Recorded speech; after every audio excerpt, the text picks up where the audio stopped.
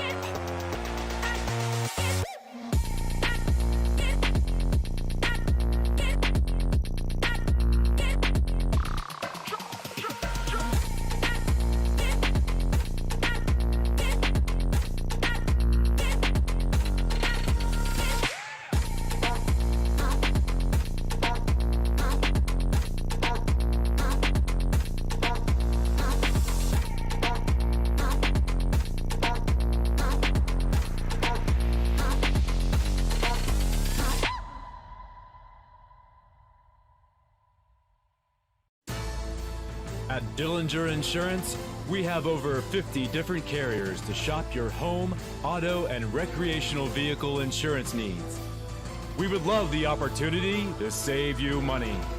We insure million-dollar mansions, condos, mobile homes, rental homes, and everything in between.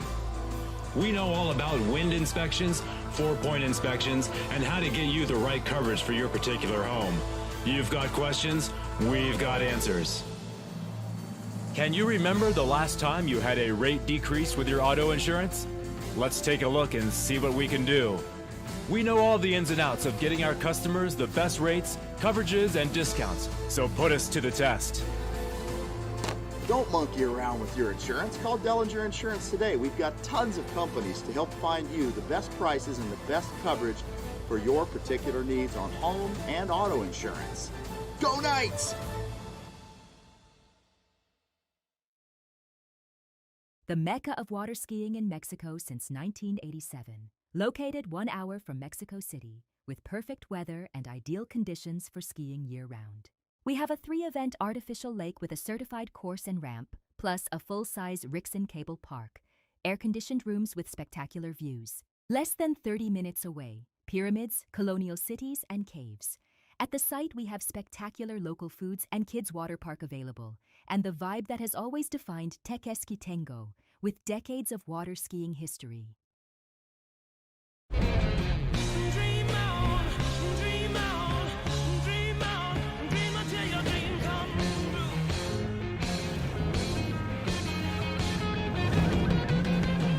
Dream on, dream on, dream on, dream on, dream on, dream on, dream on.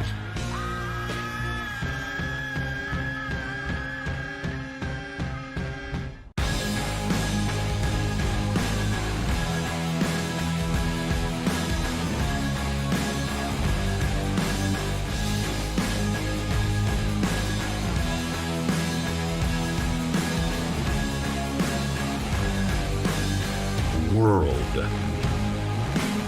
record ropes masterline.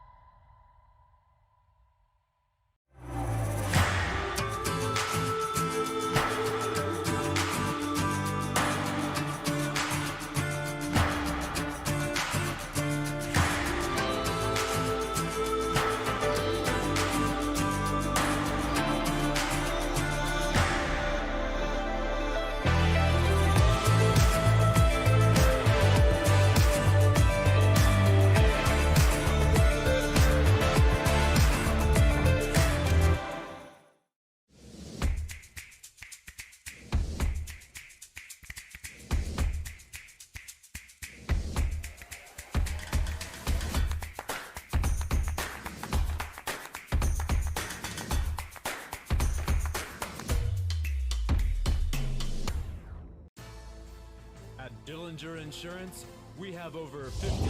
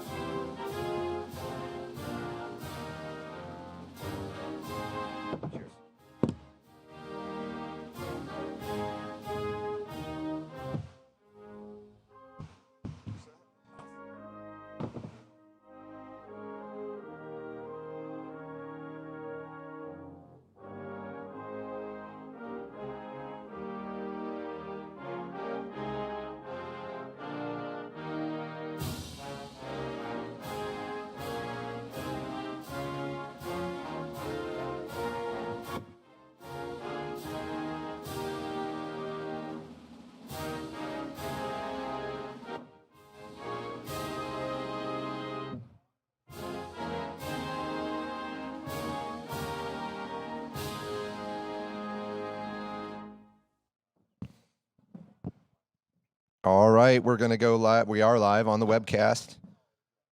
It's Saturday, our third day of our fourth day event here at the 24th, 2026 California Pro-Am. Good morning. Just ran our national anthem. Got a whole crew of people here on site getting ready to go, and we'll get into this action, starting with our ladies slalom here in just a few minutes. It's been a big weekend. First year for us for being a 3-event tournament. First year for California Pro-Am to include both the juniors and the open. We're a stop of the Nautique World Series for the first time. And so it's quite an event that's grown since it was a slalom Pro-Am, 25 years ago when we ran the first event. We missed a year for COVID, but otherwise it would have been 25 consecutive years this year. But starting out as a intimate pro event, we mixed in with our amateurs, and now it's entirely pro with juniors, 3 events. It's become quite a thing. But we're going to start with, this is the second round of our open women's qualifying. So the seating we're showing here in the screens based on their performances yesterday. We had, 15 skiers, so they don't even all fit on that list. And we're going to get right into the action here. First skier off the dock, if she's healthy. I'm not sure. Karen Truelove had a spill yesterday, injured her slightly. I'm not sure what her status is this morning. There you can see the leaderboard from yesterday with 15 skiers, 12 fit on the page.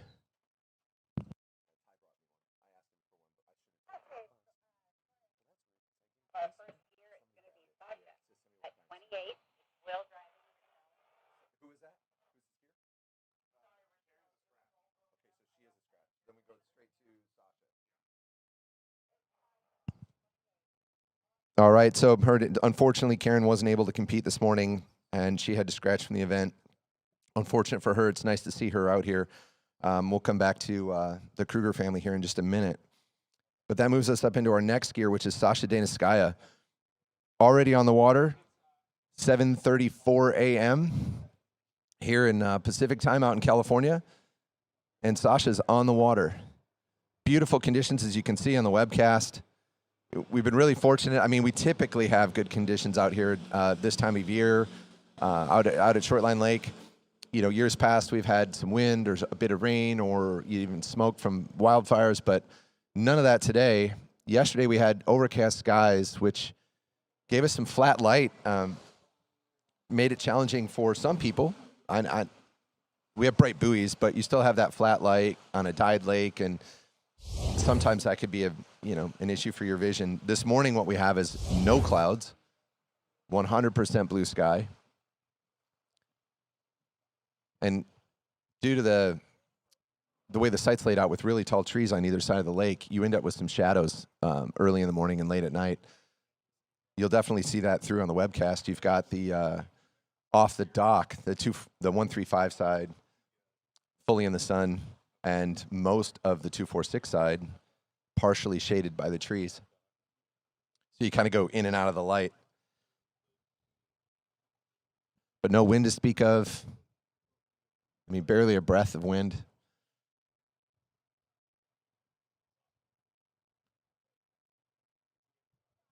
I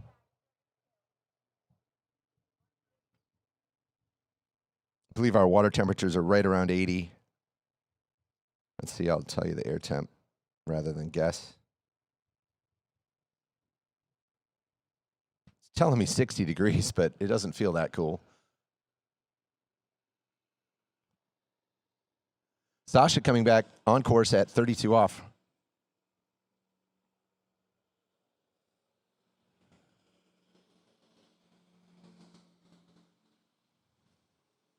You can see there in that camera view the contrast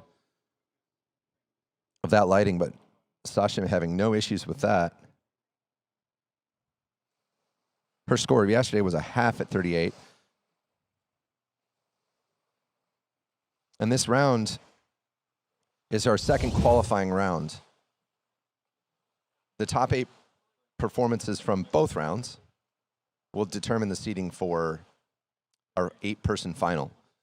So those with a big score from yesterday might be able to leverage that score to get themselves into the final. For those that didn't have a big enough score, they need one now in order to get a score big enough to punch their ticket to ski on Sunday in the final 8.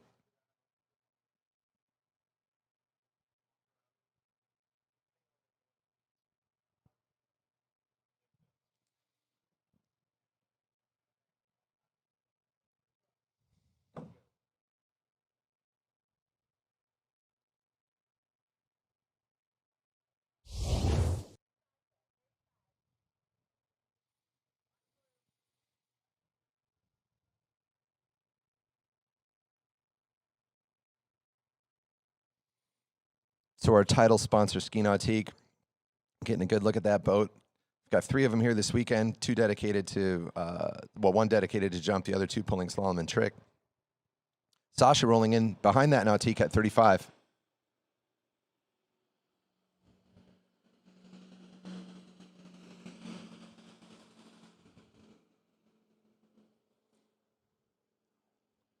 Ooh, put her shoulder down there going around 5 ball.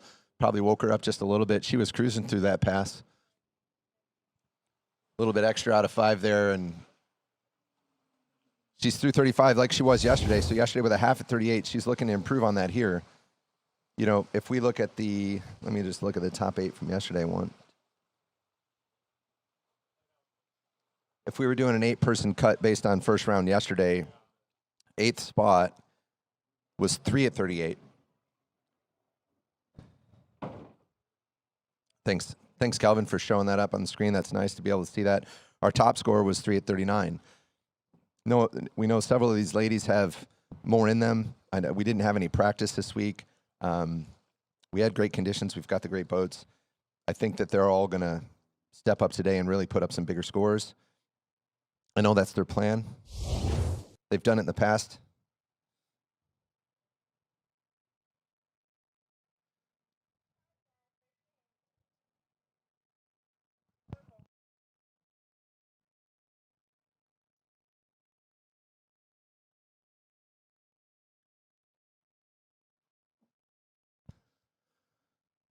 So we've got a very light breeze off the dock, so it's a headwind off the dock, so this will be a slight tailwind for Sasha. We've had this wind steadily since yesterday morning. Here she comes, 38 off. A little bit of trouble getting around that 1 ball. She shows a little frustration, I'm sure. So improving ever so slightly on yesterday. Sasha with a 1 at 38.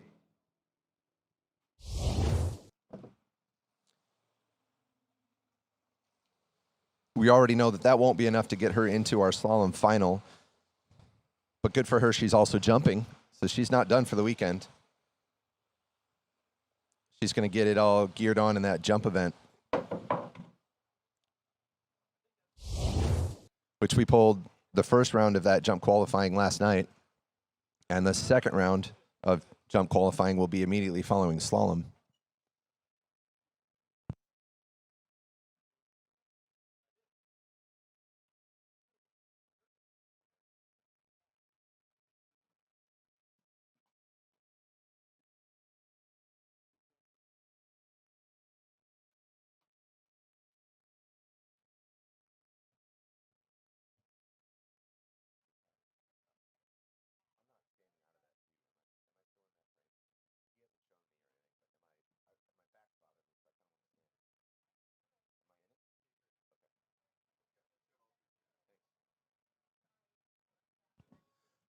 Moving on to our next skier, first time at the California program, Elizabeth Montavon.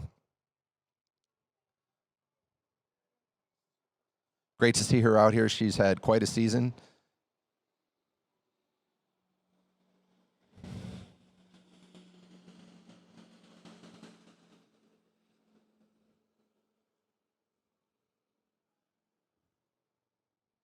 Cruising through her opener. Riding her D3 ski, one of our sponsors this weekend, D3. That very ski developed on this very lake. She could stick around and ski with Will Bush after this. Get any input on her equipment. Riding that D3 Neo. Neo 3, I believe.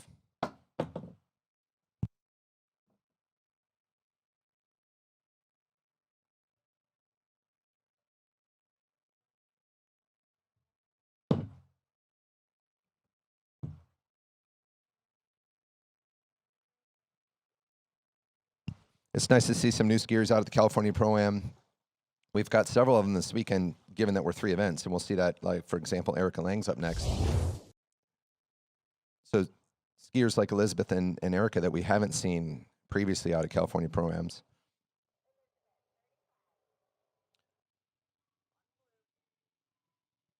So Elizabeth came out at 32, ran that pass nicely. Now she's coming back at 35, 12-meter line.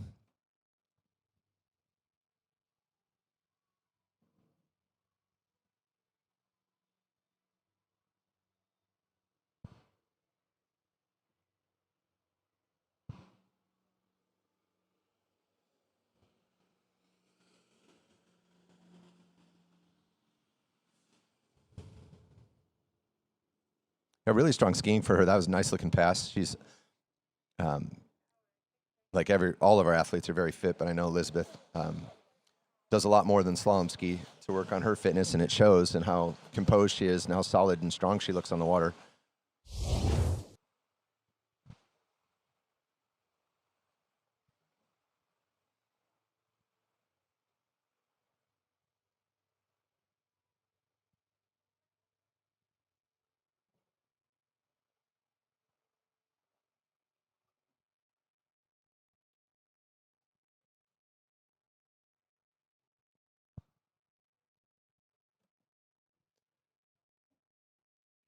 Comes from a skiing family, but it seems as she's probably been skiing her whole life, but really made a push, I don't know, ballpark last 5 years, moving her way up those ranks in the ladies open women slalom competition.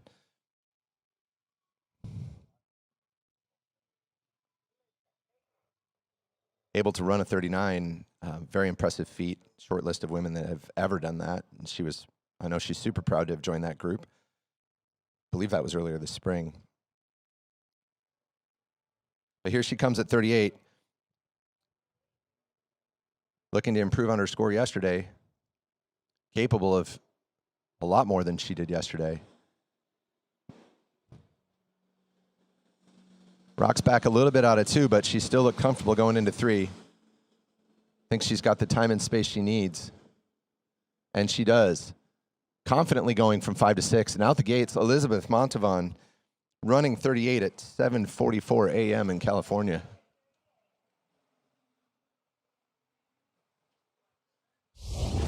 Well done yesterday, having a half at 38. And yesterday, only 4 women ran 38. So she's already guaranteed herself at this point a top 5 score for the weekend.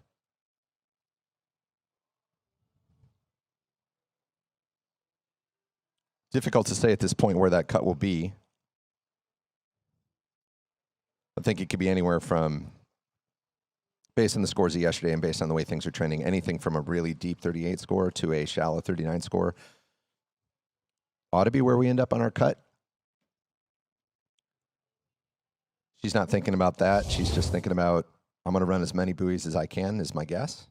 Every athlete can take their own approach, their own strategy, but at this end of the lake, she's got a lot of ladies coming out after her. Suppose she could just say, I'm going to go stand up 2, and that's going to be good enough, or I'm just going to go run it. I've never had a conversation with her, be speculating completely, but it doesn't matter. We're all going to get to see what happens here as she comes in at 39, 10.75. Rolls in on the gate. Let's see how we get out of 1. Tip came up out of 1 like it did at 38. She squeaks that ski around 2. Comfortable little S turn there, so she's going to put a 2 at 39 into the books, which is our second highest score of the weekend. Let's give it up for Elizabeth Montavon.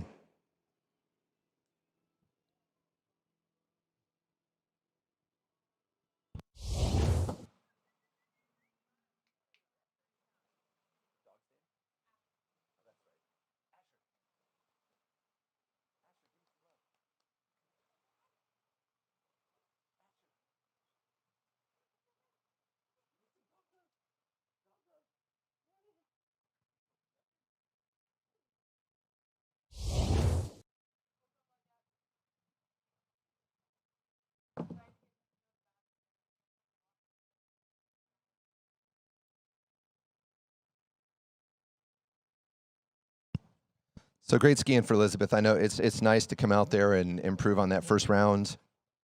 And she stepped up this morning with an early seed, early in the morning, and went out and put out our second highest score of the weekend.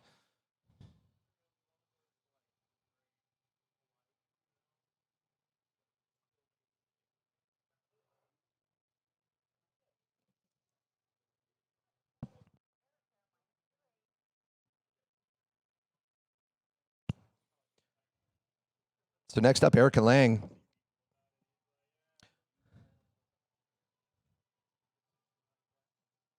She had an exciting ride yesterday, just showing us how athletic she is, how strong she is.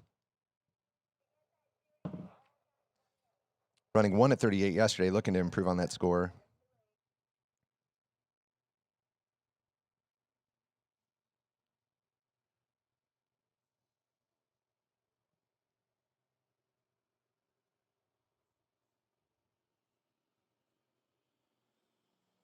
Erica electing to start at 28 off.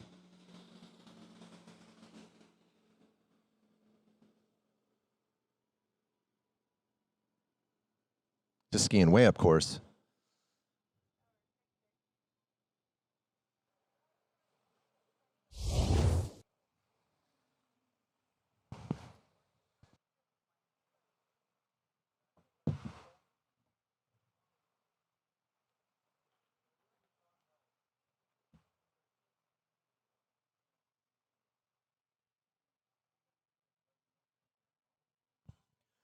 We're going to get to see Erica later on her trick ski.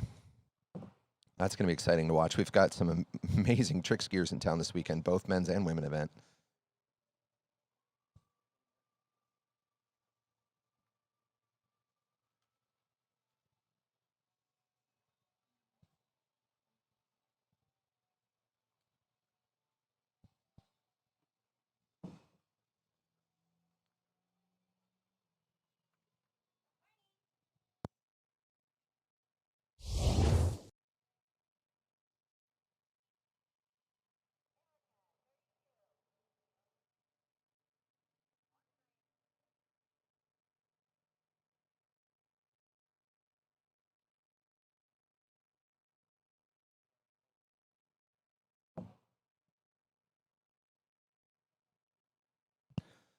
Erica Lane coming on course at 32 off.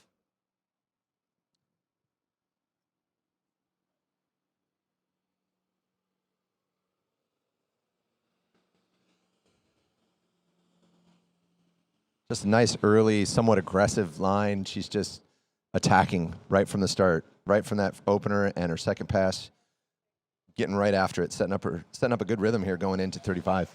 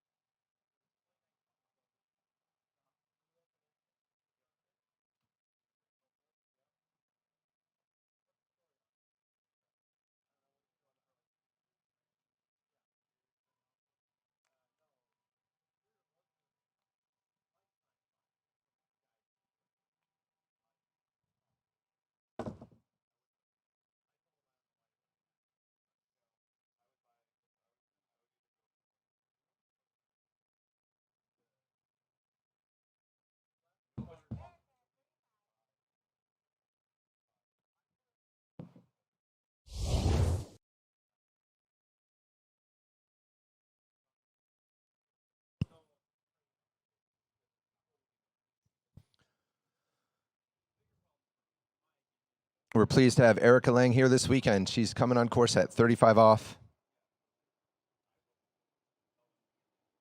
Big one ball.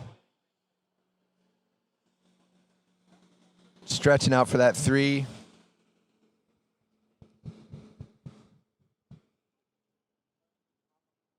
Getting early for 6, so nice work for Erica. She ran this past yesterday. She got herself 1 at 38. So they'll be dropping at the far end of the lake. Shorten that line to 11.25. We mentioned our title sponsor, Nautique Boats. Just so great what they do to, first of all, build this amazing ski machine that we can use in all 3 events. Refining, coming up on what, it's been a year. This boat debuted a year ago at the California Pro-Am, the first time any of us got to see it. Supporting 3-event water skiing, events like this, the company remaining committed to supporting 3-event. Got a new sponsor this year, Finextra Pro. Got one of the boats wrapped in their marketing. They're the go-to place for financial insights and daily market updates, helping you encompass. Sorry, hold on. Helping you monitor and compare stocks, create watch lists, spot trends, and use AI insights. Check out Finextra Pro.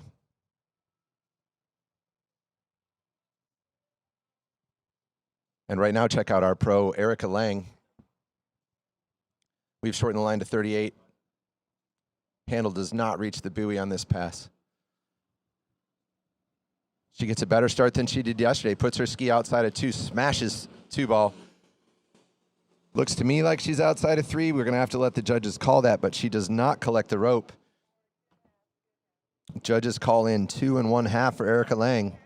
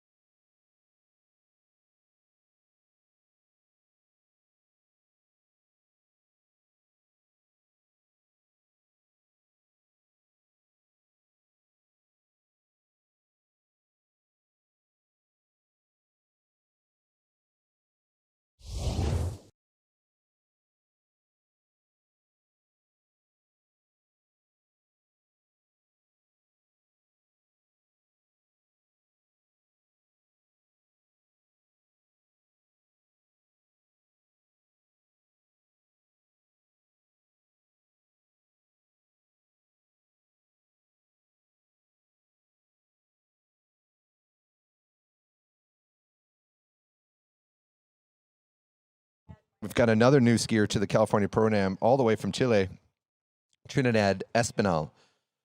She's coming in on, I think I heard the judges calling 32 off.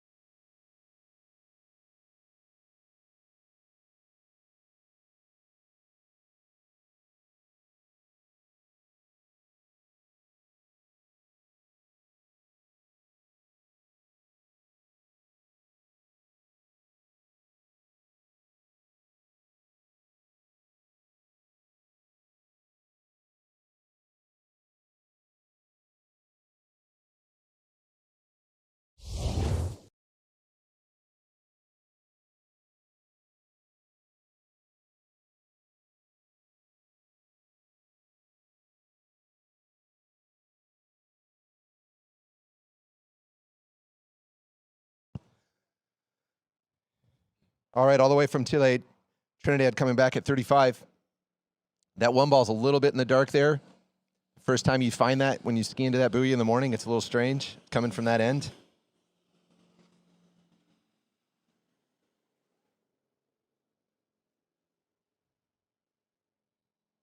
Through 35 like she was yesterday. Yesterday, when she came back at 38, she got a 1.5. I think so far every skier this morning's improved on their yesterday's score.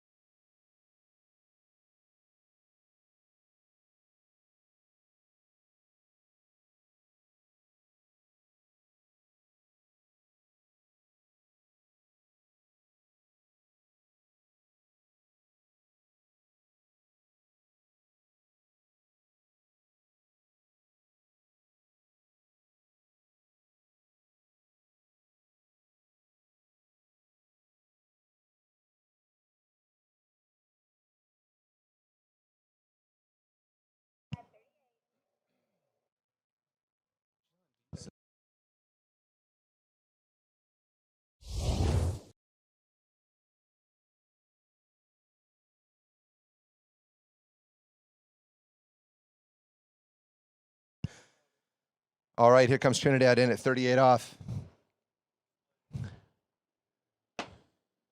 Got a lot of ski in the water out of that one ball. She's in front of two enough to pull it and get over to that three ball. Let's see if she turns it. She stuffs that tip in, goes around four. She's going to get to five. Can she turn the five? Yes, she can. Can she? Yep, was sneaked around that six ball. We've got our second skier this morning at 7:58 a.m. running 38 off. That's some great skiing, so that's a significant improvement from yesterday. Puts her in one of now 6 girls all weekend that have run 38 off. But I've got some company here in the booth. I think he's qualified to announce this event. Morning, Nate Smith. Hey, good morning, Kevin. It's good to be here with you. Kind of have California back to normal with sunshine and blue skies. No that overcast that you guys aren't used to yesterday. But yeah, it's good to be up here with you. No, it's good, Nate. You've supported the Pro-Am for, you probably know how many years, but it's been many, many years. You're consistently out here. We were debating that the other day. I'm not sure if I've ever missed one. I don't think I have. I was talking with Debbie if this counts as missing one or not, since I'm still here. But no, it doesn't. This counts. You're here. I'm here. So yeah, this was one of the first lakes I really traveled outside of the Midwest or Florida to come ski to. I mean, it dates back all the way probably 2011, I think it was. It was actually where my very first pro win was right here. So the California Gold Rush tournament. Yeah, I want to talk about Gold Rush again in a minute. Will and I were talking about that yesterday. But right now I want to focus on Trinidad because she's coming around the island at 39. So our top score yesterday was a 3. We saw just this morning Elizabeth got a 2 at 39. These girls looking to get themselves a mid-39 score, I think, to feel like they've got a good chance of making that 8. She gets around that 2 and just cannot quite get enough together there to get out of that 2 ball, Nate. Yeah, I mean, I just kind of walked up in the middle of her set, but kind of watching that 38, you know, if you back up a little bit, you look at the scores from yesterday and you kind of scratch your head and you question a little bit, like, what was going on? What was the issue? Because it's certainly not the conditions. I mean, they're just perfect here every day, but you know, already this morning, like you mentioned, we have a few skiers through 38, and then watching her 38 there, just that 135 side, like if she had a little bit of hiccup at 2.4, she just really had a lot of confidence coming into that 5 ball at the 38, just crank it and go. Had a great one there at the 39, just sitting back a little bit. It's kind of hard to see from here, but just sitting back a little bit on the 2 ball. You know, she's going to be happy. I think that's a good score for her. However, you know, you want to at least secure that full 2. Because you never know how the rest of this field's going to play out. Everybody's going to be shooting for that 2 at 39 right now. But we'll know here in just a couple of skiers, I think, of what that cut really will be. Yeah, no, that's right. And Kelvin will keep showing it. He's got an updated leaderboard with the, you know, the cum or the, you know, the high scores from the 2 rounds. You know, right now our cut, if I remember seeing it right, was Allie at about 4. What'd she run? Yeah, 4:38 yesterday. So that's our current cut. We think that'll move up as some of these girls in the next 4 or 5 seeds have their chance to put up a higher score than yesterday and secure one of those spots. But right now we have Christiana de Osma.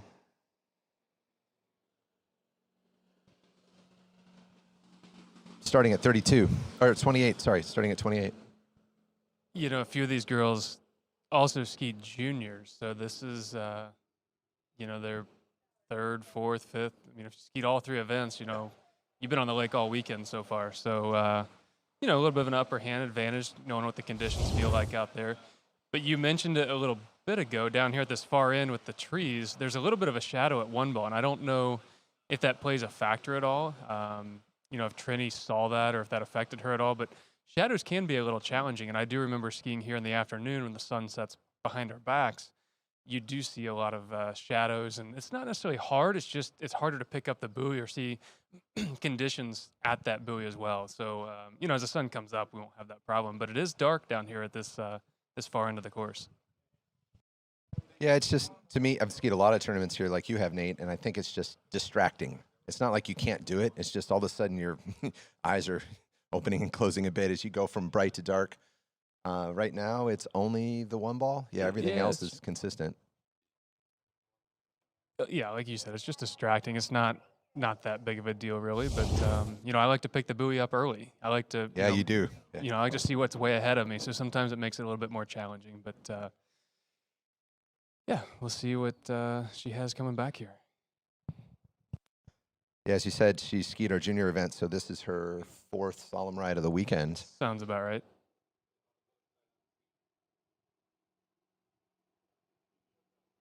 It's not too often we see, you know, slalom at 7:30 in the morning. Usually we're sending those trickers out on the water or, you know, the amateurs or something like that. So kind of getting started here early with the open women's slalom.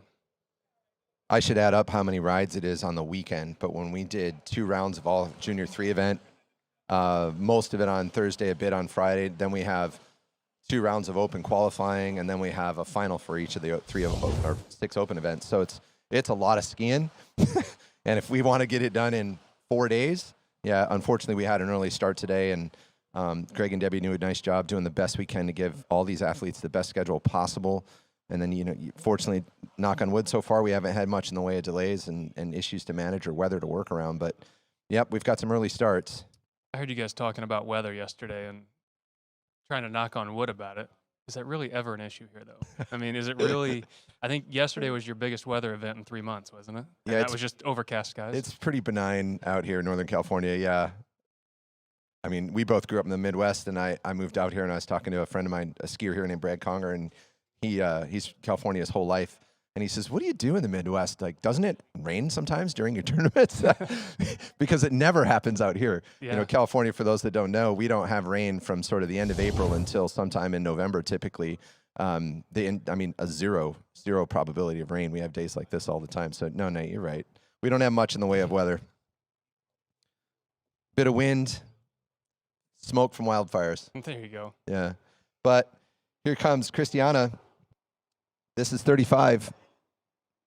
12-meter line. She looks like she's attacking. Yeah, she's always kind of, you know, a really aggressive skier. You know, she does get behind, really stays patient, does the work behind the boat, you know, stays patient there at the buoy. But just look how early she was there at 6, just being strong through both wakes, kind of riding the line outbound, standing there tall at the buoy. And what do we call that, 35 off pass? I mean, that looked pretty easy. But, you know, it's a tall order ahead of her. She knows that she does need to run this pass coming up. I think yesterday was feeling things out a little bit for these girls. You know, there were some up and down scores, some surprising scores, if you will. But I think today it's kick it in gear, and this is a must-run pass for these girls now. Yeah, Nate, and it's fun to listen to you talk about how you move through events like this as a pro strategically, and I know you and a lot of the other skiers are aware of what the scores are and what's needed and who's up next and what they're going to do. We said before she went off the water, or before she started her set, the cut right now is 4:38. That's it right now, so that's got to be the number that she's that or more. Yeah, but I think you want to surpass that. You know, you start looking at seeding and things like that. This is not a head-to-head final this year. You know, we've always been used to these head-to-heads. So seating kind of mattered. I actually like those head-to-heads. It does give you a little bit of advantage, but you also have the opportunity to have a higher seed person get knocked out early, which makes the event very interesting as well. But she's going to be looking to run this. The 4 is almost more challenging than 1 or 2, in my opinion, because you have to get a good start and get down the pass here. But we'll see, coming in this far in here, a really, really good one. You couldn't ask for, anything better here. Just sitting back, a little bit of loose line at 2. She has such a great 1-3-5 turn, and, she's thinking nothing more than just to run this pass. And I didn't get to see the earlier girls, but that might be the easiest 38 I've seen all morning. Yeah, you called it right from 1 ball. She was so ahead right out of 1, and we're standing here right in the middle of the lake, so we got a good look at her 4, and she came into 4 ball, just stood up, waiting, slow, calm, looked, I don't want to say easy, but it looked pretty easy. I would say it looked pretty easy, and what I was mentioning earlier is the 4 ball sometimes is a little bit more challenging of a score to say, hey, I need to get a full 4, because then you start tiptoeing around at 2 and 3, making sure you get to that 4 ball. But I think sometimes it's better to just mentally say, hey, I need to go run this. It's easier to say, I'm going to run this pass to get through that 4 than kind of tiptoe your way there. Yeah, we talked about that a little bit yesterday, and the head-to-heads are interesting sometimes because there's a score that you might, if you're the second skier and somebody got 3, so now you have to go out and get 4, 3.5 or 4. And that's weird for a lot of skiers because we try to run every pass. I mean, it is a weird thing mentally to say, all right, what do I do? Do I check up when I get out of 2, or, how do I handle that? Yeah. But when you just need to run it, I said yesterday, my 2 words are simple plan. Just run it. Yeah. I mean, of course, that's what you want to try to do. And, the head-to-head's just something a little bit different. It seems like it's a toss-up of people that like it or don't like it. And I certainly was one that enjoyed it and liked it. But here we have her coming back at 39. She gets another good 1 ball, Nate. Good enough out of 2. She's going to go around 3. Oh, we're going to let the judges call that, Nate. Yeah, of course. I mean, it's always hard for us to see. They've got a better view than we do. But I think she got around that 3. I didn't see any part of it on the outside of the ski. Yeah, the judges called in, Nate. You're right. It was a 3. Yeah, so full 3 at 39. I mean, what a way to make a statement out there this morning. Not having the best score yesterday, being a little bit disappointed, and then coming out and just, making a statement there. 3 at 39, that's putting her through tomorrow. Yeah, no problem. I mean, that's a tie right now for the top score. Yeah. So, and yeah, we've only got 1 more skier that can disrupt it, right? Yeah, 8 to tomorrow.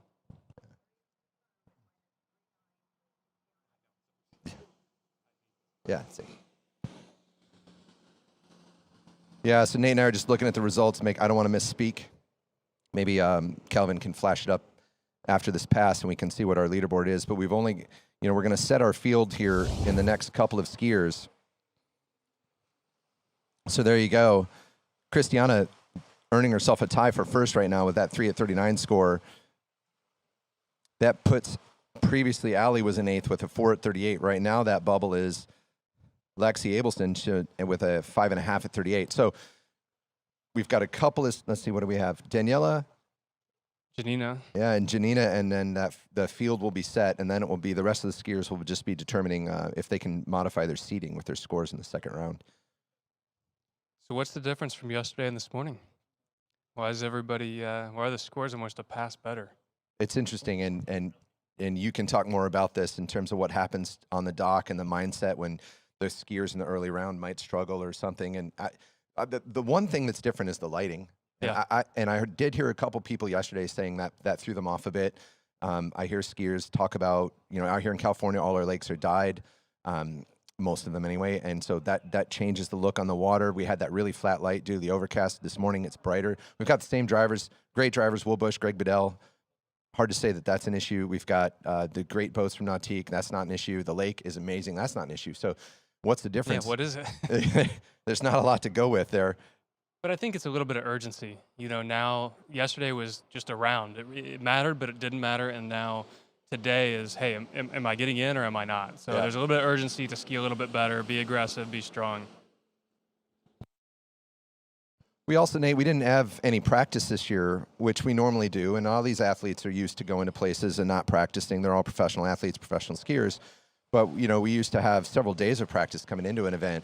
and we didn't have that this year. So maybe a couple people using that first round to remember whatever they think the difference is coming out to the West Coast.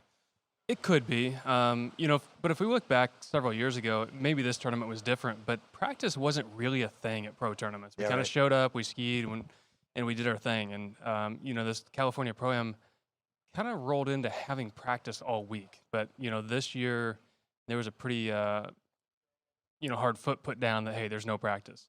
A few people were out here skiing at, local lakes in the area and things like that. But, coming from Florida to here, the water's quite different.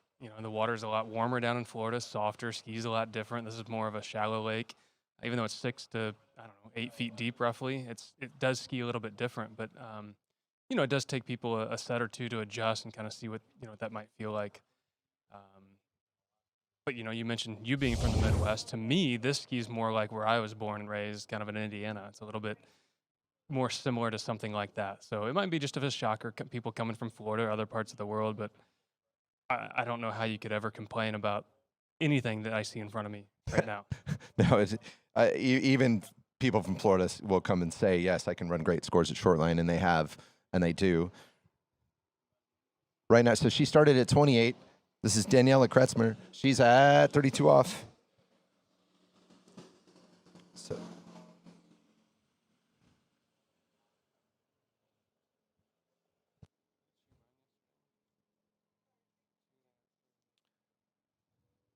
So we had a bunch of ladies yesterday, including Daniela, that had these early 38 scores. In fact, we had about 6 girls that were between a half and 2.5.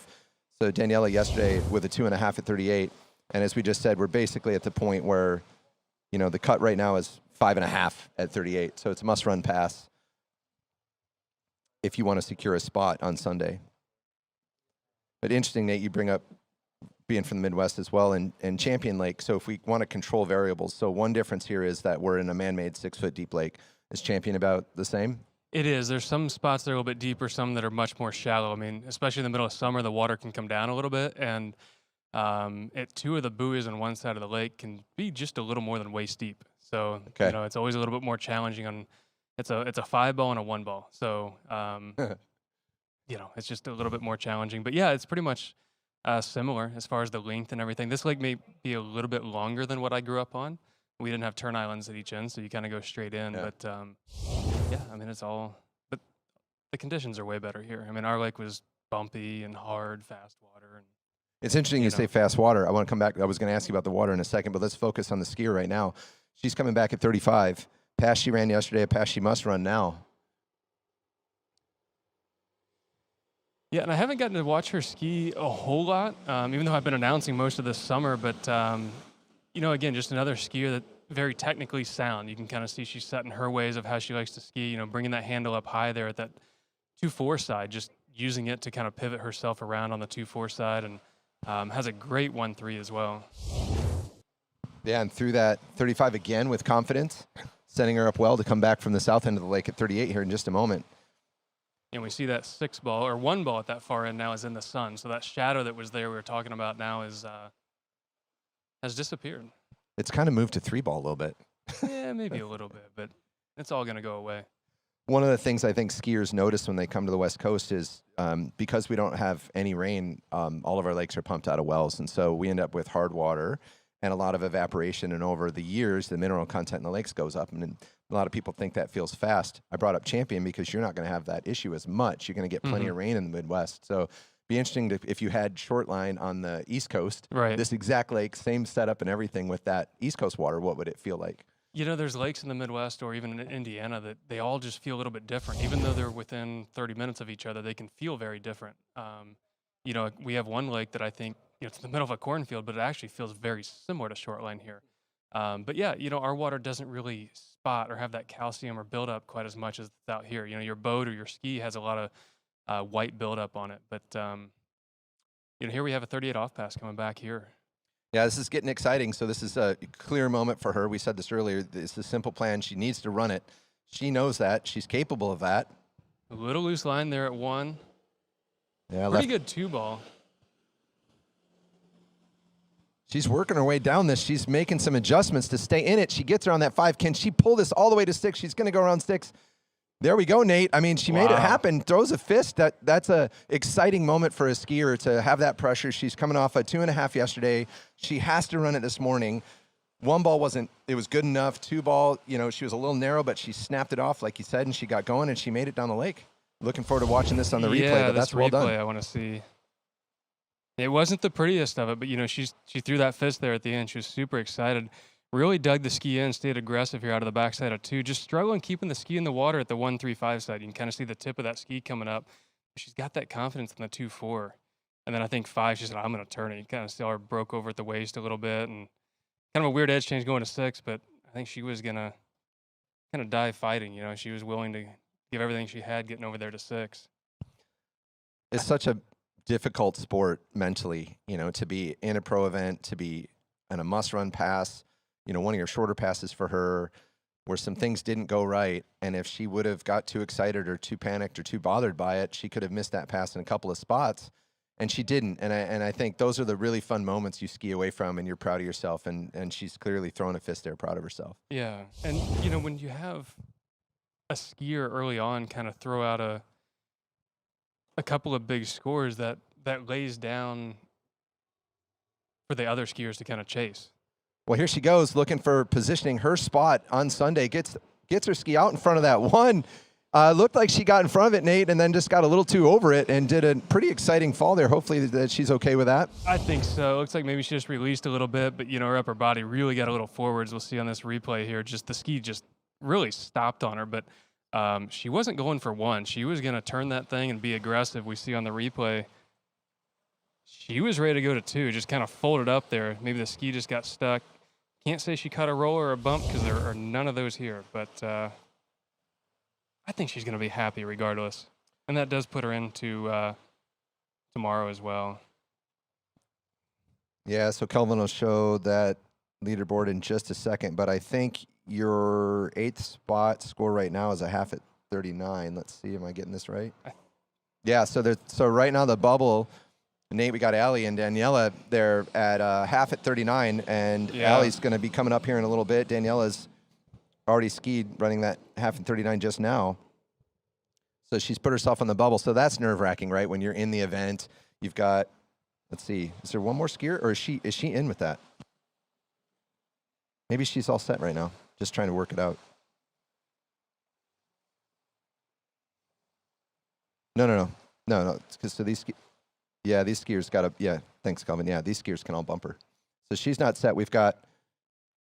She's got 4 skiers after her that can bump her out. So she's going to go sit on shore, should be very proud of that performance, and that's a great score and a nice improvement. Well done for her. And now she's got to bite her nails and wait and see what the next 4 ladies do. I always hate trying to calculate and figure out all of this. We've had some that are like I think it used to be an average score out here, I think is what it was for this tournament. I remember skiing running a 1 at 43, and then for whatever reason I dropped the handle at 3 ball at 39 at Belle Aqua, and I didn't make the finals. So you can have the best score in the whole tournament, but yet not make the finals. So we talked about this yesterday. It's there's different formats, there's different ways to do this, and there's pros and cons, and we've talked about it a lot over the years. And that is a super unfortunate. That's not the right result. That format drew the wrong result in that case. And whatever idea you have or rules you go with, it's always wrong. Yeah. It doesn't matter what you come up with. It's always going to be wrong in somebody's eyes. So. So we have Janina Meckler on the water right now. Let's see, this is her 3rd ride of the weekend because she had a slalom set yesterday. She had a jump ride yesterday. Now she's back out with her 2nd slalom set, looking to improve on a 3 at 38 yesterday. She's here with a family. Dane's skiing right after this. He's not skiing until the end, though. No, right. Dane out there yesterday putting up the big score of the weekend. Not quite 1 at 43, but 5 at 41. Big score. He looks solid.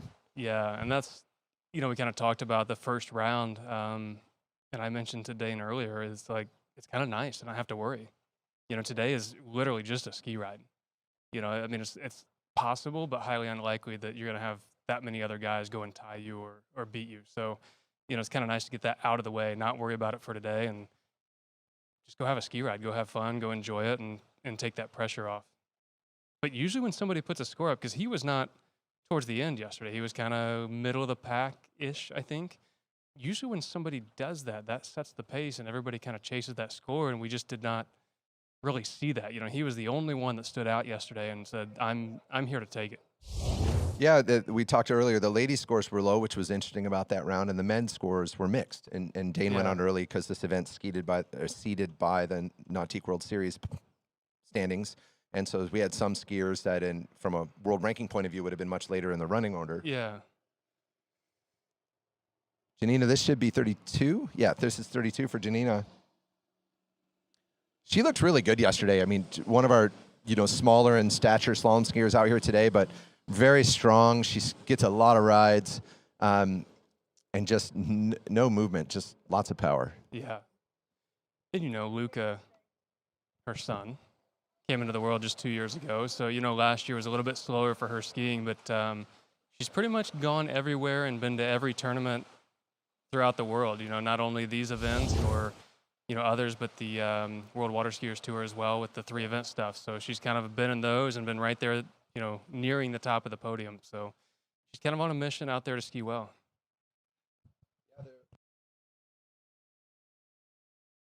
Sorry, they're like a hardcore working skiing family. They, Dane's super busy with work, juggling his priorities and trying to get his ski rides, and he's on the phone between rides, getting his job done.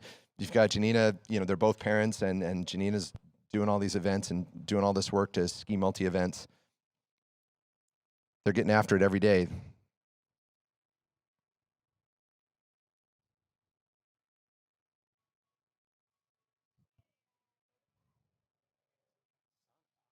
Yeah.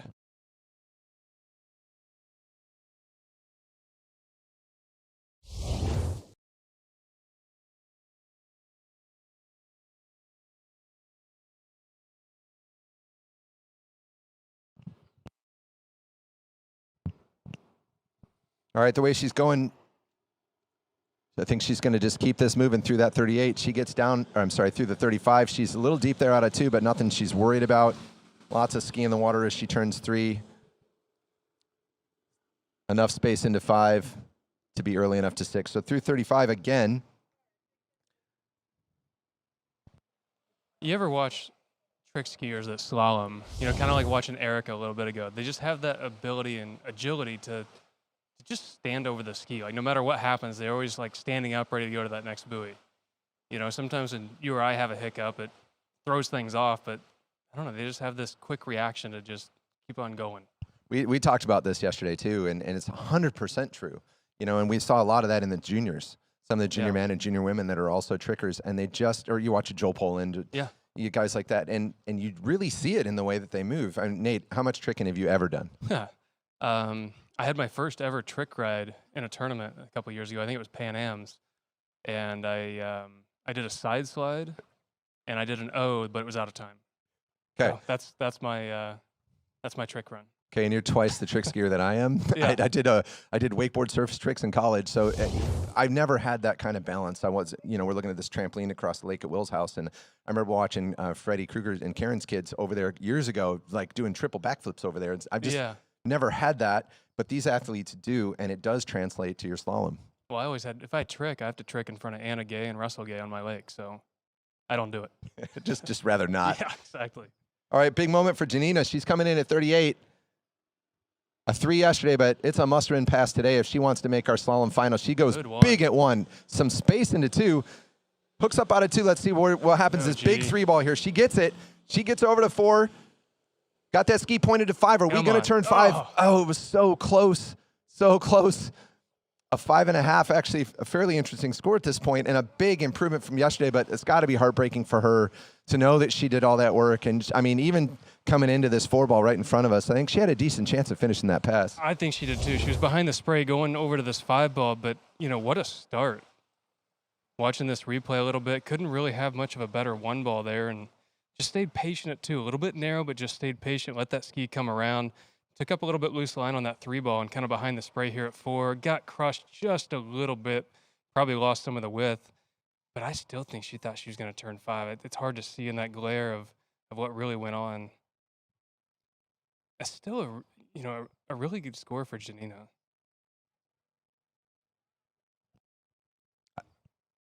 Yeah, it's a great score and a great improvement and an amazing effort to stay with this pass. Man, just didn't get enough angle out of that. Oh, you Four see ball. the back of the ski just Yeah. kind of come out there at the end, but I think she knew that she didn't want to S-turn it, you know. She's like, I got to go. So I think she could have secured a full 5 if she needed to, but, you know, she knew she needed to run it. I think she'll be happy with that. Yeah, that's a bittersweet one, right? I think you should be really happy with your performance. You know, you're probably going to end up a couple buoys out of I mean, she's in 10th right now. You know, maybe that bumps down 1 or 2 more based on these next couple of skiers. But she's got 2 other events. You got jump and trick this weekend as well. That's right. So Nate, Midwesterner, we've got 2 of them on the mic and 1 of them on the water. We've got Anne-Marie Robleski. Yeah, you know, she's kind of made her rounds a little bit this summer. Made it all the way over to Morocco, skied on the river there. Got to experience some adverse conditions, I guess you could describe it as. So here we are in much nicer conditions than that. A little bit different environment, though. But yeah, Anna Marie's had some really good skiing over the last few years, really kind of climbed up the pole there, getting through that 38 off pass a bit, and just kind of taking her stab here to establish herself in the pro women. I think this is her 3rd California Pro-Am. I want to say the first time she came out was her first pro event. That sounds right. It was really fun to see her out here. She's got a huge fan club, maybe more than most of the pro skiers here. Right. A lot of support from the. I know they're tuned in right now. I don't have access to the comments in the webcast like I have in the past, and they've been pretty vocal in the past, cheering their family on. So we know they're there. Yeah, I mean, as does everywhere, but I'll be a little biased. The Midwest has a great following, big family. They always support their own skiers, and that's what makes it great. You know, like Dane went back to the Midwest this year for the Nationals. You know, he's like, that's kind of where I grew up. You know, that's where I grew up skiing. We always went to Minnesota for Nationals, or for our regionals, that is. And he went back up there and won Nationals this year. So just in front of a great group, and of course they want to see you ski well, but just to be there means everything to them, and to have them continually support us all the time means the world to us as well. All right, Anne-Marie starting at 32 off, so this is 35 coming back. Little loose line there on the 1 ball.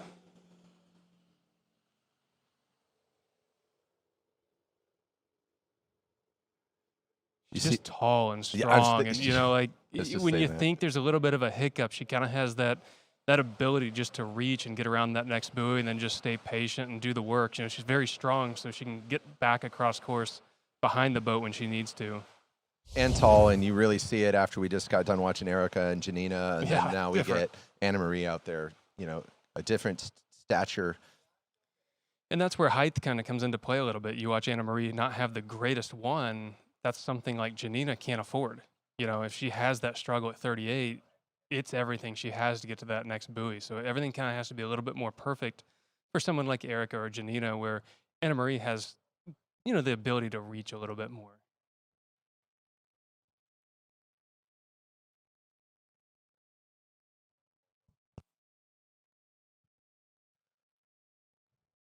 Yeah, I miss the Midwest, Nate. I haven't lived there since the late 90s, but, grew up there, and the ski community in the Midwest is so great. And, I've lived in the East, I've lived in the West, spent a lot of time in the South, and, everything's got kind of its own vibe and differences, but definitely my heart goes out.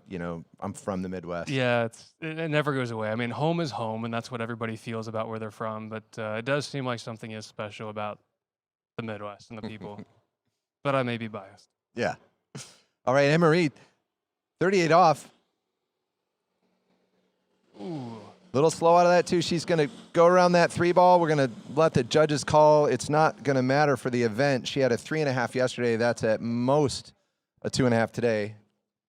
Yeah, it's a tough call. I mean, I think it's 2.5. I think she did make the initiation of going back towards the wake, but again, they have a better view and call than we do.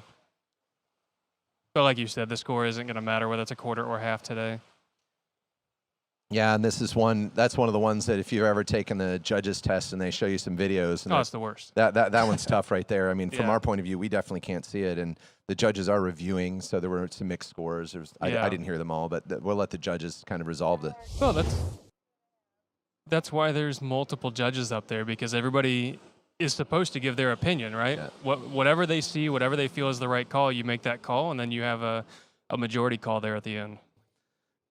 So after the review, it's 2 1/2. Yeah, I would agree with that. And I've got so many. I know the officials here. I know the standard that they try to run here. I've been an official here. I've been an official in this event. I had Benny come up on the tower one time and protest a call that we made, and we had to review it. And I think we get it right here. I mean, Yeah, I think so. I mean, I saw a couple of subjective calls yesterday or scores yesterday, and once the final score came out, I shook my head. I'm like, yeah, I believe that. I think that was the right call. So, they take the time and they care about it, and nobody's trying to hurt a skier. Officials are always like, oh, my gates got taken, or they took this from me. Well, you missed it. Yeah. A lot of people don't remember, but there was a period of time that I was missing my gates left and right. It happened all the time. Like, oh, he missed them again. And well, did I miss them or did they take them? I missed them. You missed them. So, we've all been there, but sometimes it works out for you, sometimes it doesn't. And Yep. yeah, it's great officials for sure. One thing that I learned as an official that people forget is you and I have a view here that we see, or the guy across the lake, Eric, over there with his camera sees, and none of that matters. The only thing that matters is what the person in the boat saw and what the people in the tower see. Yep. And from their point of view, they're going to make that call. Yeah.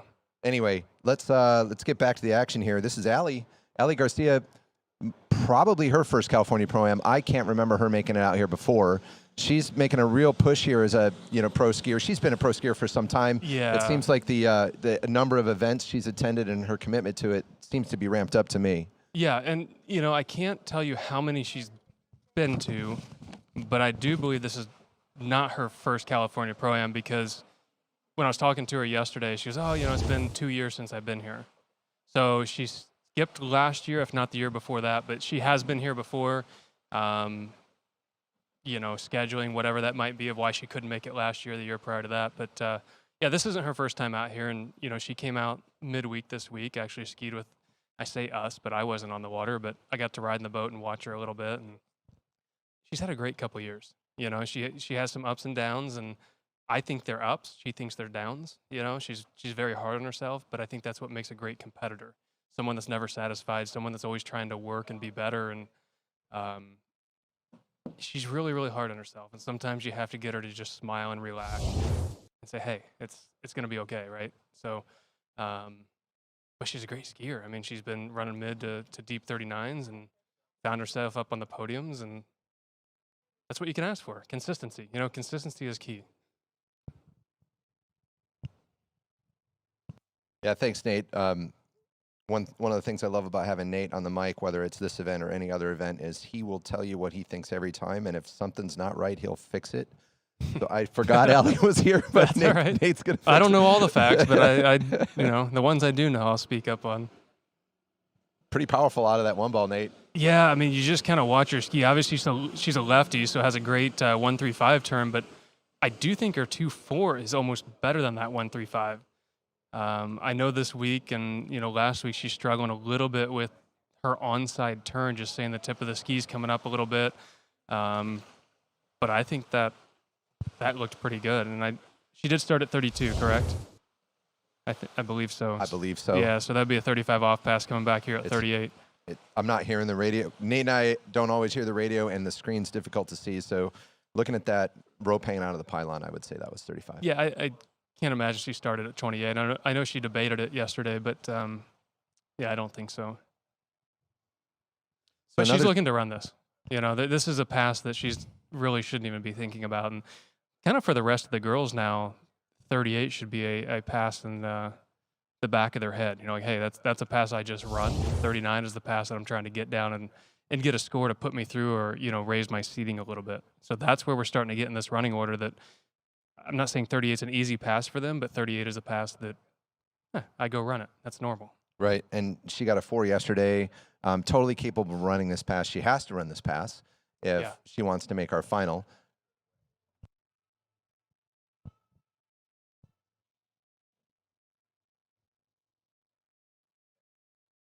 So Allie Garcia coming onto the course here at 11.25.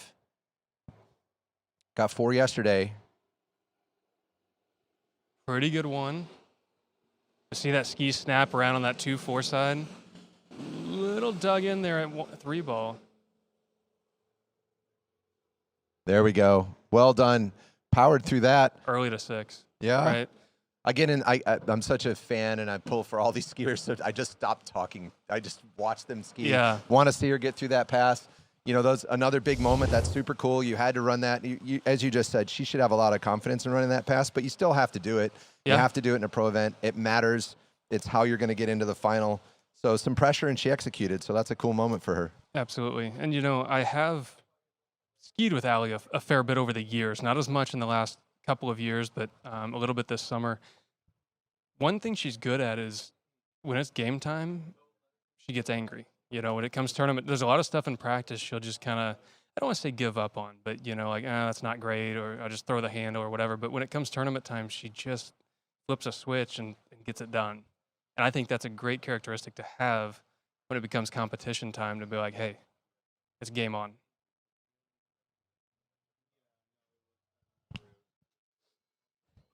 And game on now. We're not sure where this cut's going to land, so she's going to want to get this going. She'd get every bit as far as she can on this 39. Well, I think if she has a good 1 ball, she knows she can turn 2. So I think her mindset is to try and get over to get a piece of 3. But I think a full 2 needs to be in her head too. Yeah, and as a lefty, I'm a lefty, and I think if I know I need to, that's a fairly locked in score. The lefty can get some kind of 1 ball almost every time and get outside of 2. It's whether you turn 2. So it gets this start good enough to get some momentum into there. Yeah. But the S turn 2. So that's something I would say, Allie, if she had to do it 20 times in a row, she's going to get at least 19 of them, right? Yeah, and I can't sit here and tell you definitively that she had 2 ball in her head, but that's really what it looked like to me. You can see that she had a lot of space, turned 1 down course, and as she swung to 2, that's all she was doing. She was not trying to turn 2 ball there. So I don't know if that was her game plan all along, or she just didn't get the one she was looking for, but I think she went out with a plan to get 2 and move on through to tomorrow. And strategically, in terms of where the buoys, you know, sit today, I think there are 2 3s, and then she's got a 2, so she's in 3rd. So that puts her ahead of the girls that have those shallow 39 scores. We've got a half, a 1, a 1.5.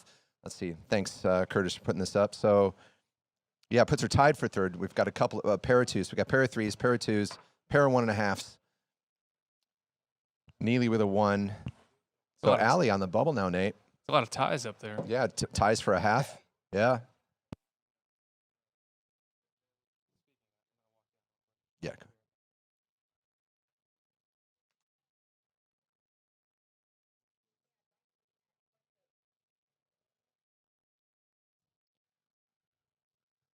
So next up, one of our juniors getting a bunch of rides this weekend. We've got Lexi Abelson. Yesterday with a score of 5.5, so it doesn't get any closer than that. 5.5 at 38. A score she wants to improve on here in this round.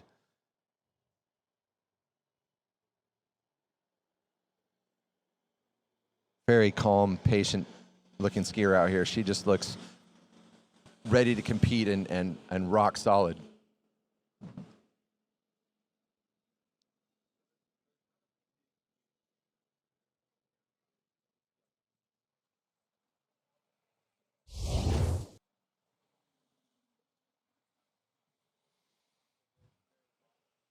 I'll be without Nate for a few minutes here.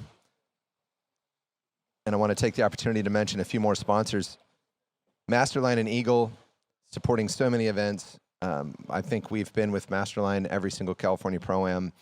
Thanks for the great ropes, great products, and Eagle wetsuits. Appreciate you.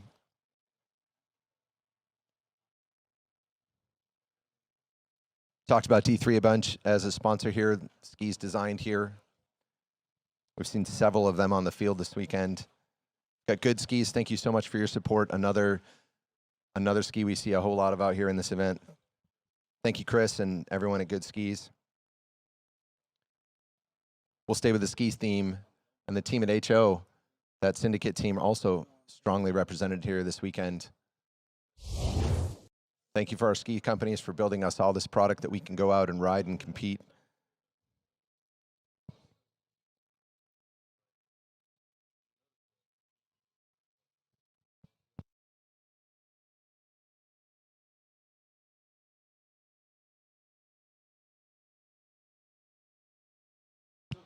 So Lexi coming back, she ran her opener at 28 off. This is 32 off.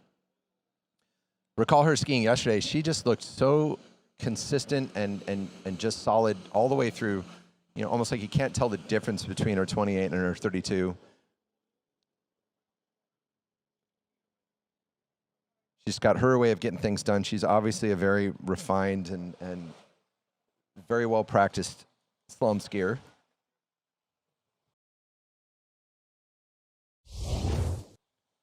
Got a shout out to another sponsor, Dillinger. Mike, I hope you're well. I miss seeing you out there. Dillinger Insurance, hailing out of Florida. Give him a call. Got another insurance company, Rich Storley, State Farm Insurance. Rich is on site skiing yesterday, supported this event for many, many years.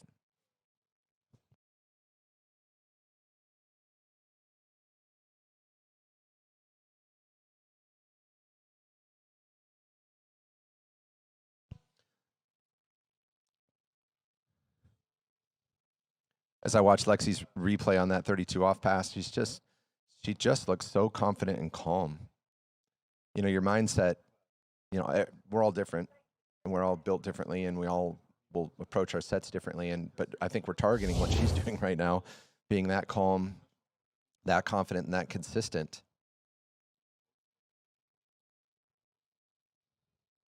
So Lexi coming back 35 off, 12 meters.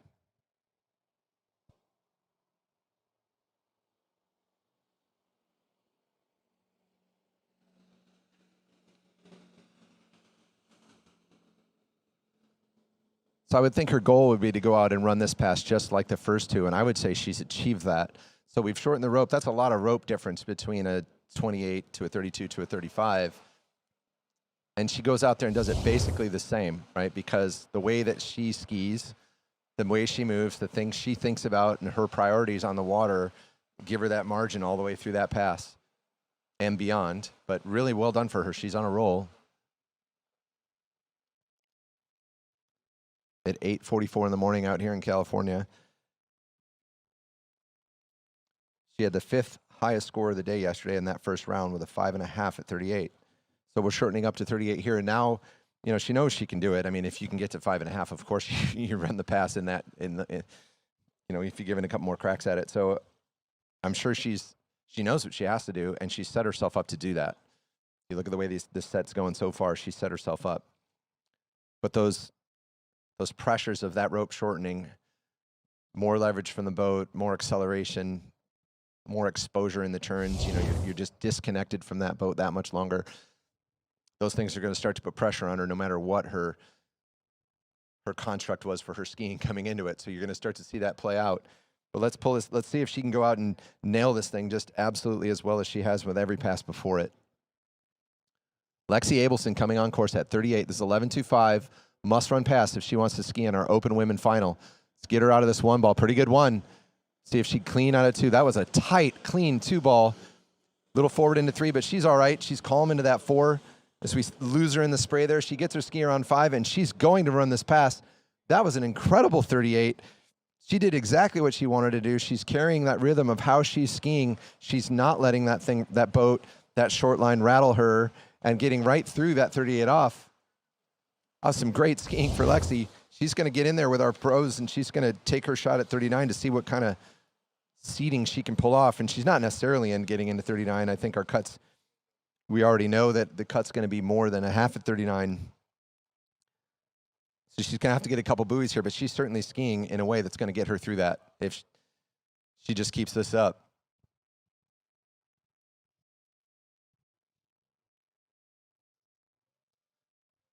See this on the replay here. I recall a pretty good one into that first wake. Gets that ski release. She drops in onto that 2-ball. Nice and tight, just going with the rhythm she has. When she hooked up out of that 4, you know, as a righty getting that tight line out of 4, I think she knows she's got it. She can course manage and get out the gate. All right. This is an important set right here. Important pass. Lexi with her shot at 39, her shot to make this Sunday final. She's out for the gate. See, she gets some space into one. She gets a tight enough one. She's going to go over that two. She's going to snap it. She's going to throw this ski for three.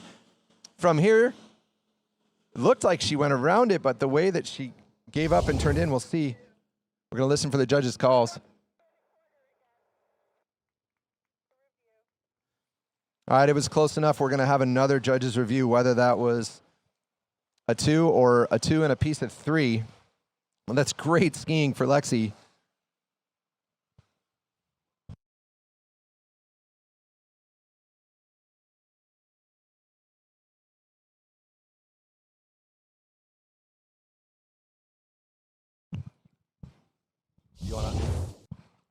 Here, I'm on shore with Lexi. We'll get the camera up here in just a second. Lexi, what an incredible set. I was just totally blown away by how solid you looked right from the opener all the way into that 39. Tell us how you felt out there. I mean, it felt really great out there. My set yesterday, I mean, it felt fine, but not nearly as good as it did today. I mean, the water's skiing great right now, and it felt super good. Coming out, I felt so solid on my ski, and my 38 was actually so nice. I probably haven't run a 38 that nice in a long time. That 38 was amazing. I was saying your 28 looked great, your 32 looked the same, your 35 looked the same, and as you came in, I'm like, maybe she'll feel that pressure of 38, but it didn't look like it. You looked like you ran the 38 like the 35. Yeah, I mean, most of the time in practice lately, it's been being a cat at 38 is the only way to run it, so it was really nice to have a 38 that was nice and smooth and flowy, and I mean, my 39, that's the best score I've run since like May, I think, so I'm really happy. Yeah, and you're going to be right there, so we're waiting for the judges. I haven't heard yet if that was a 2 or a bit of 3, but we'll find out that and see where you stand at the end of this round, but great skiing. Yeah, me too. Thank you.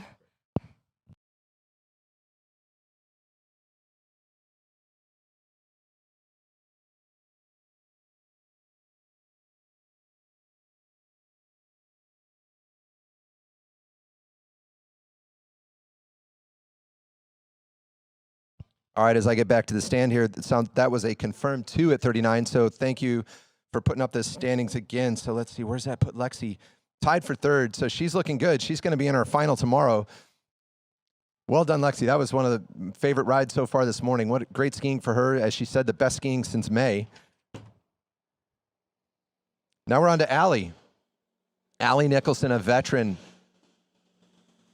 A woman that's put up some huge scores in California Pro-Ams, huge scores in other events, absolutely crushing her opener.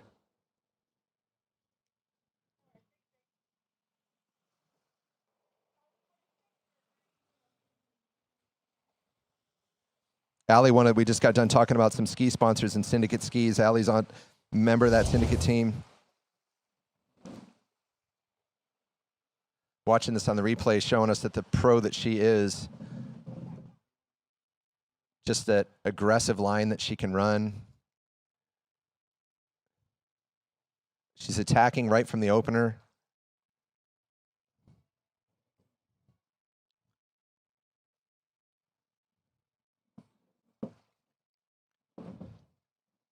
She had the 4th highest score yesterday, but that score will not be enough. She knows she needs to improve on it, and she knows she can. We know she wants to. It wouldn't matter if a half at 39 was already had her in. She's going to come in and attack on this set. Mention another sponsor here, my good buddy Paul Crawford at California Ski Ranch. He's on site. He's got every piece of gear you can imagine. You need some gloves, a vest, a ski, a coaching set at California Ski Ranch. Go see Paul Crawford on site here today, or go find him online, California Ski Ranch. Allie coming back at 35.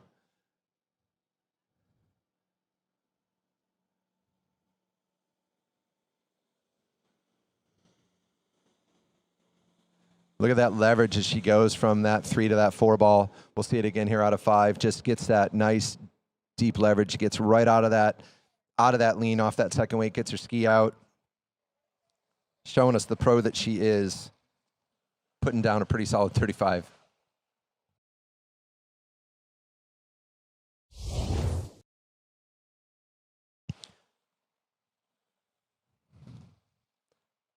Sanger Homes, home builder down in the Bay Area here out in California. Scott, thanks for your support over the years. Thanks for your friendship over the years. If you're on site, come down here and say hi. 0 Off, sponsoring so many events, and we're so happy to have their support here. We're so happy to have their product here, saving marriages around the world. 0 off cruise control.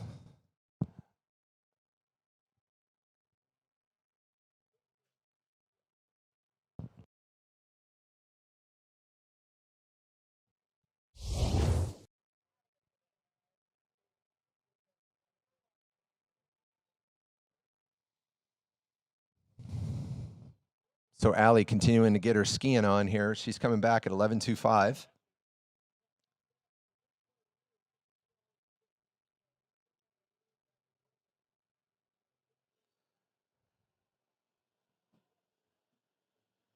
That was a nice release out there in front of that one ball. Ooh, that's tips up at 2. She's going to have to do some extra work here. Tips up at 4, but the pro that she is, she still gets that done. And there were some huge adjustments required for Allie. That'll be exciting to watch in the replay. You know, happy to have the 6 under her belt. She'll be thinking about what happened out there. I had this, looked like a pretty good one there from the replay. And just that little bit of tip up, that tip stall, stretchers are out for 3. We have it again at 4. She has to snap this 5 off to sneak that ski around 6, and can't tell if that was her shaking her head or just her hair blowing in the wind.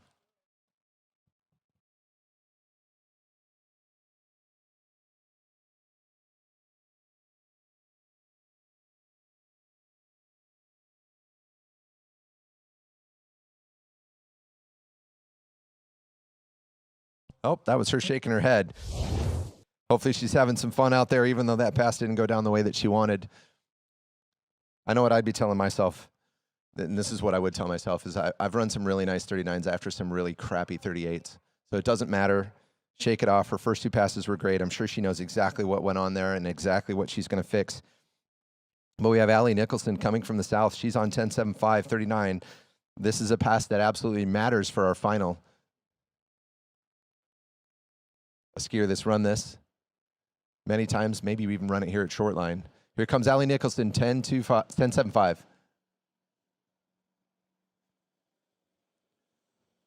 So having to make a strategic call there, I think she came into that to go absolutely as far as she could out of that one ball and didn't get the one that she needed to confidently continue down the pass, and made a strategic decision there to say, I'm going to get this full 2. I'm not going to go get 1.5.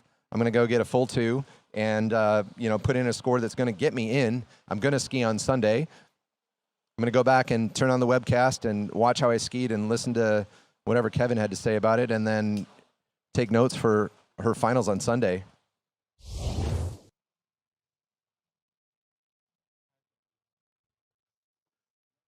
So we'll see where that puts her once we plug in a 2 at 39. I think that's got her tied for that. Yeah, in that pile up for a tie for 3rd. But putting our cut at 1.5. So an important difference probably between the 1.5 and the 2 there, Nate. I mean, Nate, thanks for coming back, Nate. It's good to see you again. And, you know, Allie doing what she needs to do to get through to Sunday. Yeah, it was kind of, you know, I was down there on the dock with her and just kind of looking at the scores, and it's just hard to anticipate or plan what somebody might or might not do and where you are and who bumps who out. And, you know, Alexia there with that 2, I think it was 2. I saw her get over to 3. She had a great start there.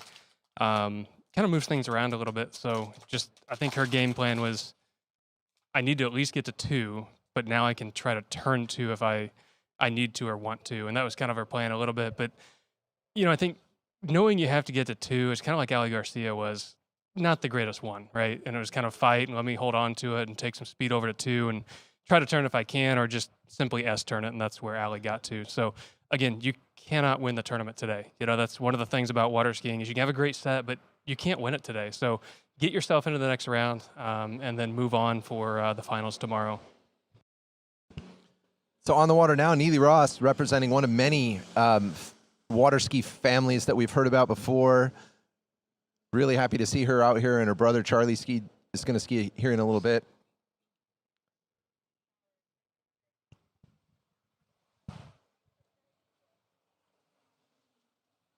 Yeah, Neely's another one of those skiers that, you know, she had a 1 at 39 yesterday, and I think her personal best in a tournament, I believe, is 3.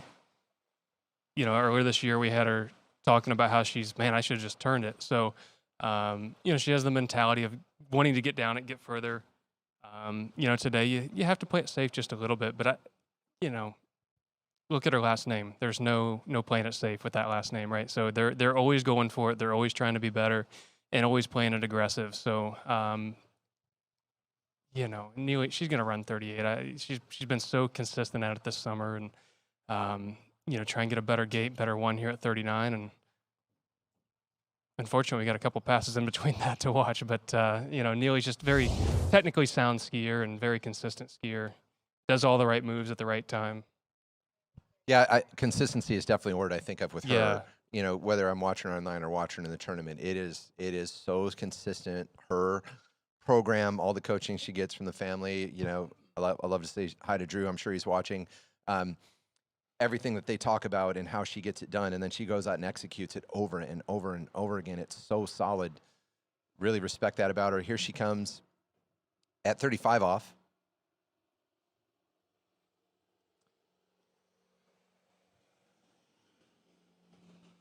You know, I talked a little bit earlier this summer, watching her ski. You know, it was a long stint in Europe, and skiers do get tired. They're ready to go home, and you know, sometimes it's just too long over there. You get fatigued. The food's different. You're not eating the same thing that you're used to. Some people were sick, but I think fatigue is the biggest one. You just homesick a little bit. And you know, we watched Neely ski, and I think I commented a little bit about a lot of loose line. And you know, you see it a little bit today. But we talk about those trick skiers. They just know where to stand on their ski and be strong in the right positions. But watching Neely a little bit today, where I was starting this whole conversation, is I'm not seeing that. I'm seeing a little bit of a, you know, skiing with a tighter line, being a little bit more patient at the buoy, letting the, you know, the rope come tight and then loading the boat. So, you know, I'm not sure if that's something she's worked on or just, you know, gotten stronger, gotten healthier from, you know, a lot of skiers were sick. You know, they were ill at the end of the European tour, whether it was the food or being fatigued or whatever it might be. And I know she was one of those. So kind of get home. They spent a lot of the summer up in Canada, just kind of resetting. You know, going up north just resets you. Get out of Florida, get out of the heat, and relax a little bit. So yeah, we'll see at this 38 coming back. Yeah, a pass. I'm sure she's got a lot of confidence in. She's run this many times. She ran it yesterday. Must run pass today in a pro event. So here she comes rolling in for that 38. Pretty good start, Nate. Yeah, I mean, you know, like I said, just turning right on the backside of the buoy, just waiting, being patient, doing the movements at the right time, and you know, it's taking up a little bit of the loose line, but not rushing, and just having that confidence to turn. I mean, I think I have to say that out of all the skiers, she has looked the most consistent all summer at running 38. Like, that's a pass that I don't know if it was a mentality early in the year saying, hey, whatever happens, I want to run 38, but that's what it looks like.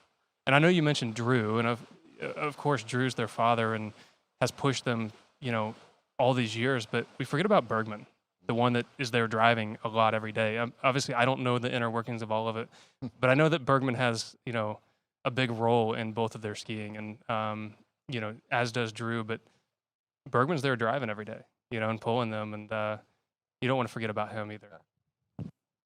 No, thanks for that, Nate. And that was a pretty 38. That was a nice looking pass. I mean, it's got to give her all kinds of confidence down there. I'm sure she knows what she needs to do. She's an interesting skier, Nate. If her PB is 3, so some of the others, like Allie's PB is into 41. Sure. So Allie can come in maybe with a slightly different approach to this attacking 39 than maybe Neely will. Or do you think it's the same? You know, I mean, no. If it was up to Neely, she wants to run it. Yeah. I mean, I think she wants to go run it. But, you know, you have to do what you have to get into the finals tomorrow. So, I don't know. I mean, I think she's going to go for it if she gets a good start, good one. Yeah, here we go. So we'll see what happens. Neely rolling in at 10.75, getting out to that one ball. Tip up at 1, but it's going to be good enough to put her ski around 2. She's going to do the S-turn. We're going to increase the size of the pileup with 2 at 39. But well done for Neely, a score that gets her through into our final. Yeah, and kind of watching the replay, you just really see the ski come up there at one ball. Not sure if that's the best gate shot that, she was after. Kind of was hanging out there a long time. Maybe got a little bit slow, a little bit narrow there at the top of the glide. But again, just knowing that she wants to get over to that 2, get a piece of it, kind of reestablish herself there in the order for tomorrow in the finals. I do believe that will actually put her above Allie Nicholson as well. Yeah. Because Allie had a half and a 2. Now Neely has a 1 and a 2. Not a position Regina's used to being in here. Although she's our second seed, which nothing sounds wrong about that. She had a 1.5 at 39, and if I remember where we're at right now, that's not in. We'll have to look at how the scores stand up. Neither Nate and I are here. Let's see. Thank you, Coven. Love it. All right, so she's tied for 8th with Kennedy ahead of her, so she's in. So talking about that score from Trini earlier, the 1.5 versus 2, like early on, you just don't think that those scores matter, but every quarter, every half makes a difference. It's kind of like in other sports, football, basketball. They're like, when you have a big long season, well, every game matters. Okay, whatever. Well, it does. You get down to the end, and every quarter, every half really, really does matter. But as you mentioned with Regina, no, this is not usually where she's sitting in a tournament. But I have seen this happen in a tournament. And usually you don't want to be on the other end of it in the next round when she has had a bad round prior. So, Nate, you're a fierce competitor. I wouldn't even want to play a video game against you because I know you're competitive, everything you do. But Regina is the same. Yeah. Fierce competitor.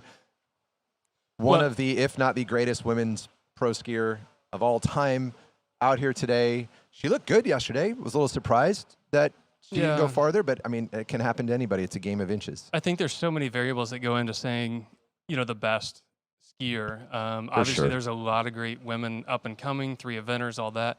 But, Regina's been a 3 eventer for her whole life, and she's been great her whole life.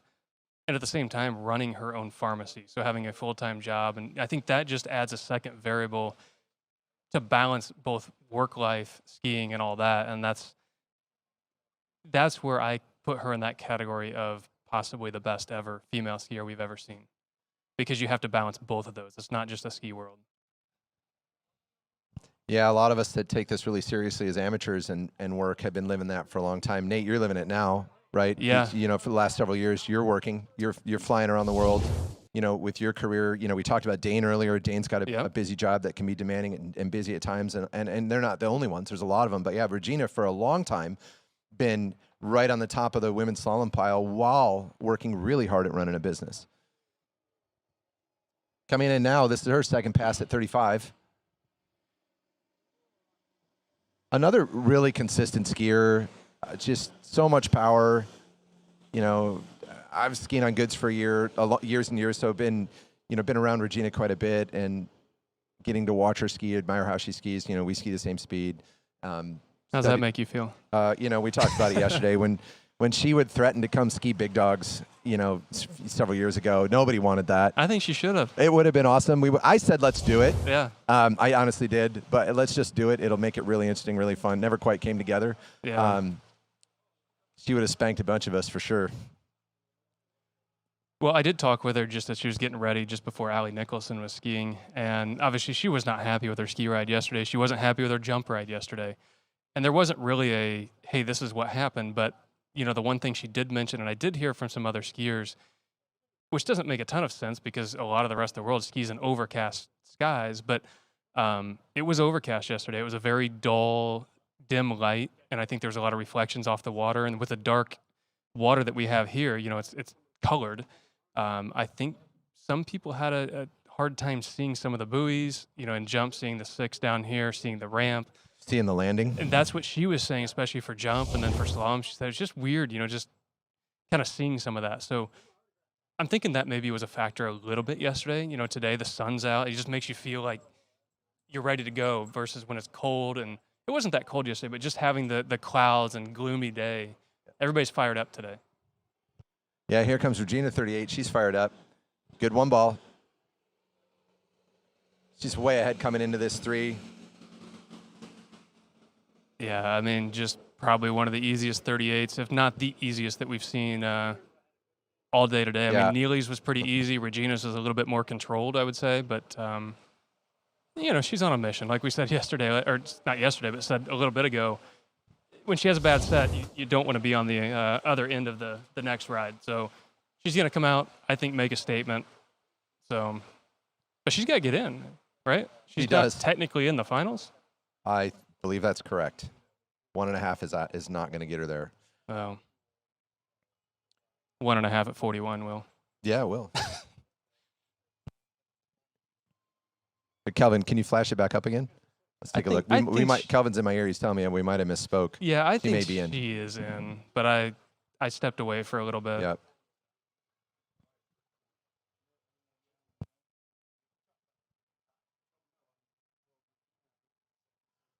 Well, that'd be nice to know, and I'm sure she knows, and you would know, Nate, if you're in the event. You know exactly where things are at. You know exactly who's done what, and she knows.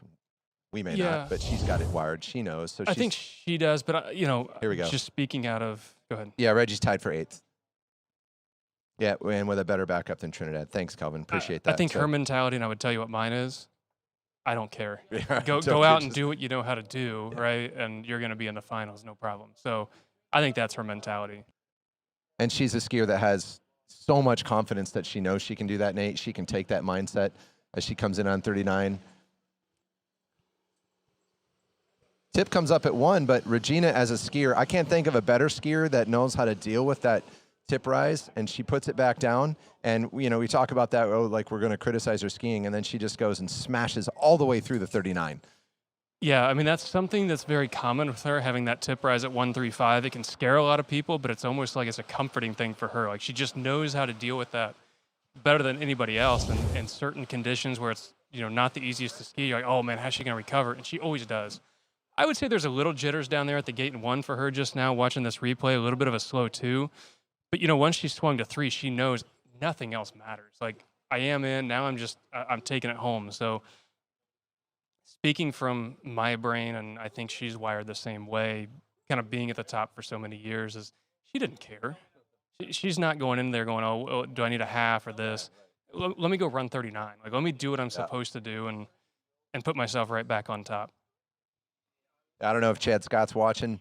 I remember having a conversation with him about this and skis and Regina and talked about what if she could have that tip down out of 1.3 a lot more. And I believe the response was something like, I don't know, having that time to let everything come together on the backside of those buoys might be something that's really a key part of her skiing. Not sure we would change that at all.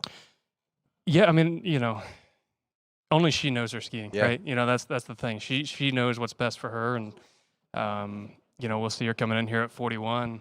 Let's give it up for Regina. This is 41. Good one. Good one ball. Get her around Even 2. better, She's going to too. come in front of this 3. She's going to get around this 3. Oh, She's little turning stuck. it. She's going to 4. She gets to 4, Gina. pulling all the way to 5. Can she get outside of 5? Man. She is screaming. She is fired up. Fired up.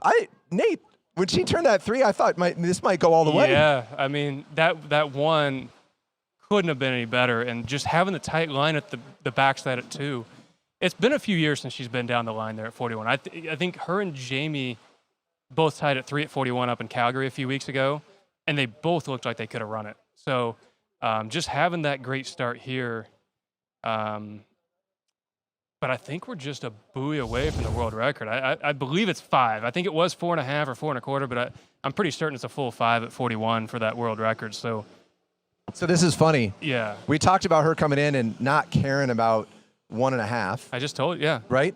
Right now, what she's thinking is, I just about set a world record. Yeah. And she's down there. She's mad she didn't set a record. So she wasn't worried about getting 2. Yeah. That's what I was saying. Like, you do not want to be on the opposite end of a great skier that has had a bad set. It's just, I know how she feels. I know the mentality that she has. Her and I are very similar in that manner. And who cares about yesterday, right? Like, everybody knows Regina for what she just did right now.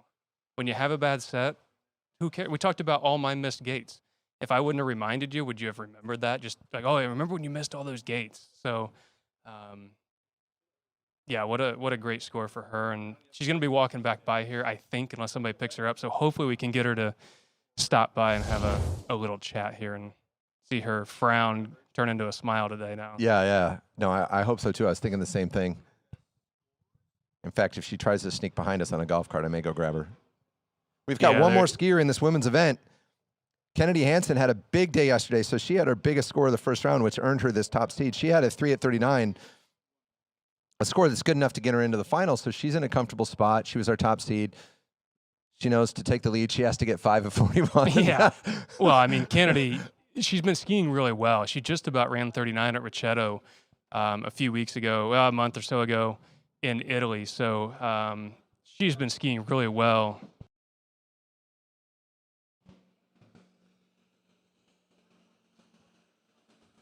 And here we go. Kennedy on the water at 32 off.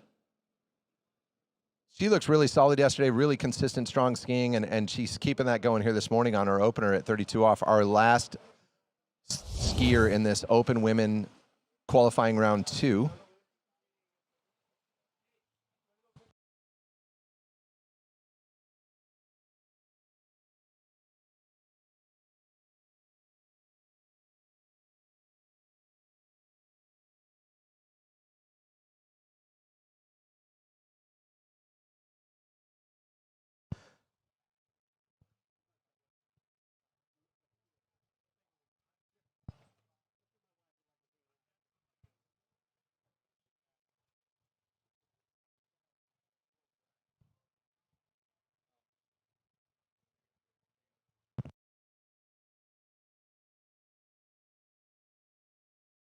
All right, we've got Kennedy. She's shortening up to 35 to come back on her second pass. She's got a nice ride opportunity out there for her. She's in. She could improve on her seating if she can earn that. Otherwise, she's just going to take her ride. Get one more pass. This is she skied our junior event, so she's got a bunch of rides out here this weekend. She's going to get another one.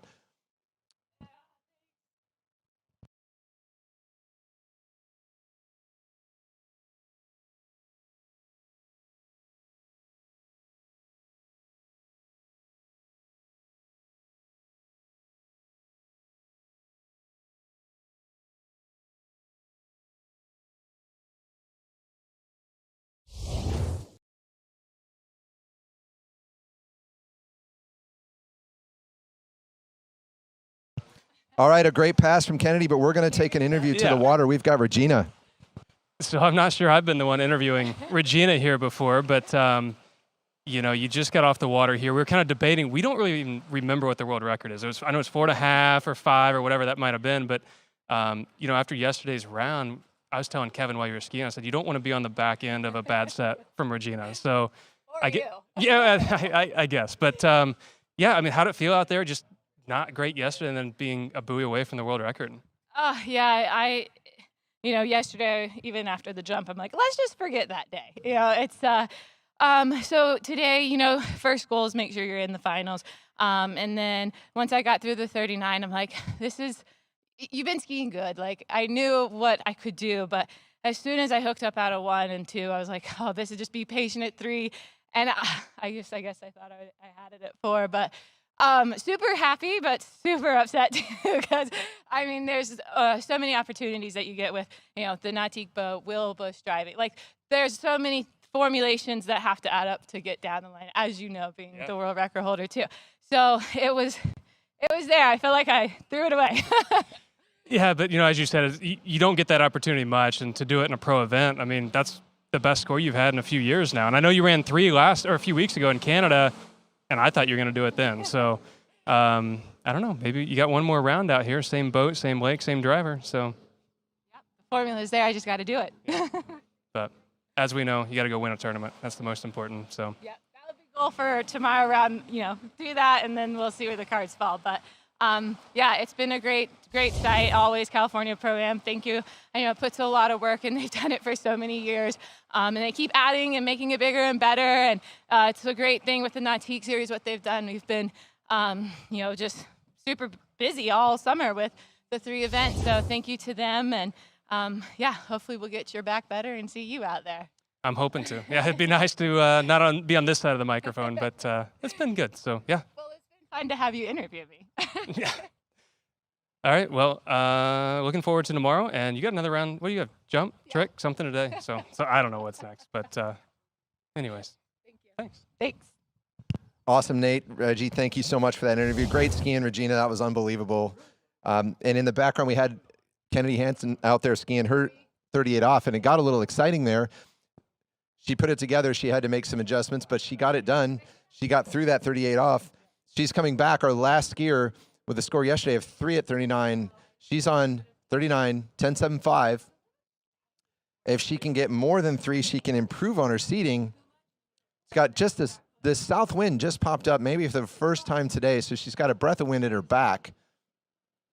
Rolling in for that gate, Kennedy, she's at 39. Just going big. Why not? Big old turn out of that one ball. They had that entire ski in the water. She's going to get a half. But great skiing for her, putting down 38 both rounds. She's in her final, and our field is set. We'll show you that one more time once we get that all loaded up.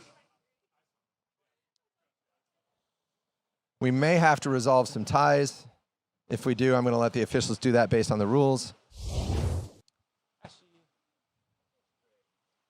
Look at this, Nate. Look at the ties. Yeah, it's all over there, huh? So nobody tied Regina with 4 at 41. No? No. We got a tie for second with 3 at 39 with Kennedy and Christiana. And then a pile up with Neely, Allie, Lexi, Allie, and Elizabeth with a 2 at 39 to set our field. I'm going to give us a pass here if we don't have the seating and all those ties worked out. That may take some time for the officials to go back and look at. But that is your 8. I think that we're sure of. And we'll get this all seated, and maybe later in the afternoon when I know we've got that officially seated for our final tomorrow. Congratulations on all the finalists. Yeah, and I missed most of Kennedy's ride there, obviously tracking down Regina and chatting with her. So I unfortunately did not get to see that, but it looks like maybe it was a half at 39 right, just now. But, Yep. you know, hey, great skiing by her earlier. You know, we talked a little bit earlier this summer over at Ricciotto, had a great round, went just inside a 6-ball. She's going to be the next one to run 39, I think. You know, and there's a couple other girls out there, but I think she has a really, really good shot at doing it. And then we're kind of looking at that 8th, 9th spot. You know, we talked about Trini there with that 1.5.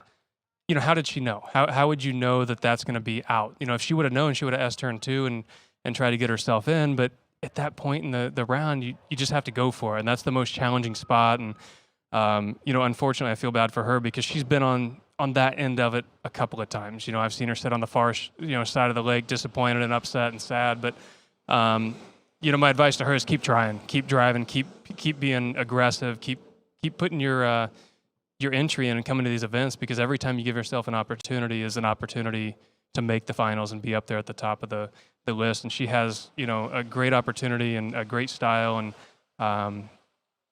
she's going to be great. So you hate to be that one out by that half buoy. Like that's a tough spot to be. You know, you come all this way, but.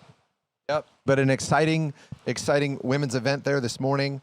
We've set our field for our Sunday final with 8 skiers, and we're going to move right into the men. We're already running the sim pass for the guys, and we'll be right back with that action in just a moment.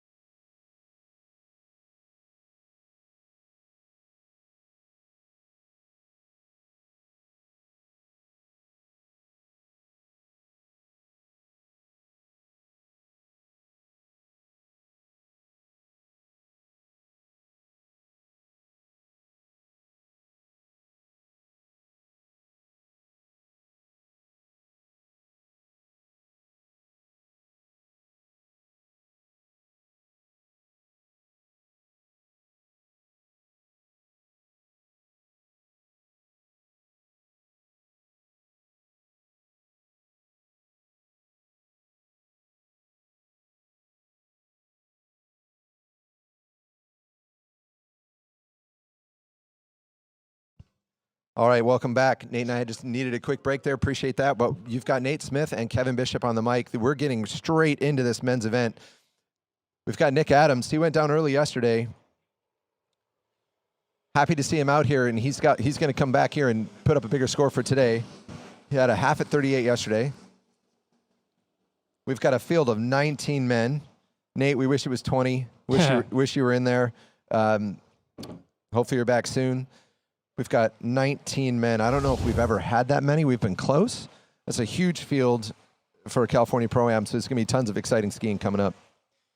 Yeah, and I think some of the field also comes from, this being a 3-event series now, right? Like it was just slalom for many years. Then they had a jump, and now we're doing all 3 events. We have the Nautique Water Ski World Series that's here, so all 3 events are included. So you have a couple of people in the slalom event that probably wouldn't make the journey out just for that, but because they're competing as a 3-event skier, we have them included in here. But that doesn't mean they're any less of a skier than what we normally see here.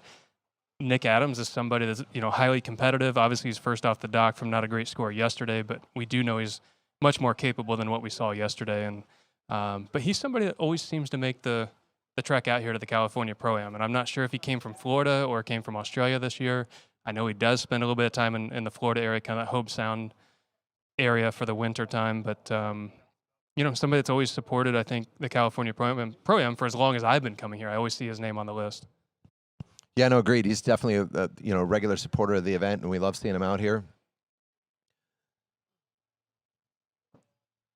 Looks like 35 to me. His second pass. Again, we're just getting that little bit of south wind. I don't know how many skiers would really feel that or need to think about that light little bit of wind. Did you call that wind? Is that what you said? Yeah, there you go. Thanks, Nate. I'm with you. Like I said it yesterday, I mean, there's some skiers that don't ski in wind and therefore I think are more susceptible to it. Or like Greg and I have skied in tons of wind, and I think you have too. And then you learn how to deal with it. So I think here's the, going back to that a little bit, I'm looking across the lake at the flags over there. Yes, they're blowing. You're right. There's wind. The conditions on the water very rarely show that here, and especially unless the wind's just blowing right down the lake, which doesn't happen very often. We have this big row of trees right behind our backs, which is kind of the prevailing wind, I think, here at Shortline. But the challenge with that sometimes is the water can show something very different than what you actually feel on your body. And that's what I remember here, especially skiing some of those head-to-heads late in the evening. The sun's starting to go down. You get a little bit of shadows, but the wind starts picking up and howling through these trees in the late afternoon, so you might see something different than what you actually feel. Right now, it's more just down the lake, so it's a perfect head tailwind. But I do think in the afternoon, as the wind shifts, you can feel a little bit something that's different on your body than what you see on the water. Yeah, 100%. Definitely feel that. Then you talk about it after your ride. You come in and you're like, oh, based on how it looked, I expected to feel this, and I either felt it more or less than I thought. I was talking to Jack Critchley yesterday about jumping here, and he remembers jumping in this south wind, and he said, I didn't feel it in my cuts on the water, and I felt it at the peak in the air. Yeah, it comes over the trees. Felt it then. So Nick Adams coming in 38 off, looking to improve on his score from yesterday, and he has. He's looking to much improve on his score from yesterday. It's on his HO Syndicate ski. And a big step up from yesterday, so putting down a pretty solid 38. Sometimes the first off the dock's not the worst place to be. Nobody has skied in front of you. There's no pressure. Obviously, yesterday was not a great score, so anything beyond that's an improvement. And you just go out and take a practice ride. Let me go out and set my own pace, go put a score up, and let everybody else kind of follow and chase that. I qualified for nationals once, and I was first off the dock, and I put up a pretty good score. I think I ended up finishing 5th in that event. So for like 3 hours, I was in the lead. Yeah, that's great. And that's kind of what I thought with Dane yesterday. He was in the middle-ish of the pack and ran that 5. I thought that might be, hey, we got to get to 4, we got to get to 5, and we just never really saw that the rest of the day yesterday. So if the men's scores are anything like the women's, I think we're going to see much bigger scores today, midway, if not all the way down through 41.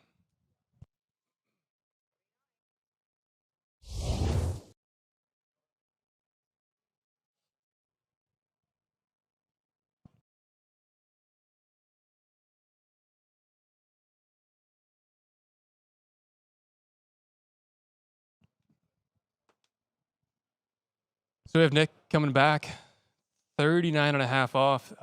Pretty much a must-run pass here for him. You know, being the first skier out, not knowing what the others are going to do, but you know, the rest of this field's already into the 41 off range, and having a really good one ball, but just clipping the outside of two there, just kind of getting stuck and falling in the back end of the ski. Let's see on the replay a little bit here. I didn't think the start in one was really too bad. No, it looked like he got enough to turn that two and keep going, and I think you're right there. Maybe it's hard to tell from that angle. Maybe he bumped the ski. Something just threw him off and didn't let him get connected back up out of that two ball. Maybe we'll see this here from the replay.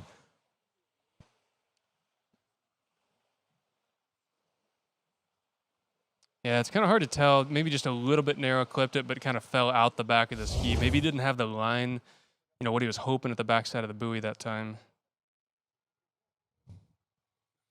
But still great to have him out here supporting, you know, all the way from Australia. That's no easy flight by any means. I've been over to Australia probably more than any country. And, I mean, it's a 15-hour flight from California. Yeah. Over there. No, you know, us East Coasters, it's 6 hours to California and then that 15-hour flight. So, you know, it's not just an easy flight for him to come over here, but, you know, he's here supporting, skiing, and having fun. Quite an international field, actually, as we look down this whole list. Got an Italian coming up next. Yeah, I was just looking at that, just looking at, you know, how many USA or American skiers we had in the women, and then kind of coming through the men of how scattered it is of a lot of different countries here. It'd be interesting to see what how many countries are represented over the whole weekend through all three events.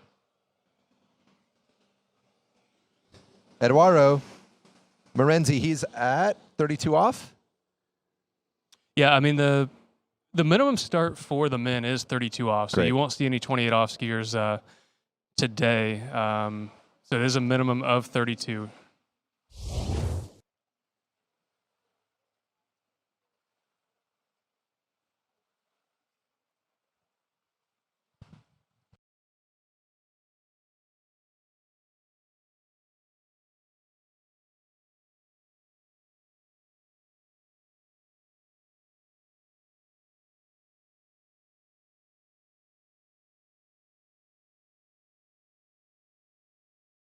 Just looking at this field, we've got 19 skiers. Only six are from the U.S., 2 from Canada, 3 from Great Britain. Got Germany, France.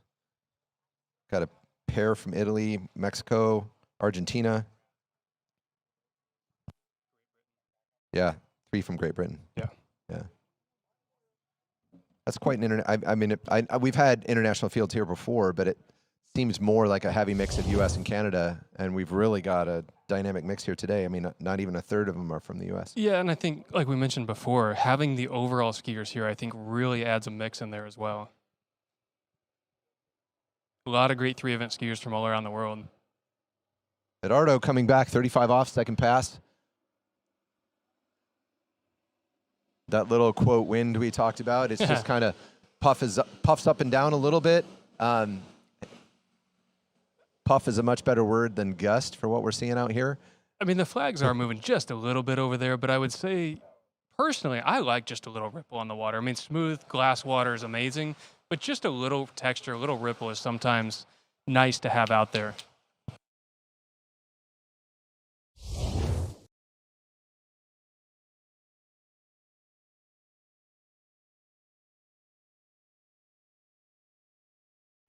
Yeah, I mentioned that yesterday, Nate. That's just my preference as well. That I have an issue, and it's a mirror, which we never see in a tournament really, because the boats are always running. But my depth perception gets off a little bit, and I just love this little bit of texture.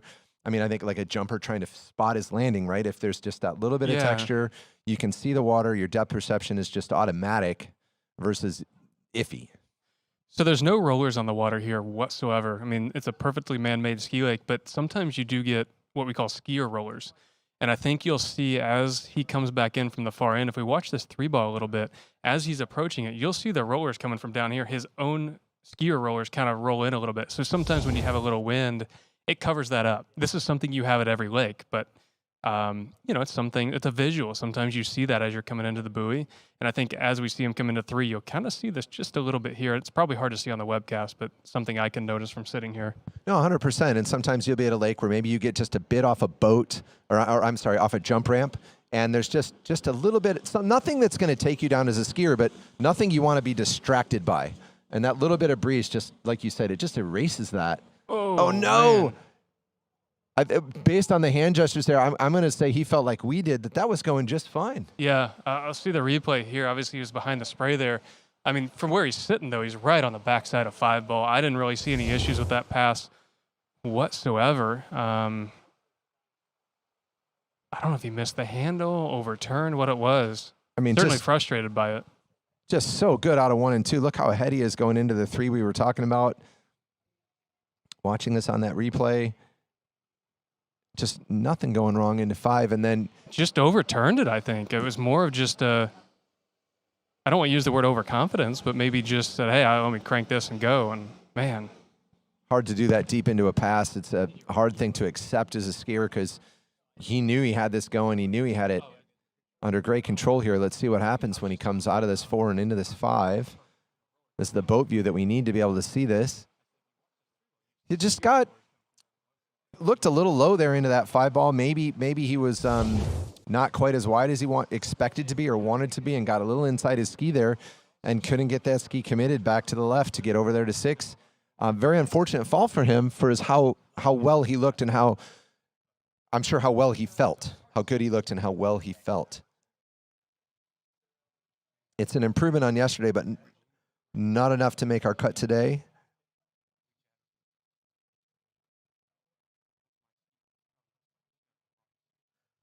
Believe that I didn't hear the official score, but I'm going to say that would be a 4.5, 38. Which moves us on to an Argentinian, Tobias.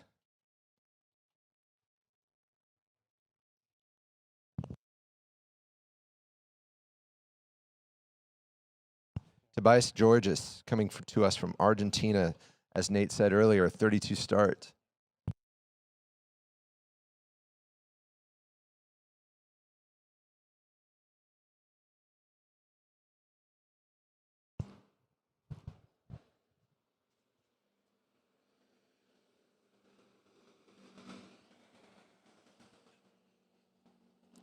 So another really, powerful skier there behind the boat. You can see him being patient out there at the buoy, but just really being strong, creating that angle. Probably one of the earliest skiers we've seen. We have a really good angle from 5 to 6 here. Just the space and how early he was coming into 6 was pretty amazing. But this is just a 32 off pass, 13-meter line. It's a starting pass. You go out, just get wet, start warming up a little bit, come back at 35, and we want to call the money pass really kind of the 4th pass right now. It's a must-run 39 off. Get into that 41, try and put yourself in the final. Yeah, I mean, as we finished the day yesterday, our 8th seed would have been a 1.5 at 41. Yeah, so everybody is going to be chasing at least getting over to that 2-ball, right? Yeah, unless you're Dane, you just kind of sit there and enjoy the day, go get some in and out. Watch some skiing. You tell me, Nate, this is your event, but even with a 2, you're not even nearly safe, right? No, I think today's going to be completely different. I know the scores looked a little bit low yesterday.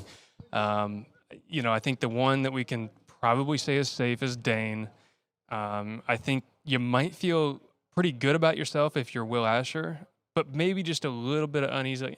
Maybe the other guys will do it. But having that 3 and nobody else has a 3, you're pretty darn safe because you go out put two pairs of 3s. Unless everybody else beats that, I think you're pretty safe, right? But all those 2s starting with Charlie, that's going to be tough. Yep.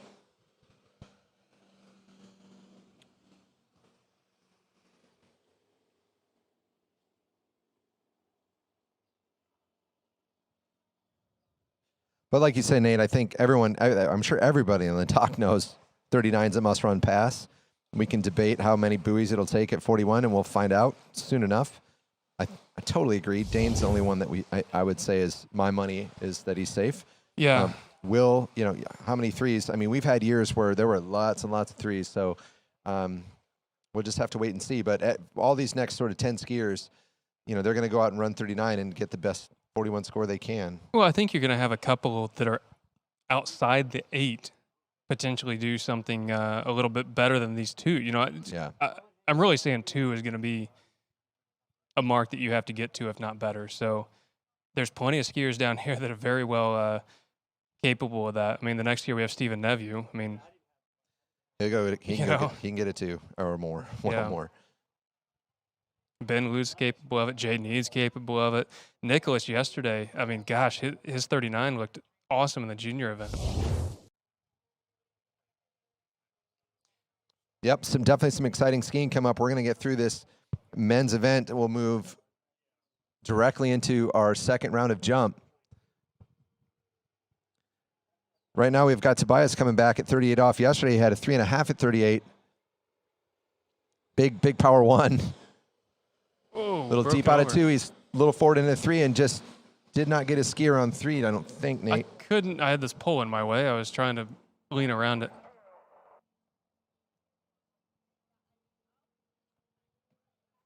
I thought that was okay. I mean, just kind of a little rough 1 ball there.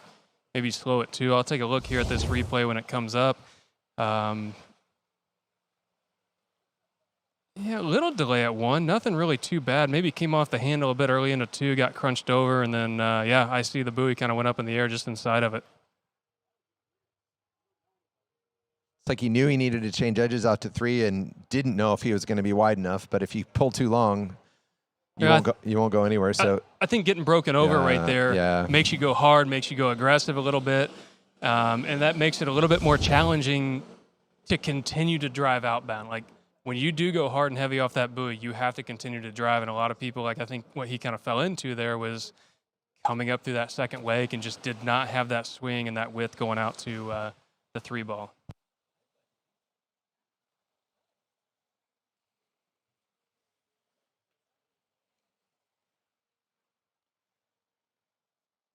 All right, that boat goes into the dock. We're going to get Stephen Neveu, former California Pro-Am champion, regular supporter.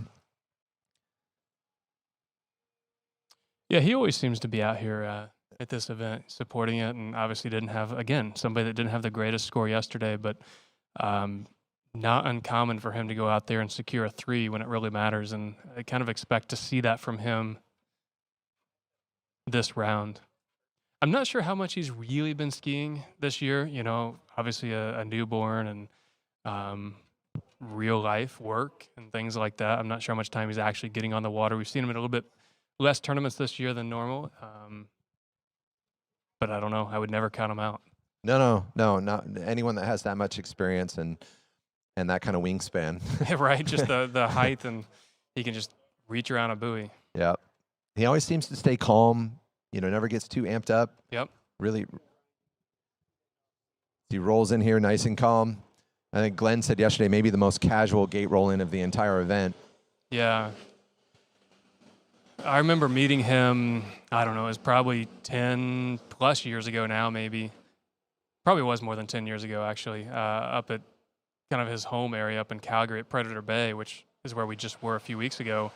Paul Crawford and I went up there for like a D3 demo weekend or whatever it might be, and he was one of the skiers, and I don't want to call him a kid, but 10, 12 years ago we all looked a lot younger than we are right now, and I didn't know his name, I didn't know who he was, and he was trying to D3 and he goes, I'll start at 32, and I'm like, what do you mean? Like usually a skier that's going to start at 32, right? You've seen him on the scene or whatever, and I'm like, okay, whatever, and he went out and ran all the way through 39. It's just one of those things. I had no idea who he was, I didn't know anything about him, and I'm like, really, you're going to start at 32? Or are you just trying to show off? But that was his thing, and went right through, ran 39, no problem that day. So that's kind of my first memory of being around Steven up there. That's what we were saying about you when you went to Grand Rapids. Yeah. That was, 17 years ago now. 2010. Nate, what's going on here? Let's time. quit dating ourselves. I know. Let's pretend none of that happened. And Steven's on the water today. Just ran a nice 32. He's going to be coming back at 35. Thanks for confirming. I thought he was from Calgary. We talked about that yesterday. Do you know where he skis in Texas now? Do you know where he's at? I think he's on Katy, the Lakes of Katy there. Sounds right. Yeah. Wow, just look at the space he had in front of 2-ball. Well, the space and power. I mean, it doesn't look like there's a whole lot of power behind the boat, but I'm telling you, he is loading that line, but he's doing it so efficiently, it doesn't look like it's much. You know, we talk about Katie. We talked about my first pro win was here. My second one was there at Katie. So it was under the lights there. You know, a great memory there as well. It's a really cool lake. Like there's 4 lakes right there and a neat community. So I spent some time there. I remember he's actually here on site this weekend, Chuck Gleason, that, you know, started Eagle Sports and has his hand in Barefoot Central as well. And it was nice to kind of reconnect with him, the guy that one of the first guys that reached out to sponsor me. And, you know, I still wear Eagle today because of him. And he brought me over to his place to go barefooting and enjoy some time with him. And, you know, just kind of tucked me under his wing and supported me from day one. So I spent a little time over there at Lakes of Katy. Awesome. When's the last time you barefooted, Nate? You know, it's probably been over a year now. Maybe oh, no, a year. I would have thought you said since that injury a long time ago. You know, I used to ski a lot with Dane Meckler, Dane and Janino when they came down in the winter. They'd come hang at my lake and ski a bit. And now that they have their own place out in Claremont, we just don't connect as much as we used to and have those like, hey, what should we do this afternoon? And we used to do it like every day. Like, we're bored this afternoon. Let's just go barefoot. So. Okay. Well, Steven's not barefooting today. He's slalom skiing today. He's at 38. Looks like 32.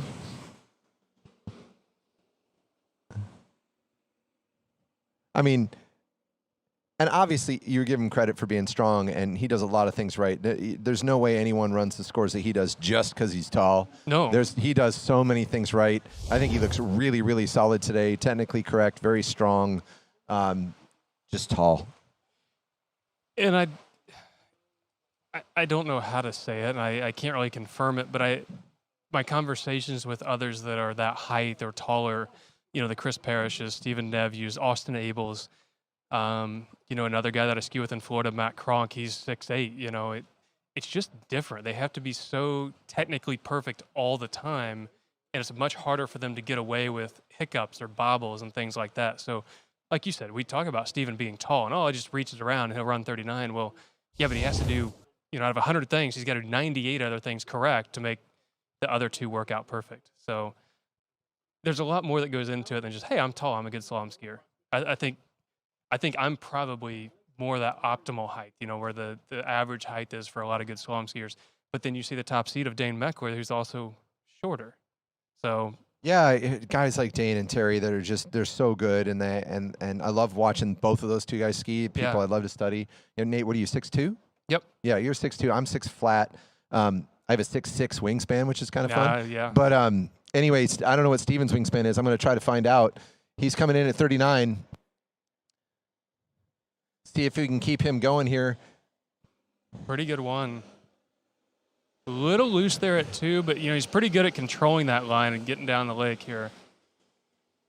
Oh, man. It was hard for us to see what happened there out of 4, but, you know, Nate, when some of the skiers have that little bit of a hesitation on the buoy, I mean, a lot of amateurs and you know, people studying the sport might think that's a problem, but sometimes, you know, if you're just patient and let that come together and zip into that first wake, I felt like that's kind of what was happening here in the beginning.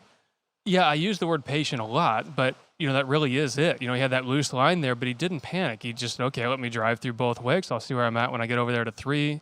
Still have some loose line, but I'll wait. And I think it did finally just catch up to him. He had the space. He was able to reach there around 4, but I think he had too much speed there at the 4 ball to try and make that turn and get over to 5. Maybe too much speed and said, well, I got to go. Like, there's no point in doing anything other. Maybe he pushed that ski into that 4 ball as hard as he could with a little too much speed and just couldn't get rotated. Let's see what happens. I think he was just working his way down course a little bit more than he could handle. Yeah, just did his best to get through that 4 ball and could not get outside of 5. So Steven's going to finish this weekend there with a 4 at 39.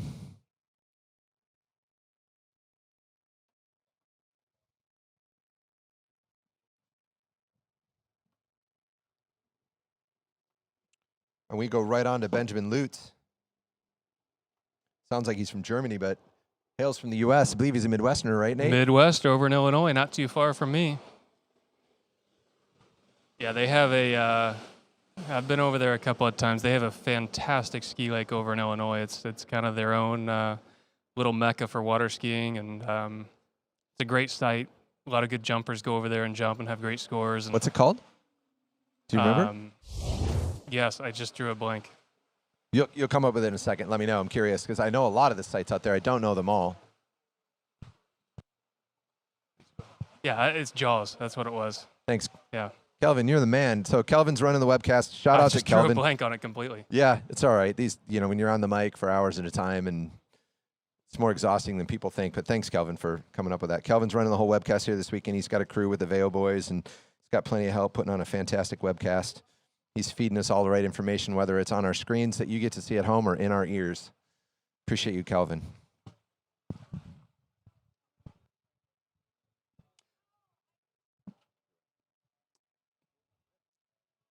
But I do know that both of his parents, Dar and Don, are both here watching. So it was kind of good to catch up with them, fellow Midwesterners as well. And just kind of watching Ben ski. He's been a great slalom skier, somebody that can get into 41 off, also jumping over 200 feet yesterday.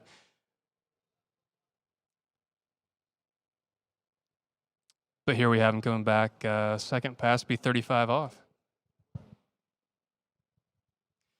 Starting to see a little bit of a shadow there at that one ball again. I'm not sure if that plays any bit of a factor, but there is a little bit dark at one. Certainly not something you really think about while you're skiing out there, but something you can see.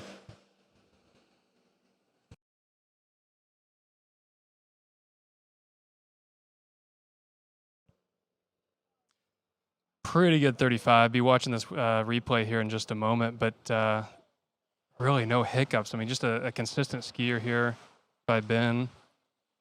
Super smooth. Somebody that's always aggressive, always wanting to be better, always asking questions, not scared to come up to myself or others on how to be better, like just simply yesterday talking about ropes and how they feel and, how often should I change my rope? Or, he uses a T factor like I do. How often do you change your overlay? How often do you do this? So he's always trying to be better, always asking those right questions. And, they've had a great mentor and jump as well as, Freddie Krueger being a local guy there in Illinois. So, are they still skiing at the pits? I mean, I haven't been over there in many years, but I'm certain they're still skiing there. Absolutely. Yeah, that was one of my first ever collegiate tournaments, and this is back before Freddie. I said we'd stop dating ourselves. I'm doing it anyway. This is before Freddie was really big on the pro scene, even. Yeah. And went to that site, and family site where he grew up skiing. I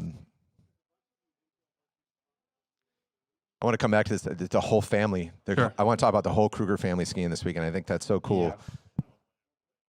But right now we're going to get Ben through 38. Let's go Midwest. Yeah.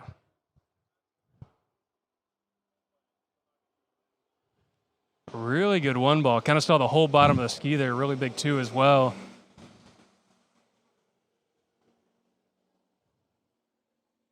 Yeah, he's getting lots of angle, lots of acceleration in that first wake, really powering through that 38. He did so yesterday, and he's doing so again today. Yesterday with a score of 3.5 at 39, and simple plan today. He's just got to run it. Yeah, and he's very, very well capable of it. Obviously, that's what he came here to do. He knows he can do it. He just got to put it all together. Yesterday, I was watching Freddie jump.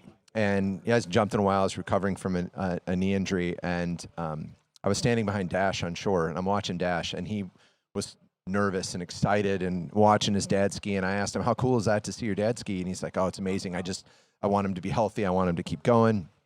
And we talked a bit about that. And I caught Freddie on the dock, and I said, how cool is it that both your boys, you and Karen, all skied together in a pro event? And he's not lost on him, right? He recognizes how special that was, and he related to that. He remembers doing that with his family when they would go to the nationals together. And so his two sisters, mom, dad, and Fred would all go ski together. And now second generation Krueger family doing it in a pro event. Yeah. And I don't know, Nate. I don't know if I remember that. Mom, dad, two kids skiing in the same weekend in the same pro event. It's pretty awesome. There's nothing that I can remember. Yeah, we'll continue that after this 39 from Ben. You know, it's a must-run pass here. He's got to get a good start and get down the line. Big one again. A little bit slow out of 2, some loose line. Came up early. Did he not get around 3? Yeah, tough one for Ben. I mean, he got a lot out of 1. I mean, you could almost say he overturned it but got away with it. He did have that at 38 as well, but I think that's just a little bit his style. Yeah, he was heavy hard out of the buoy, but still swung to 2 okay, I thought. I can't tell if the boat's in the way of this replay.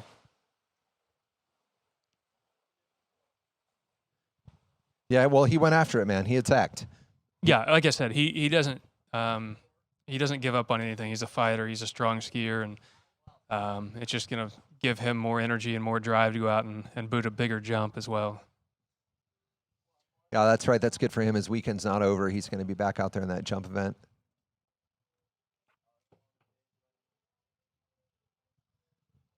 Yeah, you mentioned the Freddie and Karen. It was really cool. Just I sat here on this side of the lake, opposite of the ramp, watching Freddie. And you know, a few years ago, before I bought a house in Florida 11 years ago now, I used to ski and keep my boat over at Freddie and Karen's. They were so open door and welcoming that, you know, they allowed me to ski over there every day for like 3 winters in a row. And so I'm invested a little bit in the Krugers. Like I enjoy watching them ski. I enjoy talking to them. They're so knowledgeable about the sport. And just watching Freddie to me was like the world kind of stopped. Like I'm going to watch Freddie and I'm not getting any distractions. It's something that I want to see happen. And watching Karen on the shore coach a little bit, watching, Dash over there standing, and then Ridge kind of going through the motions of Freddie going over the ramp. Like he seems kind of swatting down the kick and all that, and running back and forth, and like chatting with Karen what to say. Like it was probably one of the coolest things I've ever seen in water skiing, to be honest. I felt the same way. I was talking to my wife last night until, how did today go? And I'm like, you know what? I saw a lot of really cool things today, but that was the coolest thing I saw. That when that came together for me, that was my highlight of the day yesterday. And it's kind of a quiet thing. If you don't tune into, you don't even know that it happened. But well, and you keep talking about dating things, and I'm sure Freddie doesn't want to hear it either, but I'm pretty sure he's 51 years old, and he hasn't jumped in at least over a year in a tournament that I'm aware of. Comes out here in a pro event with his family, takes first jump. I think it was 212. 214. I mean, it looked awesome. It's unbelievable. I mean, we talk kind of about entering the Andy Mapple era. Andy's been gone quite a while now, but he's the one that set the standard for everybody. He's the one that none of us will ever touch, myself included. But he was still kicking it and beating some of us. I think it was, almost 53 years old or right at 53. I mean, running 41 at 36. It's insane. Yeah. So, Andy being the best and Freddie, the two of them I put right there at the top. Yeah, sorry. We are watching Jaden Need. We're not talking about it because we're wrapped up in our Freddie Kruger family story. But Jaden having a big weekend out here. He's coming back on his second pass at 35 off. I've enjoyed hanging out with Kyle. He's on site somewhere cheering on his boy. He's been in the announcing stand helping us run the event. I really appreciate the Eads being out here this weekend, both skiing and helping out. It's great to see them out here on the West Coast. Kyle's first time to Shortline. Oh, really? Yeah. Yeah, it's great having him announce, especially in the jump event. I mean, he has an eye. I was listening to him yesterday when the guys were jumping, and I'm not a jumper, but having spent that time with Freddie and Karen, I understand a lot about jump, but just the things he sees so quickly and is so quickly to talk about it was pretty amazing. And but yeah, I mean, he's got a tall order here of got to get through this 38, get through the 39, and I'm not sure if you know, but his brother unfortunately is not here. Took a little bit of a jump crash a few weeks ago, and but is at home, I'm sure, tuned in, watching, getting eager to be back on the water. And I can speak to him a little bit of injuries. I've certainly never had anything that intense, but I've been injured a lot. I've been banged up a lot, been off the water a lot, including right now. But what I do know is every time I've come back, I've been as good, if not better.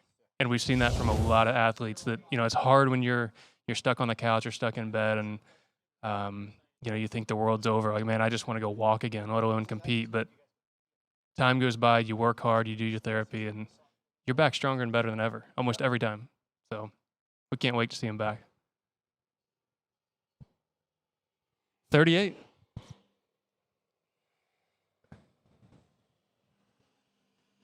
Been talking. I remember now watching him ski again. I remember talking yesterday about how snappy that 1-3 turn is on his onside. That lefty smash and 1-3-5 and another nice 38. So he's had a very consistent weekend. So skiing in the junior event, he ran a 4.5 and a 3.5 at 39. And in our first round yesterday, he ran a 3.5 at 39. Yeah, he was top seed in the juniors, correct? He was. I think he was top seed. He had to go run 4 to tie for the lead or turn it and go over to 5, and he was committed. He was going to go and just didn't quite come out of 4 like he needed to, and, you know, kind of got that second place. But, you know, he's here to run 39. He's had some very consistent scores. He's just got to break through that midway of 39. And he's run that a few times this year, I believe. Yeah, I think so. I don't know all of his scores. Yeah. I do know that ski he's on, I may have ridden a time or two, but we'll keep that between us. That one may have come out of my garage.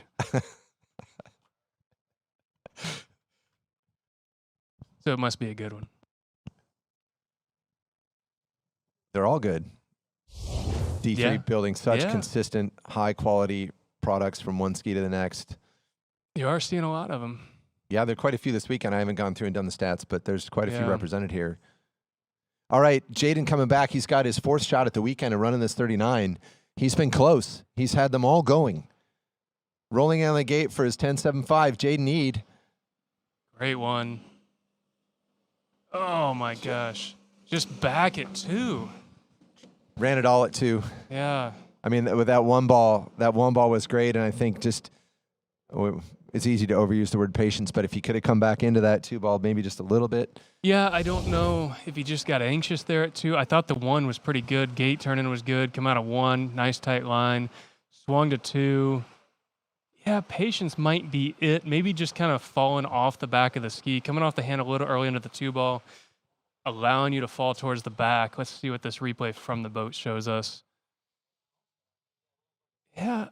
Yeah, just right there at the back, just kind of pushing with that back foot, not letting that ski finish. Tip kind of came up, tail got pushed around. Yeah, he's going to be a little disappointed with that. Yep. Another pro event, another notch in his belt. He's had 4 rounds this weekend. You know, Nate, you pile up all that experience, right? And you just continue to build. You know, there's one phrase I heard my whole career, especially early on, from a guy that's sitting down the lake a little bit, Paul Crawford. He goes, just get a look. He would just simply text me every single round of a tournament, go get a look. And that's really what it means. I mean, keep getting looks at these 39s, and you're going to start getting down it. You know, like, give yourself the opportunity to at least get there. And he was talking about 41s back in the day. Like, just get to 41, get a look, and you're going to run it. So I've had many good conversations with Paul Crawford. We love you, buddy. He's on site today. This is Nicholas Nelson, hailing from Mexico.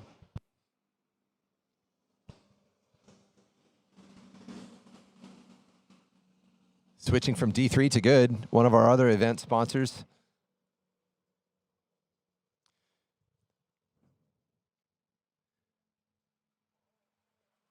Yeah, I've skied with Brian a lot, right? And Brian and I talk about getting looks as well. That's something that kind of pops in there. Like, and it's like, run whatever pass it is, whatever you're doing, and you get to your one of your most challenging or your hardest pass, and just start that attitude with like, oh, I got here, and I'm going to go get a look, and I'm going to just go as far as I can, but I want to get that.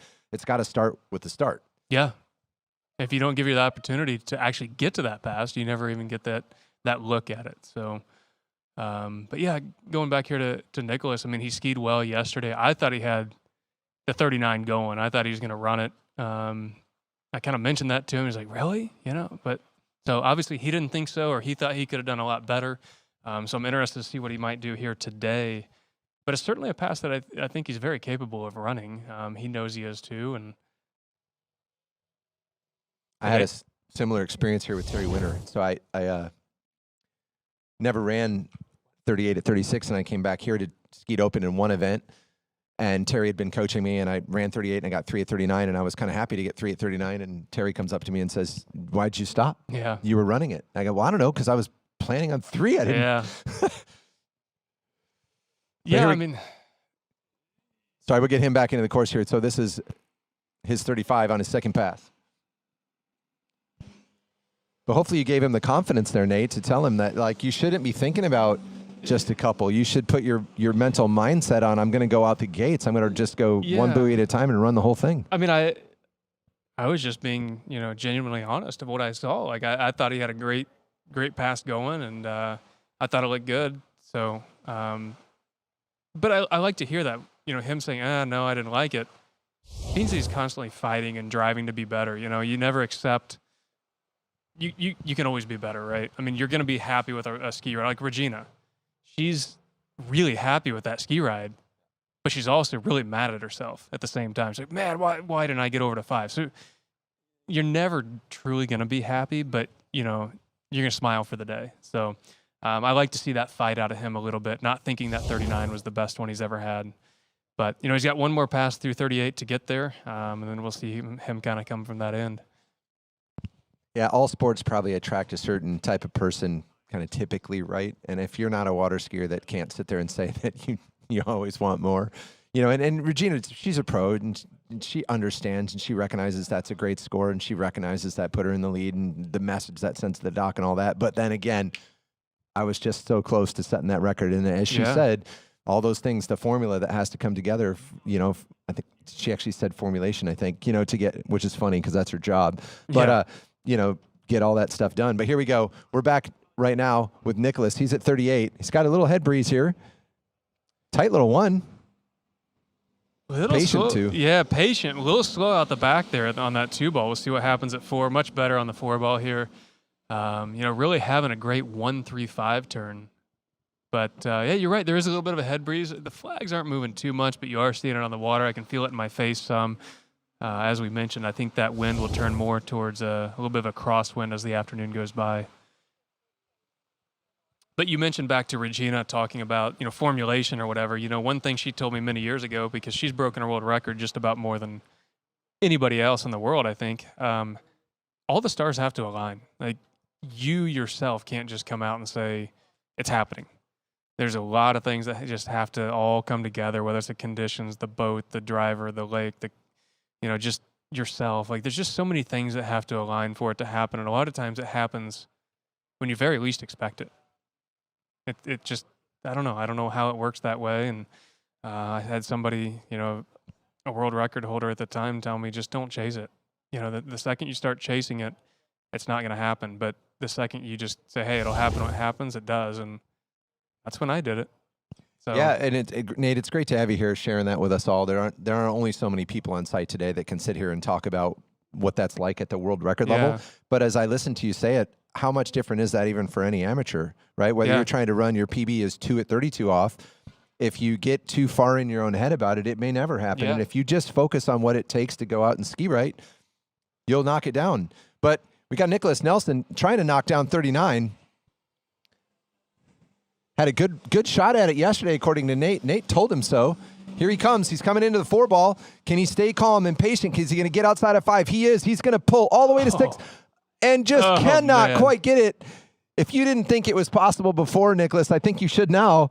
Great skiing for a 5 at 39. That's about as close as you can get, right? I mean, a little bit slow there, 3 and 4. We see here on the replay. Kind of what happened yesterday, I think, and maybe that's what he's talking about. Just a little bit slow, not getting the space that he's wanting out of that 3 and over to 4. But, man, I thought once he turned that 4, he might be able to get back in it here at 5. Just really had to stretch. The ski just stopped on him a little bit, pitched him over the front, and just couldn't quite get it back between himself and the boat.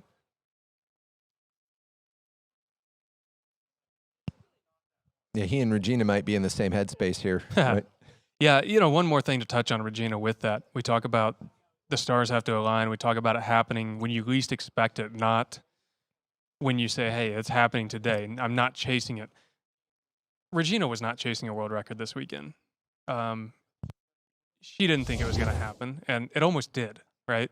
Especially after yesterday. You have that 1.5 at 39, and oh boy, I just got to figure out how to ski. And then now you're swinging just inside of the world record. So I think it's pretty true that it happens when you least expect it, not when you're constantly chasing it.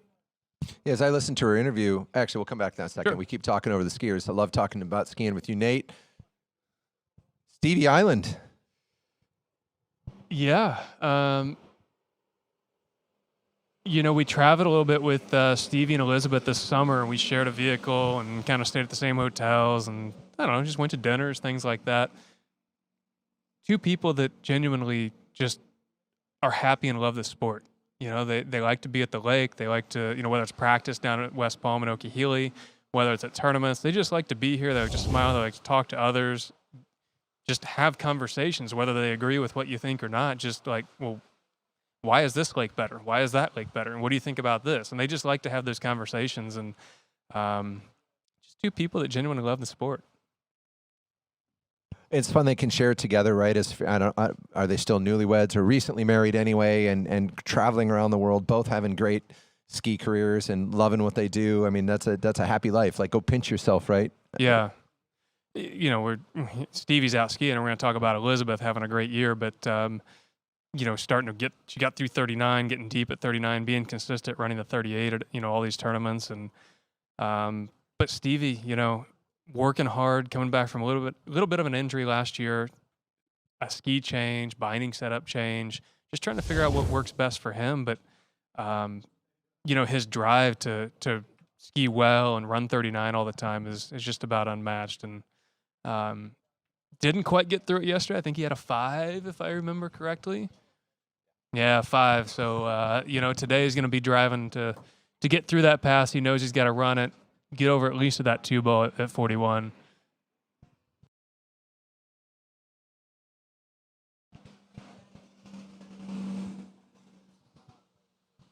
It's great to see new names move up the ranks. You talked about seeing a young Stephen Neveu, and as Stevie can get here and get scores into 41 and start to be in the mix, it just keeps everything fresh. Yeah. I remember my first tournament at Shortline, I had a Stephen Neveu type experience that you had. Eric Cosney, who lives on the other side of that fence. I'd never heard of Eric Cosney before, and I just moved to the West Coast. And I show up, and I've heard of Marcus and Terry, and they go out and run 39. Eric Cosney goes out and runs 2 or 3 at 41. I'm like, who's this guy? Yeah. I thought, and that's at a time when those were big scores, right? Absolutely. And who's Eric Cosney? Anyway, Eric, I hope you're listening. Miss seeing you out here, buddy. Yeah. Admired your skiing. But anyways, back to Stevie Island. Nice to see him moving up in the ranks, getting into the mix. Being a part of our 19-men field today.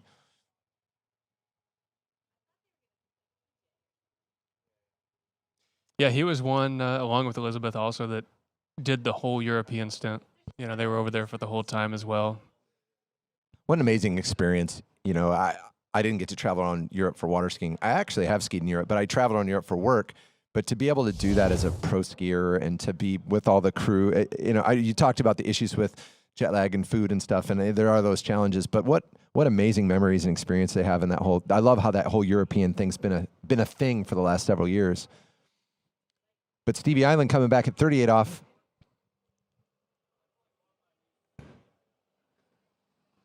Another one of several D3 team skiers, both him and Elizabeth on these D3 Neos. Being patient out of 4 and putting down that 38. But Nate, it's the next one that matters. Yeah. I mean, that 38 certainly looked easy. Nothing really to worry about there. But, just shortening that rope, that extra 1.5 feet, really changes things a lot. Some of it's mentality, some of it's just a physical matter here, but it's a pass he knows he's got to run. And to be honest, in his head, he hates to ever miss it. He's here to run it, whether the score is 2 at 39 or 2 at 41. Like his goal is to come here and run it, as is everybody else. But getting to that 5, that's a challenging score. That's a frustrating score, I think I might say. So. He's got a 5 in the back pocket, so anything less than that really means nothing. So the mentality coming into this pass, I think, is, hey, I've got to lay it all out there. I can't tiptoe around the first part of this pass because I already have a 5. So let's get after it. Let's run it. Let's get through and those exit gates.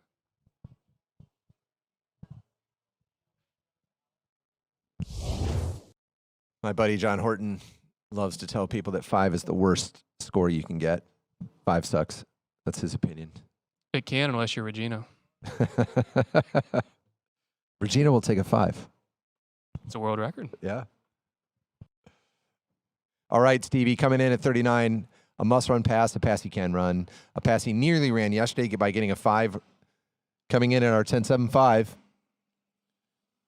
Big two. We've had a couple guys take these really big twos and then just couldn't collect it out of 3, Nate, after that. Maybe a big 2-ball. We'll have to watch this on the replay, but that looks like that will be a 3 at 39. Yeah, I didn't think the start was too bad. We're going to see here on this replay, maybe just a little slow, a little narrow on that gate, a little bit of a loose line on the backside of 1, but, just burying it in there at 2. I think we've seen that with a couple of skiers now. You see the tip kind of dive down, and then they fall to the back, then they're almost out the back coming out of 2, and then kind of swing into 3 really fast. I've seen that from a couple of skiers, but from my experience in water skiing, a lot of times your trouble at 2-ball comes from the gates. Yeah, 100%. So it's a little difficult to see from here, but I just think that maybe the timing was a little bit off on that gate glide and turn in. And, these boats have been around a year. People have skied them a lot, but it is still different. It's a different rhythm. It's a different gate shot and setup that you have to get used to, especially if it's not a boat that you ski behind every day. So I don't know if that played a factor for him, but, it's unfortunate.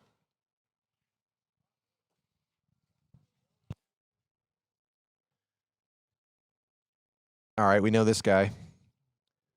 Talked about it yesterday. We've got 2 home court advantages today with Brian Detrick and this one, Ryan Canepa. No one's closer to the start dock than him. He could roll out of bed and he's on the dock. Yeah, I mean, pretty terrible place to roll out of bed to, right?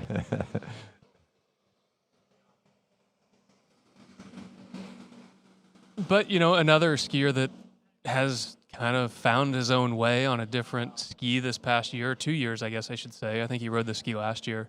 And I think maybe officially they announced last night or yesterday about joining Team Radar. I think he's kind of been a part of it. He's up at Herb's Cup last weekend and doing some photo shoots with him and things like that. But I guess maybe it's official now that, hey, welcome to the team. So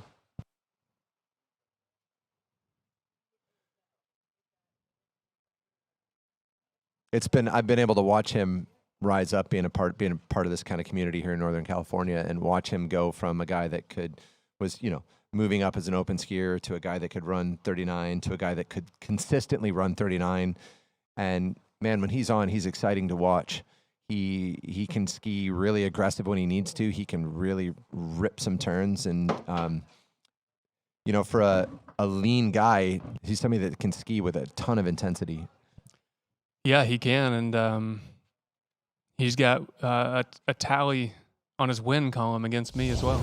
Does he? Yeah, it was. I think we were out in Kansas, America's Cup one year, and yeah, he took the win there. I think I was last off the dock, and I didn't touch him. So that'll be a coveted prize. yeah, right.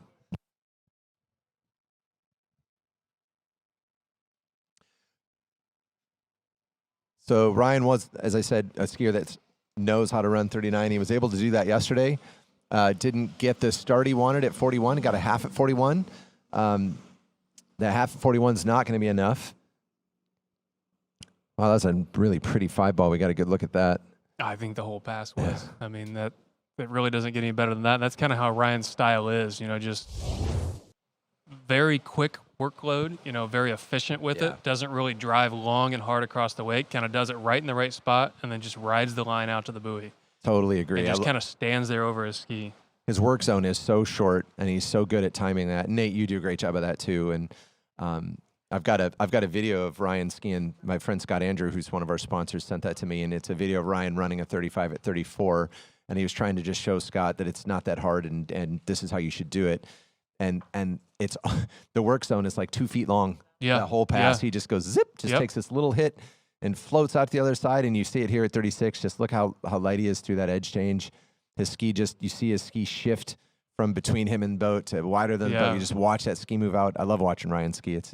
And we talk about gates a little bit. I mean, this is something for anybody that's out here watching in person to really pay attention to. And even on the webcast, you can see it from the boat view, how wide he is on the gates. I mean, it's something I forget. I rode and watched from the boat this week a little bit, and like he pulls out for the gates and the rope's almost in my teeth as a passenger. So he's somebody that really gets up wide on the boat, but stays patient, keeps that speed up, and just kind of drives and swings to one. But see how high he is?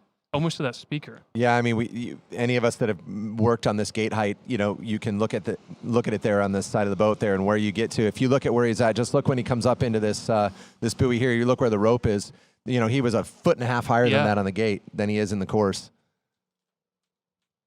So for me, I'm a big fan of that. I mean, I really like seeing somebody that's up wide and free. But he definitely does it more than anybody else, I think. But it allows him to get that ski turned in with that speed and just swing to one, not have to get slow, fall to the back, and drive and be really hard going into that one ball. I think a lot of amateur skiers, if you get that high, if you're almost up there at 90 degrees, it's a little harder to keep the rope tight. It's a little bit harder to manage your water speed. It's easier if we just sink a little bit and let the boat take off and the line comes tight and then you roll in, which is too late, right? It's not what you want. But yeah, I just find that when I watch Ryan, when I think about getting that high, just how good he is about keeping that line tight, keeping his water speed, rolling in from that height. Look how it's just so much, it's so much different than what he does in the course. Well, and what I always tell people is, getting wide on the gate, everybody's like, well, I'm too fast. I'm going to miss it. I'm late. Well, how many times have you ever missed the gates on the late side? Like, I can't even tell you the last time I did. Even when I try to get wide, I'm getting wider than I've ever been. You still don't miss them on the late side. But we accept missing them on the early side all the time. So we'll see here at this 39. I mean, I think he's going to be just as wide on the boat. It's just a cool mark to see here on this webcast. Ryan's had this look many times. Look on this gate. We talked about getting a look earlier.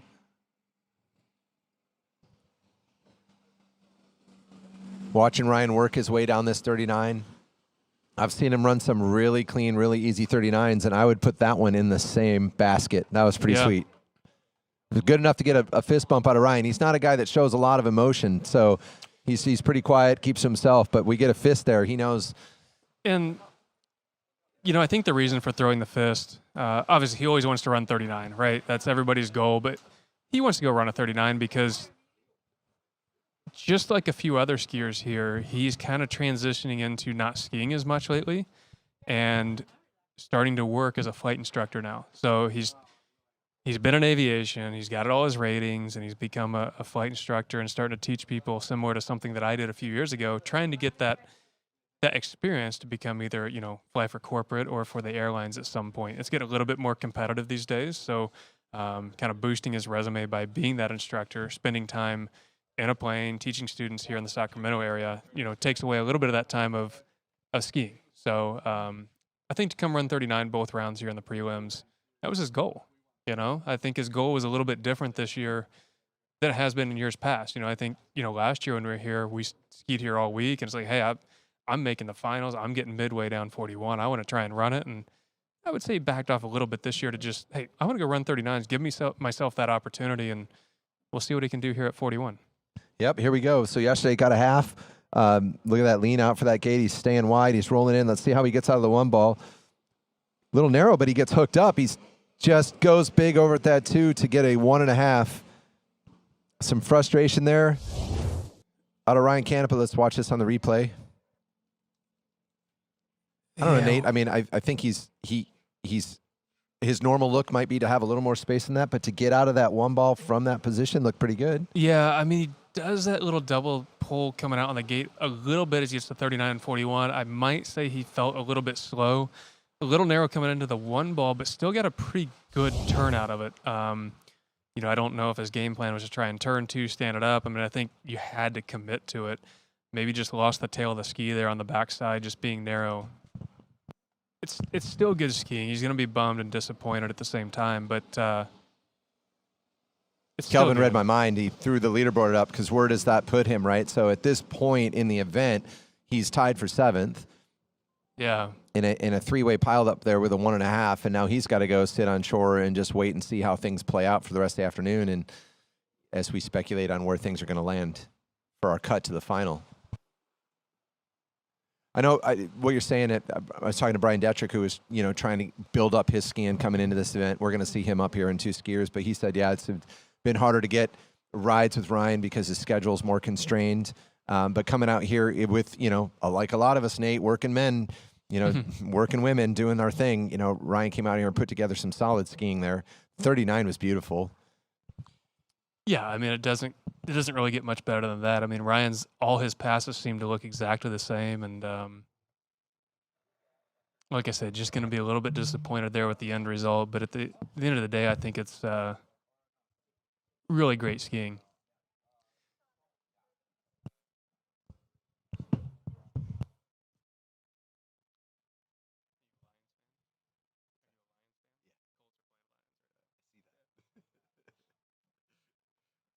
Give a shout out to my friends at Lakeside. Nate Jordan just said hi. Nate, he likes our conversations. He's taking notes, he said. Taking notes. Yeah. I guess we're talking about something good. Are we going to get fact checked later on?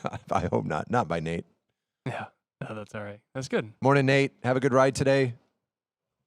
We got a legend, a living legend, Thomas DeGasperi. We talk about someone that loves the sport of water skiing. There may not be somebody that loves it more than Thomas. He lives 5 minutes away from me down in Florida. Obviously, he's in Italy taking care of the ski school that his dad built, and his mom's still over there. I know she's watching. I got to spend a little bit of time at their place. It is, if you're ever in Europe, specifically Italy, it is a must-go see. Like, you must go to his lake and see it and just hang out there. I mean, it's down in a valley. It's crystal clear water, 200 foot deep. The food in that town, it's a clean, nice town, great food. I look forward to going there and getting myself a carbonara at the same restaurant every single year. But Thomas just loves the sport of water skiing. Like I said, in Florida, he's 5 minutes away from me. It's a text every day. You want to ski? You want to ski? You want to ski? It could be after a 4-round tournament or something, like a head-to-head finals. We get back home the next day. He goes, "You skiing?" It's just like, no, I'm taking the day off. He goes, "What? Can you pull me?" So he just loves it. He absolutely just loves being in the boat, loves being around the sport, and he's one of the most consistent skiers I think this sport has ever seen. Yeah, that's my go-to message with Thomas, and I've talked about it yesterday. Just he's so consistent. Nate, I've heard, it might have been you, it was somebody, I've heard it multiple times. Pros, they're halfway through the event, like this event, and and the guys on the dock are whispering like what's going to happen, and everyone's like, well, Thomas is going to Thomas is going to be consistent. He's going to be in it. He's a threat in the field every time. Well, one of the things, we'll kind of watch the 35 off pass here. Again, just a no-brainer pass for someone like Thomas. But, he's someone that enjoys every single pass. He's not somebody that will ever opt up. He's not somebody that likes to start at 35 off. He wants every single pass out there on the water. But we talk about the consistency, and I think at dinner 2 nights ago, it got brought up. Me and Paul Crawford were talking about one of the things with Thomas is a good and a bad thing as a competitor. We know that he can get to 3 almost every single time. That's the good, that's the bad thing. The good thing is we know he can get to 3. He never really gets past it, right? And I kind of played that one time. It was in a head-to-head right here.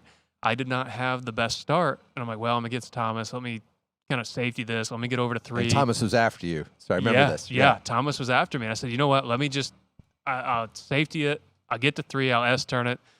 He's going to tie it. And I'll move forwards. What's he do? Right there in front of Will Bush's house, cartwheels himself right around 4-ball and beats me. So he is not only consistent, but he can pop out a big score every once in a while. So I tried to use that against him a little bit, and it completely backfired. So I would never recommend counting on him only getting to 3-ball. Yep. No, that's a great story. I love that story. I remember when that happened. And yeah, it's a lesson for everybody, right? Did you play the odds correctly? You did, and you did. Yeah. And Thomas just stepped up in a big moment and got it done. But sometimes it's better. Well, it doesn't make it feel any better, I guess. But he's my friend first. But at the same time, he skied well. Yeah. I didn't get beat by not skiing well. I skied okay, and he skied better. So it's just one of those things you have to accept. Obviously, if you go out and run 1 at 41 and he runs 2, you're like, crap, I just didn't ski well enough. But he went out and did better than he normally does and took the win. And I just think we see that a lot of times out of him.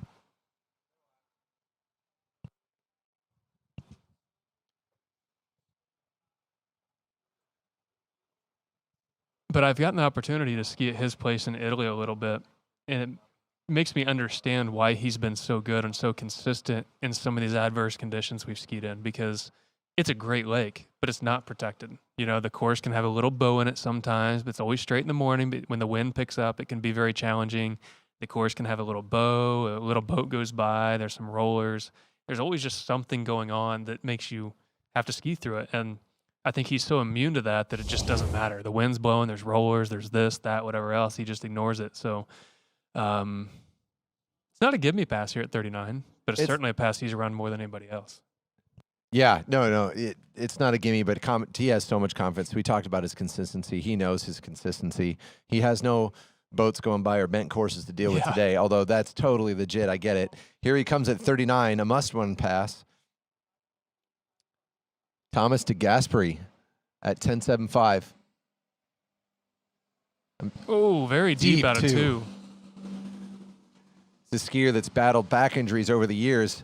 Wonder how his back felt out of that 2-ball, but burying that shoulder, get over to 5, and a nice pass after, recovering from that early mistake, that chink in your rhythm there, but gets it back together and blows through the rest of that pass. That's great skiing by Thomas DeGasperi. Yeah, I think on this replay, that 2 was a lot deeper than what we saw from behind the spray, and a little narrow maybe on the gate. I know I keep saying that a lot, but we also keep seeing all the skiers buried in here at 2-ball like he did. You just got pulled forwards. You mentioned the back injuries. He actually missed a tournament or 2 this summer due to his, it started with his neck, then it ended up being his back. He flew all the way to Calgary for a tournament and actually did not ski a few weeks ago. So just kind of getting over that back injury a little bit, probably still being a little tentative, babying it just a little bit. But, hey, you're here in California, you're at the Pro-Am, and you got to leave all the marbles out there. So you can't really tippy-toe around. Yeah, that's the thing I've learned, and I've told people over the years. It's like if you have to tippy-toe, then you probably shouldn't be out there. I mean, there might be exceptions to that, but wait until you feel like you can attack. Yeah. Looks to me like he feels like he can attack. He attacked that pass. He's going to attack this next one, Nate. He wants 3. I know that. Got a half yesterday, which was uncharacteristic for Thomas. Thomas DeGasperi on 10.25. This is 41. Looking to secure his spot in this final. He gets out of that 1-ball. He's going to go around 2. Oh. I think he might have clipped 2-ball a little bit.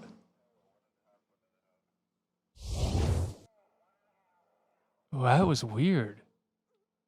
Watch this again on the replay. Judges are confirming 1 1/2. Yeah, he just had to really stretch to get out there. I don't think he had that width coming in the buoy. Almost looked like, we'll look for the boat view. It's almost like he had to extend more to get his ski around that 2-ball. You definitely don't see that very often at a 2.4 for him. Wow. I mean, I thought when he turned 1, I was already getting ready to talk about, there you go, he's getting over to 3. Yeah, that's really where I was going with that. That's the way the 1-ball looked, and it may have felt that way to him, only he knows. So that kind of... Is he in that pile-up tie for the last spot? I think that might be where it puts him, but... Take a look at that leaderboard. I'm just not really seeing the scores that I thought I was going to see this morning, I guess. And the ladies set it out there. Yeah, they blew it out of the water. So T-Gas is in this pilot for 7th. So we've got the 1.5s with Ryan Canaba, Thomas DeGasperi, Tebow, and Freddie Winters scores from yesterday. I'm not skiing, so I don't know the rules. Are we taking everybody through? If it's a tie, is everybody going through to the final? Since this is not a head-to-head, it's not a perfect 8 head-to-head, it's a straight-up final. Because there's more than 8 right there. The 7th tie, there's about 11 skiers I think I saw. Yeah, so these are new rules. And this is the rules we're getting from Nautique. So yeah, I don't know how they resolve. I think they take 8, and there's all the different ways that you resolve the ties. I don't think we take extra, and I don't think we ski off. Okay. I haven't skied a tournament all year, so I haven't paid that close of attention to the rules.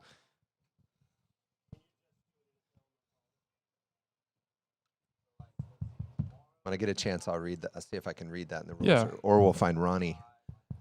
She can tell us. Send her a text.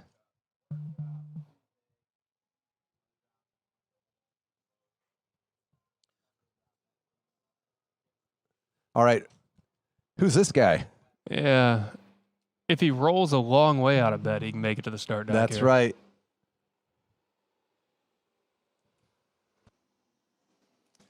So, growing up skiing here, Brian Detrick. Skiing well yesterday, looking like himself, looking good. He's battled injuries over the years, but he's getting everything put back together right now. Looked really solid yesterday. Got a score of 1 at 41.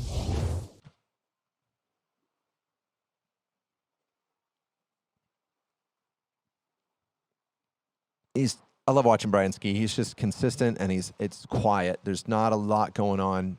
It's all the right moves and none of the wrong ones. I've known Brian since he's in high school.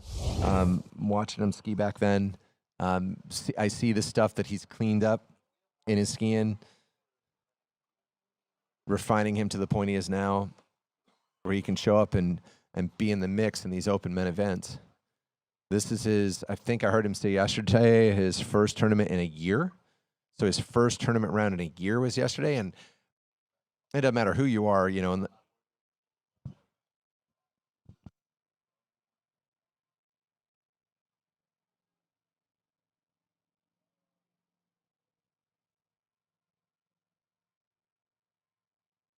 Ty, or Alec, ask Calvin, did he say they'll do a runoff after the second tie? He's talking to me. I need that radio, or talk to him. Sorry, I was listening to, Calvin was giving me some feedback, and we'll get back to you on the rules in just a second. We got Brian on the water right now at 35.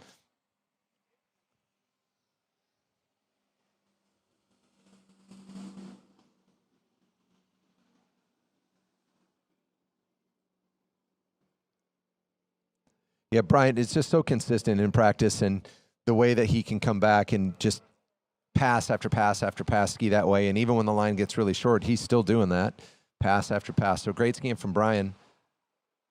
I know that the first we'll give you the rules bit by bit. Did you go upstairs and look at them, Nate? So Calvin, and I remember this from yesterday. So the first tiebreaker is your backup score.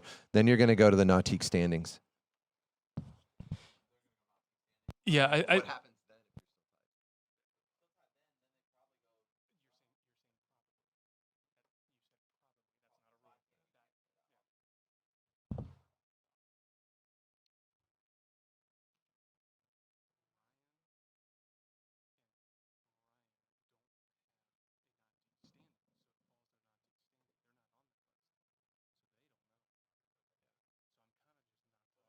Yeah.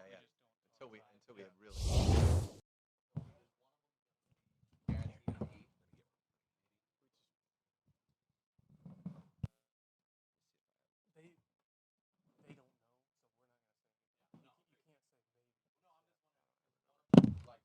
All right, here comes Brian.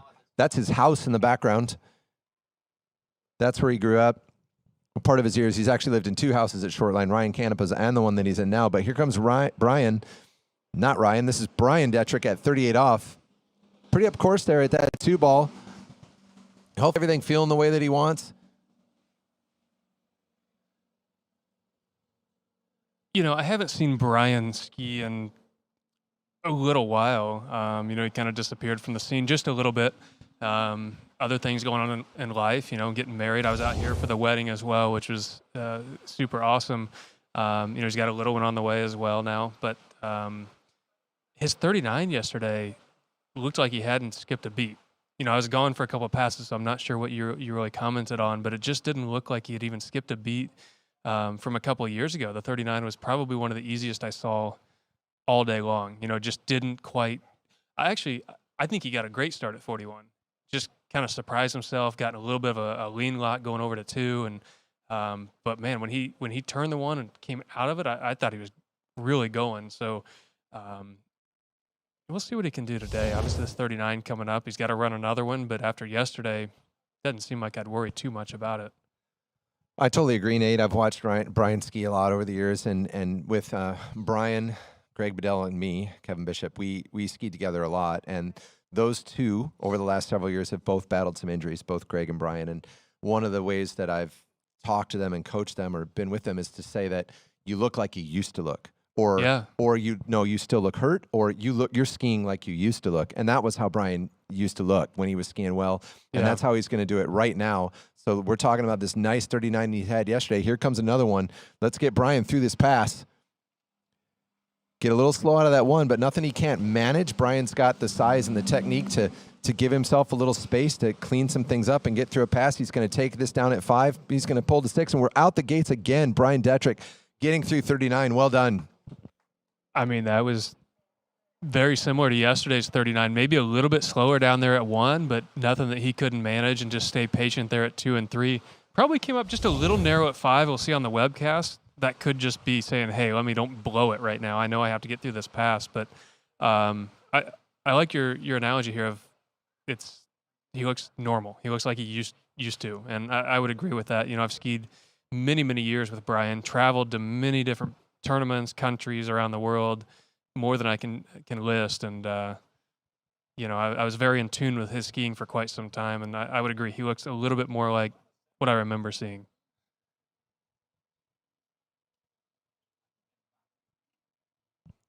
It's funny there, that 5 ball. So one of the things that went away, and Brian and his dad would talk about it, coming over the top. So his hand through the apex, just reaching over that, the hand swings big, grabs hand a little too soon. There's a little flashback of that there at the 5 ball, but nothing that Brian couldn't handle. So 41. So this is great. Brian's competitive. He's serious. I can imagine the look on his face in the boat right now. There wasn't a word spoken at the end of that lake. No. Greg didn't even look at him. There wasn't even eye contact. But Brian is locked in and ready to go. Knows what he did yesterday. He knows exactly what it takes today. This is Brian Detrick at 10.25, 41 off, rolling in on that gate. A little more space on one than he had yesterday. Little tip up there, but he's going to lay out there. I know the passion that comes out. Trust me, I feel it too. So Brian, not getting that ski out in front of that 2 ball like he wanted to. He knew he had a shot. That was his shot. Great skiing for Brian Detrick, 1 at 41. Yeah, watching the replay here, I thought he had a pretty good one. Had some space, just kind of similar feeling a little bit going to that 2 yesterday, just a little bit more than he could handle going over there. I thought he had the setup. I thought he had the gate, the swing to 1. Ski kind of came up there at the end of that turn, just put him down course just enough. I think versus when I see him ski his best, what I saw through that gate, Nate, and you know way more about this than I do, but the ski came off the gate a little late. Like it was a little long out to 1. Yeah. And when I see him ski his best, that transition's kind of right through the center line and out. And that just takes you a little too far inside to 1, I think.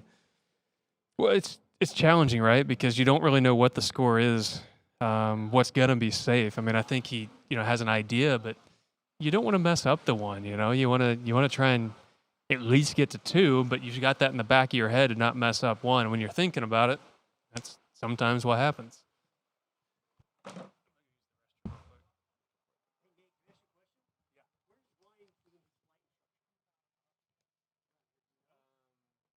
All right, so we're going to be moving into our top 8 seeds for this round based on yesterday's performances. Tebow is going to be up next.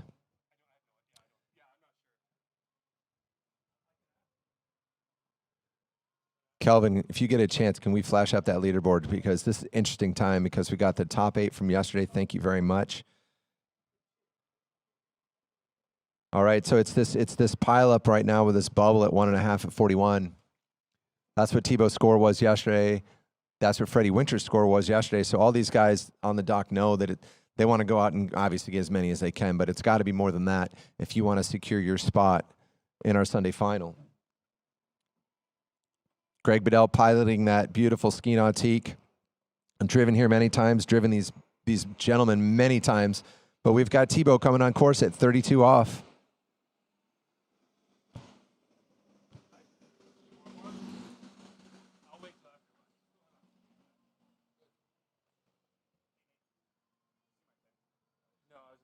Beautiful opener for Tebow.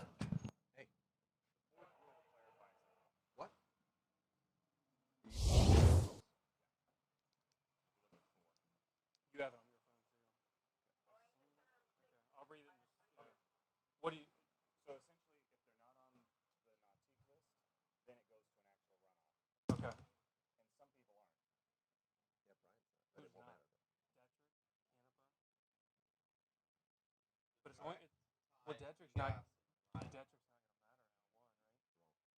He's already out. Right now he is. He's in the pilot. Yeah. So if they're on the list and against someone that's not, then the person on the list is in.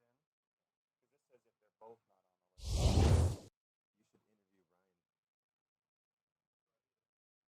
Ryan, can I interview? Will you explain it? Let's just hope we don't get there. Yeah, I would.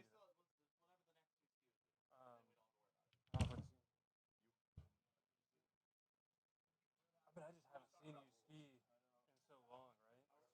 It's a little back. Yeah. Like one, it's just like maybe, but just the one. It just seemed like when you got to one, there wasn't a drive. It was kind of like. All right, we're here in the tower getting ready to watch Tebow come back at 35 off. Nate and Brian are having Nate Smith, Brian Detrick having a little bit of a post-ride debrief.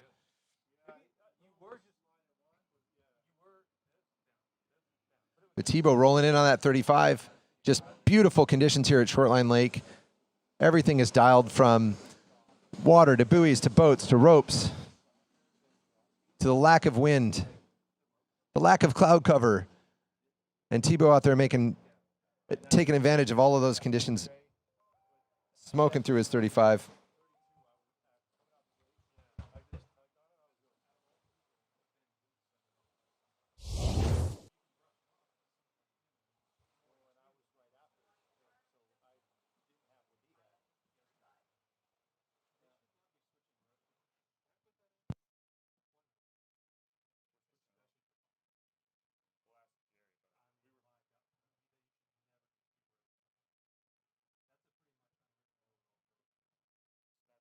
Again, for everyone on site, we've got a crowd on the shore today. You can support our food truck. They're getting set up right now. They had a great lunch. We had it yesterday. It was fantastic. While you're down there, it's right next door to California Ski Ranch's on-site setup. Go check them out. Go see Paul Crawford. He's got everything you need. I'm telling you, everything you need, from ski rides out at Tony's beautiful Redwood Shores to gloves, vests, handles, whatever you need, ski boots, skis.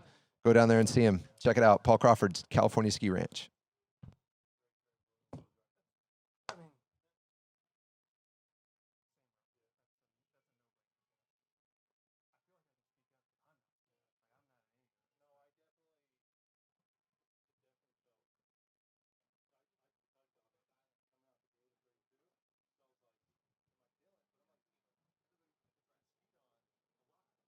Tebow rolling in at 11.25, 38. A little deep there out of that one ball, but he hangs on, stuffs that ski into two. Back into this thing, just cruising through it in 3 out of 4. Nice pass for Tebow. There goes down another 38. He's going to drop at the other end of the lake to come back at 39. He ran 39 yesterday. Got 1.5 at 41. A score that puts you into a mess of a tie currently for 7th.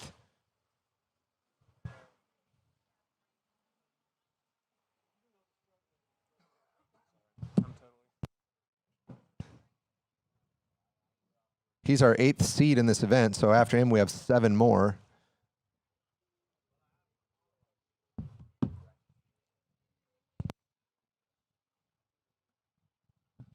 All right, so I stepped away for a few minutes just talking with Brian about his set and just analyzing a little bit. Not sure we've really figured anything out, but just just talking about it and what different things you feel out there and all that. So it's nice when you know what happened, right? And it doesn't matter whether you're a pro or an amateur. If you come in mystified and you think, I don't know, I need to go watch a video, I felt great, and the next thing I was in the lake. Yeah, I hate that feeling. But when you're like, I felt it, he had some thoughts on how his gait felt and where he was at and his positioning, and maybe that was it. And I promise you he'll go back and listen to it, or watch it. Yeah. And see what he can glean, and he'll build on it, and he'll come back. I think they have a record here next weekend. Wow. I would assume Brian's going to ski in, so he's going to get ready for that. But right now, Tebow's getting ready for 39.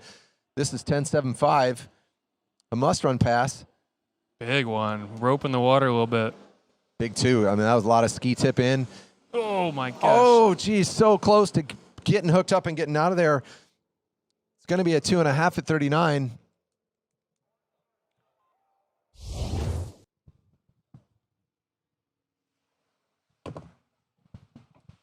So not what he was looking for, but he definitely attacked from the beginning. I mean, he knew what he needed to do, and he went for it. He left nothing out there.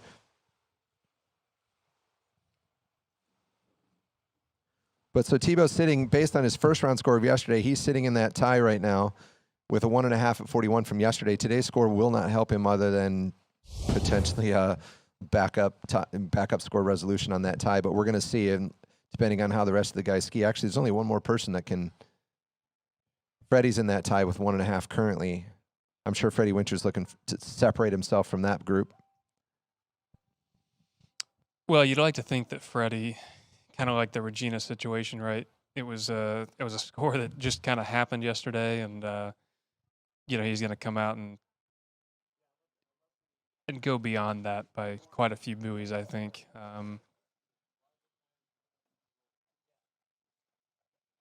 So this is kind of the Ryan Canepa, is that right? Am I reading this right? Would this put Ryan and Freddie kind of in that spot?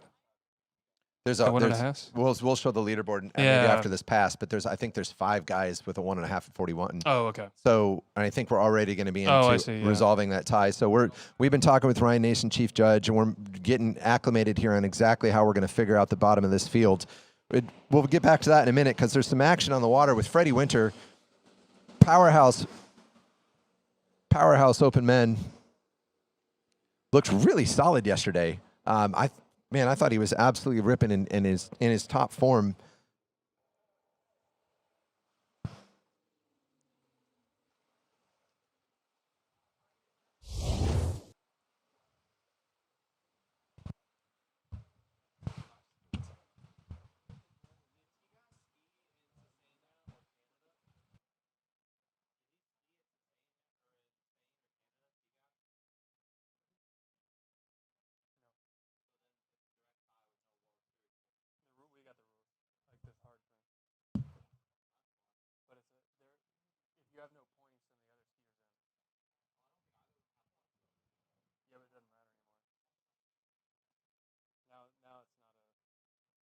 I just don't ever want.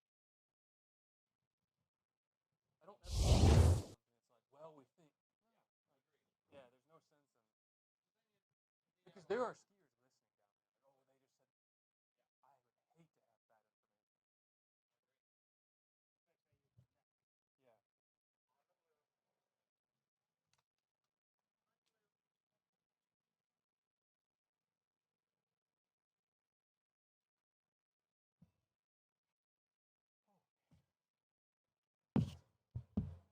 All right, sorry, I had to step away for 1 second. Back on this mic because I hear that boat, 6'2" of that Nautique roaring up at the far end of the lake. Here comes Freddie at 35. He's going to put on a clinic for all of us about how to run 35 at 36 miles an hour.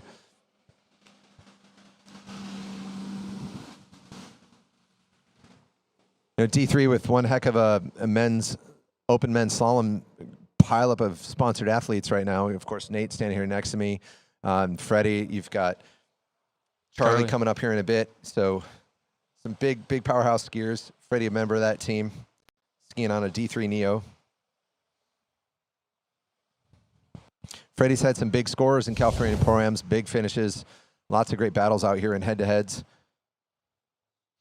I kind of miss the head-to-head. I know some don't like it, but it's just a kind of exciting thing. You get an instant, win or loss. Like it's something that happens pretty quick. And right now we're watching somebody from earlier in the round. Are we getting in? Are we not getting in? Is their score going to hold up? So for me, it's kind of an instant gratification of like a win, a loss, a win, a loss. You can kind of stay engaged a little bit more as a spectator, I think. Yeah, I think that it's really fun for spectators. I think a lot of skiers, they're fun to ski in. The issue that some of the open skiers have, we talked about it earlier, is does it necessarily resolve who's the best skier of the weekend, right? No. That's the trade-off. But they are certainly fun to watch. I think they're super fun to ski in. I remember, Nate, you may have heard me tell this story with you and Freddie in a head-to-head up at Belle Aqua. You went second. I tell this story. I feel like I tell it every year. Chad Scott, I'm in the boat with Chad and Regina. And here, I'll tell you this in a second once Freddie runs his 38. Let's get Freddie through this 38. But this was a fun head-to-head pairing with Nate and Freddie. Here he comes at 38.11.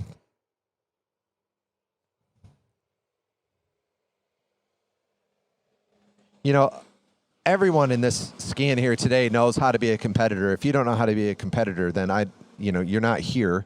But he's a fierce competitor. He's ready to go after yesterday. I know he's going to power through this today. But Freddie went first in the pairing, and he took off the far end of the lake, and you were second. And you said to Chad, who was driving, you said, oh, no, it was the other way around. Shit, now which way did it go? Oh, no, it was. You went second, and you said, Chad, I think I'm going to spray him. And Chad says, I'm going to drop you right on his head. And so you dropped in, and you settled in literally right next to him and put your arm around his shoulders when you dropped into the water. And he looked at you, and he said, hey, mate, I just took a piss. Yeah, I remember that. Yep, I remember. I mean, Freddie, anyone that's ever had a conversation with Freddie Winter, you know the dude he's smart, he's sharp, he thinks fast. And I don't think he knew you were coming, and he came up with that one pretty quick. But no head-to-head this weekend. We're going to do a straight-up format.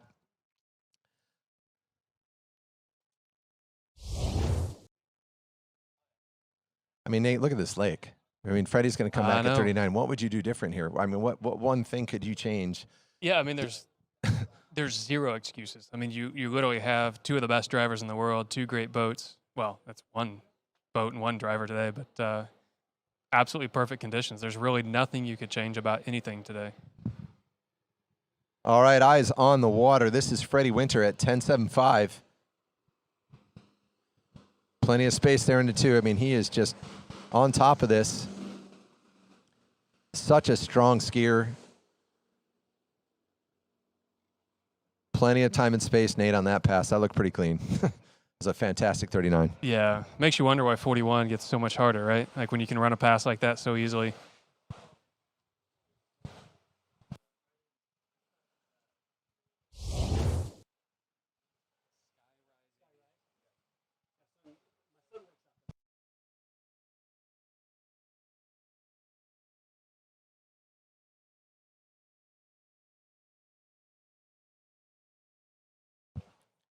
I don't know, Nate, why is it so much harder? Mental. Is it? I think some of it is, but you have to be perfect at everything. You know, at 41, I think the gate shot is extremely critical. 39, you can get away with a little bit of stuff. The gate shot is extremely critical, and you know, I think your confidence level has to be pretty high too. You know, in an event like today, now we're looking at scores. You know, you kind of have to get yourself in, so people or some of the skiers are thinking about that a little bit. But you know, the same could be said as running a fantastic 41, and then you get to 43 and you get a half, or you get one, or you know, I think I got around 2 twice here last year, I think it was. But just I don't know, it's just it's tough, right? Like every skier has their own hard pass, and we'll see 41 coming back here. Well, here we'll see. Freddie looks confident. See how this gate rolls. This is his 41, 10.25. He knows what he's got to do. He's going to get outside of 2. That's a big old 2, and Freddie goes for it every time. I would say that ski went around 3. I would say he made it back. We're going to listen to the judges and let them call this. It's a 3. Yeah.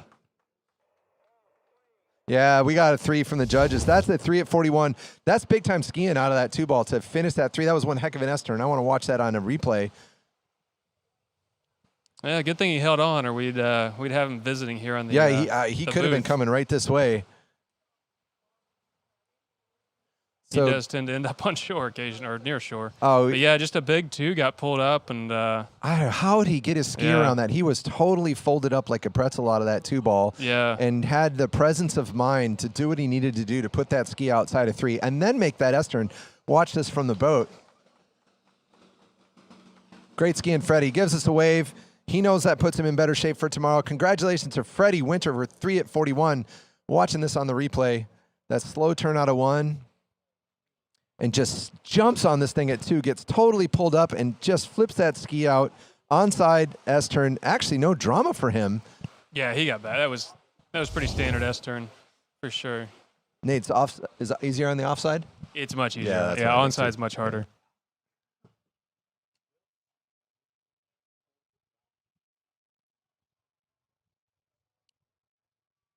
All right, so thanks, Kelvin, for putting that up. That puts Freddie there in a 2-way tie with Will Asher based on Will's yesterday's score of 3 at 41. They're tied for second, and then we've got, geez, how many is that? 4. It's hard to see the monitor in the light. We got 4 2s and 4 1.5s, or 3 1.5s. So we're working with Ryan Nason, our chief judge, to make sure that we don't misspeak exactly how this is going to get resolved. But we are going to have to figure out some ties in order to determine exactly who gets to ski tomorrow. At least it's most likely we do. I guess it's not mathematically clear yet. At least it's not mathematically clear to me. Yeah, Nate. well, and I think, that's why that 3 mattered so much to Freddie is, hey, just let me separate myself from any of that nonsense. And, it helps my seeding a little bit. Doesn't put me top seed, but it at least gets him through and get out of that whole mess that's there.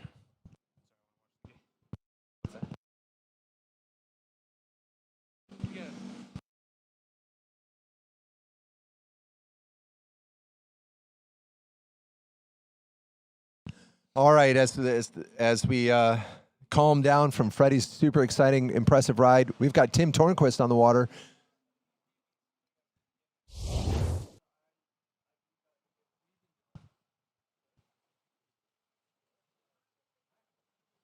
After Tim, we're going to have some heavy hitters in Jonathan Travers. We move on to Joe Poland, Charlie Ross, Will Asher, and Dane Meckler. So some big-time slalom skiing coming up from our open men here. Keep your eyes on the water. Stay tuned into the webcast. At the 2026 California Pro-Am, the 24th event. Been doing it for 25 years. Missed a year for COVID.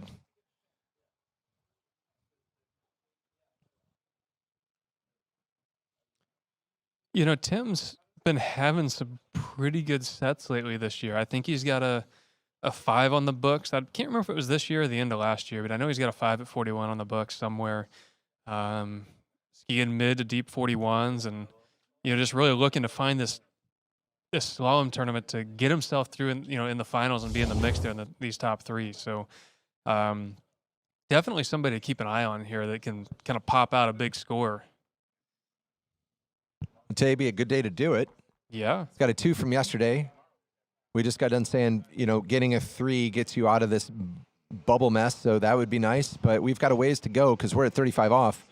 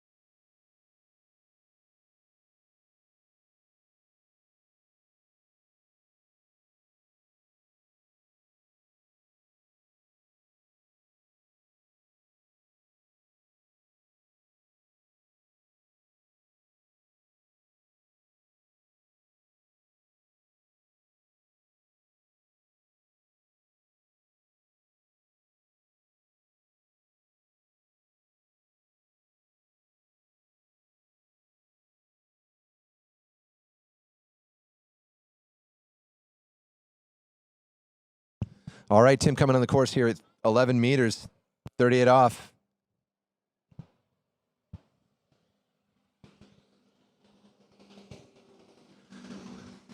Yet another D3 skier, Nate. Yeah, keep counting them. Keep adding them up. I used to be the only one out there. I was everybody like, what is that ski? Is Yellow that X7? D3? What the heck is that thing? And now I'm almost outnumbered by my own company. So it's a good thing. It's a really great thing to see the company pull through and have a lot of other skiers out there, not only just the guys but the girls as well. And heck, top seed was D3 up until this round. Yesterday was a D3 skier for the women. So Yep. Couple of really good shots at taking the podium. I think it was Canada was the first tournament in a couple years there was not a D3 on the top of the podium for almost 2 years or more. Between myself, Freddie, Charlie. So Yeah, Pretty cool. No, that's really cool. It's a great run. I love how you keep track of those things. Yeah, You do- well, I mean, I don't ever forget stats and facts. You know, Yeah, And no, you can never argue with a fact. You're good like that. People can make things up, but People try to argue with facts. Oh yeah, all the time. That isn't anything though. Not just water skiing. We're not going to talk about politics, are we? No. Good. Okay. Unless you want to. Nope. Let's just keep talking about Yeah, water water skiing. skiing's More better. water skiing, please. So this is 39 for Tim Tornquist. Ran this past yesterday. Good start there, Nate. Yeah, again, just a little slow at 2. We're seeing that, taking up that loose line over at the 3 ball on that side of the lake. Really getting down course a bit, but trusting it here at that 5. Yeah, no real drama on that one. Yeah, it's good to see him running 39s. I mean, he's obviously very well capable of it, but sometimes you haven't seen it over the last couple of years. So in his head, he's like, yep, that's what I do every day. But it's good to see him put it together when it matters most at a tournament like this. So, having a shot to come in here at 41, and I know I keep saying I have no idea, but do we know what the cut is, what he's needing to get in here? Is he already safe with his 2 from yesterday? He's safe. So our, Ryan and T-Gas having that, sounds like they're having a runoff for that last spot. Those are the 2 that are kind of on the bubble there. But, these guys are all just kind of skiing for their seating at this point. And I know in years past, we're running our event rules, meaning the West Coast team with Greg and Debbie and Ryan and Rochelle and the whole team. We run our rules. And one of the things that was always important is that any last spot was resolved by skiing. Yeah. So if you have a tie for 8th, you're going to go out and you're going to ski it off. And that's the preference. This year we're operating with Nautique's rules, which is great because we're part of that World Series. So it's making sure we understand how that works. Ryan Nason's come down and already told us that's going to happen. It looks like that's already determined. The rest of the seating's not determined because we still have this ride and several more. But here comes Tim. He's at 41. Got a 2 yesterday. It's a big 1 ball. There you go. Going out of that 2 ball. He's going to get outside of 3. He's going to take that 3. Yes, Good sir, for he him. is. Yeah, he's happy. He's happy. That puts him in the mix with some big guys. It does, and it bumps him 1 ahead of Freddie now as well because he's got the better backup there. Yeah, he's happy with that. I think if he really had to, I think there could have been a commitment there at 3 to turn this. I mean, 1, looking at this replay, just a little slow, but, he committed here at 2, really opened up wide. And I don't know. I think he could have turned that 3 ball. When I think he watched had it the live, space. that's what I thought. Yeah. But I think he knew that's what he wanted. Again, you can't. I think that's a smart move, right? Unless you're sure. Yeah. Unless you're sure. Like, take the 3, right? Yeah, I mean, seeding might matter tomorrow. It might matter for a placement, might matter for some of that money that's on the line. But, yeah, maybe he's a little fast over there at 3. But let's give it up for Tim Tornquist. Well done. 3 at 41.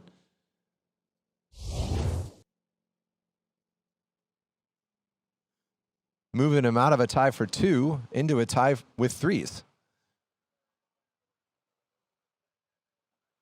Right now it's him, Will, and Freddie. Yep. 3 guys with 3 at 41. But our top seed remains. All right, we're going to go to a quick break here, and we'll be right back. Go to some commercials. We'll see you in a minute.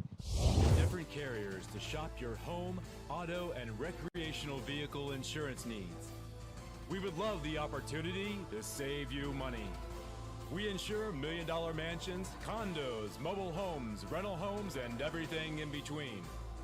We know all about wind inspections, 4-point inspections, and how to get you the right coverage for your particular home. You've got questions, we've got answers. Can you remember the last time you had a rate decrease with your auto insurance? Let's take a look and see what we can do. We know all the ins and outs of getting our customers the best rates, coverages, and discounts, so put us to the test. Don't monkey around with your insurance. Call Dellinger Insurance today. We've got tons of companies to help find you the best prices and the best coverage for your particular needs on home and auto insurance. Go Knights! The mecca of water skiing in Mexico since 1987. Located 1 hour from Mexico City, with perfect weather and ideal conditions for skiing year-round. We have a 3-event artificial lake with a certified course and ramp, plus a full-size Rixon cable park, air-conditioned rooms with spectacular views. Less than 30 minutes away, pyramids, colonial cities, and caves. At the site, we have spectacular local foods and kids' water park available, and the vibe that has always defined Tekeski Tengo, with decades of water skiing history.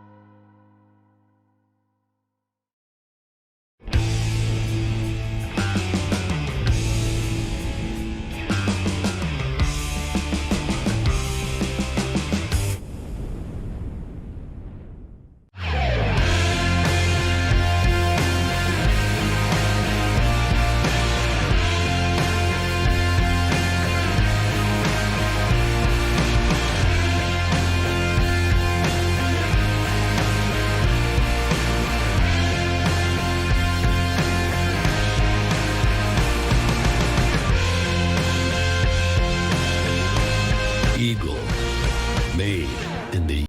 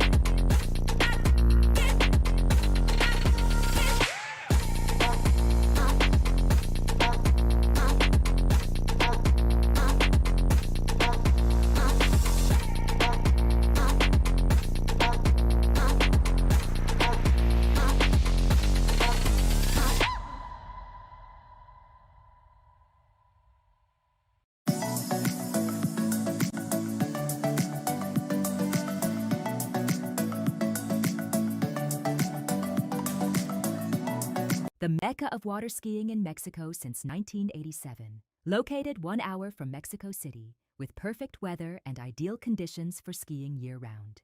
We have a 3-event artificial lake with a certified course and ramp, plus a full-size Rixon cable park, air-conditioned rooms with spectacular views. Less than 30 minutes away, pyramids, colonial cities, and caves. At the site, we have spectacular local foods and kids' water park available, and the vibe that has always defined Tekeski Tengo, with decades of water skiing history.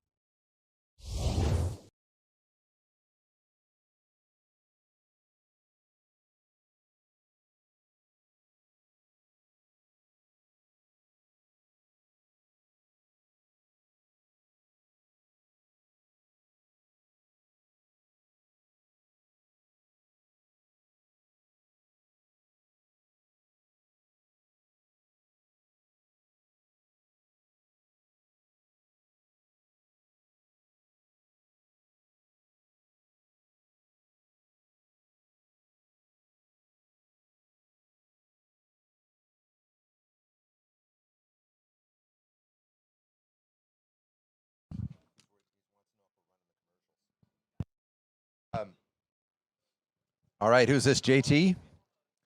Yes, sir, Jonathan Travers. Another powerhouse skier, both in terms of scores and the history he has in pro events, but also just the way that he skis. That guy, he's a strong skier. It's like Freddie, gets in there, it's real power sometimes. John cruising through that 32 off.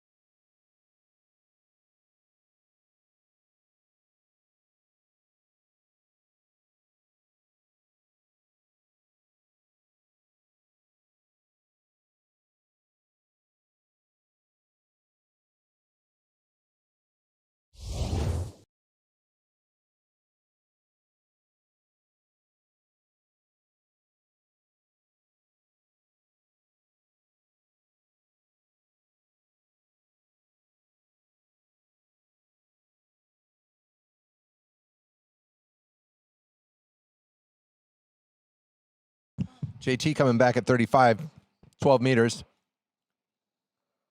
He ran a 2 at 41 yesterday.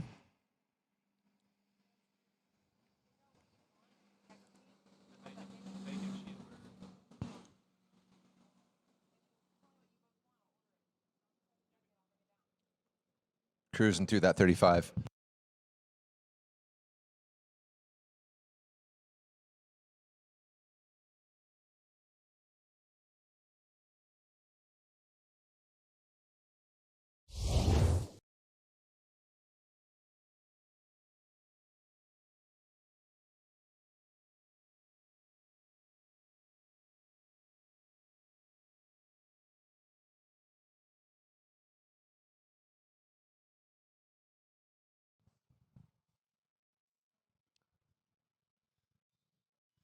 So we kind of get these top seed guys, and there's not a whole lot to say about 32 off, 35 off. They're really just going through the motions here on these couple of passes. Not a whole lot to comment on once until you get to that 38, 39, 41 off pass. John was just at the U.S. Nationals, kind of competing there with the Open Division. Him and Dane kind of battling it out there. I believe tying with 4 at 41. They had 2 rounds this year, so tying 4 at 41 it was the first round, and then Dane taking the win there against him in the second. But another great lake. I mean, Minnesota was fantastic conditions, fantastic lake, and everything about it. But we're kind of here at a different stage, pro event, and really good conditions out here.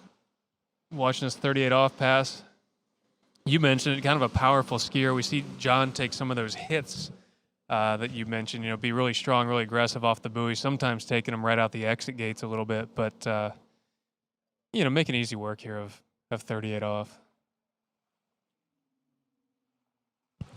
Nate, obviously these guys can start shorter if they want, and I've talked to you a bit in the past about your personal opinion on 32 versus 35. These guys they could start at 35 if they want. They're choosing not to, so I'm assuming that means JT's quite happy to start at his 32, right? If given a choice. He's somebody that opts up a lot. I very rarely see him start at 35. He used to opt up a fair bit, not as much anymore.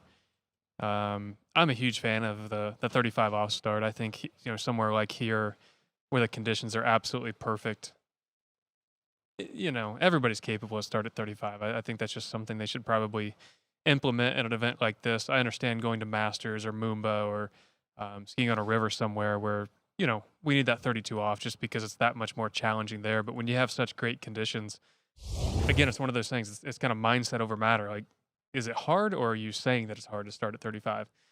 Just with so many guys getting into 41 and down the line at 41 or even running it, just watching 5 and 6 passes versus maybe just 4.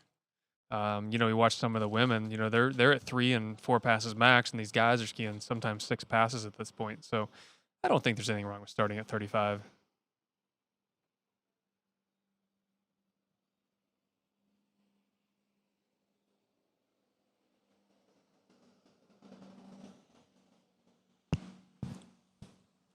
Sorry, caught up in the action here. That's JT crushing 39, right? Yeah, that's a 39 off pass. A little slow there at the start. Really, got into rhythm there the second half.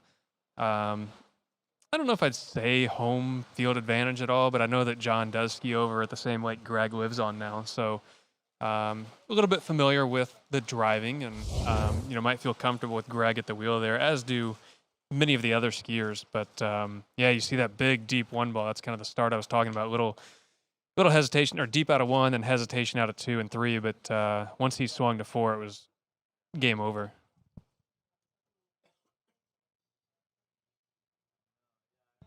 Yeah, I know Greg and Debbie are happy to be a part of that scene down there in Claremont. I know they might ski at Sawmill. JT might come over, or Greg might go over to Travers and ski over there. So it's nice, and Dane's in that mix, Will Asher's in that mix. You're down there too. So I'm jealous of Greg that's the crew that he's signed up with, and yeah, exactly. Good for him.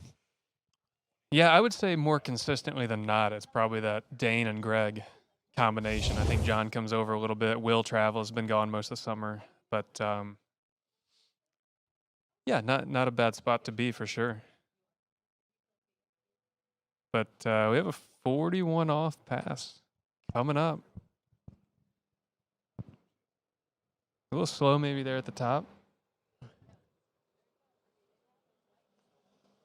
Boy, he went screaming past that 2 ball, but that's going to be a full 2. Yep. He gave a little hand wave in disgust, like he was planning for more. That's back-to-back 2s for Jonathan Travers.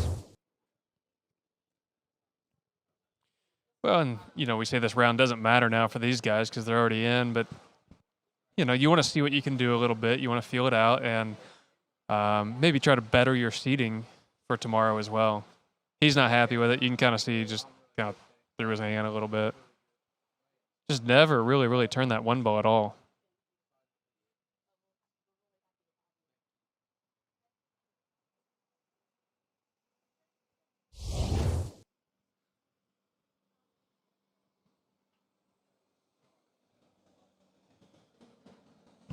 He's another passionate guy, does a lot for the sport.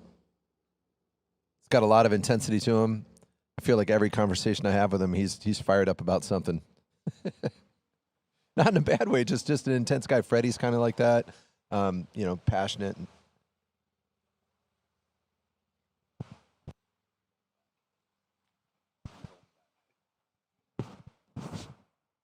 All right, we're moving on to our top 4 skiers in this division based on yesterday's seeding. This is going to be exciting. We got Joel Poland up next. We're going to move on to Charlie Ross. From there, we go to Will Asher, and then our top seed, Dane Meckler, having run that 5 at 41 yesterday.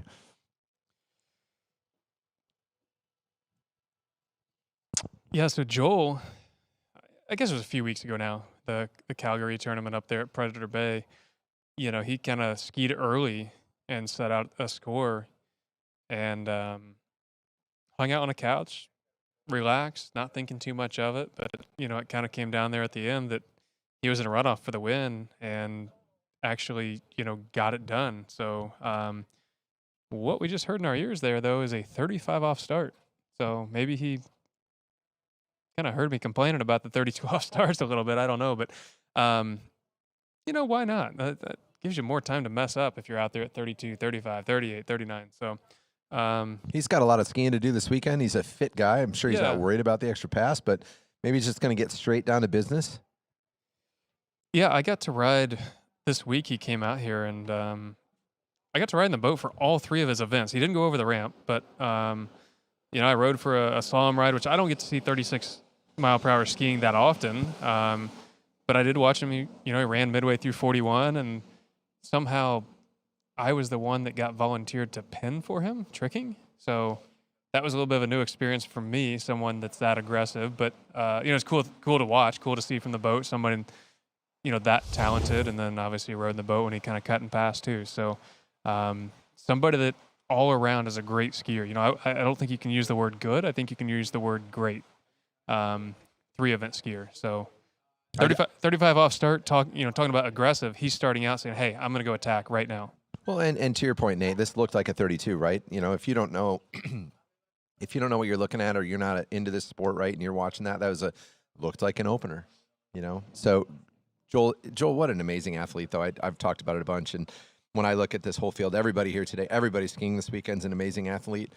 And then some people just have what appear to be these over-the-top amazing reflexes and athletic skills. And I think that's what he has. We talk about those trick skiers from the women earlier, and I think that's what you see a little bit with Joel and skiing. You know, in that practice ride, I watched this whole ski almost come out of the water and pitch him over the front, and reacts to it, puts himself back in a great position, and off he goes. So, and then reverse hand drags the next ball. Yeah, exactly. But this is, maybe there's something he saw. Maybe there's something he felt yesterday. It's like, hey, I like the other end better. Maybe I want this headwind versus tailwind. And but 38, we're getting excited. We're kind of getting somewhere here now. Yeah, I think a lot of the time it's, it could be wind, right, Nate? Some people might opt because of the wind. It might be you want to start from one end versus the other, independent of weather. Just, I want to get a start from this end, some lake that's not the same on both ends.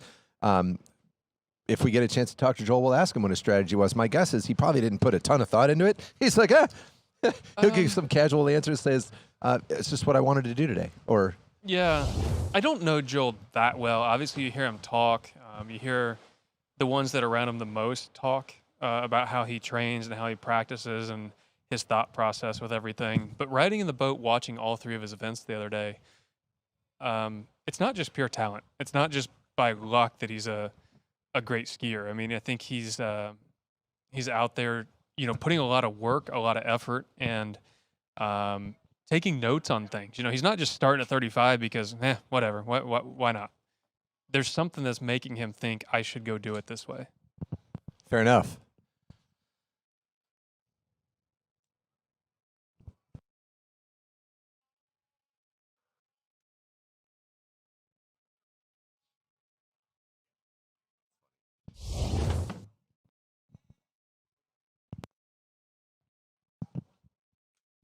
So here we go, 39. The first time we're seeing this off the dock end. And maybe that's what he wanted. There's a little bit of a head breeze right here. Just a bit. Perfect little texture on the water, perfect conditions, perfect little head breeze if that's what you want for a headwind, which is what most skiers do. Kind of a little straight to that 3 ball, and he had to do some work to get around 3. But he's Joel Poland.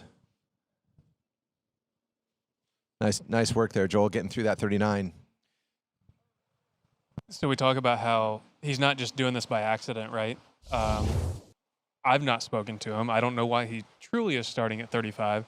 But what I do know is he skied better at 41 from this far end in practice than he did the other end. So is that something he took note to, wrote it down, said, hey, this is kind of how I did in practice. Let me try it in the tournament and see if I get a better look at it. Like I said, I think he's a lot more technical than what people give him credit for. So, Nate, when you go to events all over the world, just kind of, how often do you feel like one end's better than the other? Is that something that happens a lot, or is that rare? When you go to an event, how often do you feel that? Well, I think if you get beyond or get past what everybody else's thoughts are and what everybody else is talking, it's very easy to fall into that trap of, well, everybody else is doing this, everybody else is doing that, or everybody else is saying this. So you must feel like that, right? Well, get past all that and make your own conclusion on what you actually feel out there and trust yourself. And each end is different. I mean, obviously it's a visual. This end has a shady area, has a big tree. That end, you're staring at a bunch of people staring at you through the gates. So there's differences at each end. And, I take notes. I have everything in a spreadsheet of scores, drivers, lakes, conditions, all that stuff. So, but yeah, we have Joel coming in here 41 from this end. Pretty good one. Oh, man. Oh, just another skier going big. He had his eyes set on 3, and it looked like he had a really good chance of going to 3.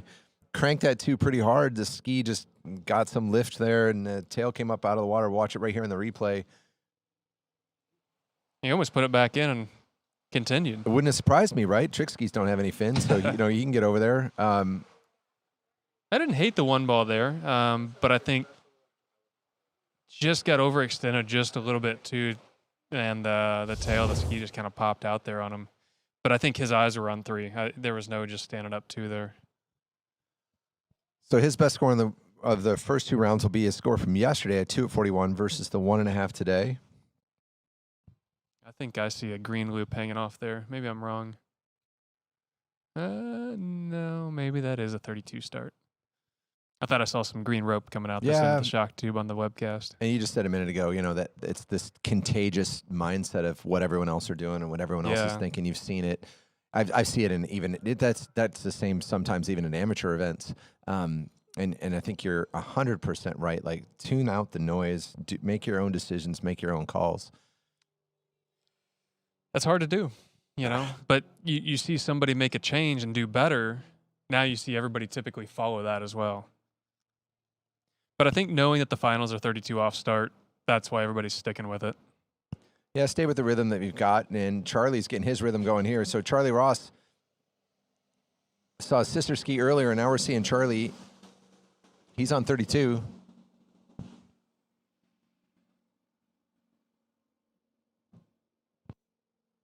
I think if we saw a 35 start in the finals, I think you would have seen everybody that doesn't have to get a score. I think you would have seen them start a line shorter. Yeah, why not practice what you're actually going to do, right? And go out and simulate the conditions you're going to have in the final. Yeah.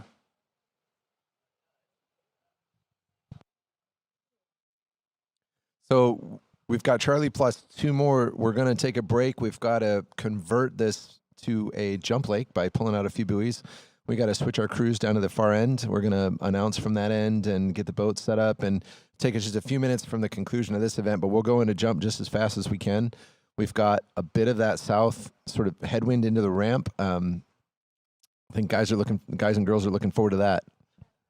And let's not forget, we have Charlie here, Will, and Dane. There is a runoff currently after these 3 skiers between Ryan Canepa and Thomas DeGasperi. Thanks, Nate. Let's not forget that. That is important.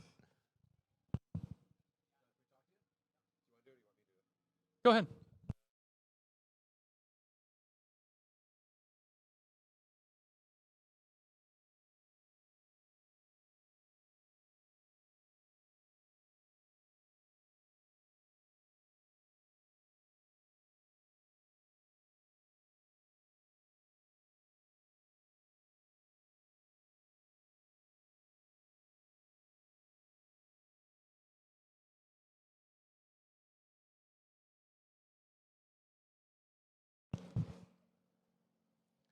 All right, there goes Charlie through that 35, and I'm on the shore here. Happy to be here with Joel Poland. Joel, it's fun to watch you ski out there. Nate and I were just chatting.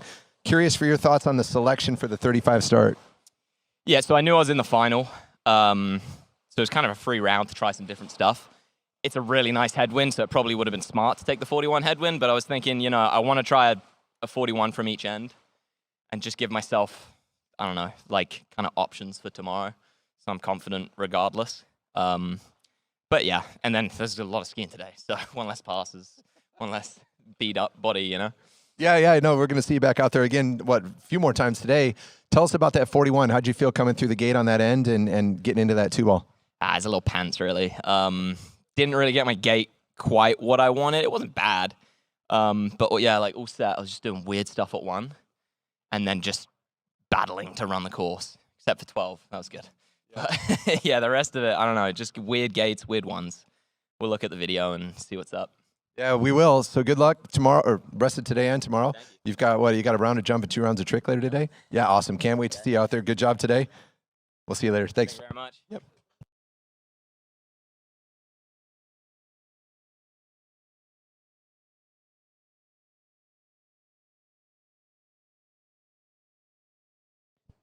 All right, back to the action on the water with 38 off. Here comes Charlie Ross.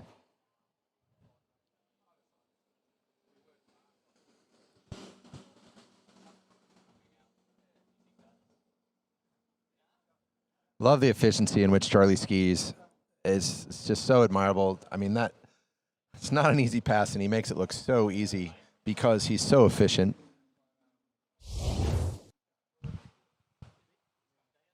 And aggressive where he needs to. It's not like he's just cruising, although he makes it look really easy. There's plenty of angle. There's plenty of load. There's plenty of attack. Oh, yesterday he came in and made some contact with 3 ball at 41. Official score was 2. He thought he got a piece, but anyway, the score in the books was 2.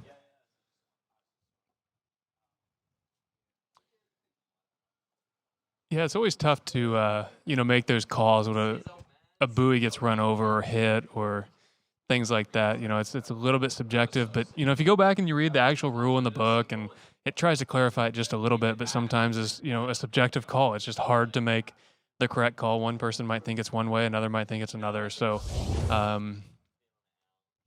but Charlie's capable of doing much more than that. So he is. You get two rounds here, and I heard you interviewing Joel there. I was interested about the 35 start. Like I said, there was more to it than just, let's just do it. He said, okay, I want to see what both ends feel like. That way I have an option for tomorrow of what I think I like better.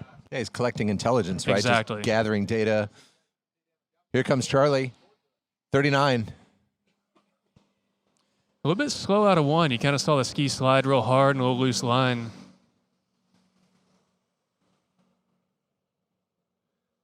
Powerful out of 4, or out of 5. But you'd like to say that 39 is not a hard pass for him anymore, right? I guess just another pass in the book. Getting him ready for this 41.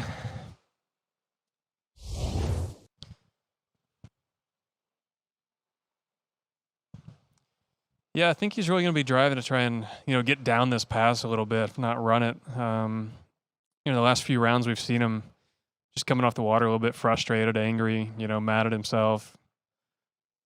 So he's due. He's due to pop one out and go run it. The earlier part of this year, he was running it more than he was actually missing this next pass at 41. Yeah, a lot of skiers with that kind of slow exit out of 1 and then 2, and then he seems to kind of just accept that.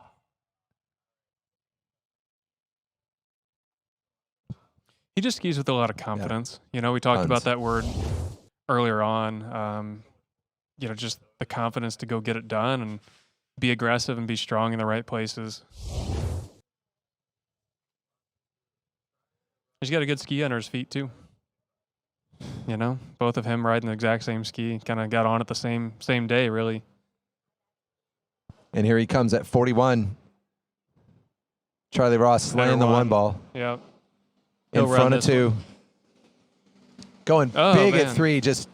I think he had his eyes on 6 there. He was nice in front of that 3 ball and took an aggressive turn there. We see spray.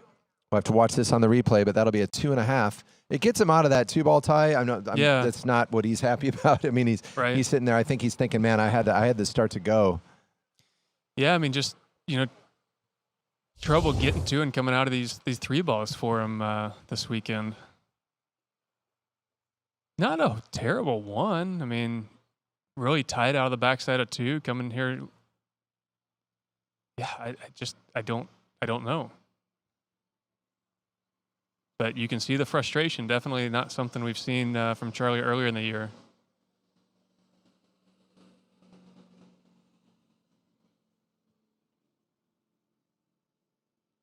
Kind of a fall that we saw Freddie have out of the 2-ball yesterday. It wasn't awful, and then just loaded and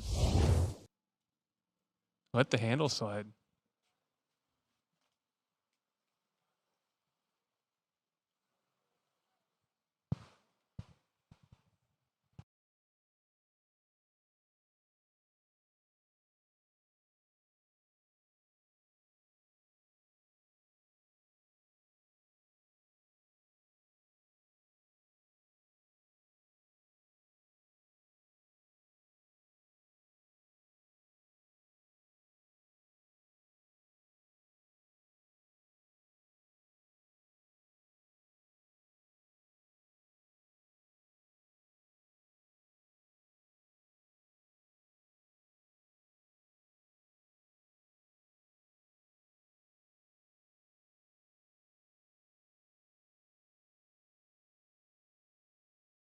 All right, there's our leaderboard.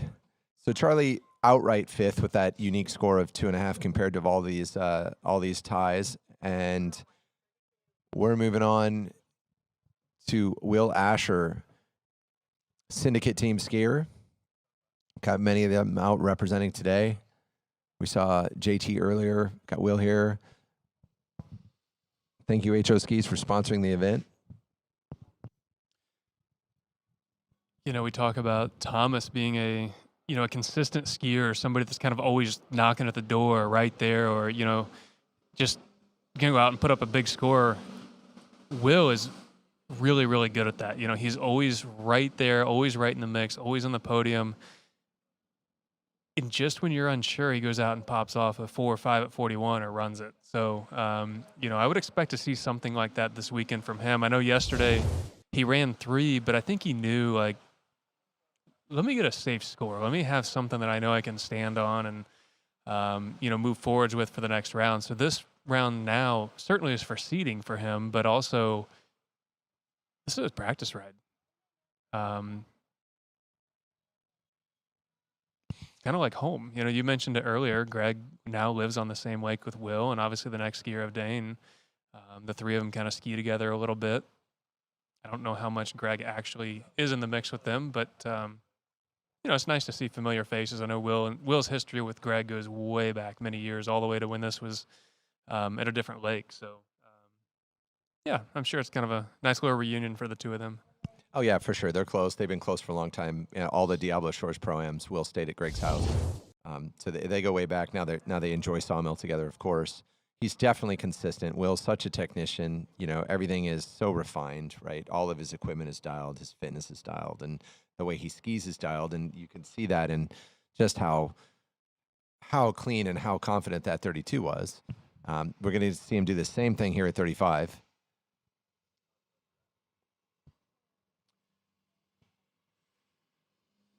I mean, one of the things we kind of always watch Will, or what stands out for his technique is his 2-4 side. He always has such a big 2-4 turn, even though 1-3-5 sometimes isn't always the best. I mean, don't get me wrong, he has great offside turns, but that 2-4 is one that you're like, if he gets down course, he's going to turn big at 4 and get right back in it. Yeah, it's like he just knows how to tighten that turn if he needs to. So if there's no drama, he just cruises around 2-4, gets on the line and goes. If he's a little fast, a little narrow, and he needs to tighten that turn up, he just rips that ski around, rotates that 2-4. I talked yesterday about how Wade Cox always would talk about Willie's 2-4. But yeah, he knows how to. There it is. Great look at it right there. He's another one that gathers a lot of information. I've not skied with him much, but I have had some sets with him, and he just he likes to ask questions. He's open ears. If you start talking, he is fully invested in your the words that come out of your mouth and what you have to say. Whether he agrees or disagrees, he's going to listen. And he's going to sit there and process what you think and be like, hey, what piece of that can I take and make myself better? And he kind of says that in a lot of his interviews these days of, I'm just out here trying to learn from the other guys, and hopefully they can learn from me as well. But he just likes to piece things together. He enjoys the process and just being out on the water. But he's a heck of a competitor. He's a Brit. He just They're has tough. that They're all drive. tough. Yeah. They grow up tough. A lot of these guys following the mold of, Andy Mapple and learning everything they can from how he approached things. Yeah, those are shoes that I'm not sure you can fill from Andy. We try, but I don't know that we really can. Yeah, it's just learn what you can, from somebody that achieved what he achieved and went about it the way that he went about it. I think that's why it's important to listen to the ones that have been around, for so much longer. Fortunately, with Andy, I was able to spend a lot of time with him designing Nautique boats and testing different things with Zero Off and just kind of listening to him and how he went about his day of thinking, the process he thought about what the boat's doing, what's my ski doing, and all that. And I think, Will is kind of an image of that as well, that he's always trying to better himself and always looking at what can be better. So people like that I try to listen to, because even though I got a lot of information from Andy, I didn't get all of it, and I never will. And you hate to miss out on that kind of stuff. Just like Freddy Krueger and Jump. It's the same thing. I was just where I was going to go there. When you think about Andy and everything you were saying about the way he went about everything, from boats to crews to ropes to skis to technique, Freddie's the same way. The consummate professional, right? It's crazy. And he's another one you just want to be around and listen, how he approaches it and take away things. And then, Will's in that same camp. He is that same type of person, right? Yep. 39 coming up. All right, Will Asher at 10.75. Pretty tight one, Nate. Pretty good, too. Yeah, I mean, there's not a whole lot to say about this pass. Probably one of the better, if not the best 39 we've seen all day. And, you mentioned earlier about bringing the hand up and over. Sometimes you see that from Will on the 135 side. He drops that shoulder down low. It's more of a signature move. He kind of drops that left arm down low, sometimes really far forwards in some of the still images that you see, but then brings that outside arm kind of up and over. We can see in this replay here just a little bit. For me, usually when my hand comes up and over, it's an indication that I'm narrow. But, you can kind of see it here. Maybe it was the 5 ball. It was. But he's not narrow. He's not down course. He kind of came up over the top there on the 5. But yeah, it's just kind of his style a little bit. Yeah, there's more than one way to get it done, right, Nate? I mean, there's certain things we all have to do to be successful in this sport, but then there's some choices that some of us make. Well, it's like fin settings and all that. Like, if I give you my ski and my fin settings, is that going to make you run 41? Probably. Well, you could probably sell a lot of skis if it did. Yeah. So it's all about finding your own way, doing it your way. And I think that's the important part, is when you find your way and do it on your own, that's what makes you the better, more consistent skier. But, 41 coming up, definitely very capable of running it, knowing there's not a whole lot of pressure. Maybe he could kind of play around with the seating here a bit, but get a good shot at it and a good look for tomorrow. Yeah, there you go. Get a look, right? Absolutely. Here we come, 41, 10.25, Will Asher. There, that handle was low, Nate, like you were talking about, and then Big he is big in front of 2. Is this going to be the one where you called it and said he was going to pop one at one point? Man. Look at that. Well done, Will Asher. That's a 3.5 at 41, and he had that thing going. He turned those first couple buoys, and he was on his way down that lake, so close to hooking up out of that 4-ball. Let's watch this on that replay, Nate. Fingertips. I mean, that's Will Asher 2-ball, right? Coming through his own spray, really committing at 3, maybe just a little slow on the backside, but man, I thought this was going to be quite the turn. We've seen this a little bit this weekend of skiers just kind of falling out the back and then losing the handle across the wake. I'm not sure what that reasoning is. As you mentioned, 1 was a little slow, maybe a little slow, a little narrow on the gate, but coming out of 2, I thought he was going to be okay. I thought he was going to make it all up here at this 4, and I think he did too. Going to be a little bummed, I think, because the writing was on the wall to run that 41. Definitely shows that he's capable of doing it, especially tomorrow. I don't know. Maybe you can get a chat with him when he walks by. We'll see if he.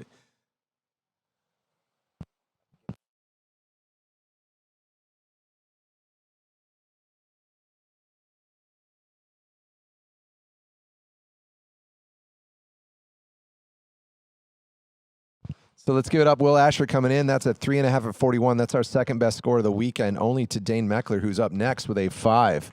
Well done, Will Asher. So thanks again. Here we go with the leaderboard. Dane Meckler first and 5 at 41. He's coming up here in just a moment. Will with that 3.5 you just got to watch. Tim and Fred tied with a 3 at 41. Charlie outright 2.5 at 5, 5th place. And then we have Joel Poland and Jonathan Travers tied with a 2. Tebow, Tegas, and Ryan tied with, I lost that. Was it a 1.5, I believe. 1.5. After Dane, we will be moving right into a runoff. Stay tuned for that action. Yeah, I mean, runoffs, it's not something you really practice for. I'm sure every once in a while you think about it. Oh, maybe I should go do this. But I don't know. I don't think I ever have gone out and said, let me start at 39. I mean, I guess I have in a tournament a couple of times as a joke. Somebody's like, you should start there. But I've never gone out and started at 41. But that's what they'll be coming in as, that 39 pass. But we've got Dane at 32 off. He has secured the top seed already, so this is merely just a absolute practice ride for Dane today. But this is a place that he loves to ski. He skied well here. Every time he comes, he ran a 5 earlier, and I think this is an opportunity for him to go try and run this 41.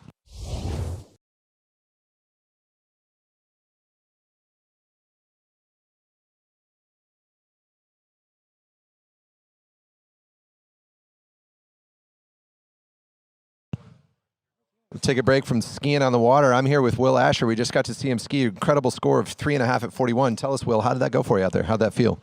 No, it felt good. I always remember speaking to Bob Lapointe. He's like, hey, California lakes do ski different. And coming from Florida and then to here, I think it's just understanding maybe what the lake is telling you to do. Had a bit of a different game plan, and it felt good. Like, I actually feel great on my ski. I'm having fun. Obviously we got Greg, he's my neighbor now, but yeah, I don't know. I actually don't know what I'd do differently. Well, that's not a bad spot to be. I mean, that was great work. Nate and I were talking. It was time for you to pop one. You've been out to many California Pro-Ams. I'm not sure. Have you been to every one? I missed last year and then maybe one in the past, but pretty much everyone since. I didn't do the first few. My first was maybe 2005 or 6. Okay. Yeah. Since Debbie had the pink room for me in the Dabbler shorts. Well, awesome. Thanks for stopping by. Great skiing. We look forward to seeing you out there tomorrow. Thanks, Will. Thanks a lot. Yeah.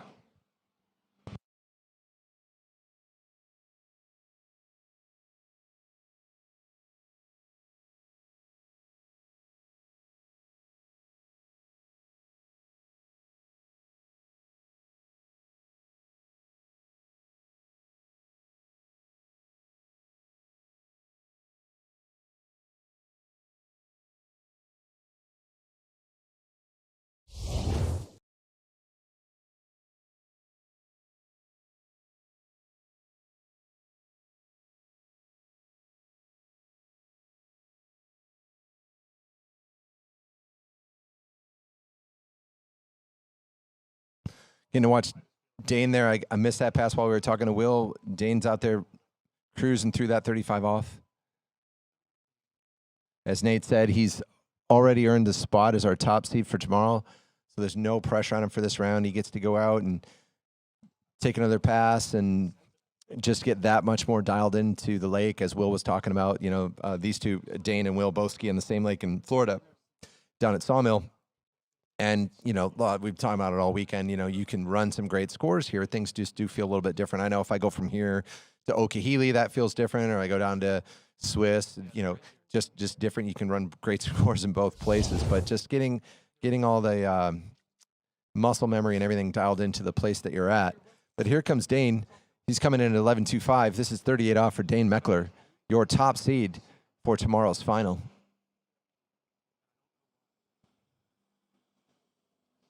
If you're a lefty, you should be watching this. Look at the way he moved that ski from 5 to 6. That's incredible. Well done, Dane. Great skiing.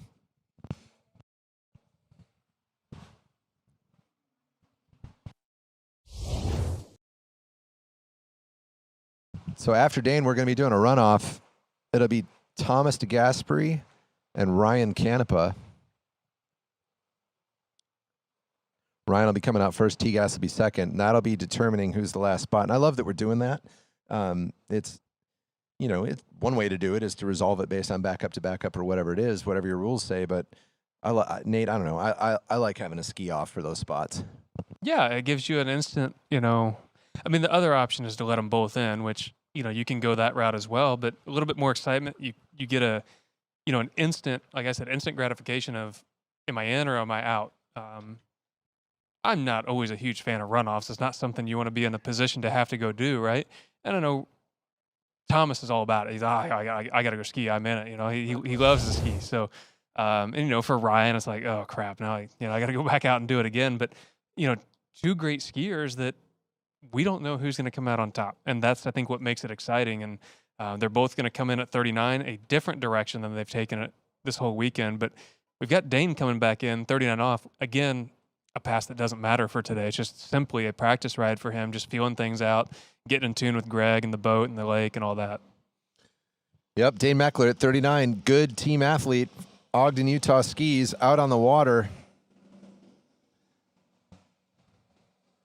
Just getting mesmerized by how Dane's working his way down the lake at 39.5 off. Well done, Dane, putting that good team pro around all 6 buoys and out the gates. That's one of the best 39s of the whole day, for sure. And it's kind of a unique situation.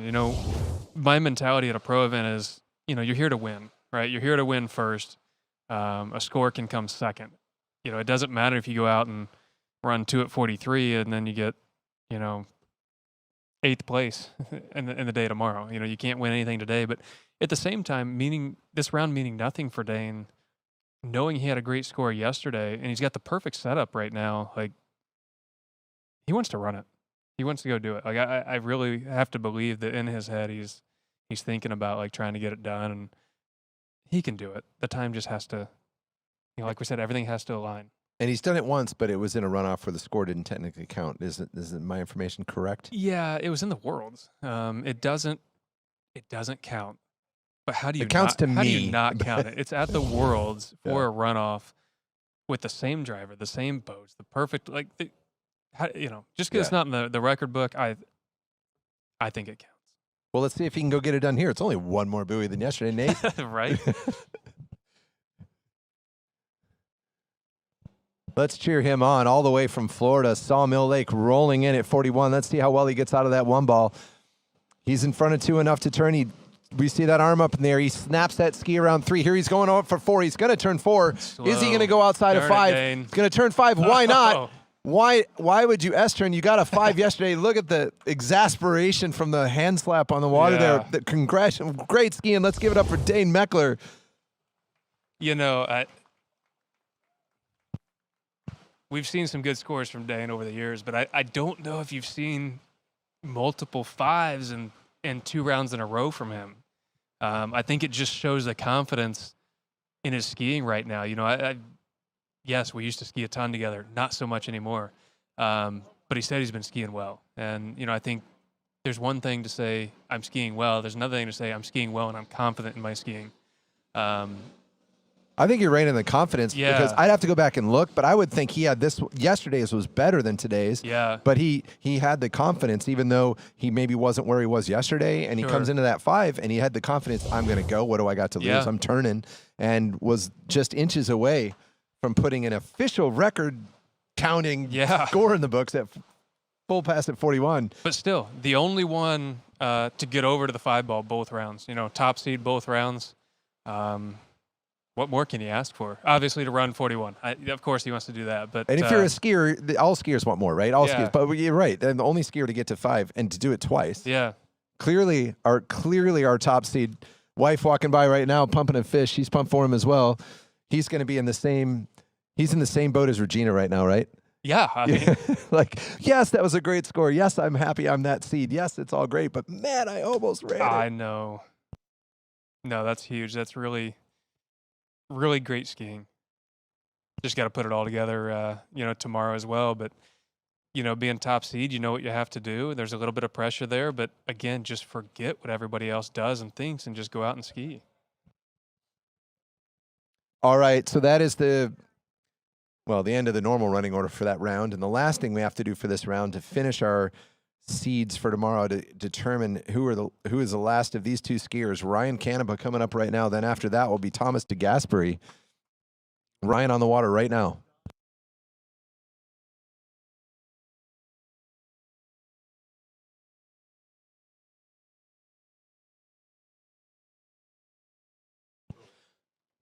All right, so we have Ryan Canepa coming in. This is a runoff for that last spot. It's going to be 39 off the dock here.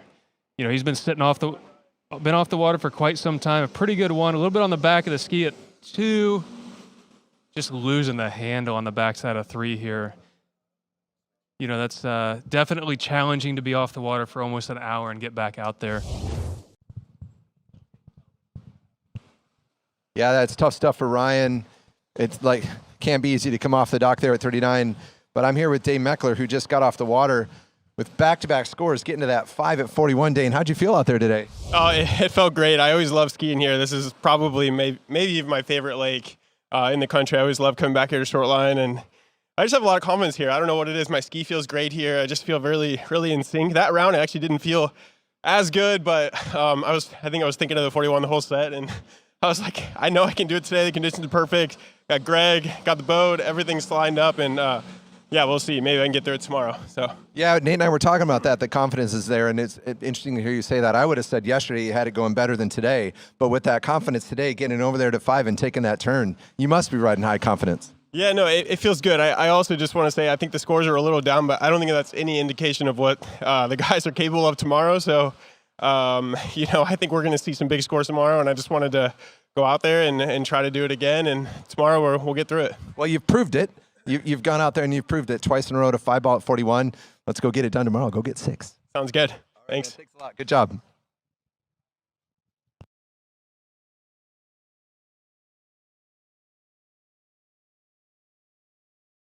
Plenty of action here in the water, hard enough to even just keep track of it all. Big scores from Nate. Then we've got the runoff. Ryan's got to come out there, cold 39.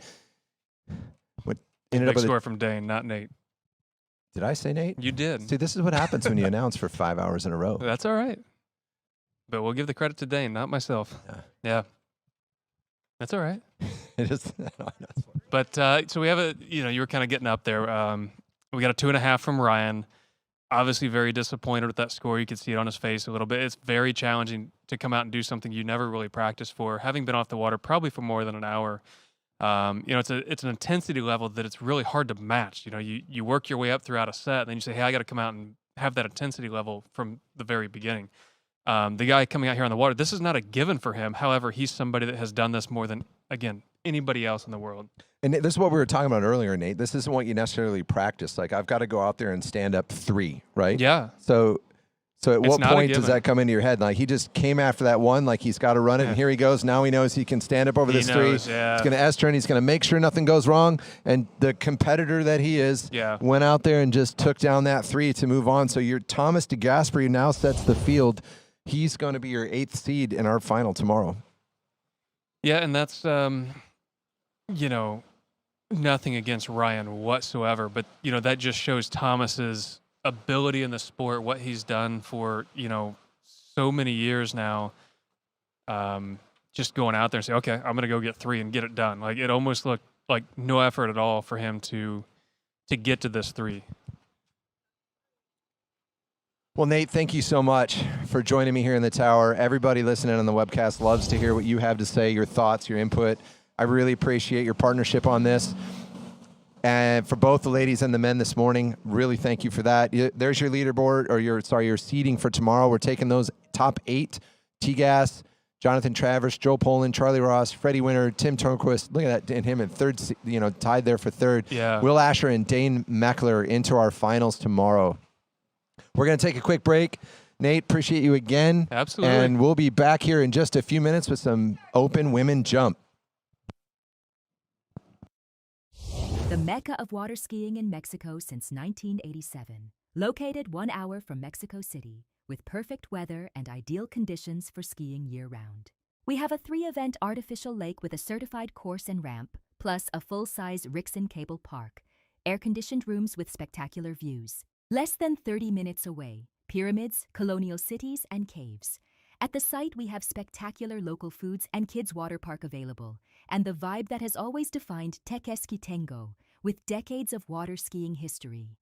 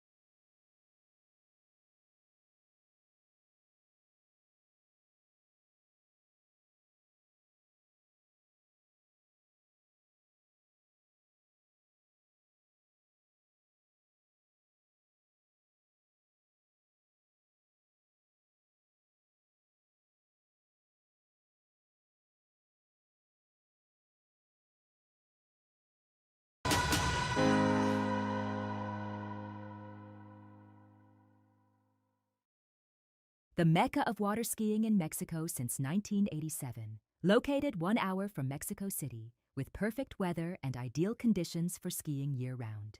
We have a 3-event artificial lake with a certified course and ramp, plus a full-size Rixson cable park, air-conditioned rooms with spectacular views. Less than 30 minutes away, pyramids, colonial cities, and caves.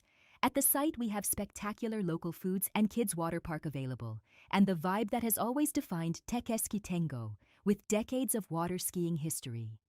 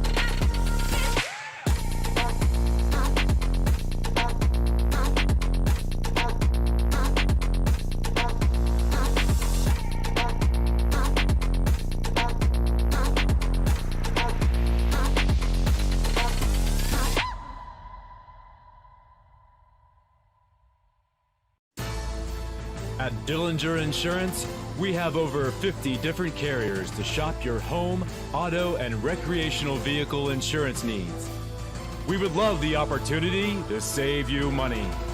We insure million-dollar mansions, condos, mobile homes, rental homes, and everything in between. We know all about wind inspections, 4-point inspections, and how to get you the right coverage for your particular home. You've got questions, we've got answers. Can you remember the last time you had a rate decrease with your auto insurance? Let's take a look and see what we can do. We know all the ins and outs of getting our customers the best rates, coverages, and discounts, so put us to the test. Don't monkey around with your insurance. Call Dellinger Insurance today. We've got tons of companies to help find you the best prices and the best coverage for your particular needs on home and auto insurance. Go Knights!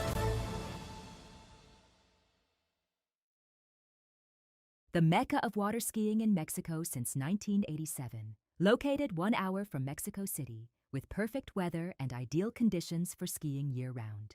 We have a 3-event artificial lake with a certified course and ramp, plus a full-size Rixson cable park, air-conditioned rooms with spectacular views. Less than 30 minutes away, pyramids, colonial cities, and caves. At the site, we have spectacular local foods and kids' water park available, and the vibe that has always defined Tekeski Tengo, with decades of water skiing history. Dream on, dream on, dream on, dream until your dream come true.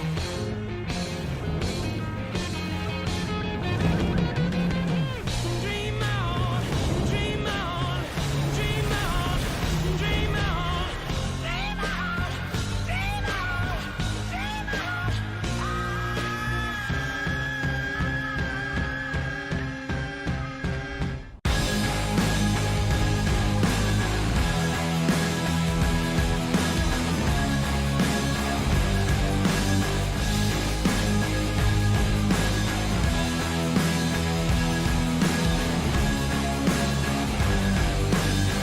World record ropes masterline.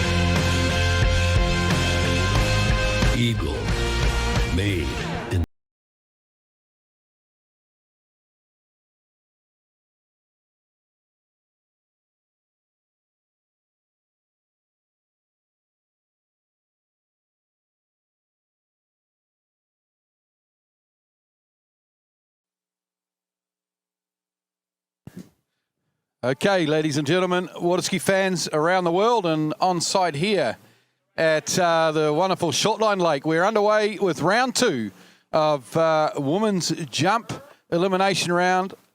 Regina Jaquist is our first competitor. She 43.2 meters or 142 feet was her best jump yesterday. 5 in this field, all going to make their way into the finals. So it's a seeding round.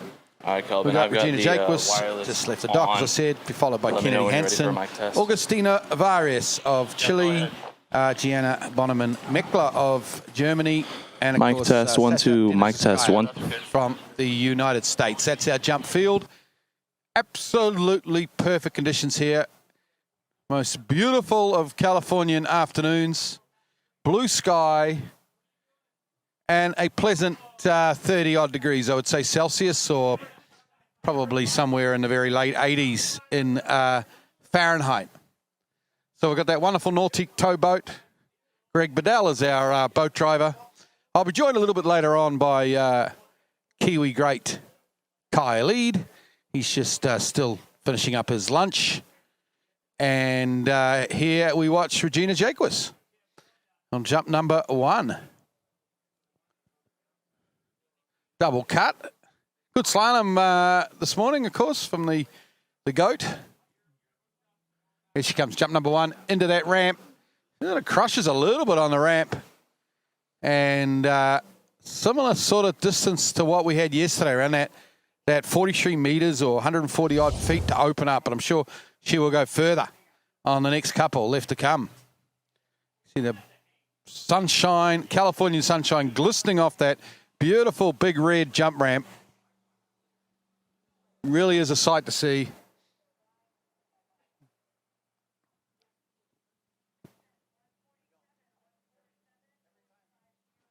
.45 meters there, or 147 feet. So 147 feet, 45 meters.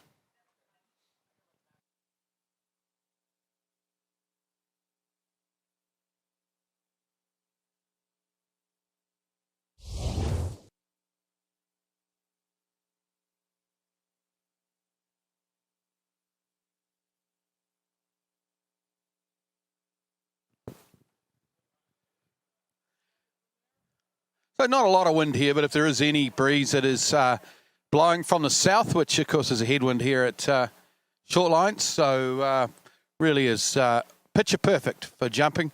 So great pictures coming in here from our webcast, of course. Shout out to Calvin Kelm and this webcast crew doing a magnificent job.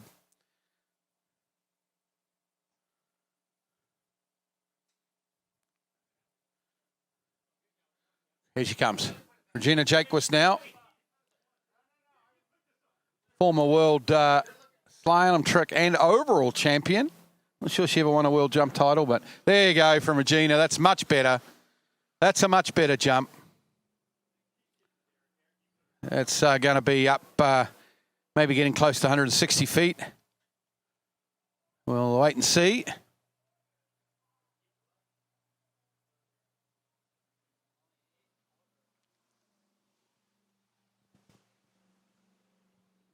.157 feet. 47.9 meters. 157 feet. And that is a much better effort from Regina Jaquist. Just building nicely throughout the weekend in the jump event, because the finals tomorrow.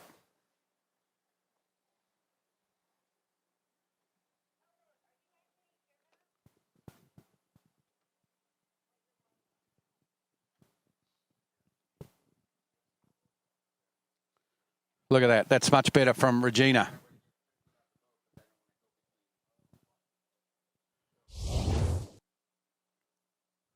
So the program for the rest of the afternoon, of course, we've got some jumping. Not a huge amount of jumping, but the 5 women and then the 12 men will jump their second round of jump. And then, of course, this afternoon there's a fair bit of tricking. So looking forward to that. It's back-to-back rounds, 2 rounds of women's and men's tricks later on this afternoon. Here's Regina Jacquis now. This is jump number 2. You can see there 157 feet is her best so far. Let's see if she can't go a little further. Into the ramp she comes. Decent lift off the top.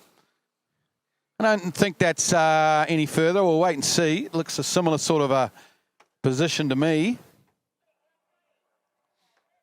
We'll wait for that distance to come through.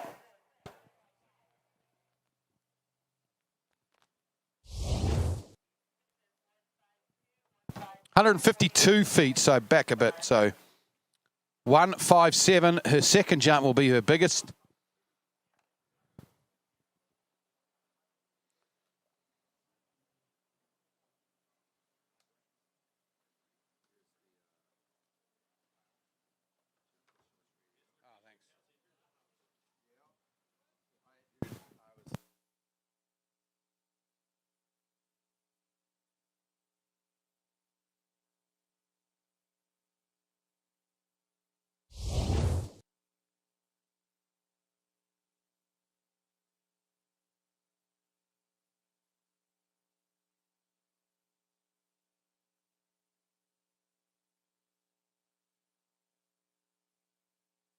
Okay, Kennedy Hansen now, obviously from Florida, representing the United States.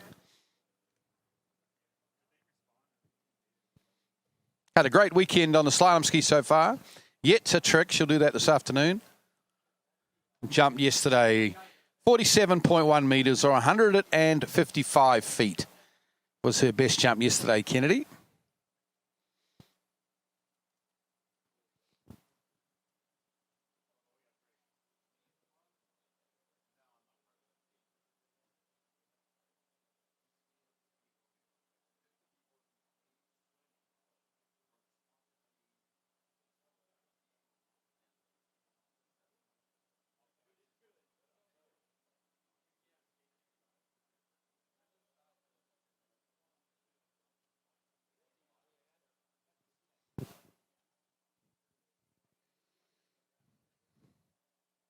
Here she comes, Kennedy.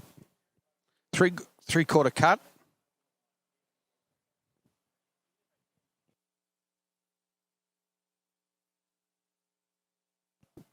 Never really seen Kennedy do doubles. She's always been a three-quarter cutter. But it has been 50 metres, of course, on a three-quarter cut, which is excellent. There you go. Tidy opening jump from Kennedy Hansen. I reckon a similar sort of distance to Regina's best. Remember, Regina's best was 47.9 or 157 feet. I got a feeling that Kennedy will be pretty close to that, pretty similar. 155, I think I see, 155 feet, 47.3 metres. So 155 feet, 47.3.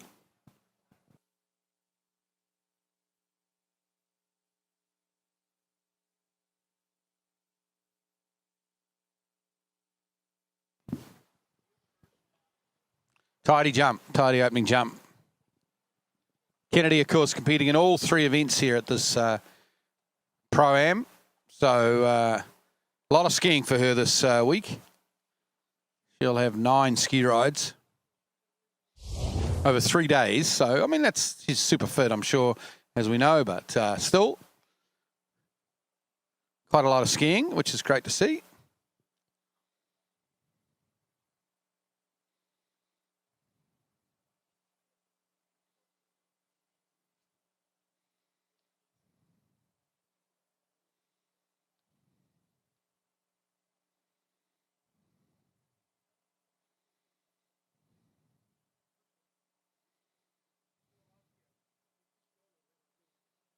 Here we go. Kennedy Hansen now out of Santa Rosa Beach.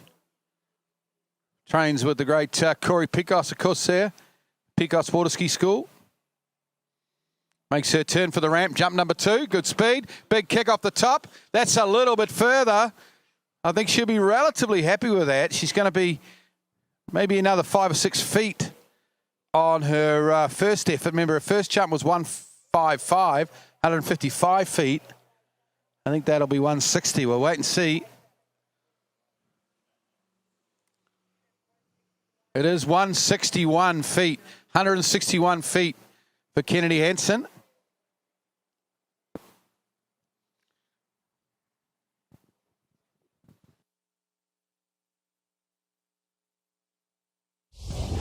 $49.2 meters. 49.2 meters, that one. 161 feet. Kennedy Hansen.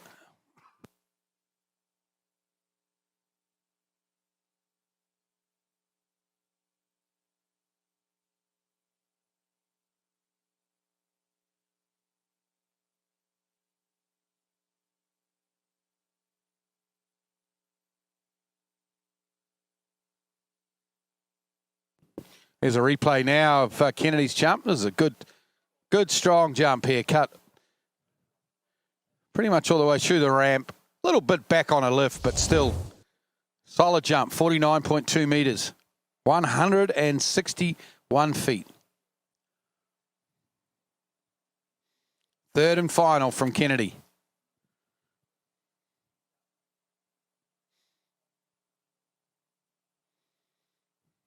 Here we go, 3/4 cut. The lightest zephyr of a head breeze here for this woman's jump, round 2. Into the ramp she comes, lets that one go, passes up. Very similar to her set yesterday where she passed her third jump. He's right up into the boat dock.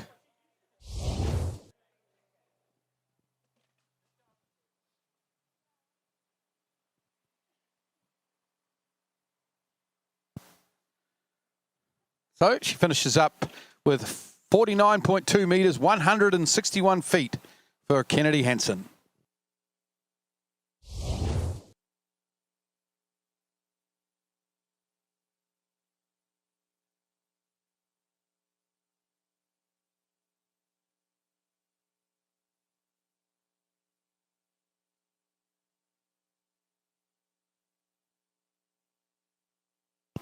Our next competitor from Chile, although she does reside and has grown up in Washington State on the west coast of the United States.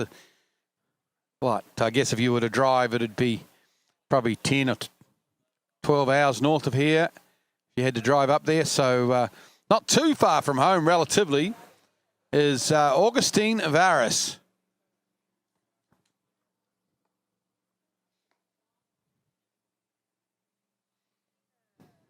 Former junior world jump champion, of course.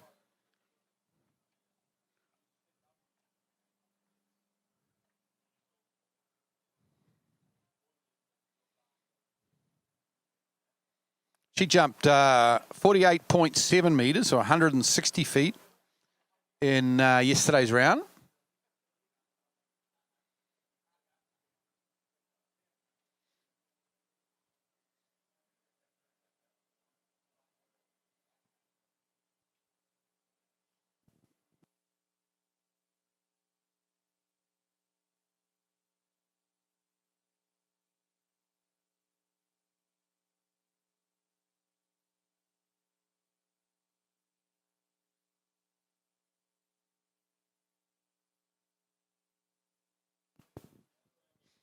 Okay, here we go. Full double cut. Chilean, Augustine Varas. See, she'll be looking to try and crack 50 meters here, I'm sure.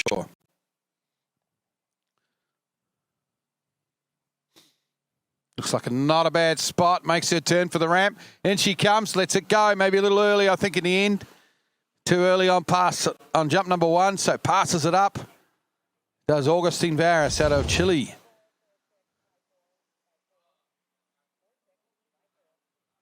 Yeah, just too early there. It's going to need to bring it down the lake. Had quite a few jumpers yesterday that were just a little bit early, but then a few that got caught out a little bit. I know, well, Freddie Kruger was certainly one of the latest cutters. I'm not sure if he got caught out or not, but he certainly went straight out there on his first jump and cut really late. And heard Joel Poland talking about it after he jumped, how he got caught out a little bit. Skis ran on a little bit on the counter cut. It is very shallow, apparently, the lake out on the counter cut for these jumpers. So I guess that would mean faster water. Skis don't sit quite as deep in the water.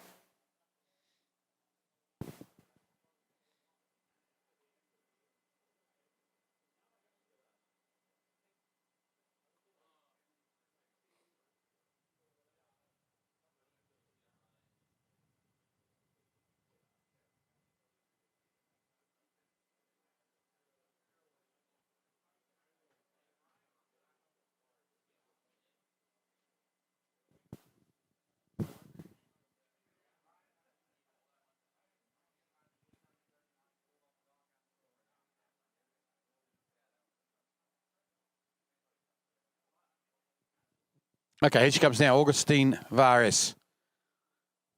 Passed on her first, was a little bit early. Let's see if she can't change her setup a little bit, bring it down a little further. Just clips the 600 football there, just before it. Waits as late as she dares. This is a fraction later, I believe. Into the ramp she comes. Oh, no, she misses a kick on that one. She had some speed, but didn't really get the full extension off the top. And, well, that's not a jump she's going to want recorded. I'm sure she wants to go a bit further than that. We'll wait for the distance. Just didn't get the connection right there. Didn't get the full lift off the top of that jump ramp.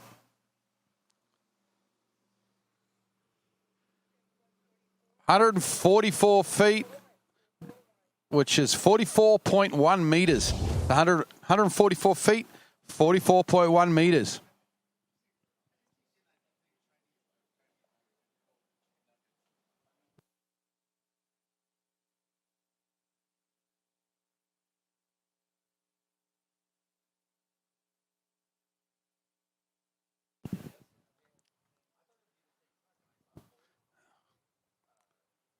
Yeah, just as you see in the replay there, not really getting any lift here.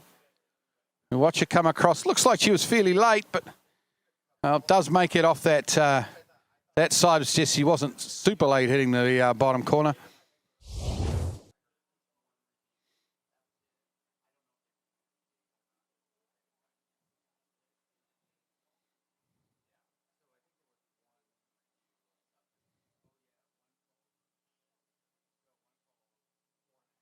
Right, hasn't been the set she was looking for so far, Augustine.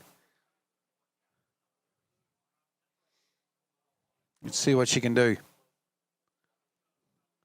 Jump number 3.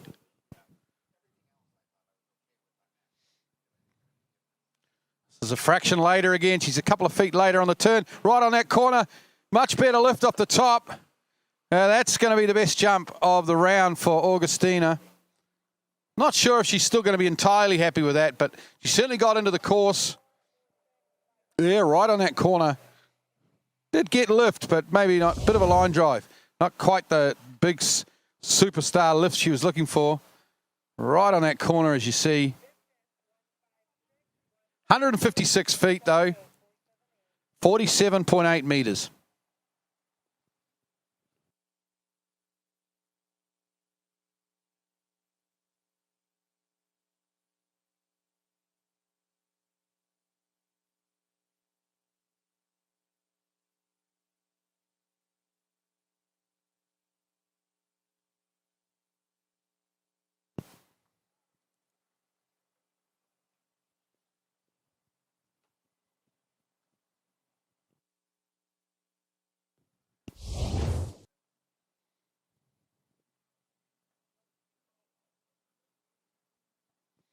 Is our best score so far, of course, throughout this event. Obviously, Gianna Bonneman and Sasha Dennis-Guy still yet to have their second round of jump.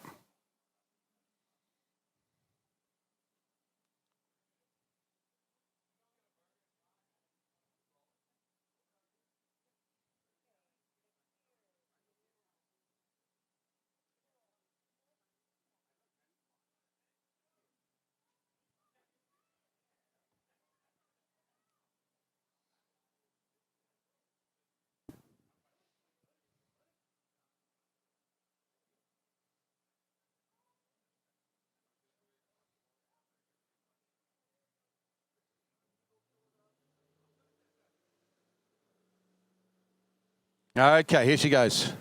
From Germany, of course, Gianna Bonneman, Meckler.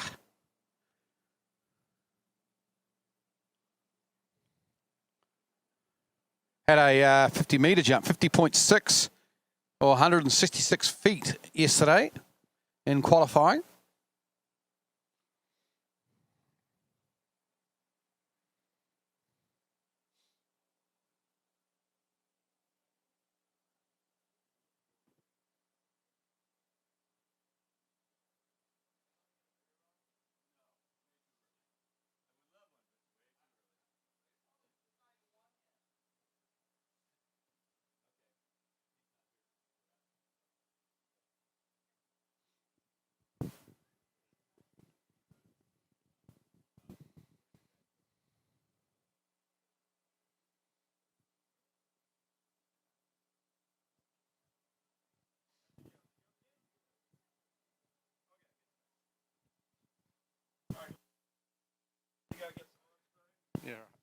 Okay, as I'm about to be joined by the great Kai Lead in commentary. What's Gianna Bonneman now? Jump number 1.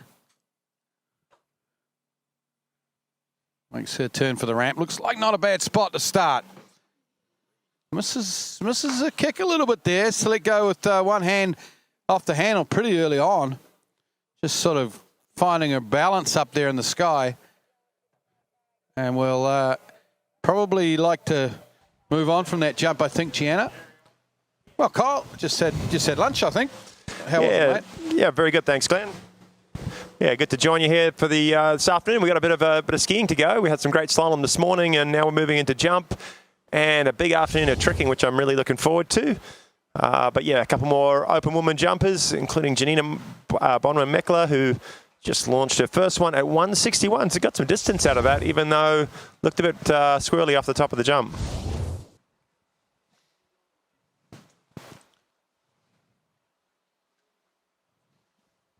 Yeah. Pulling on the arms a little bit, maybe into the base of the ramp. Not quite sure, but Glenn missed the first couple of skiers, but you want to recap the scores for us? Yeah, it's been some improvements, actually. We've had from Regina, we had a 47.9 metre jump. Okay. And we had a 49.2 from Kennedy Hansen. And then a 47.8 from Augustina Varias. So generally they improve. There you go, there is in feet. We had a 161 from Kennedy. Gotcha. I think the 160 from Augustina might have been from yesterday. Yeah, and the 175, obviously. And Janina went a little further yesterday with the 166. So hopefully she can move forward here on jump number 2. Setting up, hopefully she usually comes off the ramp really straight, gets right out over the skis. But that one just feeling a little uncomfortable. I think she's early here. Yep. Slaps the leg and says, you know, that's a little too early. I'm not going to take that. Already got earned her spot through to the final. So a little extra practice here for Janina. She's got a busy day. She slalom really well this morning with a 4.5 at 38. Was not enough to make the final. She was a long shot for that slalom final anyway, but she's going to be definitely in the jump, and she'll be looking to make the trick final too with scores of in excess of 10,000 points, which she's capable of, and that'll be later on this afternoon.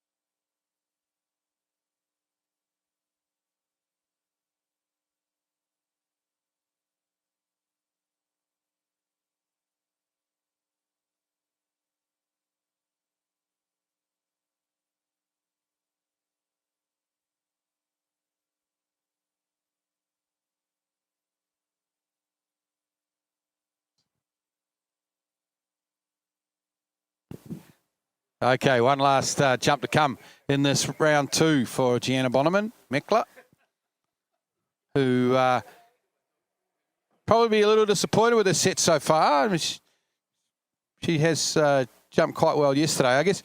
I guess today is about putting those absolute finishing touches on her timing and her ramp work and everything, trying to get it all together ready for tomorrow's final.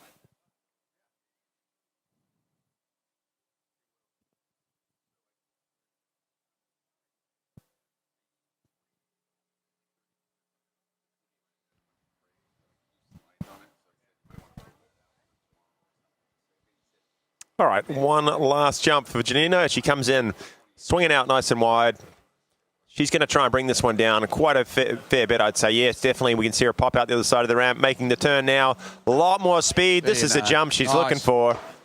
50 meters, right around the same spot as yesterday, I believe. Yeah, I think so. Just a fraction over 50 meters. Could be around sort of 165 feet, that sort of distance, I think. Yeah, hopefully eked out a few more feet than yesterday, but she knows that Sasha did that 175 really easy yesterday. 169 coming through. Further. And yeah, that's going to put a little bit of pressure on Sasha. Very strong overall jump as well.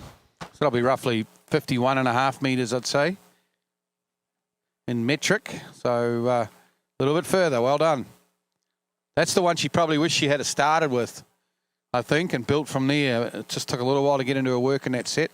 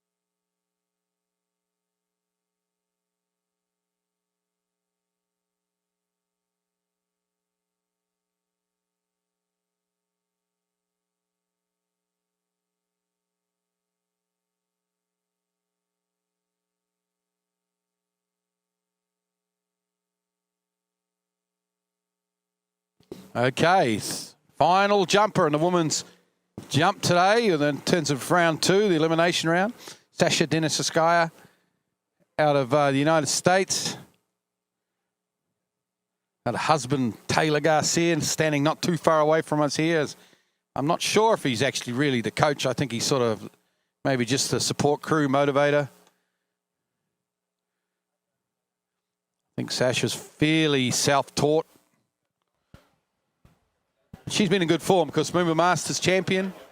Not actually sure why Taylor is here. He doesn't carry the skis. He barely watches. He doesn't coach. Not quite sure what he's doing. Maybe he does carry the skis every once in a while. He's too shy to commentate too. And he's too shy to come join us and tell us all about Sasha's skiing. And now, very supportive husband, flown all the way out here to get behind her in all 3 events.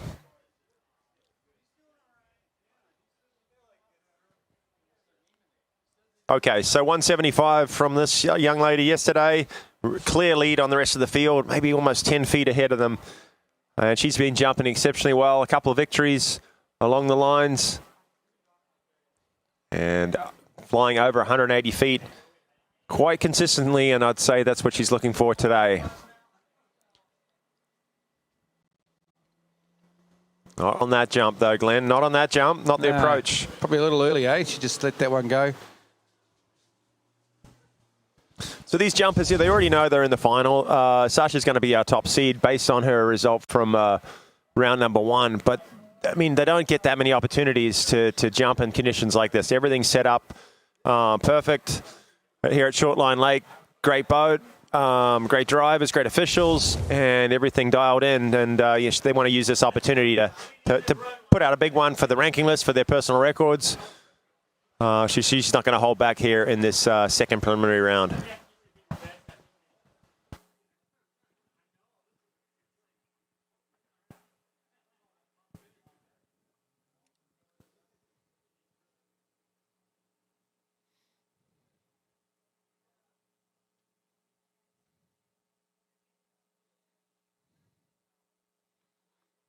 Beautiful afternoon, Kyle. It's probably the weather I came here to get. The first couple of days are a little bit uncharacteristically cloudy for Northern California, so it's good to see that sunshine. It's lovely temperature. It's not too hot, but it's warm enough. It's nice. Yeah, sun's come out today and a little chilly this morning. Look, crisp or clean, but it's kind of warmed up, and beautiful afternoon for water ski fans to be up the side of the Shortline Lake, cheering along their favourite skiers.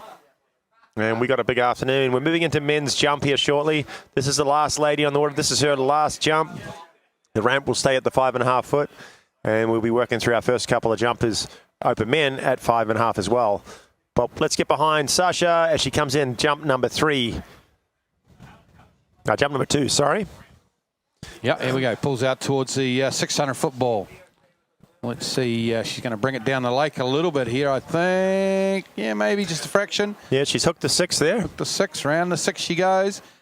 Hangs out wide. Looks nice and wide. Looks like a good setup here.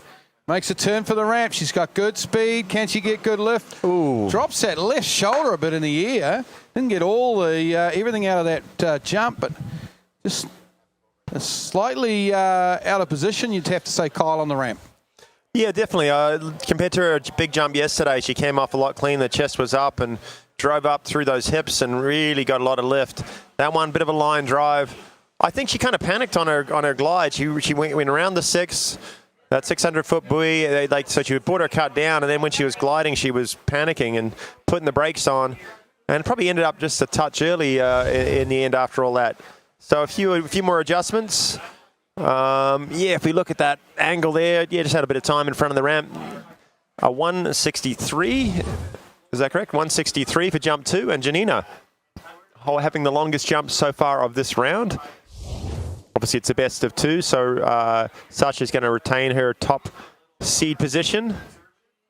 And these girls will be battling it out again tomorrow, about midday it would be. I think they're going to start with slalom tomorrow. Jump will be next, and finishing off this event with the tricks.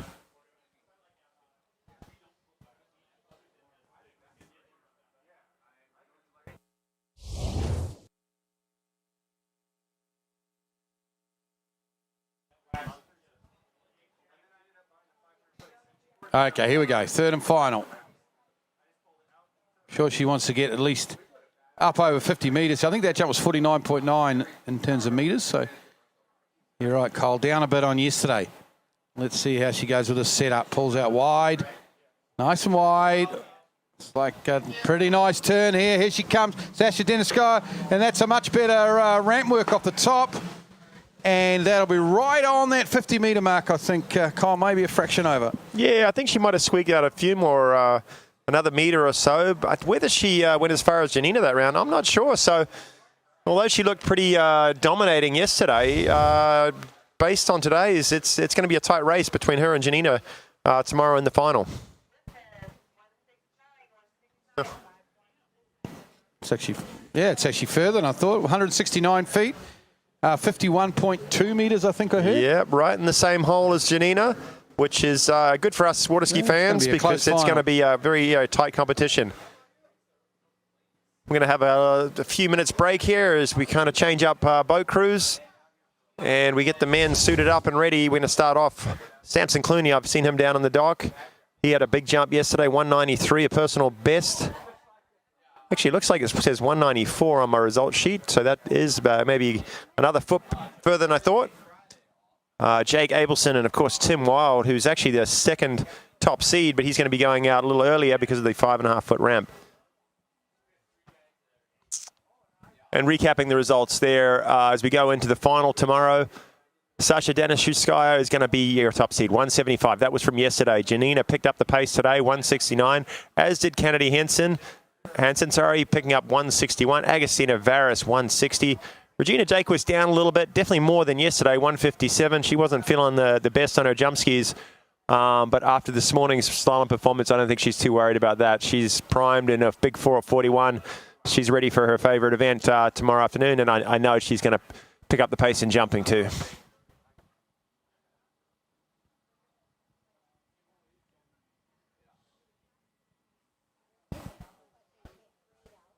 Little less wind around than yesterday afternoon, Glenn, when the guys were jumping. It's almost, very, very still, in fact. They had a little bit of headwind yesterday, kept them up in the air a touch. I guess we're a little earlier that we didn't jump yesterday till probably 4 p.m. Correct, yep. So a little bit earlier on, the wind hasn't the evening breeze has not set in yet. Got 12 jumpers lined up to ski in the open men's, but I have a feeling we're going to be missing one of them. Our jumper from Chile, Emil Ritter. I believe he had a bit of a knee injury on one of his landings. Glenn, did you hear more about that? I haven't heard any more about that. Yeah, so did you remember yesterday he skied past his third jump? Yeah. He didn't have a great second jump, and then he ended up just passing his third, didn't even make a turn to the jump. And I don't believe he's skiing today. From what I heard, he had trouble seeing the landing, and we had a few people talking about not seeing well yesterday with the overcast conditions, and the landings were a little bit tricky to see. So he landed just a bit funky, and that can be pretty sore on the old knee. And I think he tweaked it and decided, you know what, I can't take one more. I was hoping he could have a little ice overnight, calm it down, and to be back to join us today, but I haven't seen him around. So that field will be reduced by 1. And a few of our first 6-foot jumpers, like Emil, had a little trouble yesterday. The 5.5ers, they cracked off some big jumps with obviously Jake Abelson going 210, Tim 220. But some of the 6-foot jumpers really kind of struggled, and I think they'll pick up their distances today. Igor Morozov was down a long way. Same with Martin Labra, Tobias Georgis. They're all down well below par, if you like. Ben Lutz looked like he was figuring things out, and then obviously the top 4 all going up over 210 feet, which was great to watch.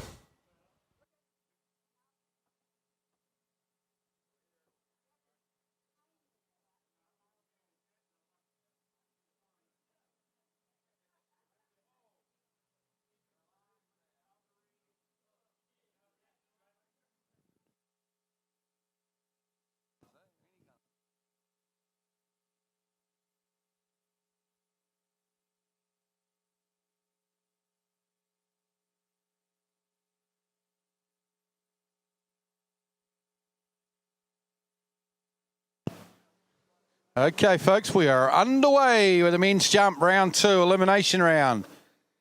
Kicking off with Samson Clooney, youngster. Very famous water ski jumping name, of course. Father Jim Clooney, legend of water ski jumping back in the 90s and into the early 2000s. And I'm sure Jim is back home there in Canada and tuning into this webcast and enjoying watching his son getting better every time, actually, in the jump. He's improving. In fact, getting close to that elusive 200-foot mark. It's going to happen sooner or later, you would think, Kyle. Yeah, definitely. He's 194 yesterday, 193 it was. So only a couple meters to go. They're a tough couple meters to get, unfortunately. You do see a lot of skiers, go out and get their 199, 198 a lot of times before they finally break the 200. And we're talking about Jim Clooney. He was the first Canadian ever to break 200 feet. That's interesting. Yeah, right? Interesting, because there's been some top Canadian jumpers. I had forgotten but that he fact. holds that prestigious title. And he'll tell you about it too. I'm sure. But he actually hasn't told me that story, though. So he's anyway, on the water, here he is. Samson Clooney, son of the great Jim Clooney. Really got a lot stronger over the last couple of years, getting up on the boat a lot better, and he is in the right spot on jump number 1. This is going to be a good approach. Dig strong. Oh, yeah. Boots one. That's a big ripper jump. Of a jump. Samson What's Clooney. his response as he lands? He's sort of didn't throw the fist, but I have a feeling he's pretty happy with where he was at on jump number 1. Lovely opening jump. It's going to be big too.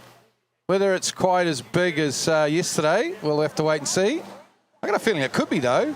I think he's got a PB here on jump number 1. I really do. He came off the ramp better than yesterday. What I liked about yesterday was his setups were really consistent, wide. He's making his turn in the same spot or there and thereabouts every single time. And cleaner off the top of the jump. So it's 194 feet, which is what he jumped yesterday. Meters. I think we might have a PB because I'm going to check it, but I think it might have been 59.1 yesterday. Has it? Yeah, 59.3, which I believe is a personal best for Samson. Still missing just a touch off the ramp. I see Jack Critchley down there. He's done a lot of skiing with Jack and myself down in Florida, And he's helping him out, trying to just dial the last couple things in, making sure his position from the wakes to the ramp is spot on, so he can just eke out that little bit more, that extra 6 feet that we're talking about. Yeah, let's get behind him. We want to see this young fella up and over 200 feet. He's currently in 8th spot, to be honest, which is, as after first round, he would make the final. Things could change here in the next sort of hour or so. A few of our guys went a little bit under par yesterday. But Samson can improve too. Here he goes. Jump number 2. Again, right in the right spot. Looks like he's come down just a touch even. No. Oh, lets it go.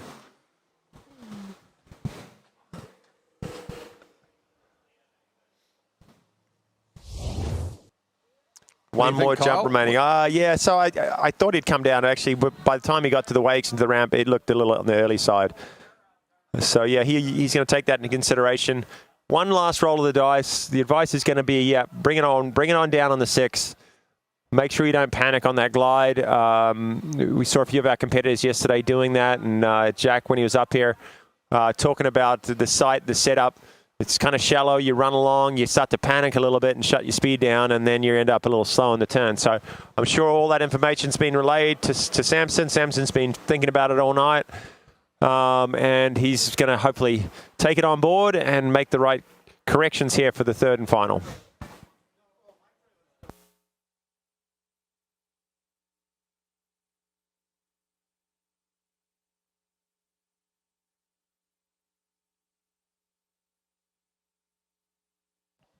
We mentioned he is sitting in 8th. They're going to take 8 skiers through to the final tomorrow. He would love to make it. He did make it into the final up in the Rocky Mountain Pro-Am, which was awesome to see. I have a feeling, though, if he wants to make this final, he's going to have to improve a little bit. With the likes of Igor Morozov, Martin Labra, and Tobias Georgis all currently below him in the scores, but the potential is there for those guys to go quite a lot further.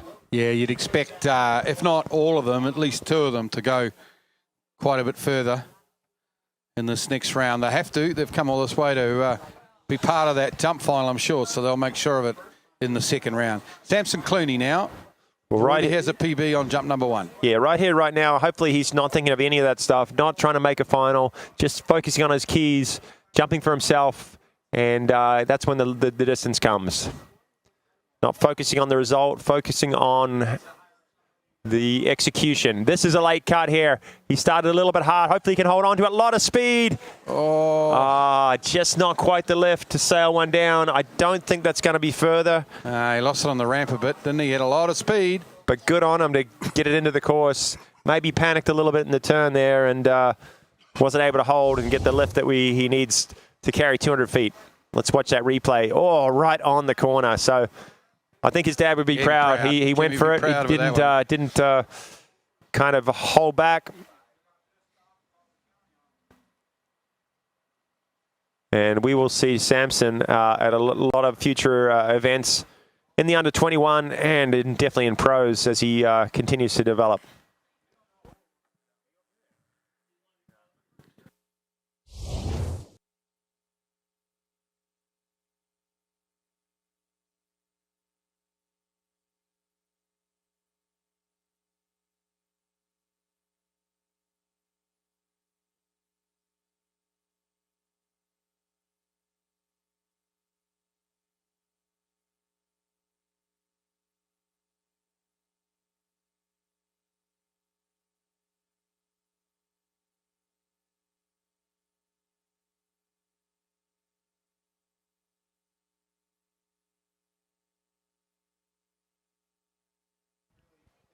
So from Canada's Samson Clooney, we're going to move on to the US of A, and that is Jake Abelson, and the current world trick record holder and one of the most promising up-and-coming overall skiers in the world.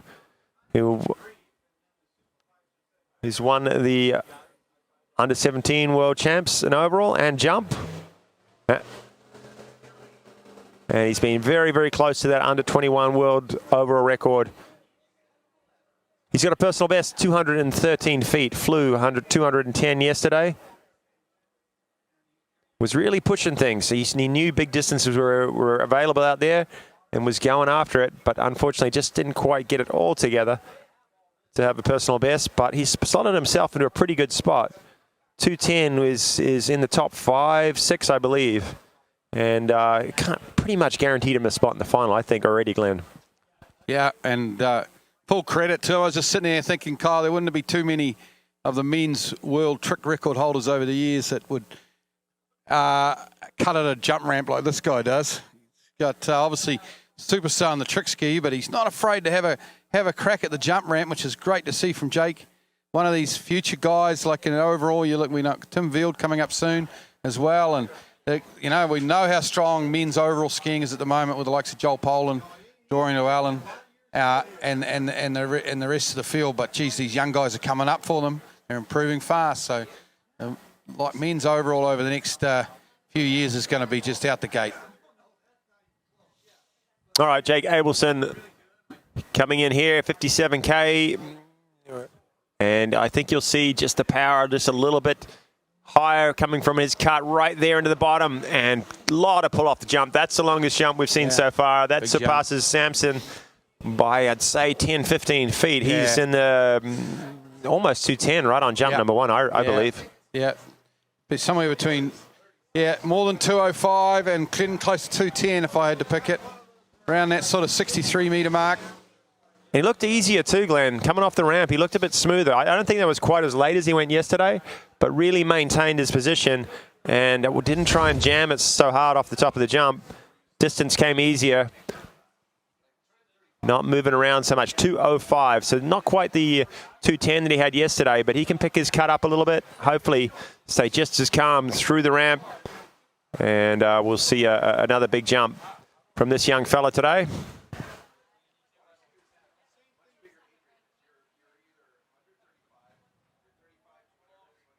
Yeah, great looking opener there from Jake Abelson. Absolutely spanked one down the lake there. Super consistent. He'll look to move further down the lake on this next one. Let's get it all together.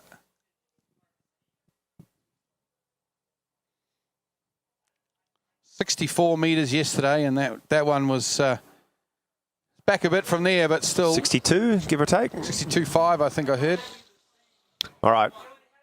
The changes start down here on that first pull out down out to the 600-foot buoy. There's the timing guide. He's usually pretty early on the 6. He likes a long, drawn-out countercut. He gets way up on the boat, but he lets himself glide and run. This is later. Hopefully he stays calm, relaxes into the bottom. Oh, jeez. Had a look out the front on that one. Jeez, almost out the front. He managed to pull it back. Not what we want to see, but credit to him and his ability to handle those skis and get them back under him.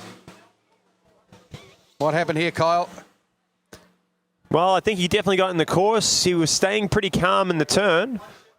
So he looked like he had a ton of speed, but maybe try to just jam it a little bit. You know, you get so excited on a big cut, you know. Got pulled up a little bit there off the wakes, I thought. Maybe stood up a touch. But when you come barreling into that ramp and you have a lot of speed, a lot of pull, you do get excited. You want to get the anticipation to kick is there. And you've got to stay calm and just kind of let things happen naturally, or otherwise you get ahead of yourself and start rocking around like that in the air, and that's no fun. Great pitches, though. So what are you thinking? Hold his direction a little better through the ramp? I still think he can calm down a touch, as long as if he can stay over his skis a bit more at the end of the turn. And then hopefully maintain position right off the second wake. I think he kind of just got rocked up a little bit, maybe back, and then wasn't able to kind of stay just still all the way through. The stiller you stay, the easier it is to kind of find your spot on your skis and on the ramp and maintain that direction to get your lift. And that's what we kind of noted from, Tim Veald was doing so well yesterday that flew him down to that 220-foot jump we saw him do at this 5.5. One more jump from Jake Abelson. Here we go. Hopefully now. He can do just that. Makes his turn for the ramp, gets as wide as he possibly can. Kyle reckons he needs to bring it down a little bit. Let's see if he can.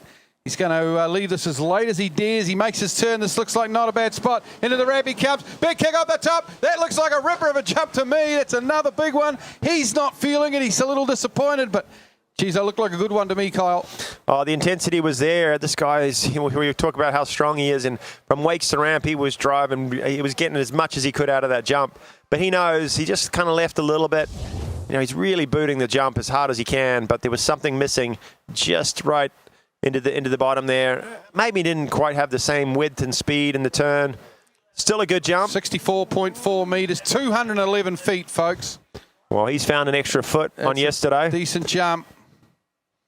But good to see him disappointed with that, because he knows he's got more. And he's ready for the final tomorrow, of course. Yep. We're going to see him jump one more time for you tomorrow afternoon. And as we're moving into our next skier, it's 1 o'clock here at Shortline Lake. The food truck is still open. The food truck is still open. Grab yourself something to eat. Come on back on this side. Settle in for the afternoon and watch some fabulous jumping. But yeah, get yourself some lunch, some great burgers, chicken sandwiches, and find a nice spot either in the shade or in the sun on this side. And let's get behind some of these jumpers. We want some big distances out of them, especially from this next guy. He's the second top seed. It's Tim Wield from Germany.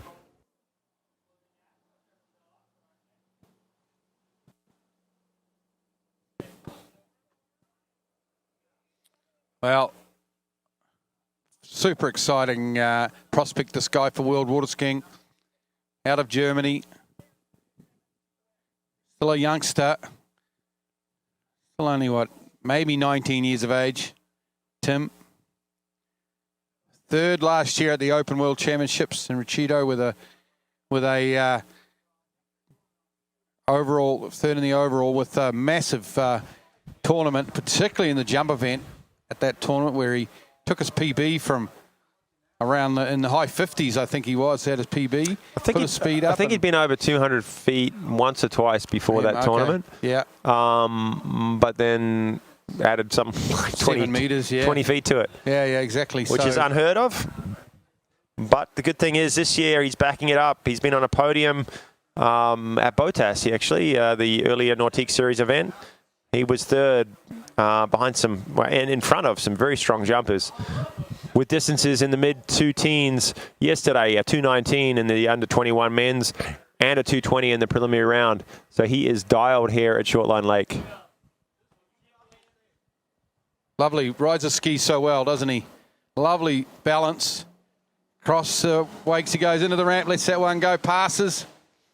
Just a little bit early, I'm not sure. Something not quite right with the setup there. You know what, Glenn? All of our jumpers are going to have a bit of a different motivation today. I think he's going to be extremely happy with how he is jumping. He's already definitely earned his spot into the final. He's using this round as extra practice. He may be using it, hey, I can get a personal best. I can break some sort of record out here today. Or he may be using it, hey, just take it easy, rest a little bit. I'm going to be tricking this afternoon. I've got a lot of skiing tomorrow as well. So maybe conserve some energy. So everyone's going to have a slightly different game plan as they go out in this second round this afternoon. Our next few skiers, as we put the ramp up to 6 foot, their game plan is they got to go a lot further. Yeah. The next 3 skiers, they don't have their spots in the final. So yeah, they've got no choice but to go after it.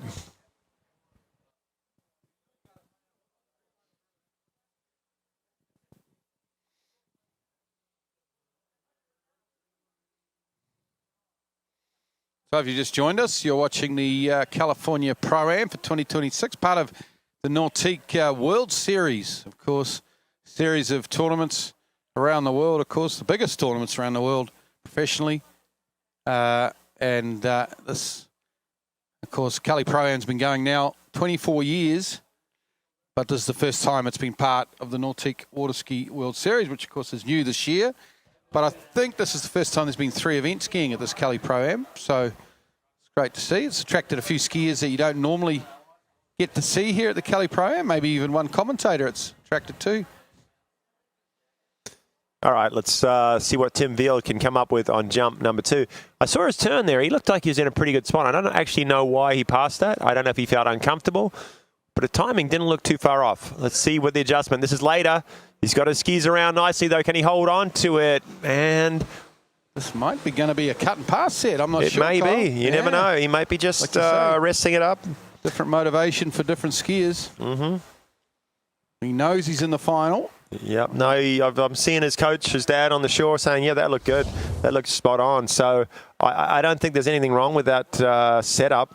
He's just maybe just saying, you know what, I'm just going to find my timing and be on my skis another day and save the big jumps for tomorrow. Because he looked in the right spot, didn't he, Glenn? Yeah, that looked perfect. Mind you, he might surprise us all and say, you know what, I found the right spot again. I'm going to hold on to this one, see what I can do with it. That's what I want to see, but... yeah, 2 rounds of tricks coming up fairly shortly for Tim Field. And bearing in mind he skied in under 21, so he's already... Yeah, he's competed a lot this weekend. He's had a lot of ski rides already. And he's got some tough competition that tricks this afternoon. He's a great tricker. Over 10,000 points, maybe towards 11. But he's going to need all of that to make our top 8 today. It's going to be a tough cut. There's guys who are tricking 13,000. There's a couple of guys that are tricking 13,000, many tricking 12, which is kind of just crazy scores. But it's become commonplace in the tricking events in 2026.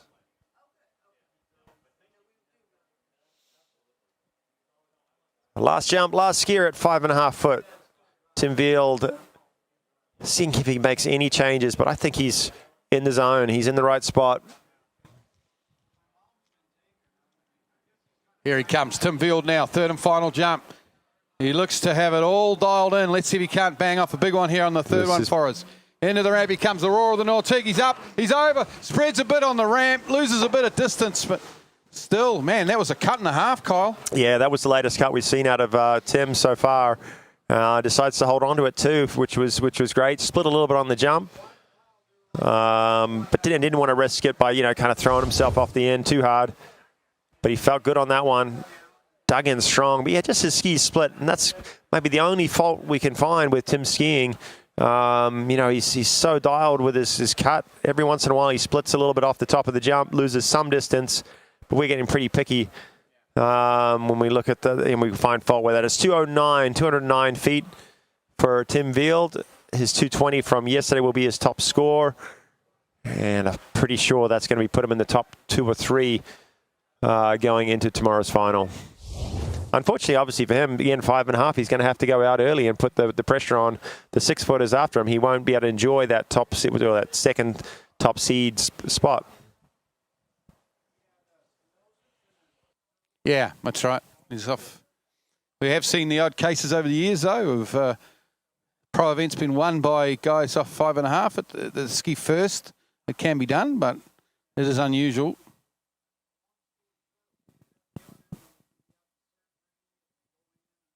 So the ramp's going up now, as Kyle said, to 1.8.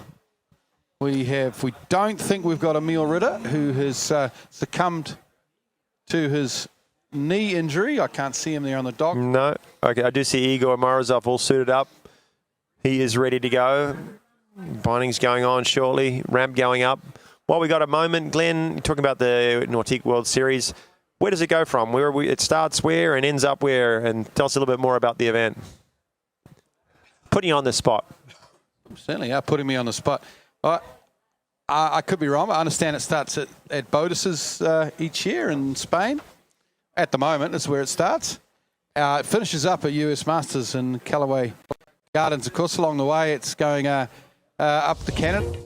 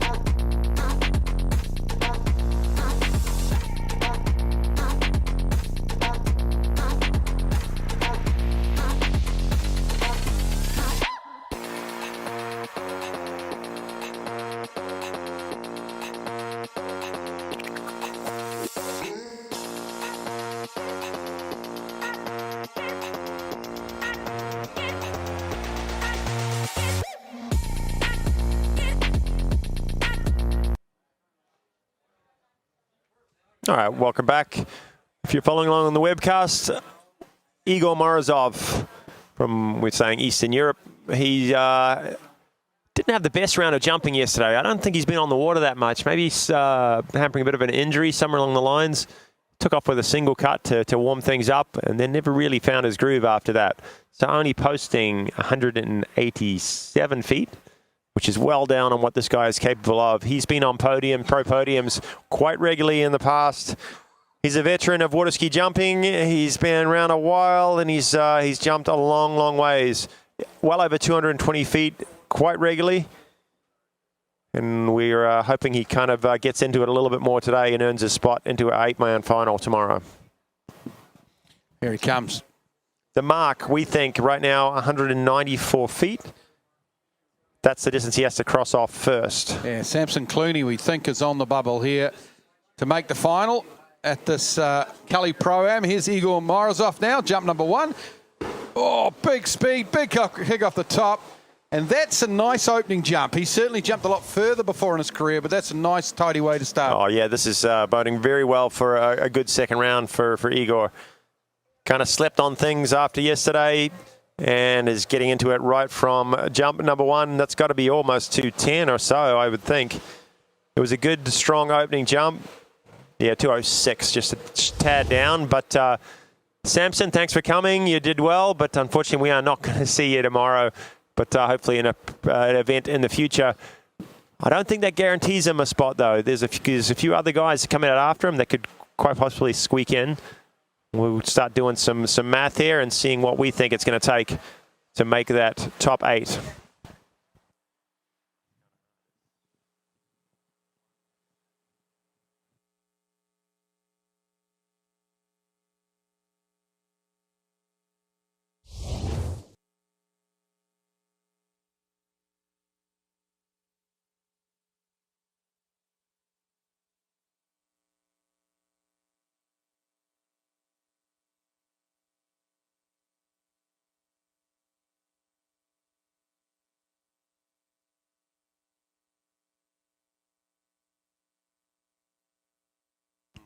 True.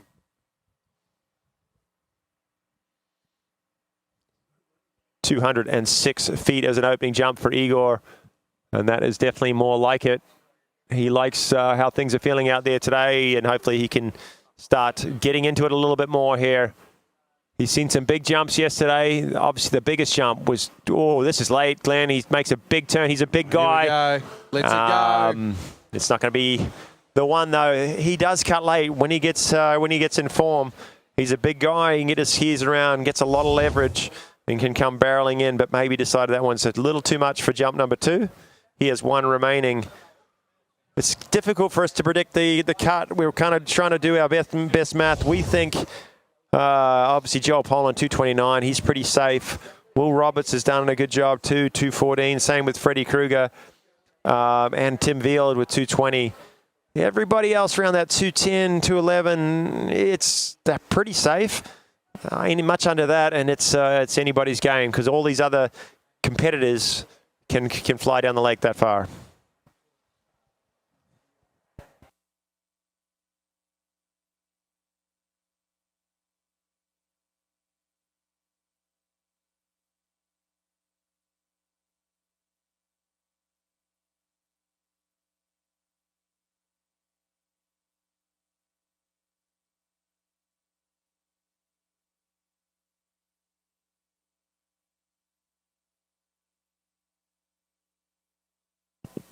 Yeah, it is tough to work out. There is a chance that Igor has done enough there with that 206, but it's definitely not guaranteed yet through to the final.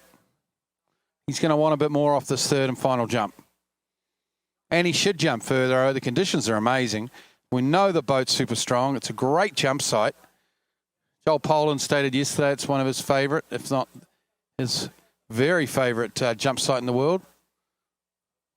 Because Joel's going to be a little bit partial to it. He broke the European and British jump record here at this corresponding event last year.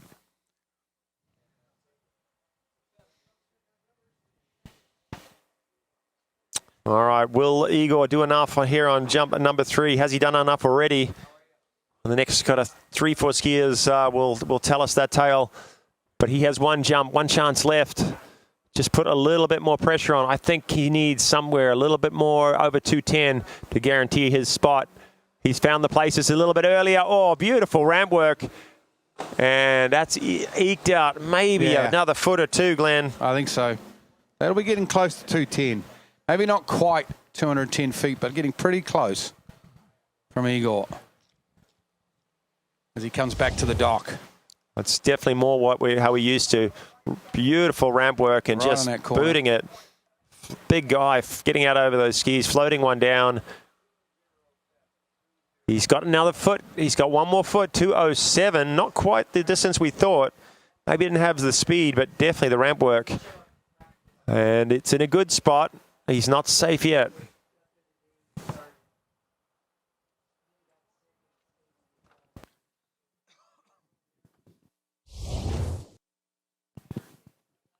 There we go. There's our leaderboard at the moment. You can see top 8 make it through to the final. Igor Morozov currently in 7th spot, but there are still a couple of skiers on that list. Martin Labra and Tobias Georges and Ben Lutz that could get up ahead of Igor in the second round and maybe push him out. We'll have to wait and see. So it's going to be a little bit of an anxious wait for Igor over the next half an hour or so.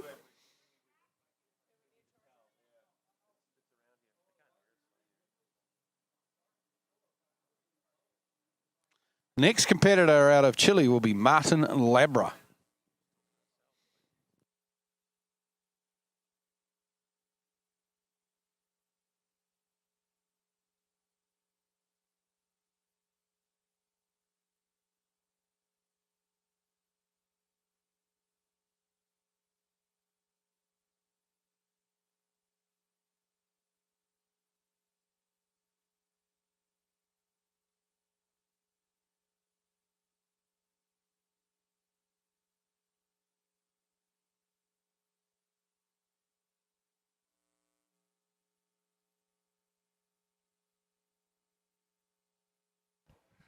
Okay, Chilean skier on the water. It is Martin Labra, the young fella. He's a past under 17, under 21 world champion in overall and in jump. He did have a little bit of a tumble earlier this week, but this guy is rock solid. He's got great technique. He's been taught by some of the best down in Chile, the Miranda brothers, the Miranda Ski School down there, churning out a lot of champions. They've got a great program, getting their national team stronger and stronger each year. And this guy is spearheading it right now. Martin Labra, jump number 1, 57 kilometers per hour, 35. And he is set up nice and wide. Powering in. Oh, beautiful ramp work. And that's further than he went yesterday. It's right around the same hole, maybe just a tad shy of what we saw from Igor Morozov. So, yeah, Igor has done well, but he is definitely not safe when everybody's starting to find a little more distance today. Yeah, I think it'll be maybe not quite as far as Igor's best, but very close, like you say, Kyle. Around 63 metres for Martin Labra on his first jump. Beautiful ramp work. Maybe maybe it could be a little later. I'll have it. Must be 202 feet there. So watching this guy yesterday, he didn't want to have a bar of the jump. He was way in defensive mode. He was sitting back, just kind of resisting the ramp. He didn't get his legs. He wasn't real confident. But that's often the case, you know, after you have a bit of a tumble. You the next set out, just a little bit cautious. And then from there, he's got some confidence, obviously. And that was a great way to start his campaign, his second set. He has 2 more jumps remaining, and it was a pretty sort of moderate cut, you would call it. Didn't really push the timing that late. Hopefully he can get into the course here on jumps 2 and 3 and get up over that 210 and get him safe into this final. 202 on jump number 1. I don't think it's going to be enough, Glenn, just honestly, just quietly. No, it's not enough yet. Kind of needs to get up at least to where Ben Lutz is sitting at the moment was 61.9, 203 feet. You want to at least get there, which is not a lot further, but he needs more. The good news is we had such good ramp work here. He's just got to maybe get a little bit more speed, cut a little later. This is it. And This is definitely later. He's made that right change. Labra. Oh, misses his kick though. Had the speed. Couldn't handle the speed and sits back. Safety crushes it. So the pressure comes on. The pressure mounts on jump number 3. It's often the case. You see an easy one on the first. Beautiful. The technique's flawless. Then you start to push the cut. The speed, the intensity rocks up, and the ramp work kind of fails. Putting those both together is often the difficult task, and he has got one jump remaining, one chance left to make it through to our final tomorrow. 153. He's not even going to look at the distance on that one.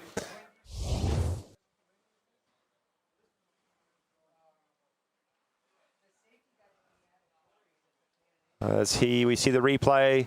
He stands up on the 153. 202 his best so far.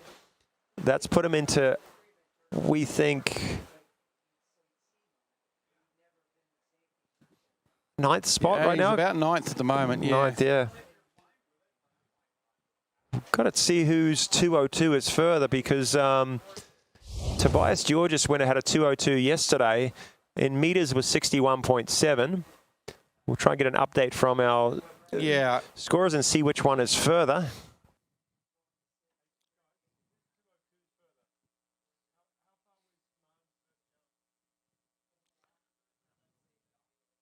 Okay, here comes Martin Labra, 3rd and final. Don't believe he's done enough to make tomorrow's final yet. He needs one. He needs to combine the 2 previous jumps. Well, scores come through, and it's 61.8 on that first jump, which sneaks by 10 centimetres ahead of Tobias Georges. However, Tobias has one more round to come, and Martin has one more jump right here and now, and that's not going to be it. All sorts of trouble off the jump. Slaps his leg, and 202, his first one, that easy approach, the great ramp work, that's the distance that he's going to take home at the end of round 2. It's going to be close. He's left the door open here for the Argentinian Tobias Georges, hasn't he? Oh, not happening on that one for Martin Labra. Does that make Ben Lutz safe? I think it does. Ben Lutz looks like he's slotted himself into 7th spot. I'm sure Calvin will put up the leaderboards soon on the webcast and we can have a look for ourselves. But yeah, it does make sense. There we go. There we go. So it says a tie between Tobias and Martin, but we believe on meters, Kyle, I think that's what you said, is that Martin might have snuck ahead of Tobias. That's correct, yes. The scores have come through. 61.8 for Martin Labra, 61.7 from yesterday for Tobias. So that's... obviously having said that... but still in... It's just been corrected, thanks, Calvin. Tobias is about to jump now, so he's got an opportunity to go ahead again of Martin, but he really needs to get himself ahead of... He needs to get ahead of Ben, doesn't he? Ben is not safe. So Ben's not safe.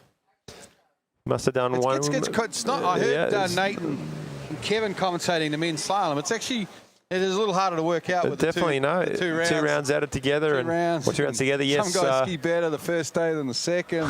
I think we were definitely missing one there, spot. But Martin Labra not quite done enough. Ben Lutz is the guy sitting in the hot seat right now. He's on the dock. His skis are getting dunked in the water, getting ready to go out next. It's all down to Tobias Georges, the skier on the water, and Ben Lutz, who will be up right after him.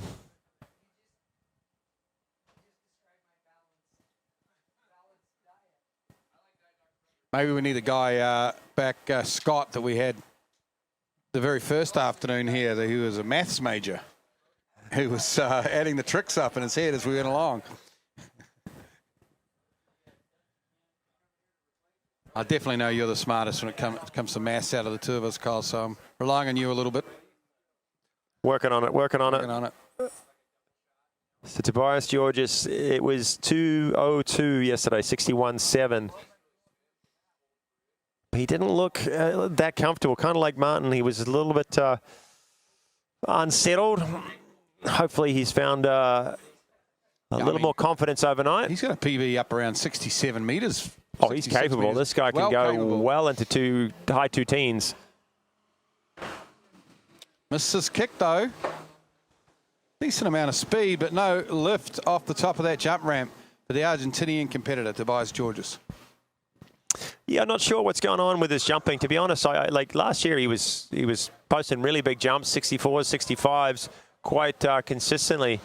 He seems like he's backed off a little. I don't know if he's had some injuries or not getting the training as much as he usually does. But yeah, just not looking quite as confident as he normally does. But hopefully he can figure a few things out here. 188 on jump number 1. That's not going to do it.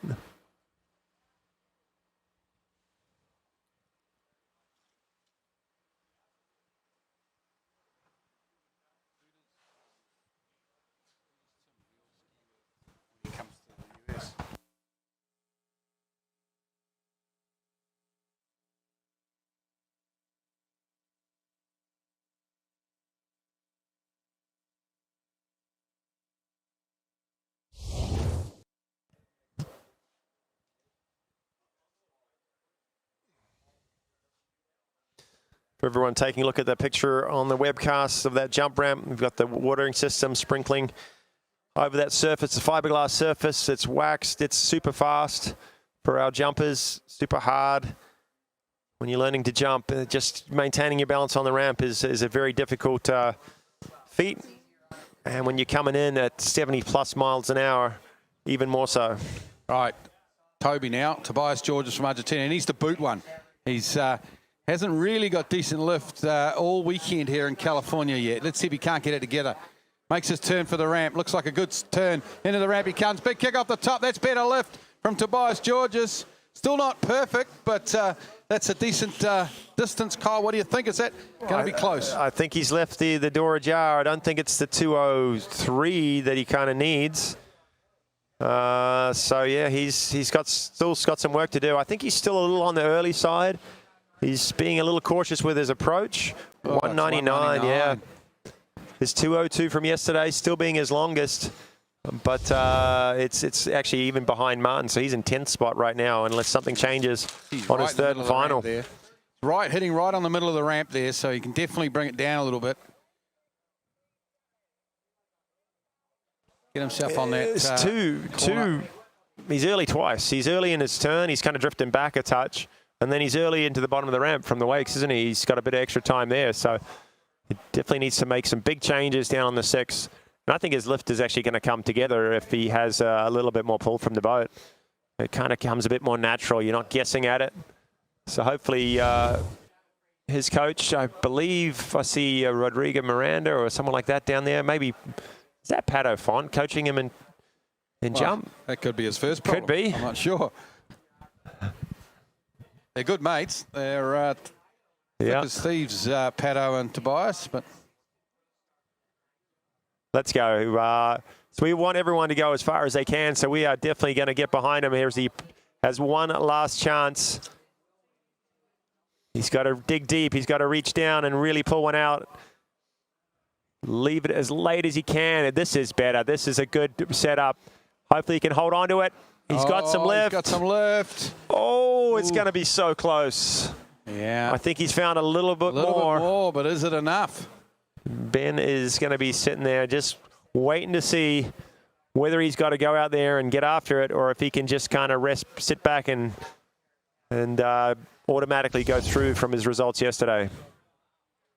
It's 202, so it's not, unless there's some miracle here with the distance in meters.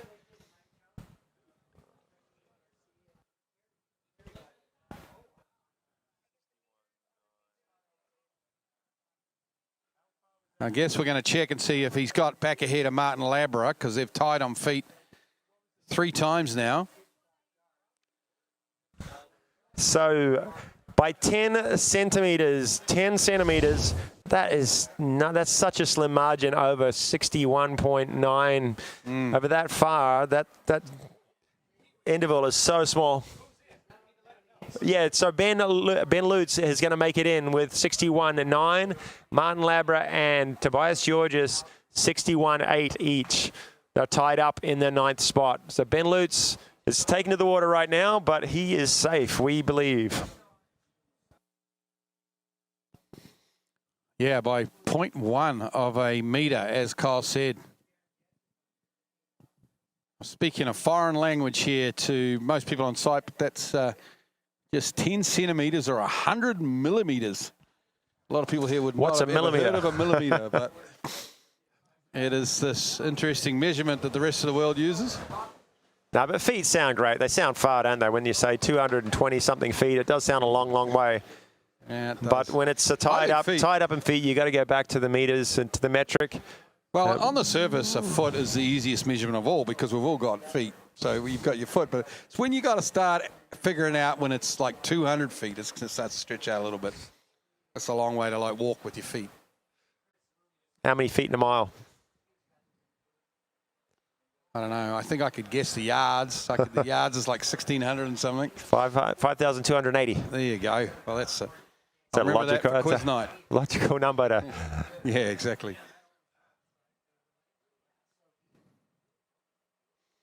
Anyway, congratulations, Ben Lutz, who's on the water now. We believe that he's made it into the final.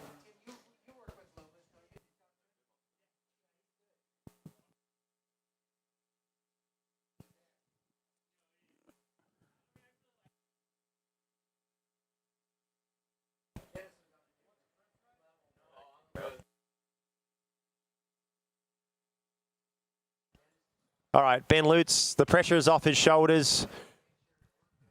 He did enough in round number 1, but he's going to look for more here in round number 2, maybe and try and increase his seating a little bit. He's got to go upwards of 210 to sort of gain a couple spots. Not with that approach. He's a bit early. He decides to pass.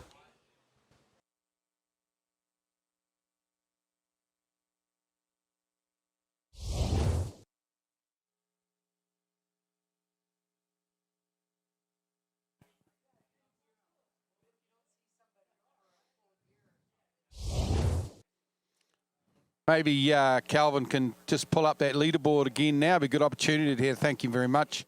There it is. That's your top 8. We don't believe that can change now, Kyle. That's locked. I mean, the difference within that top 8 could change, of course, but we believe we've found our 8 finalists. Well, from here, it's really just seating, isn't it? The skiers remaining on the dock. We've got 4 skiers after Ben. Eduardo Morenzi, Freddie Kruger, Will Roberts, and Joel Poland. And all they're really going to do is change the way we're going to order them out going into the final tomorrow.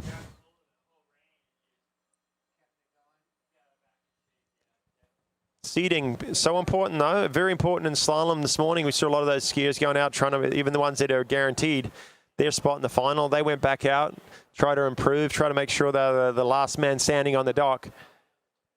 And all of our jumpers want to be there too in that position. Some of it's for confidence, a little ego, and then also just strategy, knowing how hard they have to go, what it's going to take to win this event. It's taken well over 230 feet to win this event the last few years, Glenn. I predict it's going to take something the same in 2026. Yeah, absolutely, Kyle. And we saw 230 feet yesterday from Joel Poland, who actually said he had planned to go out and take it pretty easy because he hadn't been doing a lot of jumping. And then, of course, when the GOAT, Freddie Kruger, went out before him and cut as late as he did, he felt the pressure. The weight of the crowd was on him to go hard, and he did. So well done to Joel Poland. But back on the water, here's Ben Lutz with a lovely jump there. Tidy stuff. That was really nice because he was pretty early on that one too. I thought he might pass that one as well because he didn't look like he set up as much into the course as he needed to, but just rode it through the ramp, extended smooth, and textbook sort of jumping there from Ben Lutz. And yeah, 201 feet. Yep. He could possibly bring it down and go a little bit later, but he got everything he wanted to out of the ramp there.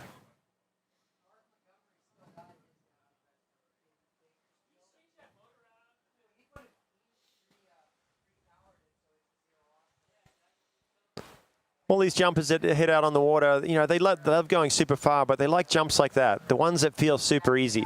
That gives you confidence where everything just aligns and you get, there's nothing like that feeling where you just come off the ramp so smooth and the distance comes as easy as that. So about as easy of a 200-foot jump as you'll see.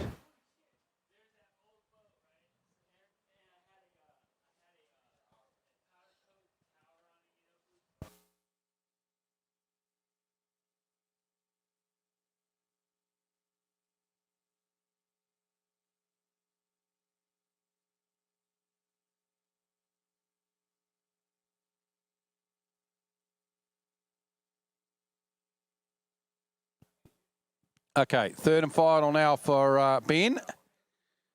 He'll be in tomorrow's final. He's done that much. He's had a 2:01 so far in this second round. Let's see if he can't go maybe a little later and get a bit more speed on this one and start to threaten 2:10.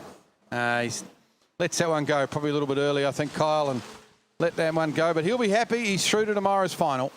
Well, he looked great on his second jump, but what a sigh of relief as he left the dock knowing he'd already made it in. This guy has been jumping a while. He's a great jumper, but he hasn't been in that many pro finals. So to see him make it through in this size of event is awesome. He was also slaloming out there earlier for us today. Didn't quite run his 39. I think he ended up with a 3.5. So he's a handy 2-event skier with jumps over 200 feet and performances through 39 off.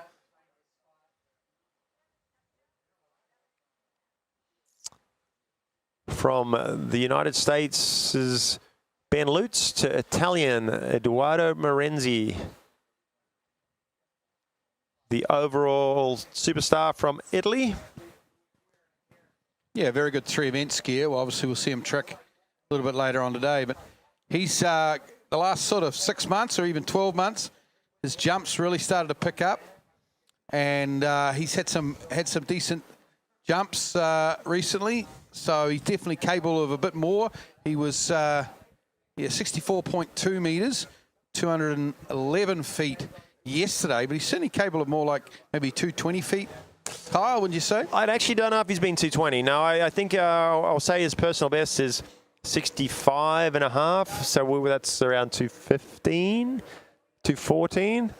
He would love to go 220, and I think he's done the homework to get himself into that sort of distance. He went 211 pretty easy yesterday and just really getting a ton out of the jump. He's not the biggest guy. He doesn't take the biggest cut, but that is developing. And he's working on that part of it and it'll bring a lot more intensity to his jumping, a lot more confidence. Working, he used to be focused mainly on his tricking, and that's why, he's an 11,000 point tricker. Always a strong slalom skier too. But jumping's been his on the up and up this year in 2026. And yeah, he would love to go 220 here today.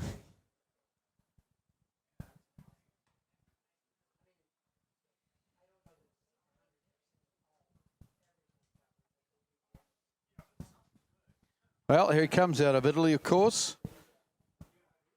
As we've said, very strong overall skier. Solid in all 3 events. What can he do here? Jump number 1. And the silver medal at the European Championships, maybe a month or so ago in Georgia. So he is no stranger to jump podiums. And with an approach like this, just a little stretched out, but still a lot of distance on jump number 1. Yeah, it's a big jump. That's well up over 200 feet on jump number 1. You're right, a little bit of an upper body crush, but still decent cut, decent lift.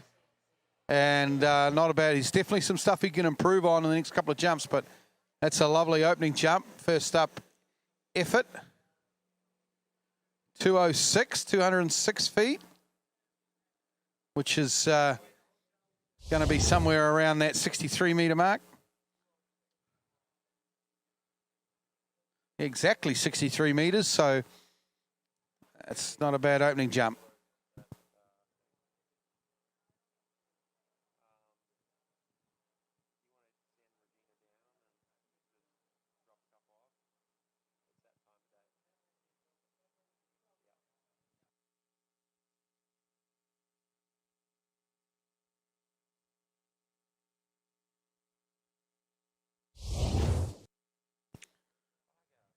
Two jumps to come now for Eduardo. Opened up nicely, as we said, with a 2:06, 63-meter jump on his first. Beautiful sunny afternoon here in Northern California, the Cali Pro-Am. 24 years of the Californian Pro-Am. And, of course, first up this year, being part of the World Nautique Water Ski World Series. Here he comes, Kyle. Eduardo Marenzi, jump number 2. Yesterday, floated a 211 with a lot of ramp work and not a lot of speed. That first jump, a lot of speed, not the ramp work. Can he put the two together? This is another good approach. He's late. He's in the course. Late for Eduardo. Can he get the lift? That's it. And he floats another big one down. It's right around that 210 again that he did yesterday. I thought he was going to carry a little further, but maybe just checking himself in the air, just kind of a little bit cautious. And pulled up a little short of what I thought it was going to be. Through the air, did he? But still, you're right, that's going to be a big jump. He's gained on his first jump, I believe. Just shy of 210, right there and thereabouts.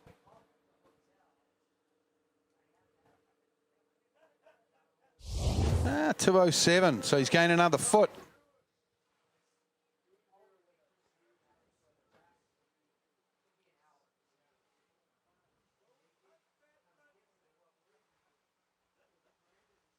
Watching the replay on the webcast, and yeah, got a lot of pull off the jump. Just kind of was starting to go forward with it. Maybe just checked a little bit. Didn't make sure he didn't kind of rock too much into those skis, and that can lose quite a bit of distance quite quickly. You saw that right ski drop just a touch, and you don't continue that climb up through the last part of your flight. Certainly enough. You can see enough in him though. There is a 220-foot jump coming. Sooner or later, he's just got to get it all together. He hasn't quite, with these first two jumps, there's just been a couple of little things that have been wrong with both of them. But if he can get all the good parts together here on jump number 3, we could see a PB would be great for Eduardo Morenzi. 211 from yesterday remains his longest. He's got one jump remaining. We're saying he's slotted himself into about 5th or 6th going through into the finals so far. He hasn't changed that order yet. He's got one jump left. I think he's a bit early on this one, but can he get the lift? He does. It's another good jump. 208. We're going to add another foot. It's a good set. Not? Yep. That was a lot of lift in that jump. Lacking a little bit of speed, maybe. He certainly knows what he's got to do for the final. Great set, though, from Eduardo. We'll wait for that score to come through. We think he might have gone a fraction further on jump number 3. Here's the replay. Hits the middle of the ramp. Decent boot off the top, but this probably needs to bring it down into the course a little bit more in the final, I think. It sounds like it's 205 back to this. So a very consistent set. 207 will be his best. Well, folks, from Eduardo Morenzi, the young Italian, we go to the GOAT of world jump, of course, the greatest of all time, Freddy Krueger, who entertained the fans yesterday, it's fair to say, Kyle. No, it was probably the latest cut of the tournament. The highlight of the day, wasn't it, for a lot of people on site here, to see Freddy Krueger back at pro-level competition, and not just participating, competing strongly with a 214-foot jump right on his first one. No messing around, late cut. Came off a little behind his skis that he probably wanted to, but he was super happy to come home with that 214-foot jump. But we all know what he's capable of when he's been training, when he's fit. He's been doing it for years and years and years. He's got more 230-plus foot jumps than probably all of the rest of the field put together. And quite a few 240-plus jumps too.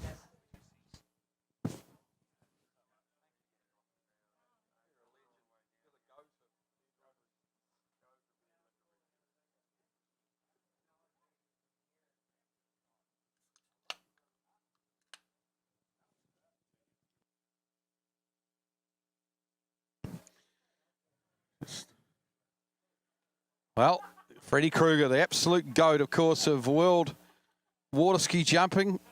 I thought he was done. He as he said, I think it was at the LA night jump last year. He had that tournament there, and I hadn't seen any more tournaments from him. He's been carrying a few injuries. I thought he might have been done, but he's back. He's got himself fit again, and he certainly entertained us yesterday, didn't he, Kyle? Oh, definitely. And I know how hard this guy has worked to get back where he is. He's worked hard to take his jumping to that next level throughout his career, and he worked his butt off to get back on the jump skis here for this event. And that's a pretty good-looking approach from jump number 1. Will he take it? This is where it's going to get interesting. We chatted with him yesterday. He was so happy with that 214 and how he was feeling. He knows he's got more distance, but whether he just kind of takes it easy today, cutting some passes, just rests the leg up, rests save some energy for tomorrow. We'll wait and see. We're hoping he takes a couple here, aren't we? Oh, we'd love to see him go over, but yeah, you're right. He did sort of allude to the fact yesterday that this might be a cut and pass set for him.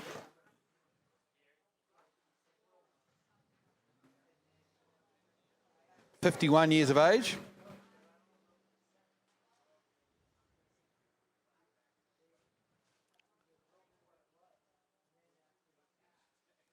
I think both of us know what it's like to be 51 years of age. I don't, Glenn. No, I know what made it there yet? I know what it's like to be 50 years of You age. must be getting close. November. I did not know what 51's like. Yeah. Probably a lot like 50. Just a little bit slower in the morning. Back hurts a bit more. Can't see as well.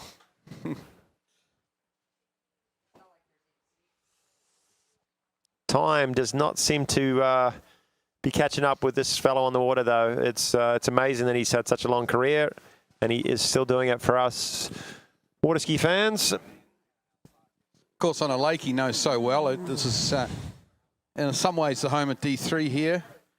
A lot of the ski development. This is Will Bush, of course, lives here at the lake. A lot of the D3 development happens on this lake, and I'm sure Freddie spent a lot of time helping develop these D3 jump skis that we see him riding here right now. Pass on jump number 1. He has 2 more remaining. Is he going to just take another side of this? Is a late cut. I hope he holds on to this. But jumps the corner, and he's like, yeah, that was it. I think he enjoyed I'm going to save that for tomorrow. I hope I was right in that same Joel Poland territory from yesterday. Yeah. Joel held on to one that I thought he collected the corner. He did. He ended up going 229 on it. But Freddie felt pretty good about that one. He gave a little whoop, didn't he, as he jumped over the ramp. He's happy. All those young skiers at home, don't try that at home. Jump in the corner that much can end in some injuries. Yeah, and depending Pass on a little how wide earlier. your lake is, how wide your lake is too. Yours is not super wide, Kyle. You can end up on the banks, of course. Seen one too many skiers clip the corner and keep on going. When you've got the level of experience of Freddie Kruger, though, he knows where he's at. Holding on to that last minute to know exactly where he would have hit the ramp had he taken it. And I think he was pretty excited to know he could have taken that one and hopefully got his normal sort of ramp work. And that's a big jump. That's a big approach.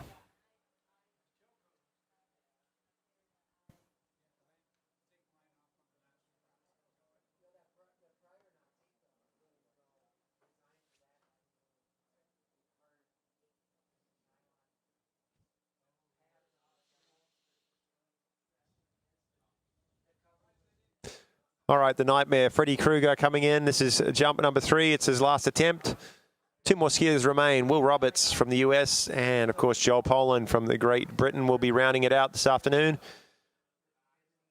Maybe another 15 minutes of unbelievable long-distance jumping here before we move into the trick event this afternoon.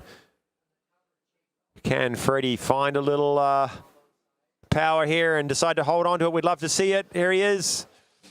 Third jump, another pass, but he is primed and ready. He knows his spot for tomorrow. Yeah, keep an eye out for him in the final, I'm sure, Freddie Kruger. He's definitely got his eye dialed in.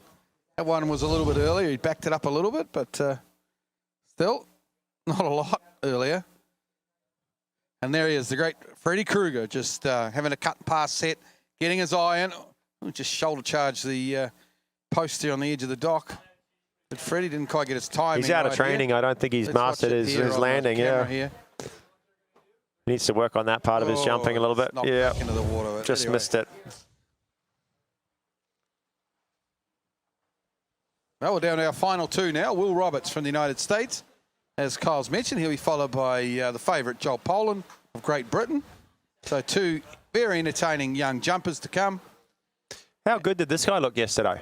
Yeah, I think really he was spot on. Jumped 215 feet, 65.4. So easy. He came off a good jump at the Nationals. He was up at the Rocky Mountain Pro-Am where he has gotten in all sorts of trouble in practice and in the finals. But yesterday, locked in and looked great. Jumped that distance really, really easy.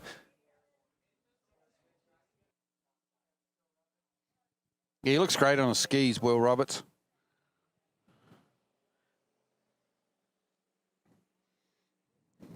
Pretty light sort of a guy on a ski. I guess he's a light guy, full stop.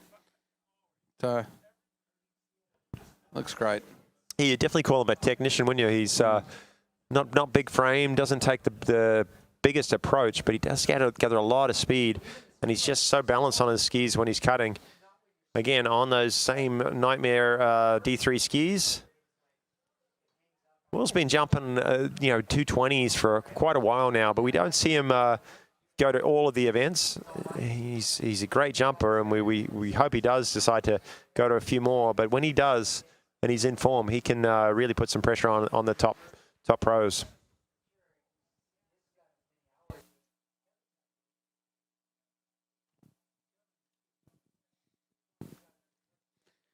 Okay, here we go. Will Roberts from the United States. Second to last jumper in this round 2. The second elimination round for this Cali Pro Nautique World Series event. And let's see how he goes. He's going to set himself up there. Kind of relatively early there on the 600-foot buoy, but we'll see how this pans out for him. He's nice and wide. This is not a bad spot here from Will. Into the ramp he comes. Beautiful lift off the top. He stands and delivers. That is a beautiful opening jump, Kyle. It's got to be close to what he did yesterday. 215, maybe a tad shy, but a great opening effort. Was in the course. Controlled. Yeah, was in the course, but didn't look like he panicked out of the turn, which is so hard to do when you're looking at the side curtain where he was. 215 is what I'm seeing on the boat, and what a way to start the second round for Will Roberts.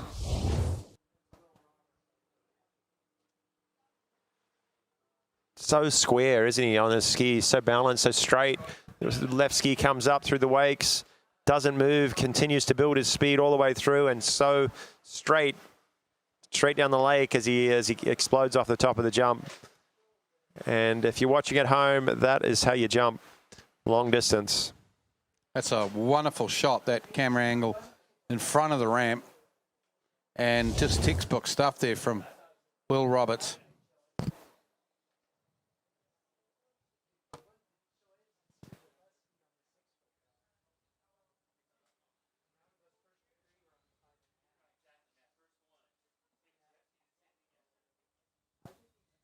Beautiful afternoon here. Of course, last weekend of summer up here in the Northern Hemisphere, which is, I guess, a little sad for you Northern Hemisphere people, but gives us people from the Southern Hemisphere something to look forward to because it's the end of winter down there. So looking forward to it. Here's Will Roberts now, jump number 2. So what do you do from there? It's a great opening jump. Everything looks spot on. Typically, it's time to bring it down. And I think that's about the same spot. I know he's not pushing it this round. Ended up maybe even a tad early to the bottom, shakes his head. He knows he's in a great spot going into the final. He's got 2 rounds of 215. He's in second spot second top seed, because obviously Tim Wheel will be out earlier at the 5.5.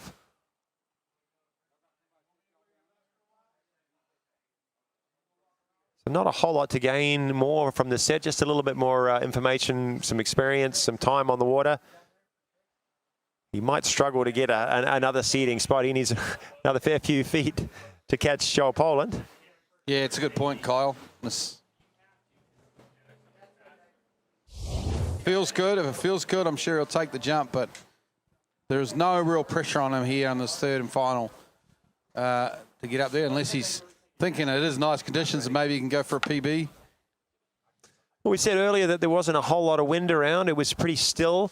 But as the afternoon's coming along, as you predicted, Glenn, the wind's picked up a little bit. It's not strong at all, but it's just that light little breeze that our skiers love in their face as they come off the jump, and hopefully hold our jumpers up that little bit longer. And, Joel Poland will be rubbing his hands together saying, yeah, this is looking good for this afternoon. It's kind of perfect, I guess. I suppose the big jumpers might want a bit more breeze, but I think when you're up in the air, we're right down on lake level here, but if you're up in the air like these jumpers are at the top of their flight, that'd be a decent amount of head breeze up there. Yeah, looking at the tops of the trees, obviously this lake is so surrounded by trees to keep the conditions perfect, but higher in the air, you see the tops of the trees kind of rocking a little bit, so probably a bit more pressure up there that when you get up to 25, 30 feet in the air like Joel does, you'll kind of get that extra little bit of float. And Will do too. If he can get his timing here together. He passed jump number 2. I think this is a little early, Glenn. I think he's drifted back a little bit on his setup. And no, it's one and done for Will Roberts, but he looks good. Yeah, well done, Will. Looks really good out there.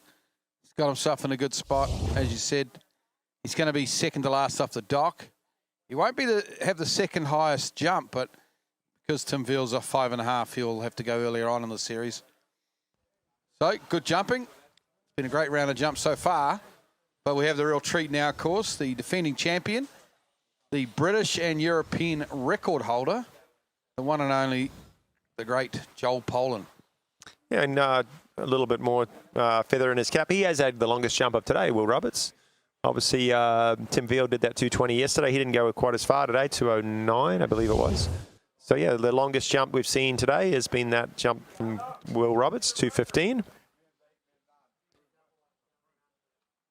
Going to be short-lived. Joel Poland will come out. I'm pretty sure surpass that on jump number 1. How hard is he going to push it today?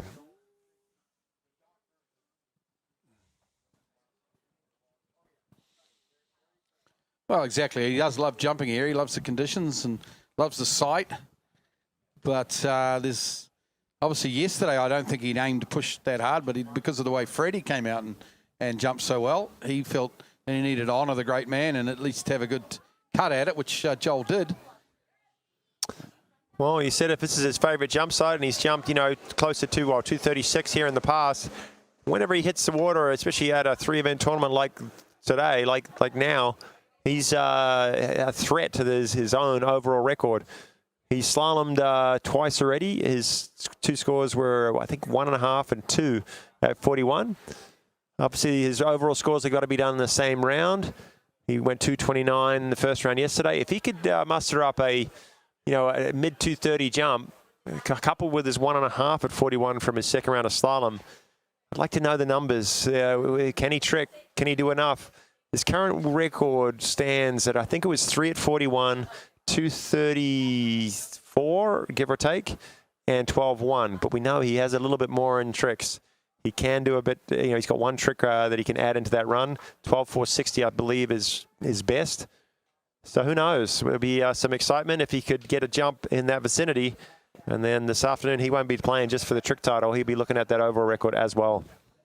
Yeah, good point, Kyle. Good point. Here we go. Joel Poland, world champion, unbeaten last year in the jump event in all major events. This year, unfortunately, didn't win the Moomba Masters. Ryan Dodd got one back on him, but let's see how he goes here today. This is a pretty late cut on jump number 1. Joel Poland into the ramp. Big kick up the top. That is a lovely opening jump. He has flown. Joel Poland straight out there. That's got to be close to 230, Kyle. I mean, it was a lot further than all of our other competitors, wasn't it? It was at least 10 feet further than we saw from Will Roberts. I don't think it's quite 230. It was a great opening jump. He was late, but looked like he got his skis around and held some angle, so was away from the corner on that first jump. Where yesterday he was late and was getting kind of pulled in, was really close to breaking his fin yesterday. But 224 as an opener, that is big. And hopefully he can find a little bit more on jumps 2 and 3.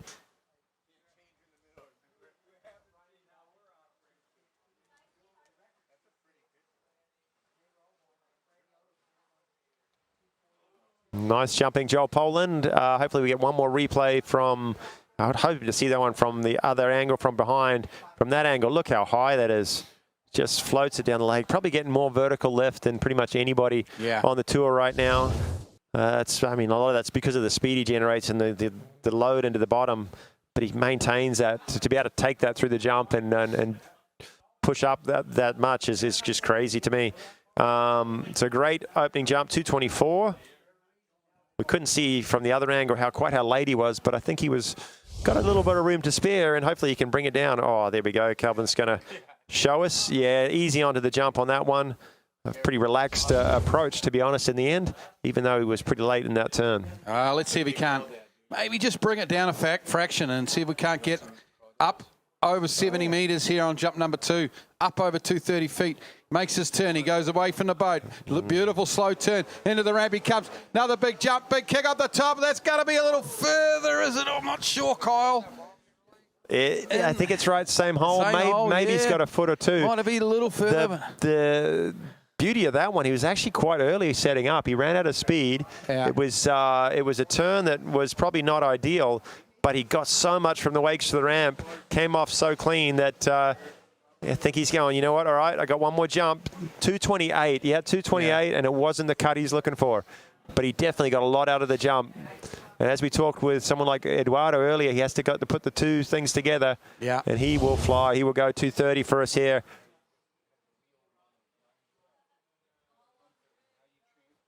What I love is he's got 2 more rounds of tricks. He's already slalom once. This is his second time on the water. He's got 2 rounds of tricks, which is a lot of energy this afternoon, and he is not holding back. He's doing it for the fans at home watching the webcast and the people on site here. And it's much appreciated. 228, just shy of what he went yesterday, but I think he looks better. Well, you got to love this, don't you? No matter. Whoever that cameraman is might have to just tilt the camera up a little bit to catch him. He's jumping out of that screen now. Exactly. Well, one last jump for the day, about to come up from Joel Poland. Then, of course, we've got some exciting trick action to come up this afternoon. Looking forward to that. The tricks was amazing in the under 21s. I'm sure it's going to be just as good in the open. And here he comes. Oh, here we go. Here comes Joel Poland now. Jump number 3. Can he snap off a big one on his third and final? Makes his turn away from the boat. This is looking good. All or this is nothing. late. Lots of speed. Big kick up the top. He's flying through the air. He has flown again, Kyle. What do you reckon? It's another foot or 2 further, maybe? It's right around that 228. Yeah. I don't think it's not the jump he's really looking for, the mid-30s, to have a shot at that overall record. But amazing round of jumping, 224, 228. Let's wait and see jump 3. It's right around the same hole. He might have squeaked close to 230. It is 230. 230 feet. Right around this that 70 guy's metre mark. On fire. Improving every jump. Look at that. Yep. What a great set from the one and only Joel Poland. Wrapping up this jump round. Open man round number 2. Our stage is set for the final. The competitors, the top 8 will be joining us tomorrow with the top 5 women. And they'll be battling out again here on this jump ramp at Shortline Lake. But Joel Poland really has got a bit of a number over the rest of the field. Yeah, he's looking the hotter than hot favourite is Joel Poland. And we'll just have one last look, I guess, at the leaderboard before we... Here we go, Joel Poland, 230 feet. Back to Tim Veald, 220. Will Roberts, 215. Freddie Krueger, the great man, 214 feet. We have a tie on feet there, at least, Eduardo Morenzi and Jake Abelson, 211 feet. Igor Morozov, the international man of mystery, representing the IWWF, is 207 feet. And last in, young American Ben Lutz with 203 feet. What a great round of jump. Look forward to that final tomorrow, Kyle. Yes, definitely. The competition there, right around those 7th, 8th, 9th, 10th spots. The competition between Ben and Tobias and Martin all battling hard. Ben comes out victorious and clutches that last spot into the final. Unfortunately, we won't see Tobias or Martin in jumping tomorrow. We will see Martin in the tricks later on. That's what's going on next. We're going to switch up to the open woman. Round number 1, followed by open men, and then back-to-back as the best trickers in the world. We're looking for over 11,000 points from the woman, over 13,000 points from the men. Exciting afternoon on the trick skis here at Shortline Lakes, Elk Grove, California, Water Ski Pro-Am.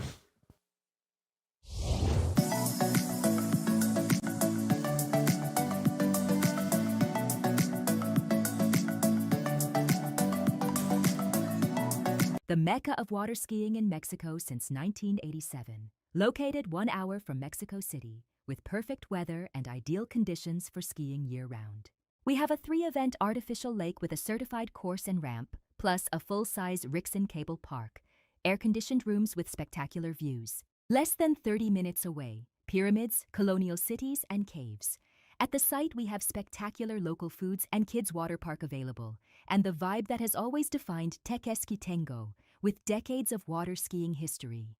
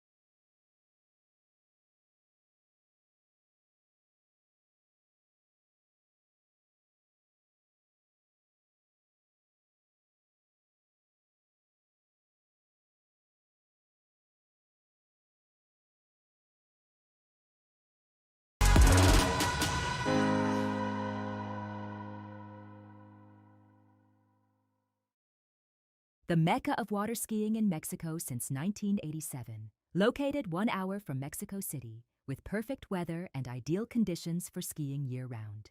We have a 3-event artificial lake with a certified course and ramp, plus a full-size Rixson cable park, air-conditioned rooms with spectacular views. Less than 30 minutes away, pyramids, colonial cities, and caves. At the site, we have spectacular local foods and kids' water park available, and the vibe that has always defined Tequesquitengo, with decades of water skiing history.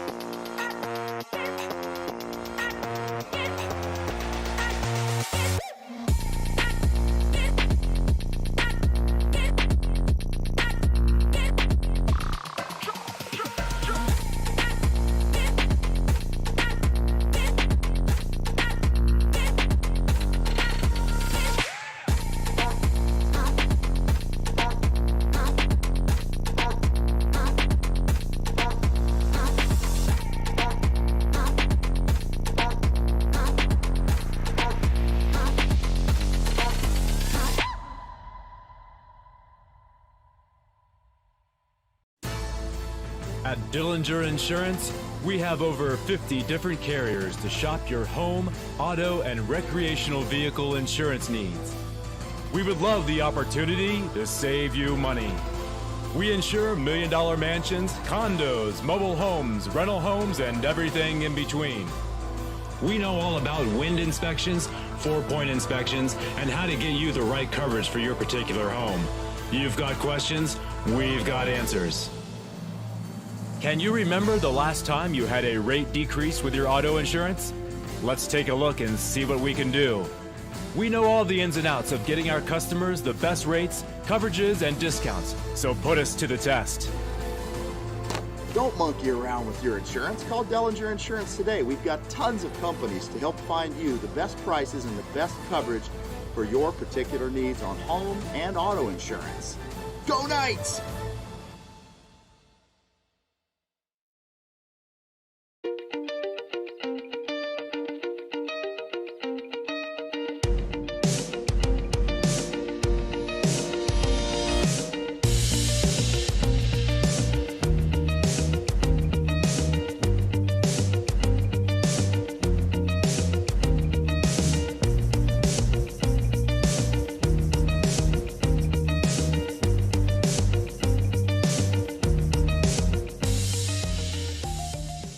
the mecca of water skiing in Mexico since 1987. Located 1 hour from Mexico City, with perfect weather and ideal conditions for skiing year-round. We have a 3-event artificial lake with a certified course and ramp, plus a full-size Rixon cable park, air-conditioned rooms with spectacular views. Less than 30 minutes away, pyramids, colonial cities, and caves.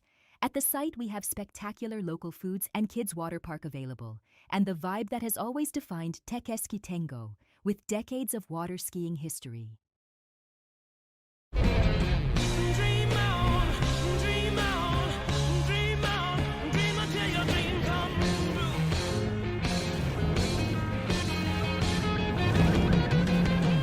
Dream on, dream on, dream on, dream on, dream on, dream on, dream on.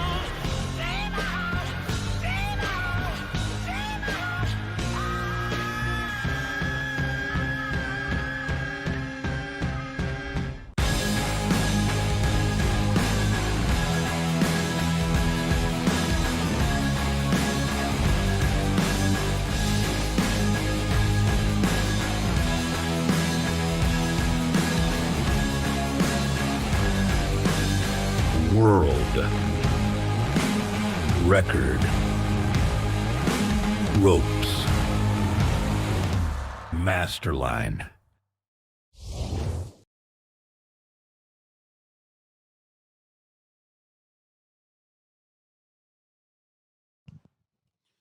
Well, good afternoon, water ski fans around the world. Welcome back to the Cali Pro-Am for 2026. Here's Gianna Bonneman-Meckler, who we've just seen probably an hour ago on the jump ramp out here in this tricks.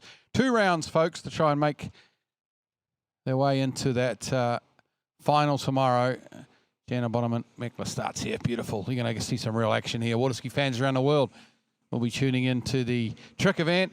And it's particularly, well, both women's and men's tricks at the moment is so tight at the top. We've got 3 or 4 girls here that could win this title, and in the men, there's upwards of probably half a dozen skiers that could take that men's title. So there's plenty of high-octane action coming in this trick event. Beautiful pictures here from our webcast guys, and it's a beautiful blue sky day here in Northern California, which is the norm, of course. This time of year in Northern California, in the Central Valley, up here, we're sort of in the outskirts of Sacramento, which of course is California's capital city, and in the sort of southern suburbs, Elk Grove is where we're at. And it's kind of, this lake was built in 1982, and the lake was built, it was, I guess, farmland or rural land anyway, no houses, no commercial buildings or anything, and the city has come out to meet them. And we now have this little oasis here in the middle of a reasonably sized city, so it's an amazing facility. We watch Gianna Bonneman there with its solid stand-up toe pass. I'll be joined shortly by Kyle Lead and expert comments here for this trick. So we've got 8 women, 10 men,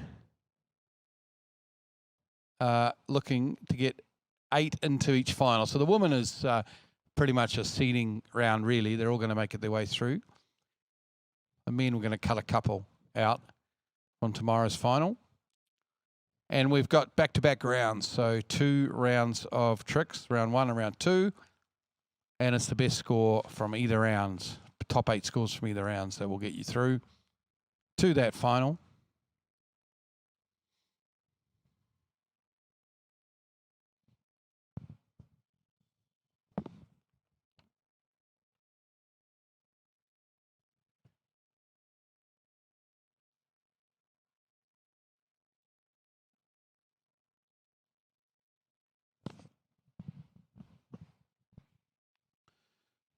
Okay, hand pass now. Second pass for Gianna. Over the rope she goes. A couple of ski line tricks. We're into the flips now. Beautiful front flip to start. And the reverse. All looking pretty tidy stuff at the moment from this magnificent 3-event skier, Gianna Bonneman. Beautiful back-to-back moves. Finishes up with some surface back-to-backs, little half fist pump. Couple of nice stand-up passes from Gianna Bonneman.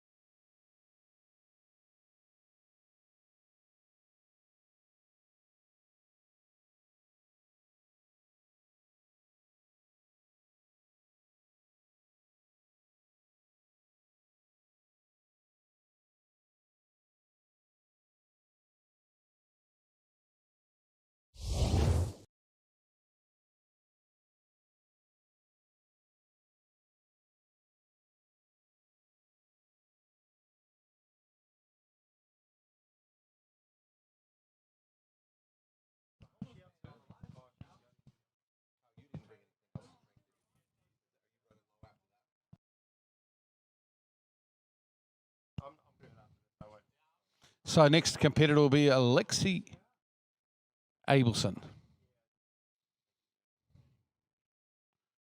And Alexa Abelson, she will be up next, skied in the under 21s, of course.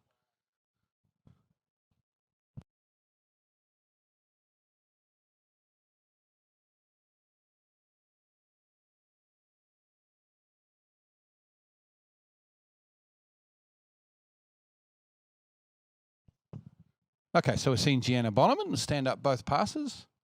And we have now Alexi Abelson from that famous Abelson water ski family out of Arizona.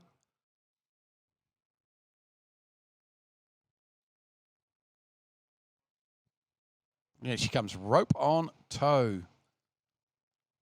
Just the lightest of head breezes.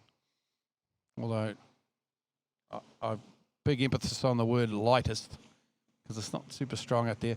Going well at the moment. Some good surface turns. Toe line 360, toe line back, toe line wake back to back. Good stuff there from Alexa Abelson. Good stand-up pass.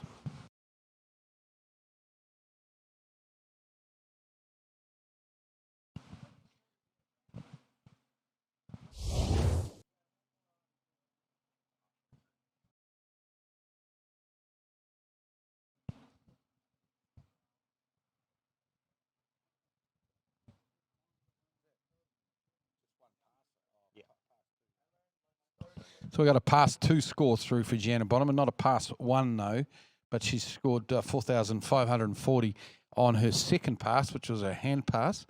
And it's great to welcome back into commentary for expert comments and I'm sure a bit of good banter, Mr. Kai Lead. Well, thanks very much, Glenn. Good to be here joining you for the afternoon of some exciting tricking preliminary rounds 1 and 2. We started right into some of the best trickers in the world. Janina Mekle out there. We've got a score for pass 1, I believe it was, or pass 2, 45-40. The full score not through yet.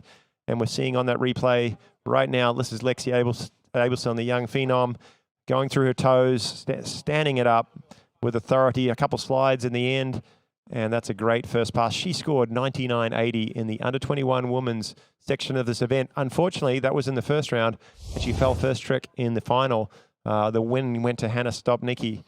So it was an unexpected fall. She'll be looking for some redemption here in this the pro rounds of competition. And she has such a big hand pass, starting with a few 540s and then moving into 6 flips. Obviously, Glenn, the limit in tricks is 6 flips, but all sorts of different variations. And now the variations of fronts and backs. And she does 3 front flips, which are huge scoring points. And we're going to count you through them here as she gears up. Coming back in, we saw all the information that the driver and the officials needed on that sheet of paper. The speed, I believe, set around maybe 17.5 miles an hour. Kind of a standard speed for girls, between 17, 18 miles an hour, probably coming in for hands.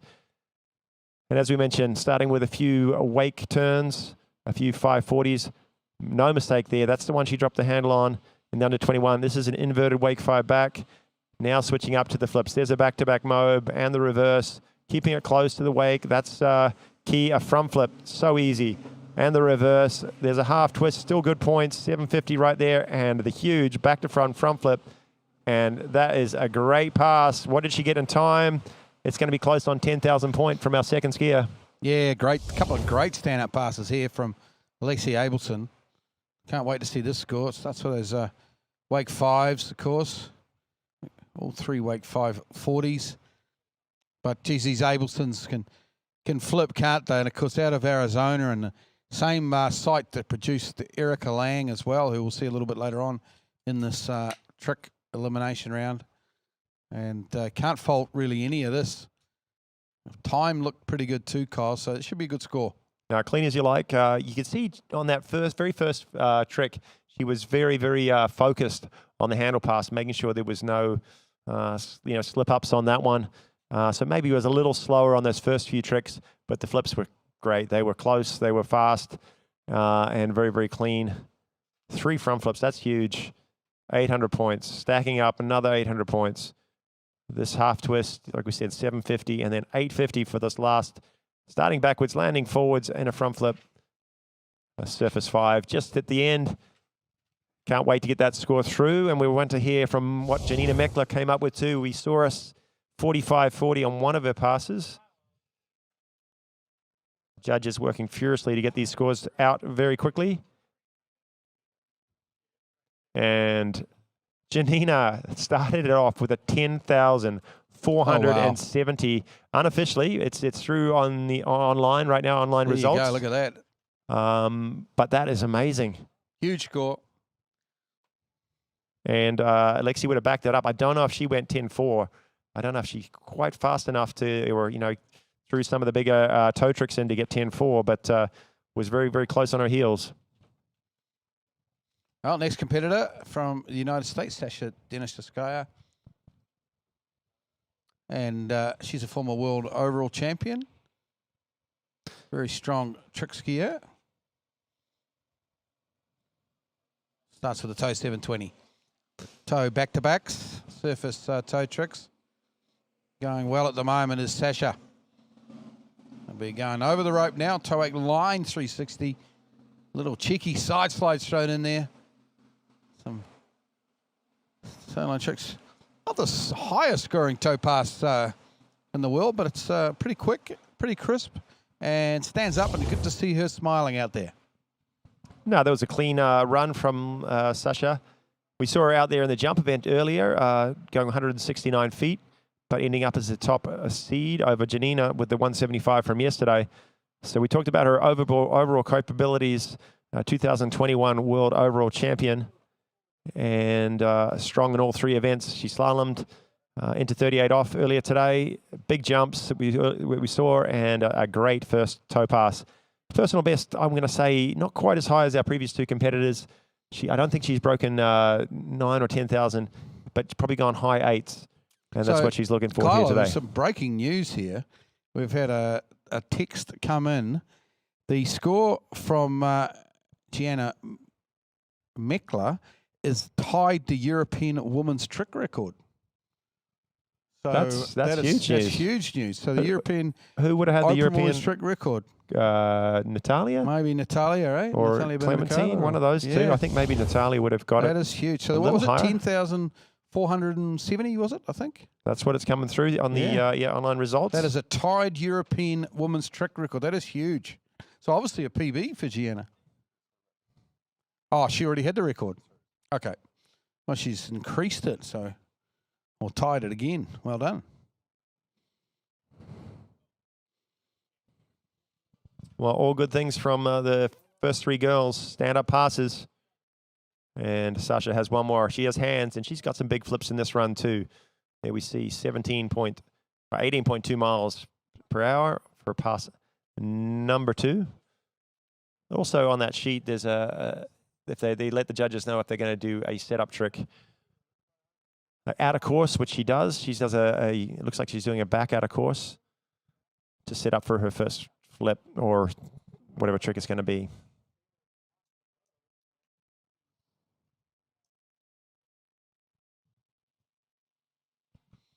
Okay, rope on hand now. Sasha Deniskaskaya, representing the United States, starts with some wake fives. A lovely little inverted wake five back there.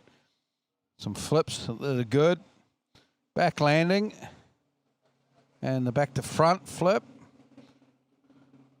Just falls, cases the wake, hits the wake, goes down just a little bit earlier than she'd like, Sasha. Well, we're liking number 2. We're liking the start of that run, aren't we, Glenn? That has sort of caught on. Doing the 3.5s like that, very, very quick, wrapping in and getting to the correct side of the wake too, which is cool. Which is important. You want to be able to start, on that side of the wake so you can get your flips all in a row. And she's moving quickly through the half twist, the one starting backwards, landing forwards. This is so difficult, this move, though, where you start in a reverse back position, kind of a blind, a harder edge in there. It's difficult to set, and she didn't quite get the speed, the momentum to carry her, and the height, really, to get across both wakes.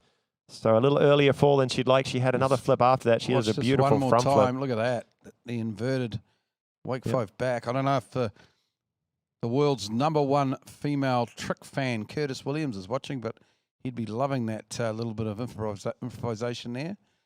Everything was going really smoothly till this point. Just didn't quite get the height and the carry across the wakes, hit that second wake. And like I said, she had one more flip, a front flip, which she does so well at the end of that. So missing maybe 800 points there, 1,600 points in those 2 tricks. And that's going to drop his score down quite quickly. I'm going to guess around 7,000 points just shy.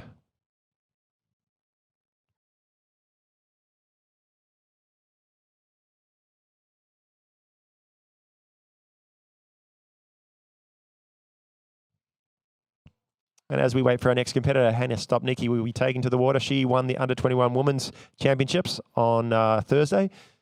We have Sasha come in. Great first pass. Toes stand up. Going well on the hands, but just falling before the 20-second mark. Yeah, it was nice. We didn't get to practice, so that's more like practice set. Conditions are great. I just rushed. I mean, only up from here.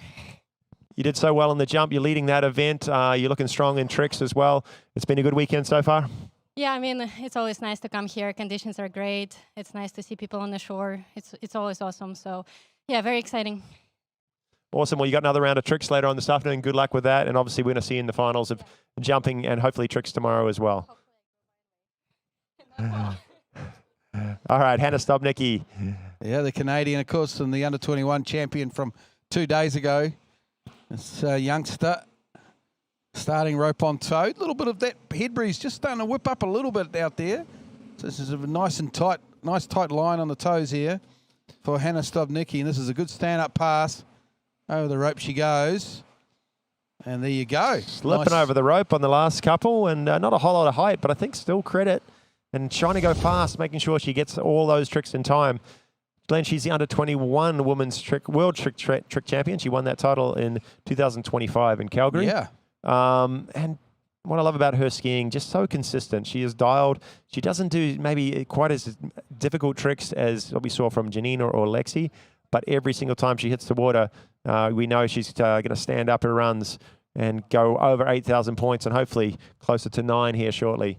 If she goes for a big run, I know she's got a couple extra flips that she can throw in. We'll see what she comes up with on her second pass.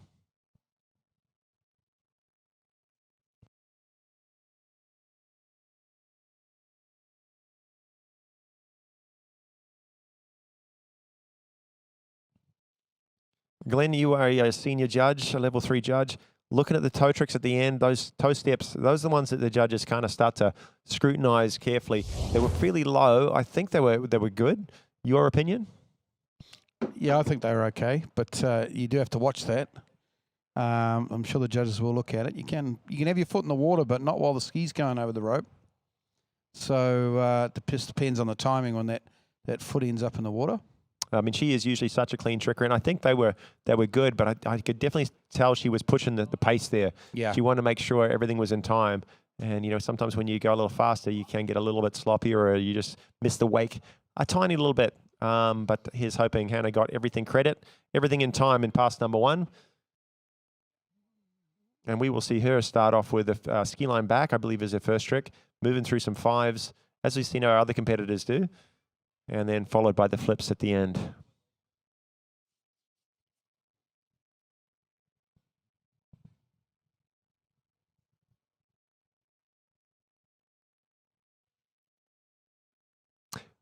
8 open women skiers competing here for you today, followed by, it looks like 11 men. 10 men, sorry. No, 11. Yeah, 11 men, even without Dorian. We were missing Dorian Llewellyn. He was on our list. He's a little bit injured, ankle injury right now. But 10 or 11 of the best men's trickers in the world, all scoring, capable of scoring over 10,000 points. Hannah Stopnicki, ski line back, over the rope, doing a 180 turn. Very clean, very high. There's the 540s. Now she's going to ramp up into the flips. Just a regular back flip. And the reverse, 500 points each. This is a difficult one. The half twist, lands it clean. Reverse. And can she throw a back-to-back mode right at the end, or is it just a back to front? Wow, stand-up pass. That's over 8,000 points, I believe. Hopefully the judges upstairs agree with us.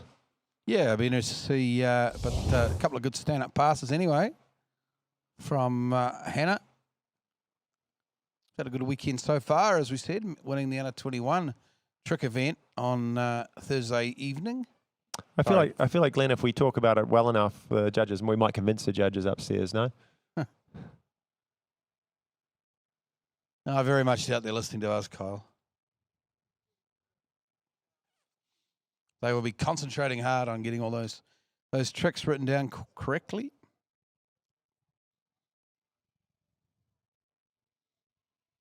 That first trick, the ski line back, she does that so well. You know, a few skiers kind of pull early, drop the rope down quite low. It's usually out of the water, but it's no mistakes on that one. She's up and over, and rope stays high, and all the 540s too, very clean. Plenty of height on her flips. Just a really good rhythm that she sets every time she skis. You never see her sort of get into much of a panic.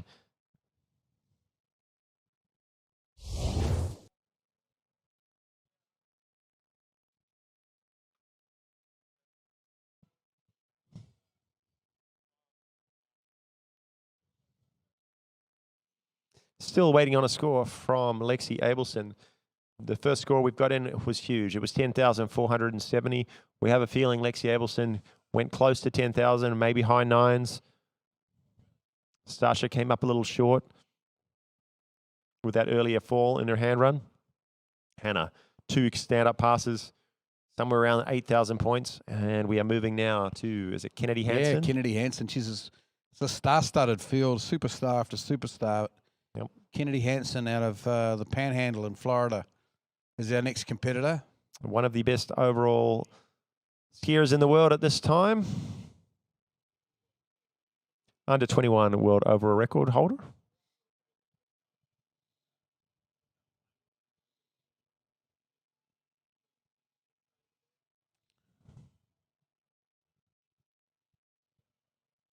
Yep, 10,000 point tricker, of course.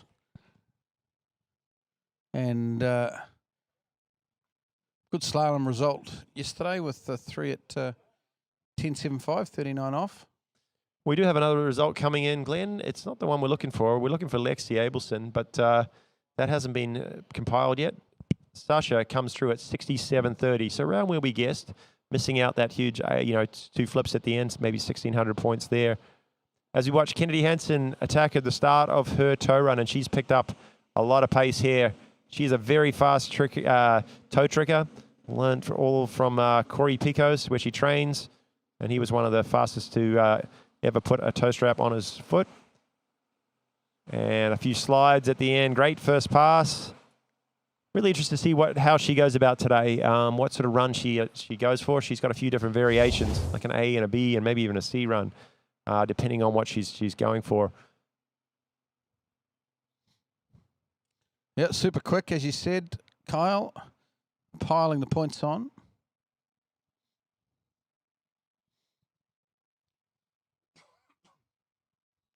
Well, there's no real risk in tricking this afternoon, to be honest, for these ladies, because, as I understand it, there's 8 in the final for the women's and the men's. So everybody's going to make the final, Kyle. It's just about seeding in the final. So I guess these guys might as well go for it and do the A runs. Well, we're hoping that's the attitude they're going to take towards it, because that's what we want to see. We want to see all these skiers go all out and see if they can get their personal bests or big scores in these early rounds of competition. These skiers are so dialed. They know exactly where they are through their run, if they're going fast or slow, if they've lost any time, where they need to make any adjustments. If they're feeling a little out of sync on, one flip or the other, they can drop something out and change things up as they go. There it is. This leaderboard comes through. Lexi Abelson's score, 98.30. That's about where we thought. Maybe missing one of the smaller tricks, the slides or something at the end of the run, which prevented her from going over 10,000. But a great first round from Janina and Lexi. And I know Sasha's looking to improve on in round number 2. Still waiting for Hannah Stopnicki's score. That'll be the next one out as Kennedy Hansen gets ready for her hand pass. She'll be doing 6 flips. Which ones? I know she's got a front flip. She's got 2 mobs. Whether she does them all in this round, well, let's wait and see.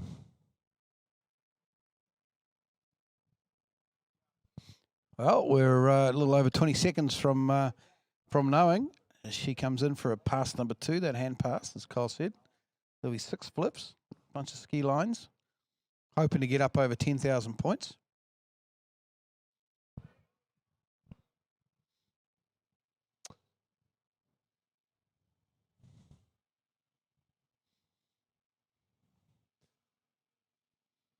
All right, setting up. It's going to be a back-to-back mob to start off with. Will she do the reverse? Yes, she does, with ease too. There's a regular backflip. There's the half twist and the reverse. Going quickly through these flips. Back to front. No front flip in that run. There's the ski line back. Now banging in a few wake 5s right at the end. Miss grabs on that wake 5 front. Can she get the ski line back-to-back in time? Unfortunately, doesn't go over the rope. No. That's unorthodox sort of landing there. Not quite getting over the rope on ski line back-to-back. Just trying to jam too much. Yeah, just missed a little bit at the end there, didn't she? As you said, missed the handle on that wake 5. Cost her some time, got a little bit kind of discombobulated. These flips are all good. Back landing. There's no front flip, though, as Kyle mentioned, which is starting to become pretty normal for the 10,000 plus point female trickers now as a front flip. See, I missed the handle there on that 5 and then didn't go over the rope on the ski line, which cost a lot of points. Obviously, not going to get any points. Well, will she get the wake back-to-back, Glenn? Oh, she might get the wake back-to-back, yeah. Fair enough. But she's not going to get the ski line. Yeah, drops it down 300 points or so if they give her the wake back-to-back. I have a feeling if she does a front flip, it would be right after this trick. So maybe look for that next round. That trick right there is 550, the back-to-front backflip. If she comes front and does a front flip toe side, if she can do that, then it's 800 points and it bumps her score up. Yeah, something like 250 points. But so far, so good. 2 stand-up passes from her as well. And a Stopnicki's scores just come in, 8,210. Yeah. So yeah, definitely pretty much got everything, I would assume, because that's a great score for Hannah. And on the water next, it's Erica Lang. And this is your current world record holder. So if you want to watch the best in the world, the best it's ever been, it's right on the water right now. And the next 2 girls are right there and thereabouts as well. So only the best here at the California Pro-Am. Erica Lang the seeding is based off of the results so far at the other series. Yep. Erica had an early fall up in Canada, and so didn't finish quite as high. Anna Gay took that way. Hunter took that event out.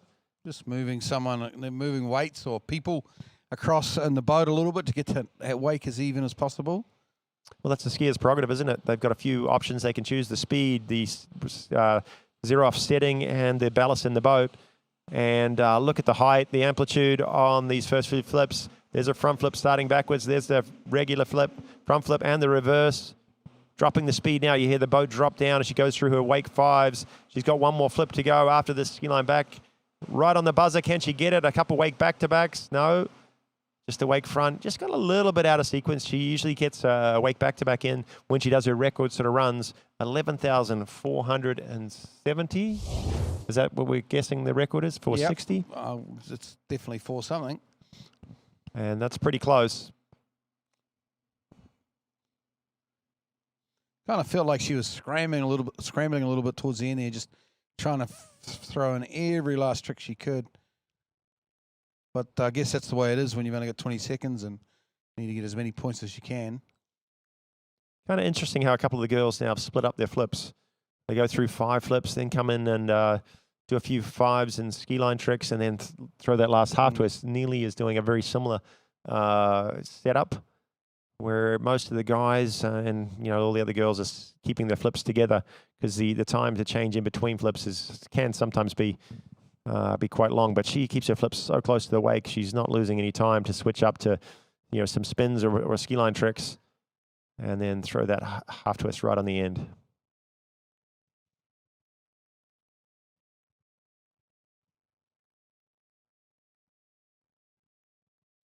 Still, good stand-up pass there from Erica.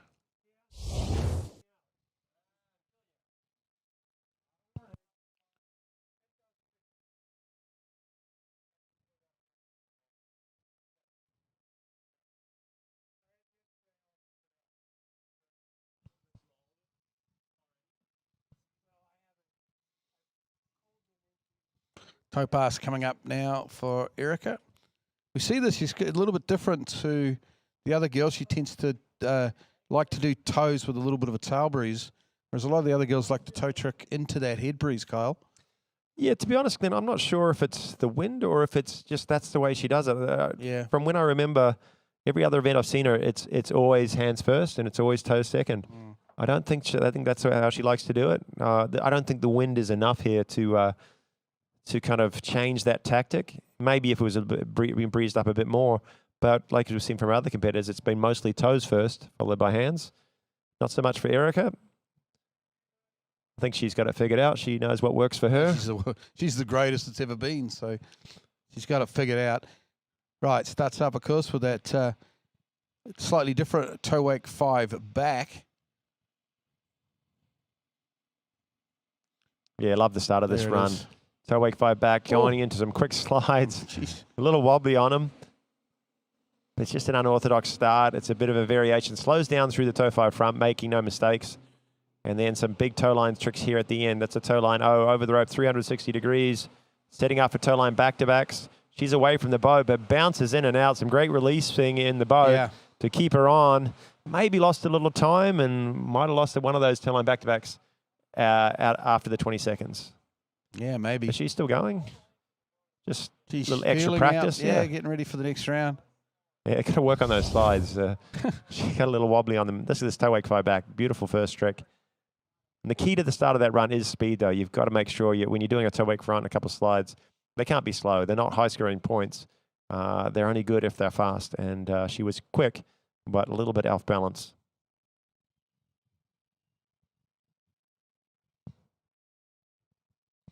Still, it's amazing to watch, isn't it? The world record holder, long way away on that. She's got have lost some time there on those. Her nose was in the water on that first one, wasn't it? Line back-to-backs, but it's great camera work from the team here on the banks of Shortline. Another look at those toe slides.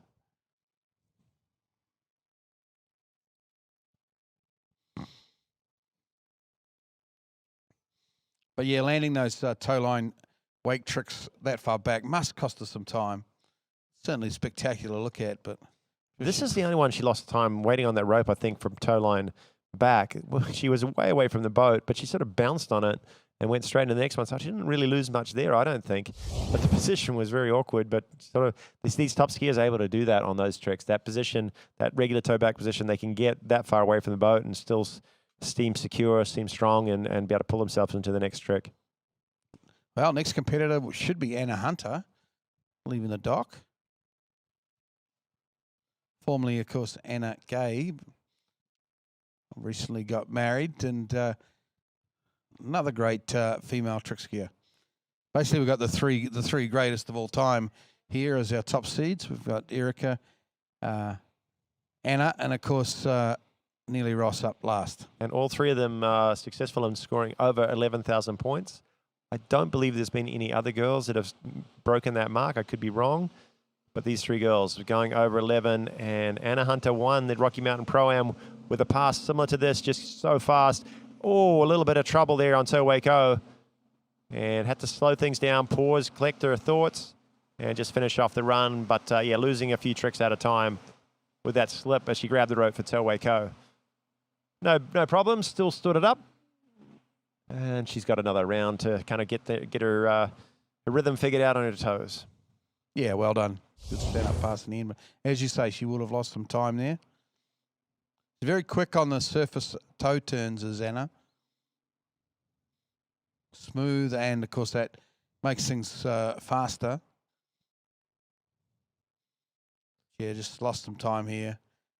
Got a bit of time actually, as she has to regather her thoughts and lost the momentum. Still good upstanding. I mean, really, do you see these top female trickers fall? It always tends to come down to time, really, a lot of the time when it comes to scores. They're almost like machines out there on the trick ski. Well, she has learnt from one of the best. Obviously, her father, Mr. Masterline, Mr. Eagle, Russell Gay, was a 12,000-point tricker, and all of his kids doing very, very well on his trick ski. Ryan, his son, great for one of the best flippers in the world. I've seen him do stuff on a trick ski that's pretty amazing. Obviously, Anna's been doing it a long time. And then her little sister, Ella Gay, was here in the under-21s and went onto the podium in second spot. So congrats to her. I'm sure Russell's at home watching the action.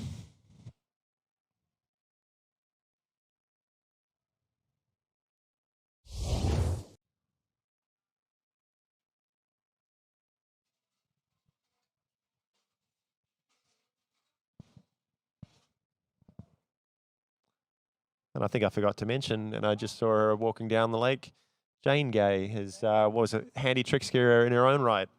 Same 7,000 points, give or take. Give me the nod on that one. 7,000. Yeah, she was a great tricker back in the day. The whole family doing it, this sport. A lot of passion for it. And Anna Gay coming in, or Anna Hunter coming in for pass at number 2. This is hands. Yep, starts with the wake fives sequence there, and over the rope she goes. Quite a lot of these top triggers will start with flips, but Anna's starting with something a little different here, but into the flips now. Back-to-back mobs look good. Going well here. This is pretty quick. Seems to be on pace here. Big front flip. Reverse is good. Loses away a little bit out there, but still it's at the very end of a run. And that is a huge hand pass, Kyle. Yeah, very well done there from Anna Hunter. Started with a couple 540s. She's got a couple variations, like all these girls. There she went with ski line back-to-back. I have seen her do a ski line 5 front right there, which is a huge trick. Really only gets her an extra sort of 100 points, but sometimes that's needed. But then goes straight into the back-to-back mobs. 2 half twists, which are, back landing flips. One, there's the second, and then the huge front flips at the end, which she does so well. Here's a toe side, and that's a difficult trick. Very hard to keep that axis straight. She stomps it. Is it inside 20 seconds? It's going to be really close. Hopefully that's in time, and that's going to get her over 10,000 points as well. Maybe challenge that lead from Janina Meckler. I think Erica Lang might have taken that off before that, but let's wait and see. We're going to get some scores through to you in just a moment.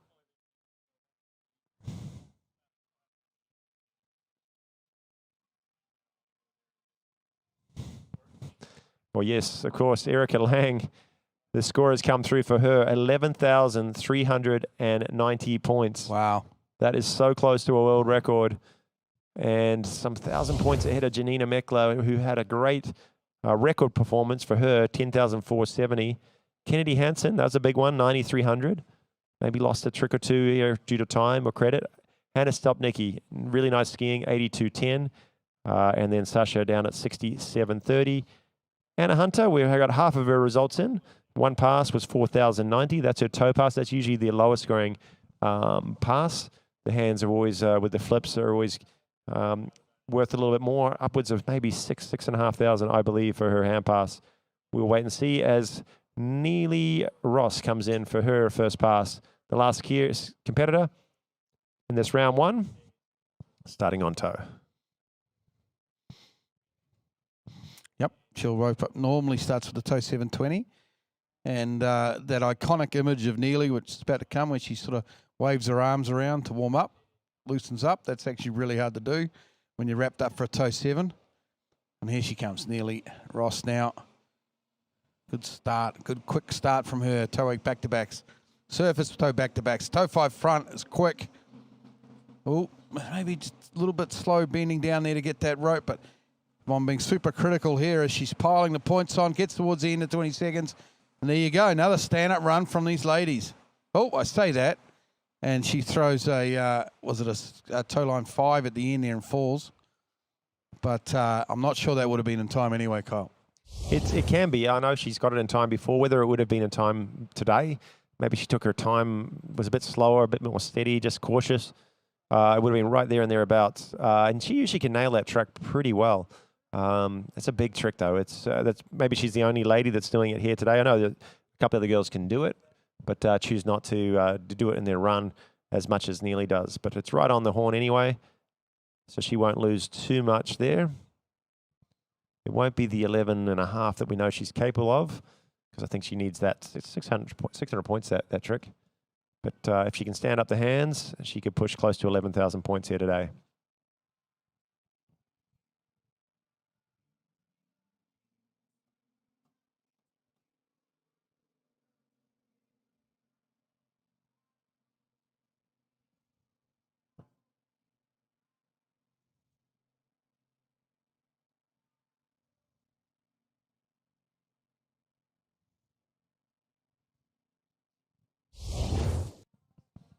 Well, there you go. There's the see the replay there of on toe.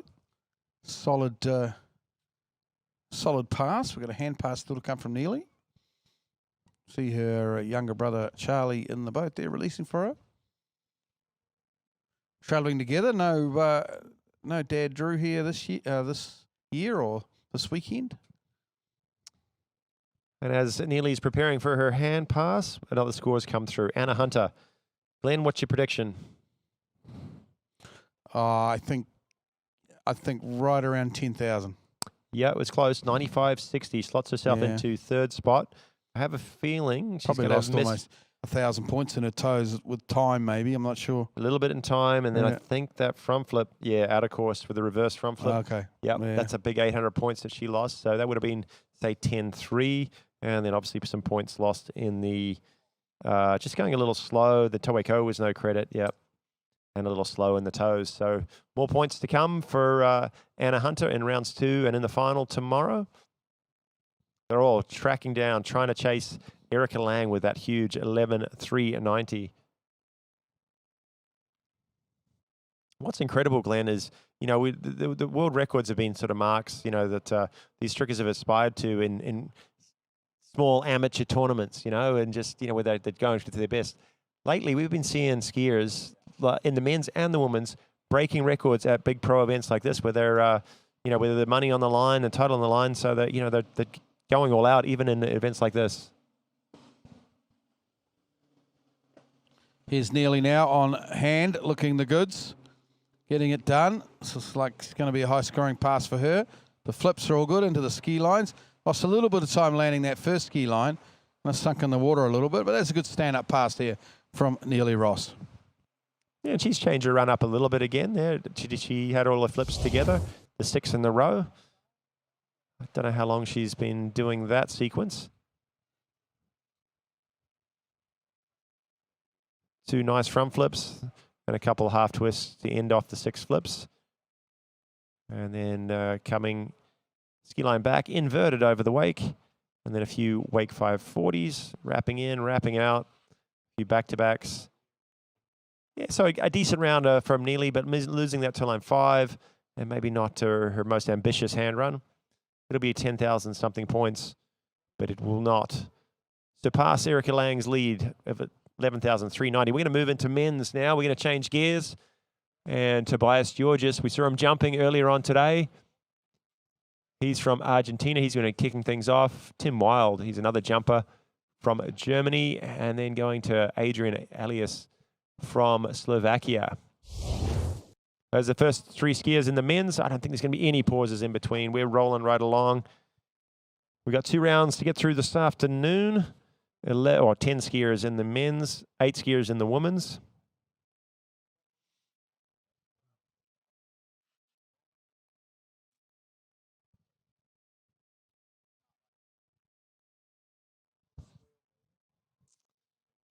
And Kevin, while you got a second to talk to me, the format tomorrow. Let's tell everybody that's watching what to look forward to tomorrow. What times it kick off?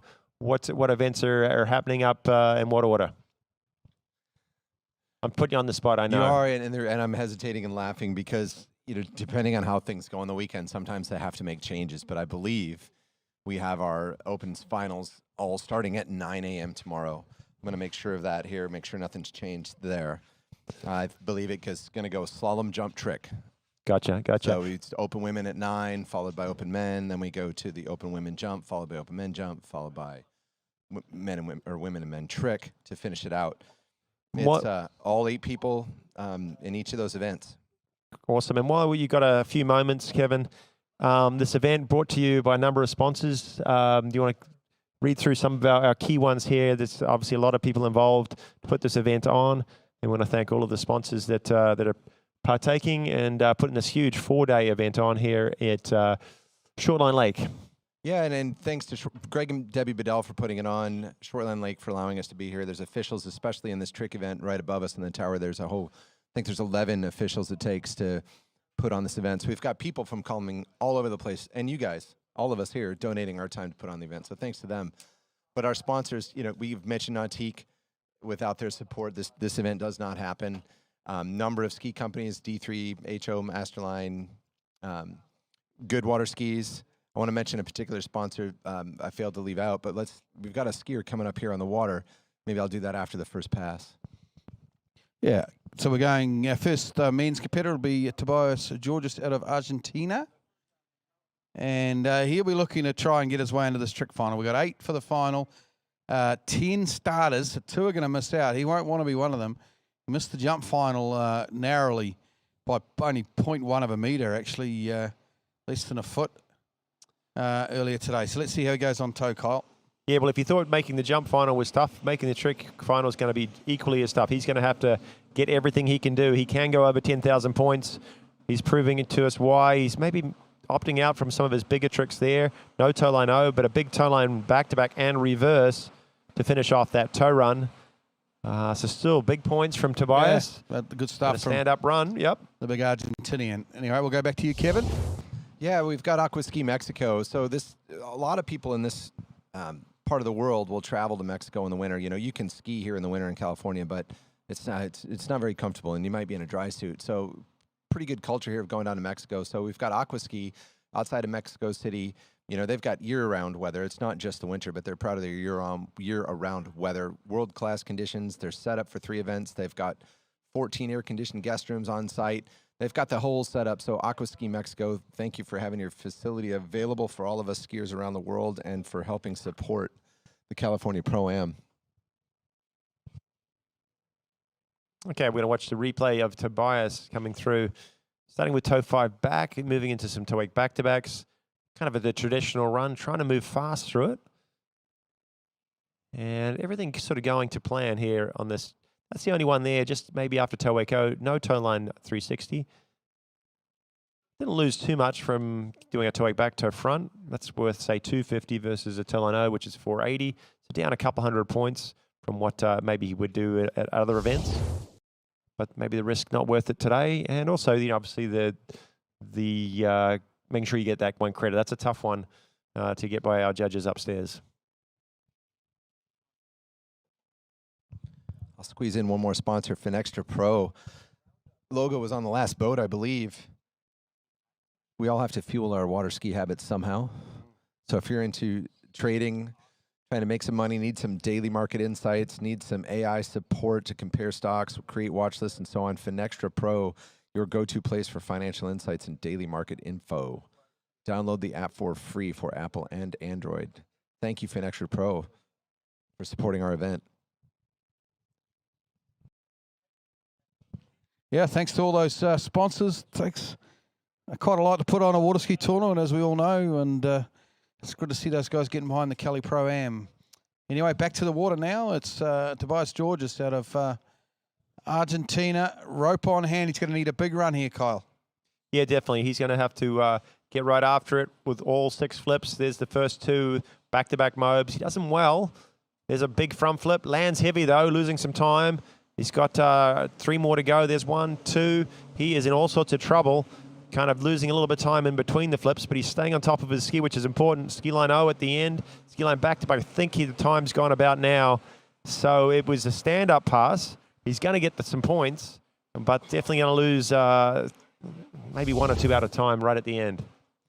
Yeah, didn't quite have the finesse that he needed out there, the big Argentinian, but good on him. He's out there having a crack. It's probably was the jump final that he really came here to make. So to be left with only a chance in the tricks is probably a little disappointing, but he can hopefully salvage something out of either this round or the next.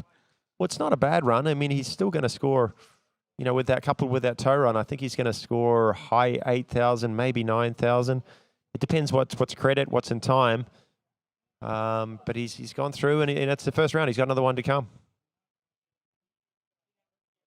Kevin, I'm going to probably reiterate what you said about you know, all the officials that came from all over the world to help you out for this event, and then all the volunteers that I've seen around the site. You guys got a huge crew, everyone donating their time, and also passionate about the sport. They seem like they're all just grateful to be here, enjoy being around you know, the best skiers in the world, and just really love putting this event on.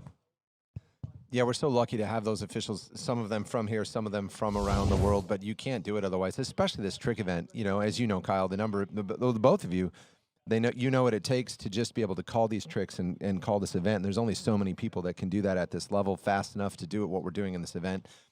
Can't do it without them. Really appreciate everybody up in the tower right now putting all this together for us and getting these results, Kyle, right into your phone, you know, moments after they finish skiing. It's impressive. Okay, from Argentina, we're going to move to Germany. I believe Tim Wield.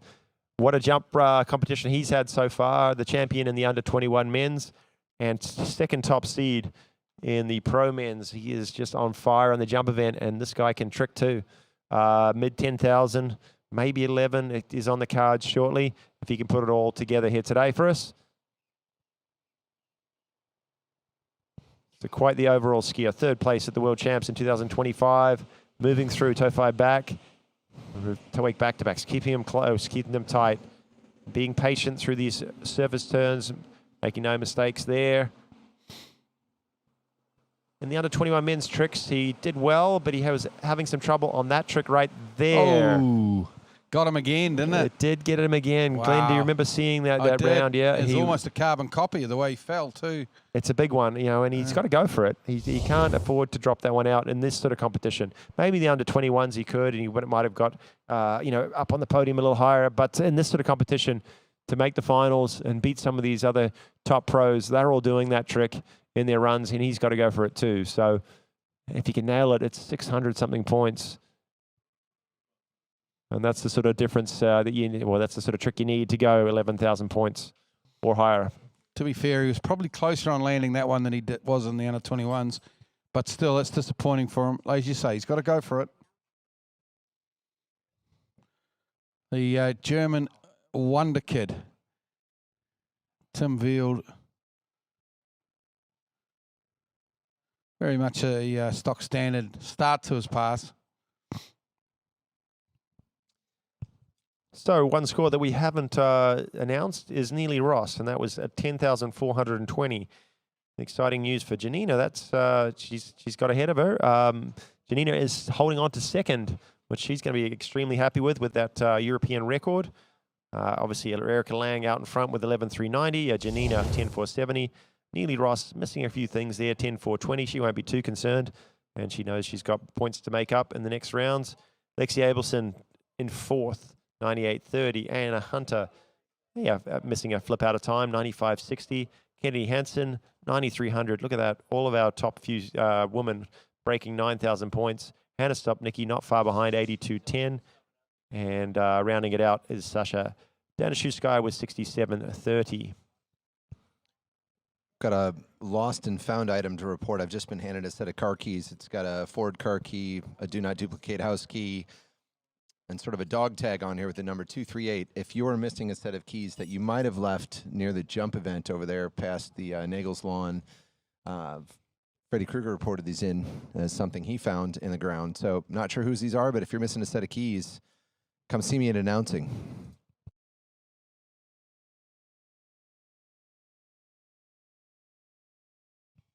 Pick another sponsor, a local, Dutch Brothers Coffee, the Grubbs family. Steve Grubbs skiing in the event. Blaze Grubbs not here due to him starting a new life, getting engaged. I think he's in Spain right now. Congratulations to Blazer, but he's been out in our event. I just saw his sister walking around a little while ago, but Dutch Brothers Coffee, thank you very much for supporting the event. Supporting the event and supporting our athletes down at the dock. I've been enjoying a few of their beverages. The ones on ice down there at the dock. Well, they haven't made it to the commentary yet, unfortunately, but I'm sure Nicole will hook me up. Yep. Got some energy Maybe drinks, tomorrow, some sparkling yeah. waters, some cold brew. Jeez. And Tim Field, maybe he took one of those energy drinks right before this pass. He's going to need that energy to get through his hand run. He's got some big flips. There's the back-to-back setting up for a back-to-front, the half-jack.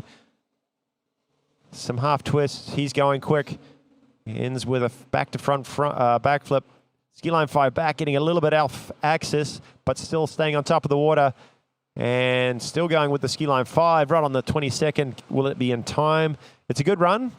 It's going to be similar to what we saw from Tobias, maybe a little bit ahead, but missing that toe line 5 is going to cost him if he wants to make it through the top 8 for tomorrow's final.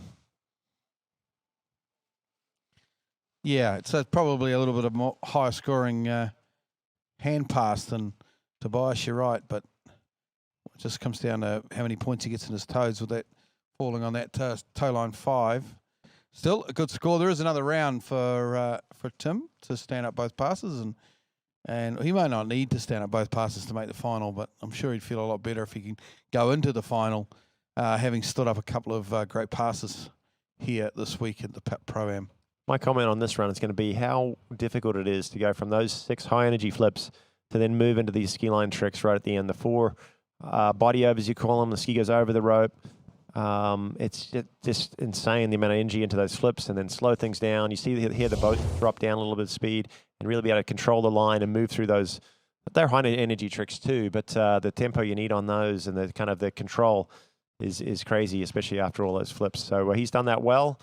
And you'll see that kind of a fairly routine pass from a lot of our competitors, starting with those 6 flips and then moving through the ski lines at the end.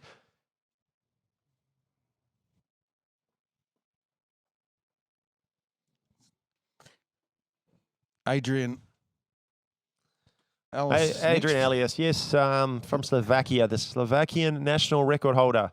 Got a lot of time for this young skier. He's just started at ULM. With my son, and he's done a lot of skiing down with us in the past, and he's a great young man and a great 3-event skier. Competed all 3 in the under-21 men's, and competing in the pro trick event here today. He can go over 9,500 points when he can get it all together, and he's really improved a ton over the last couple of years, moving through some toe-wake back-to-backs. Very clean. Had a little trouble on right around here in the final of the under-21 men's, but no mistakes there. Toe line back. Hopefully he's moved fast enough for toe line back-to-back in time. Yeah, a little slow maybe at the end of that run. Didn't want to make any mistakes. Hopefully the judges like what they see. And he is going to switch up to hands after a stand-up toe pass.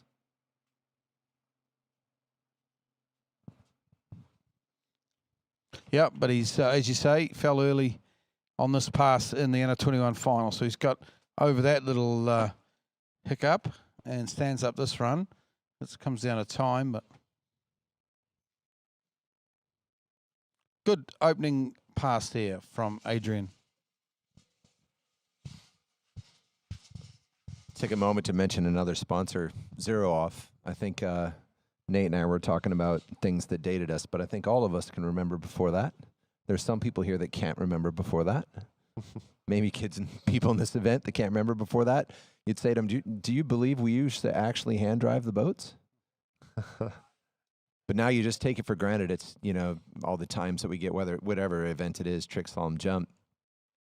But thank you to Zero Off. Been a sponsor of the California Pro-Am since I've been coming to it, at least.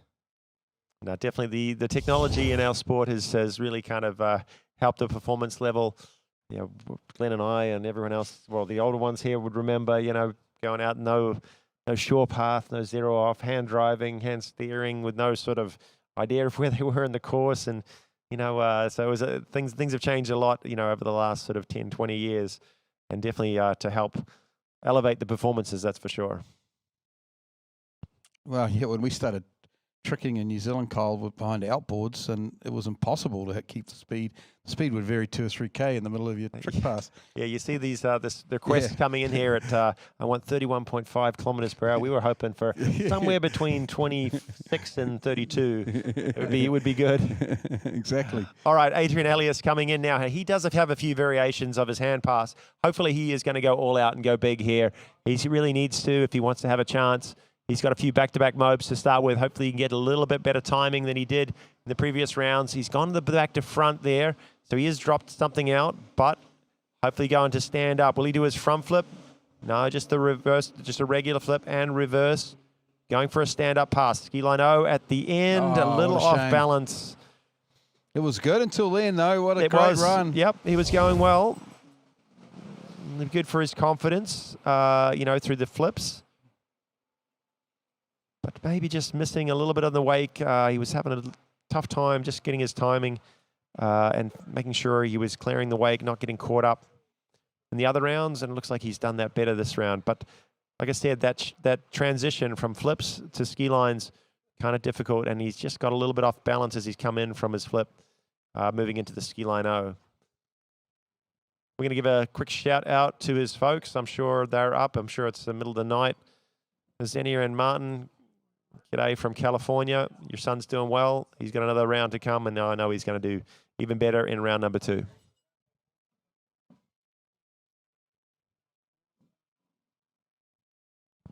Yeah, this was a great run, as we've already said. It just, unfortunately, a bit far back on that ski line and popping the handle.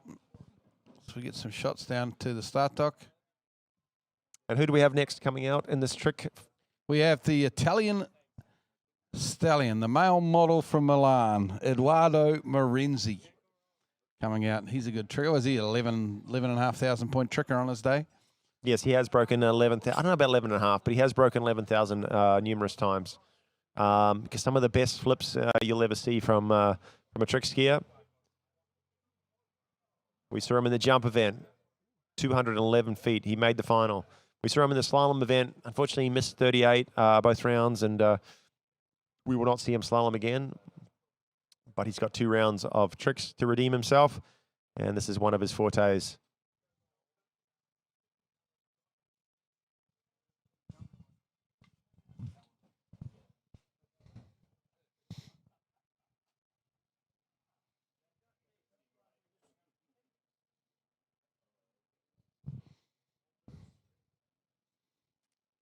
So when I've seen Eduardo trick, usually he's on the money in hands.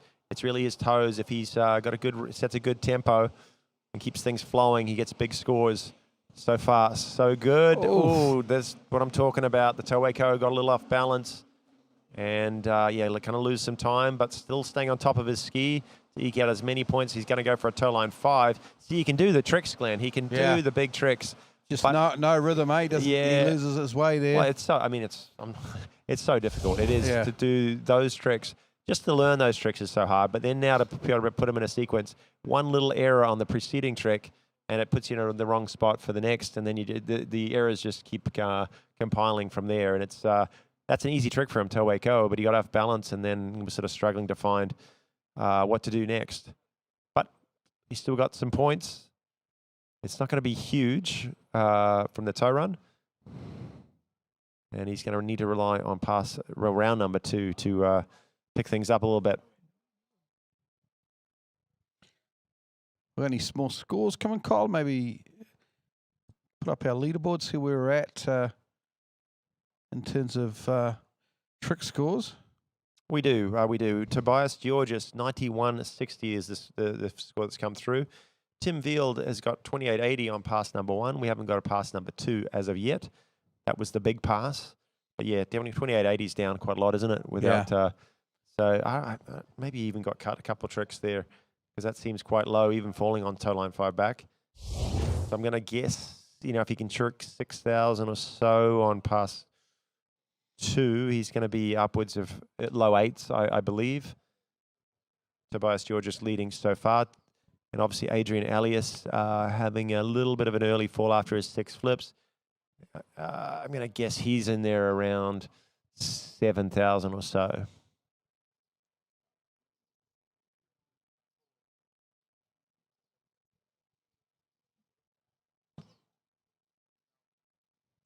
Well, with only 10 skiers competing today, 8 making it through. So only 2 are going to miss out. It's still going to be a pretty tough cut to make, especially when we're seeing scores already in the 9,000s from Tobias. And all of these competitors after that can trick over 11,000, to be honest. Eduardo, what can he do on his hand pass, Glenn? I think this is his favorite pass. He really loves doing his flips. He's a great flipper. He does them really, really tidy, really well, lots of height. Well, he's going to need something kind of big because his toes, as we said, were a little bit messy. So hopefully he can come up with something there. Beautiful big back to front. That's about as good as you can do those front flips. Beautiful so easy. stuff. So much height. Over the rope he goes. Racing the clock now. Oh, the hand over the head. That's an expression session. Bit of Italian flair there. He's disappointed. But frustrated with that. Frustrated. But still. The amount of times I feel for him because the amount of times that happens in his trick runs. His flips so nice, so clean, and then moving into the ski lines just gets a little ahead of himself. And losing some valuable points at the end there. But he's going to recollect, and it's not going to be the score he's looking for. Whether it's enough so far to go into the lead, I don't know. It's probably going to be around that 9,000 points, but he's definitely missed quite a few at the end of the pass there. Don't often see that, the handle going over the head. But got himself, I guess, back into a position where he could go into the next trick. Quick thinking. He was good way to get out of it. He does. He's great mates with Joel Poland. In fact, Joel's was in the boat releasing for him there. Sort of thing that Joel Poland would come up with on the fly. So landed that last toe side front flip a little bit back, and that put him off balance, I think. And then he got a little bit struggling on the ski line back. Was going sort of more for a conservative. He can do like ski line O, ski line 5 back, ski line 5 front, ski line back to back, that sort of sequence. To throw a ski line back, I think he knew he was just kind of a little bit out of shape. Just wanted to go safe, but that didn't work out either.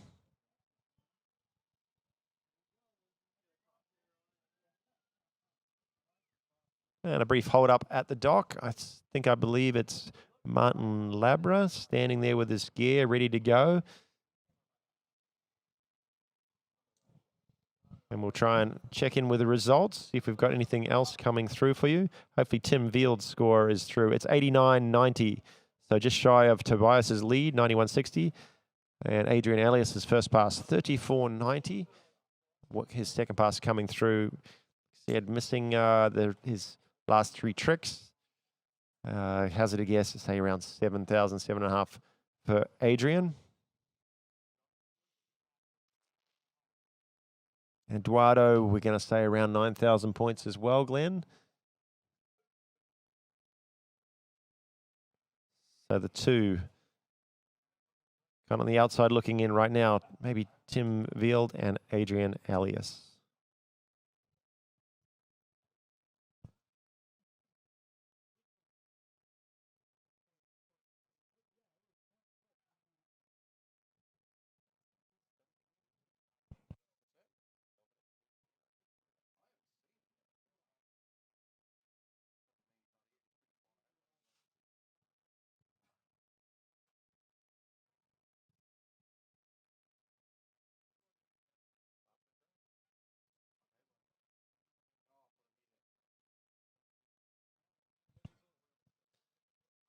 So a slight pause at our start dock.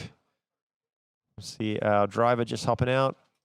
Best drivers in the world here at this event, Will Bush and Greg Bedell, and they are spending some time. They're doing some miles up and down the lake.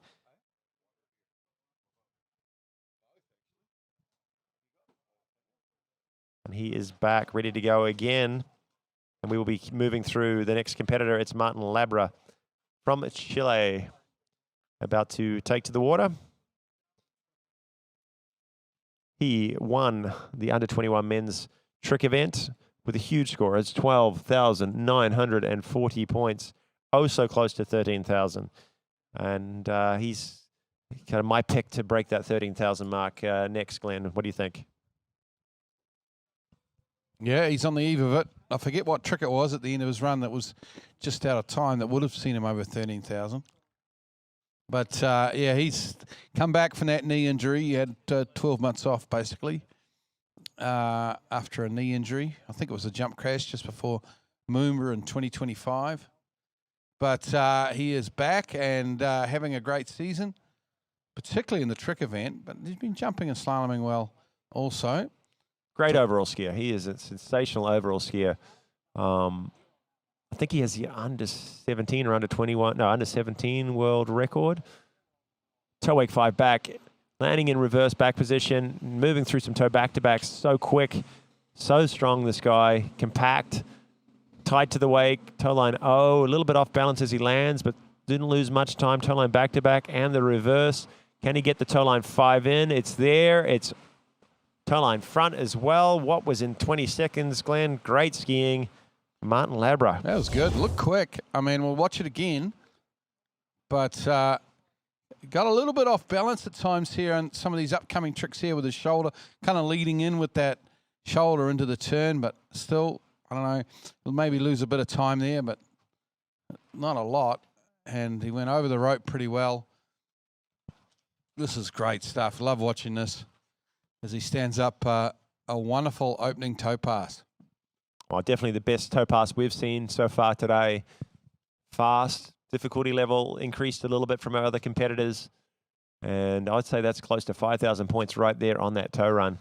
Maybe even a little bit more. And as another score has come through, it's Adrian Alias. Full score is 7,400. So he's done well. He's got everything he did. Just fell a little bit early on the end of that hand run. And he'll be looking for close to 9,000 in round number 2. He's going to need it too, because right now that's kind of the mark to beat to make our final. Eduardo Morenzi's first pass, 4,040. That was the toes where we saw a few mistakes, but still over 4,000 points. That's good. Hands, he's got a lot of flips and kind of made a few errors at the end of the hands. I think he's going to push towards 10,000 though.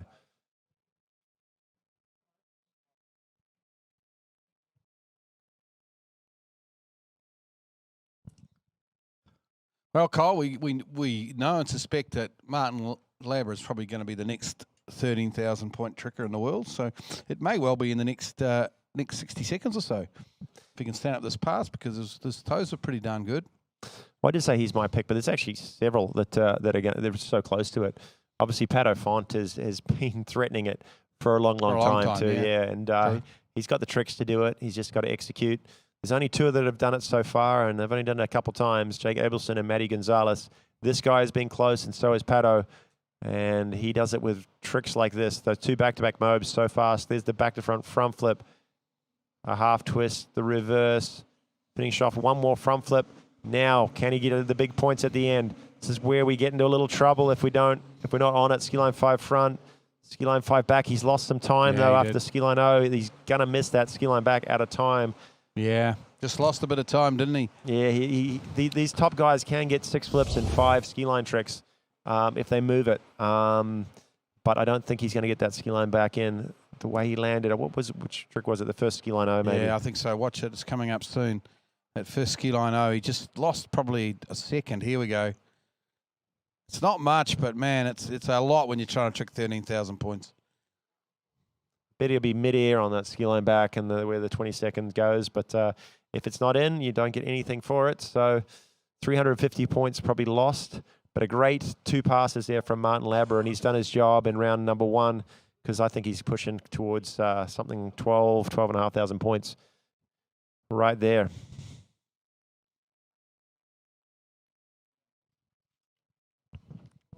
Well, it's certainly worth the 12-hour flight from New Zealand to come here just to watch these top trickers, because it really is exciting. I love where the trick event's gone in world water skiing in the last 2 or 3 years.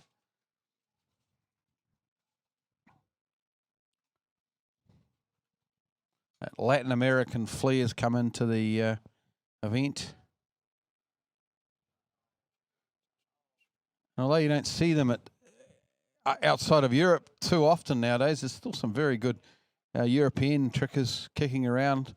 But, you know, at the moment that the South Americans, the Latin Americans, the North American tricking at the moment is unbelievable. Well, this fella from England's not too bad too. This is Joel Poland hitting the water. Believe, yeah, he is the English record holder. 12,400, I believe he's finally got. And I mean, he's actually, sorry, it's Dominic Kuhn, I'm sorry. We've got one ahead of ourselves. I wasn't sure if this fellow actually had made the event. Hadn't seen him all weekend, but he is here and ready to go.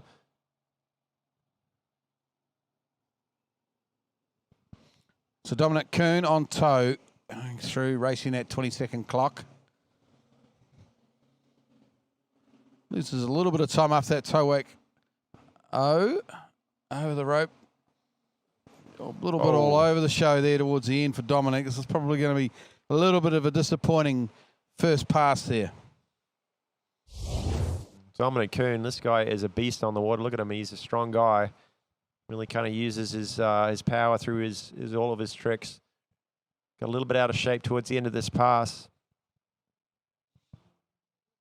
But a capable tricker, somewhere around 11,000 points quite consistently.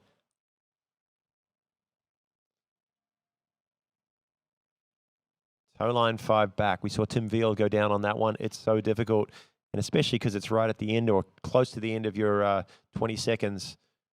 You're breathing hard, you're rushing, legs burning, and you got to try and do a 540-degree spin over the rope and land backwards.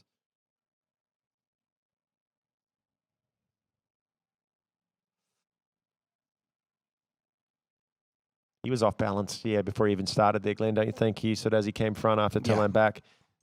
He wasn't ready for it, but he couldn't really stop. He had to keep going. He wasn't super settled on the tow line tricks, unfortunately. Dominic Kuhn from Austria, part of a very strong Austrian team at the University World Championships we had down there in Auckland and your old stomping ground, Kyle, at the Iraqi Basin, and they only had 4 skiers, but managed to win that teams event. Austria's only ever victory in a teams event at a World Championships, and it kind of set the tone. And it's amazing what happens, because then we had the Ukrainians, of course, at the Junior Worlds in March this year. They only had 3 skiers and won the teams event, so certainly kind of got rid of the conventional wisdom of having to have 6 members in a team to win a teams event at a World Championship. So well done to the Ukraine, and then before that, the Austrians in the University Worlds, which of course Dominic Kuhn was a valuable member of that team.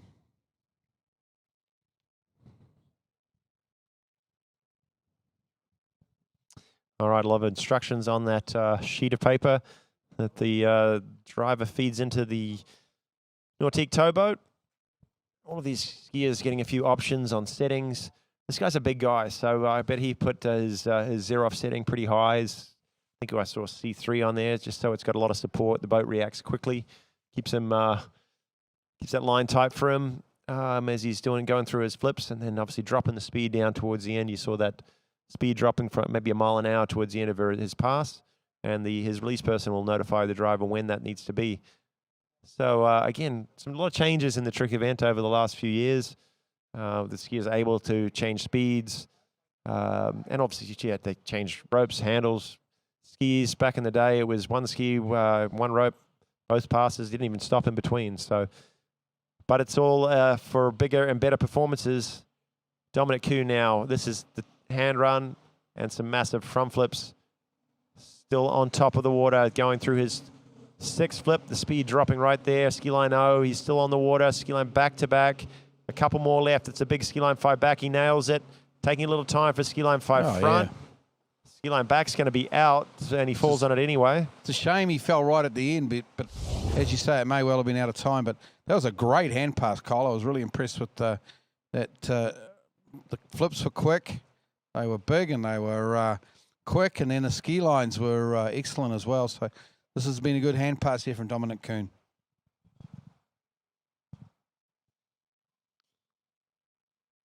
Yeah, congratulations to Dominic Kuhn for the hand pass. Maybe leaving a little bit out there in toes.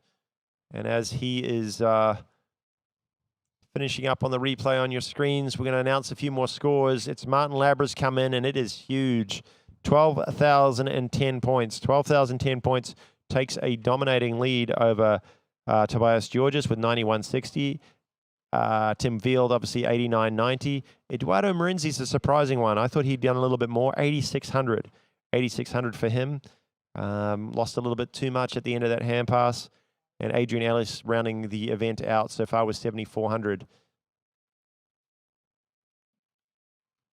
So far, we have seen 6 competitors leave the dock. We've got 4 more remaining. Joel Poland, Patricio Font, Matias Gonzalez, and of course, Jake Abelson will be the last competitor. If you guys were watching earlier, the jump event, the slalom event, this guy did his job in both. He made the finals in slalom with a 2 at 41 off. He made the jump finals handily by leading the event with 230 feet. And can he make the trick finals? My reply would be yes, with ease, I would say. This guy can trick over 12,000. He could take the lead from Martin Labra. There is this leaderboard. Dominic Kuhn's score will come through quickly here. He's done well. He'll probably slot himself in just around Tobias, maybe just a little bit higher. 4 skiers left. Glenn, let's call through Joel's run Joel here. Poland, rope on toe. We missed the beginning of it, but he started pretty well here. Joel, of course, absolute superstar.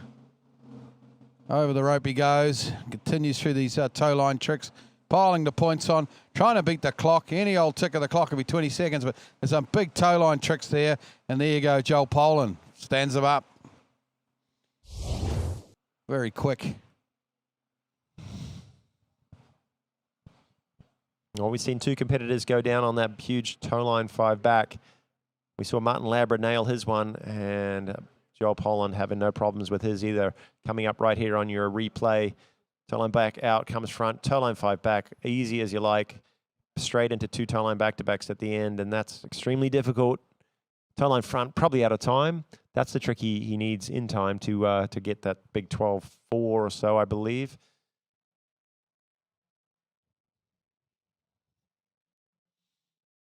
But everything going to plan on pass number 1 for Joel Poland.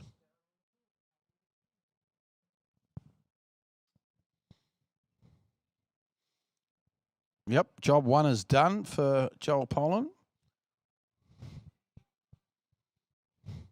Going back to that, we had the leaderboard up before, and the big winner at the moment, I think, is Tobias Georges, who's got himself at, was it 9,160? He's got himself in a reasonable position to hopefully, depending on how it goes in the second round, to make that trick final, which I think probably he'd be a guy that was looking at the order before he got here thinking, geez, it's going to be tough for me to make the final, but he's looking good at the moment. Yeah, he's got ahead of quite a few higher seeds maybe, but obviously another round to go. A lot of things to play for. A lot of things can change between now and then, but he's done his job in round number 1, that's for sure.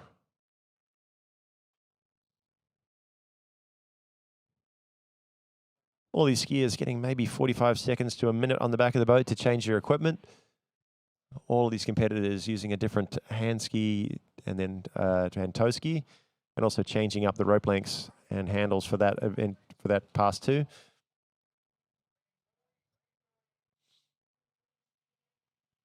So this guy can flip with the best of them. He does some very, very difficult flip combinations, starting with maybe the common back-to-back moves, but he does them very quickly. There's the back-to-front front flip. Another front flip. This is the one we're going to look for here. The back-to-front 540 over the rope. He's done it well. Lost a little bit of time there, but recovers well. Bounces in and out of the next few tricks. Ski line 5 back. He's close to the rope wake on ski line 5 front. Got himself in some trouble. Yeah. It's not going to be the huge score. I don't think it's going to take the lead from Martin Labra, but it's 11,000 something. Who knows? Gets him through to the final. Yeah, definitely earns a spot. Yep. Kind of lost half a second, didn't he, on the super mobe, the landing, recovery from it. And then right at the end here. I'm not sure if did he go over the rope on that very last ski line trick. Don't know if my eyes are deceiving me. Yeah, he was, to be able to do all those tricks there, because he was right on top of the wake on that ski line 5 front, and just be able to just jump and do it basically, you know, straight off the surface, not really using the wake at all. But then, yeah, didn't get over the rope on the ski line back. It was definitely out of time with that little mistake on the super mob.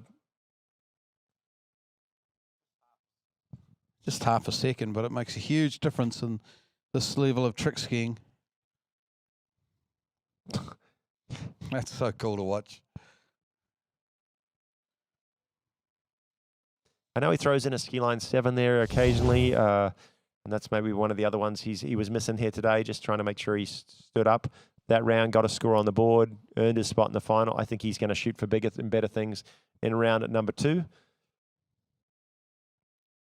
And moving through now, this guy from Mexico, Pato Font, former world record holder. He had that record for a number of years, kept bumping it up little bits at a time from 12.5. I think the previous record was Alexei Zarnasek had it round there, and he had it for a long time.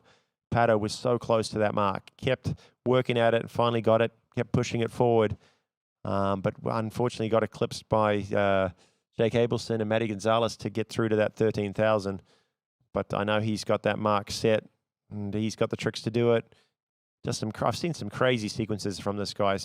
Maybe 4 ski line 7s and hand 7s in a row. And if he could do those sort of tricks, he'd be going well over 13,000. But he's just got to be able to put it all together.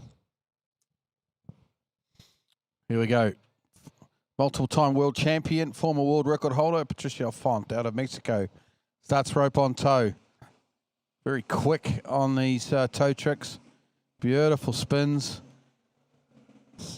Toe line tricks now coming up. Toe line back to back. Couple of them. We'll have a toe line 5 back. Is beautiful. And there you go. That's a good stand-up toe pass there from Patricio Font. Yeah, that was good, Glenn.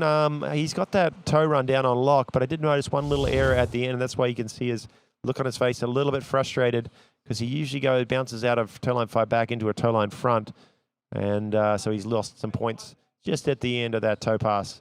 Everything else looks spot on. He sort of danced his way through that pass. Some good slides right in the middle there. Quick, easy toe line back-to-backs, beautiful.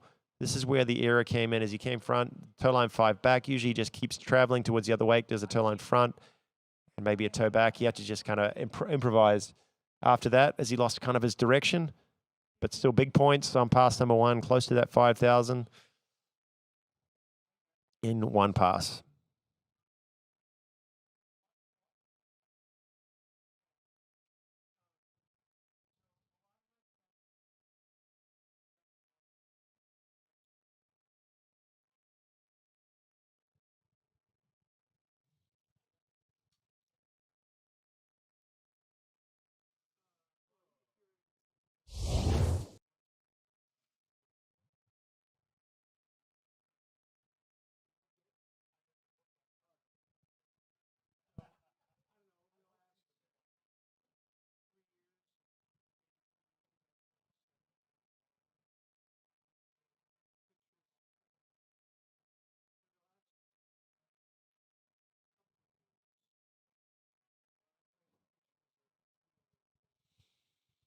And as we said earlier, these skiers receive 1 minute on the back of the boat to change equipment. It's not a lot of time. They're also using that time to take a few deep breaths, kind of calm things down a little bit, get set, get mentally focused for the next 20-second pass.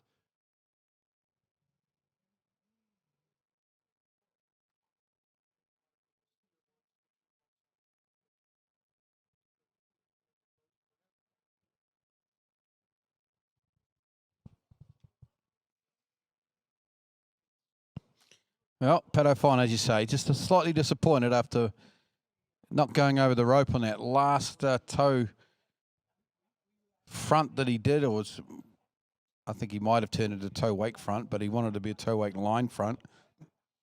Cost him a few points, but he's got his hand pass coming up. It looks like Kyle might have some more scores for us. I do, Glenn. It's a big one. To be honest, it's surprising. He's done exceptionally well considering he made a few little errors. The toe run was great. the hand run, we thought he lost some time, but no. Joel Poland, 12.160. He pulled it out, got everything in. He probably normally does. Maybe that ski line back. I have to check that one because he didn't really go over the road. But anyway, Pedo Font coming back. It is hand tricks, and he can score big on this, around 7,500 points on this one run alone. But he's getting in deep on these flips, rushing a touch.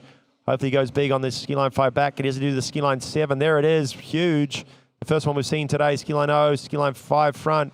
He's going fast, and Massive. he gets... Drops the handle at the almost end. 5 tricks in. But that is a massive run. It's unfortunate. Right at the end of both passes, he's just not quite finished it off. Hasn't had the icing on the top of the cake, but he's done really well here.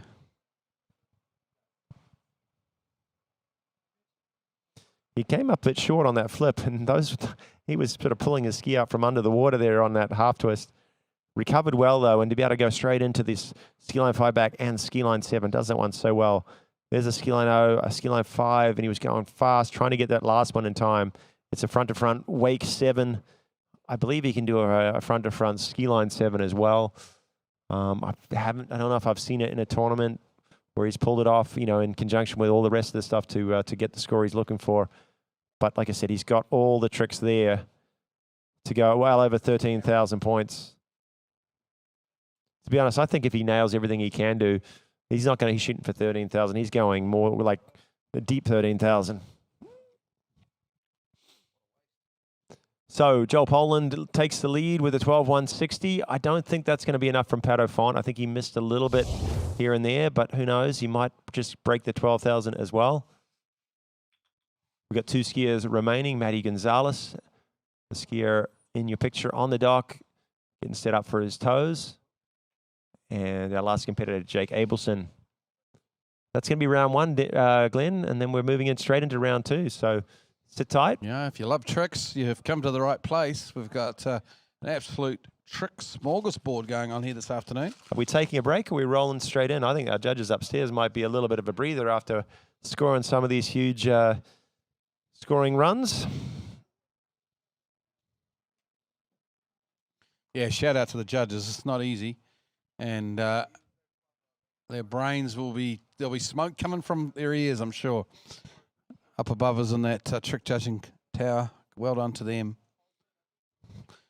Well, Matty Gonzalez, Speedy Gonzalez, as I think it was Rob Wing who first affectionately nicknamed him down there at Moomba, the fastest toe tricker in history, you'd have to say. And if he's not, he's got to be close.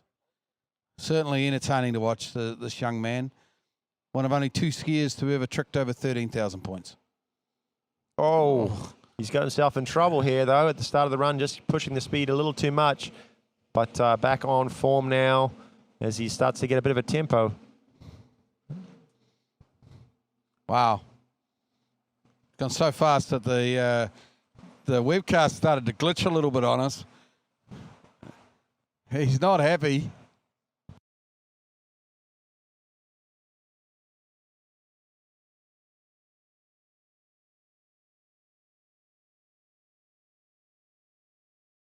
Well, that was some interesting things going on out there. He is not happy, the little Chilean. He's disappointed. He's known for his speed, and he's almost trying to go, as Carl said, going too fast there. Lost his way. He's had to kind of sort himself out there, and there's a couple of tricks that possibly going to get scrubbed on him. Yeah, just got ahead of himself on the toe 5 back. Frustrated. And once he sort of lost rhythm there, was sort of never really got it back. He still got points. He still did some big tricks. But, yeah, wasn't able to compile himself and get back into it. Hey, nothing to sneeze at. Still going to be a high 4,000 point toe run, I believe, maybe even close to 5. But for his standards, it's down a little bit.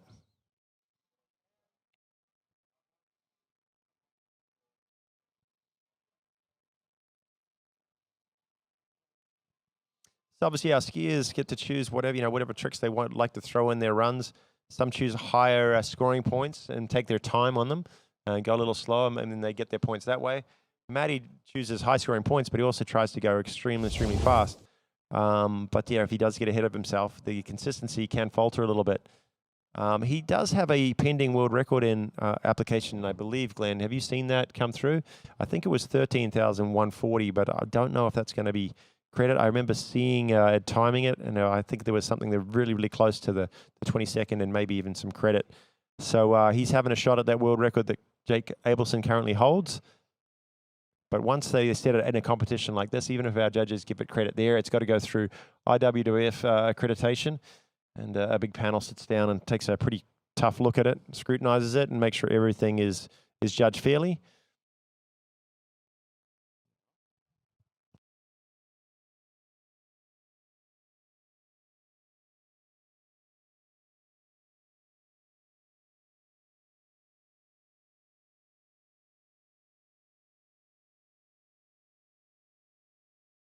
All right, Matty Gonzalez, a few errors in pass number 1, but still a pretty decent score. Can he make up ground here on this hands with some fast flips as well? Yeah, he's going well. He's kind of got a good rhythm. A little short on the first half twist, even on the second one, but he ends up doing them quickly. Now going through the ski line sequences. Ski line 5 back, that's a difficult one. Ski line 5 front. And ski line back. He's done that fast enough, yeah. That is just brilliant, Kyle. I mean, I look forward to this replay. It's a shame about the toe pass because that hand pass is just sensational. Really good stuff. Starts with the back-to-back moves with the flips, and it's still pretty good. Back to front half jack, front flip. This is really good stuff. Over the rope. Really nice ski line tricks. Look at this. It's pretty to watch. Matty Gonzalez. Yeah, grabbing the handle with a little frustration because he knows that hand pass was big. He needed a toe pass to go with it, and he kind of fell a little bit short.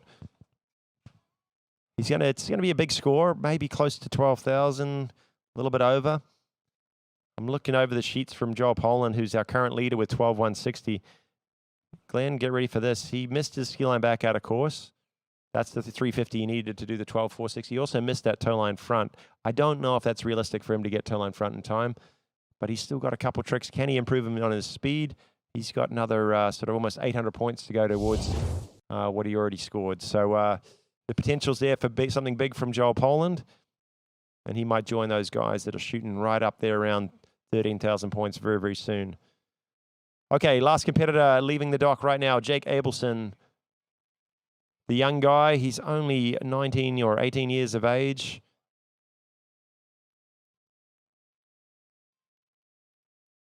And he has held the world trick record for the last year and a half or so. The first man ever to break 13,000 points. He's done it a number of times now, though. He's done it in pro tournaments as well, not just smaller record tournaments. He's done it when the pressure's on. He is an absolute machine on the water. Strong, keeps everything kind of tight, and just doesn't really falter.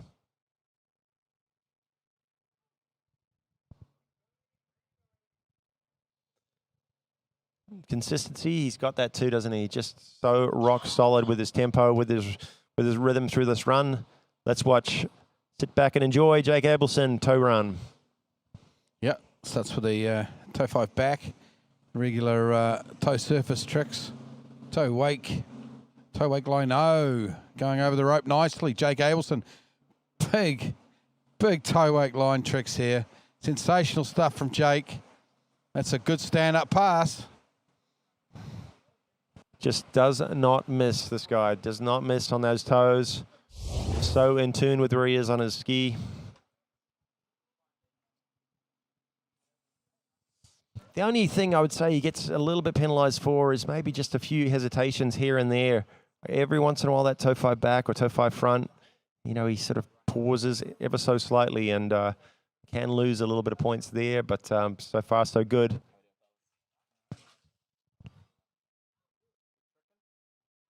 And as we kind of see the replay from Jake Abelson's toe pass, we're joined by Joel Poland and Eduardo, who both were out on the water. I'll start with Eduardo. A little bit shy on both passes. How are you feeling? Yeah, I was a little bubbly. Felt great in the beginning, then I don't know what happened. And then flips felt great, and then I just got caught up a little too close to the wake and on second front flip, and then I just kind of went downhill from that. The rodeo was pretty cool. Well, awesome, Eduardo. I know you got another round. You've jumped awesome earlier today. You're in the final for that event, so good luck in the next round of tricks. Joel, we had your score come through. We thought you'd made a few errors and lost a little bit of time, but looked like you pulled out your normal 12.160 and are currently in the lead. Yeah, I don't know how I did that. Toes felt good. Hands, I mean, that last trick was like half a second out. I didn't go over the rope, which didn't help. But yeah, I was surprised by the score a little bit because it felt messy. But watching it back, I mean, it was ugly at the end, but the start was good. And I think I just messed up my Super Mob 5, and that put the next 4 tricks really difficult kind of thing. So yeah, something to build on for sure, but it's awesome to have a 12.160 on the board. Got a really good overall round in round 1, so try and do something cool in round 2.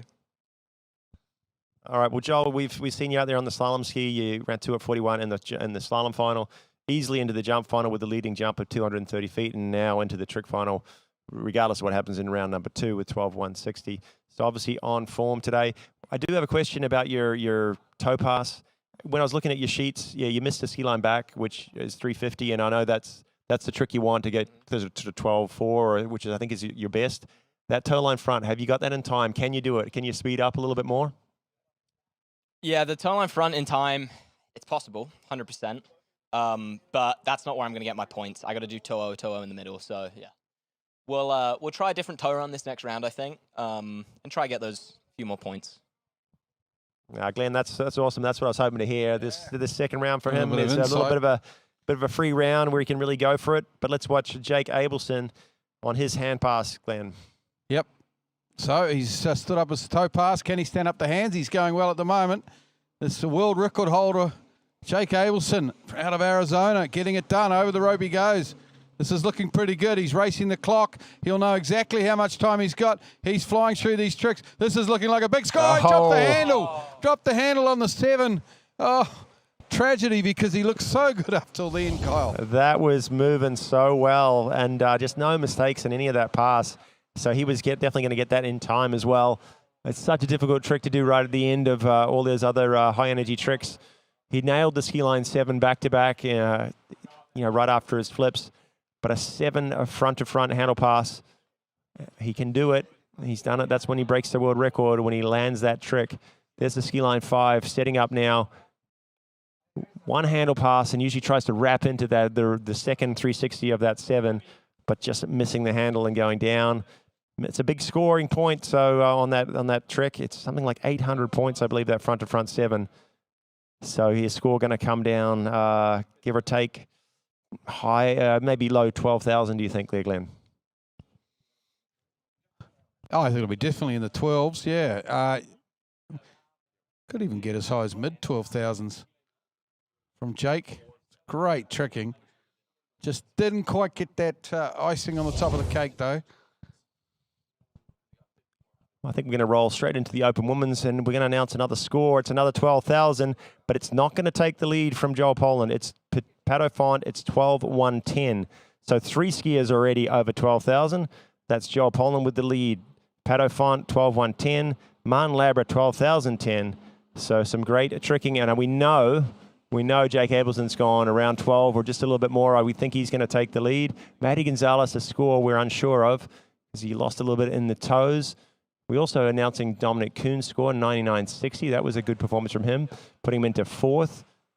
And there's the rest of your scores on your board. We're still waiting for Mateus Gonzalez and Jake Abelson. And everybody here gearing up for round 2 of Open Women coming up shortly. So we have a 10-minute break by the sound of it till we come back.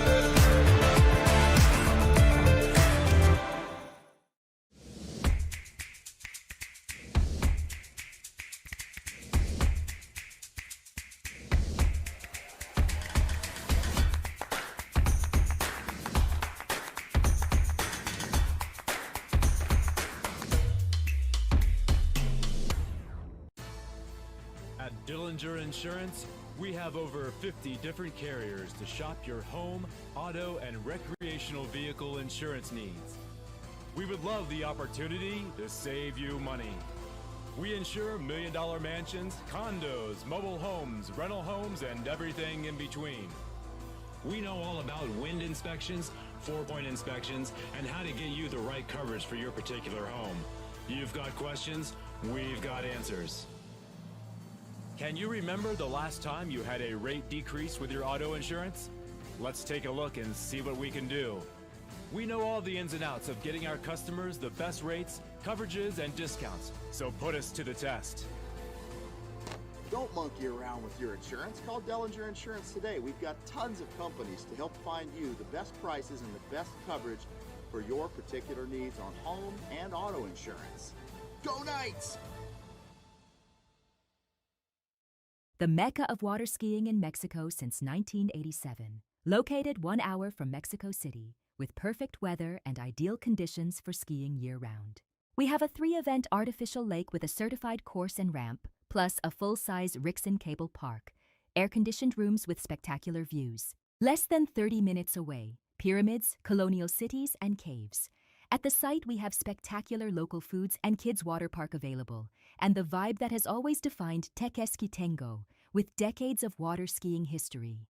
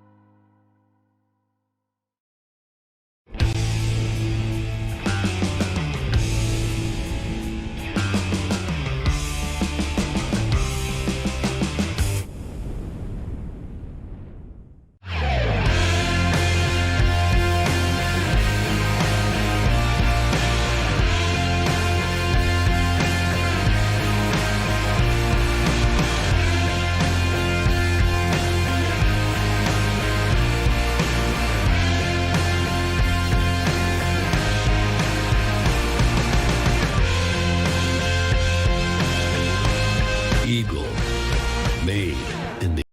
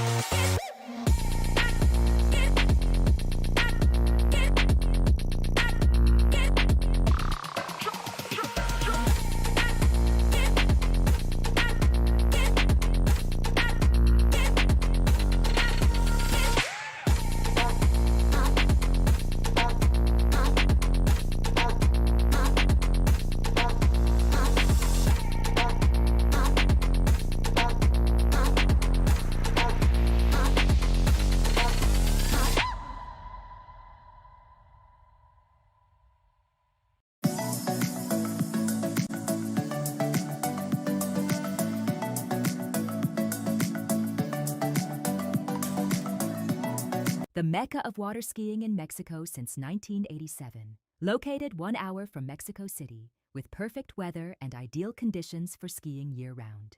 We have a 3-event artificial lake with a certified course and ramp, plus a full-size Rixon cable park, air-conditioned rooms with spectacular views. Less than 30 minutes away, pyramids, colonial cities, and caves. At the site, we have spectacular local foods and kids' water park available, and the vibe that has always defined Tequesquitengo, with decades of water skiing history.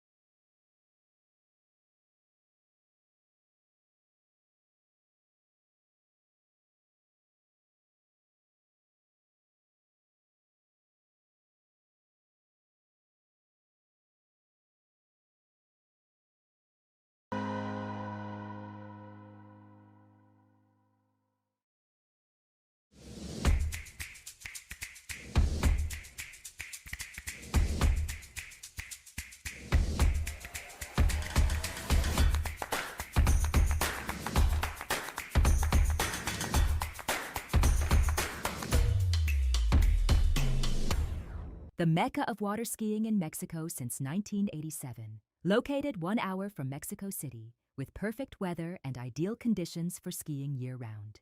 We have a 3-event artificial lake with a certified course and ramp, plus a full-size Rixson cable park, air-conditioned rooms with spectacular views. Less than 30 minutes away, pyramids, colonial cities, and caves. At the site, we have spectacular local foods and kids' water park available, and the vibe that has always defined Tequesquitengo, with decades of water skiing history.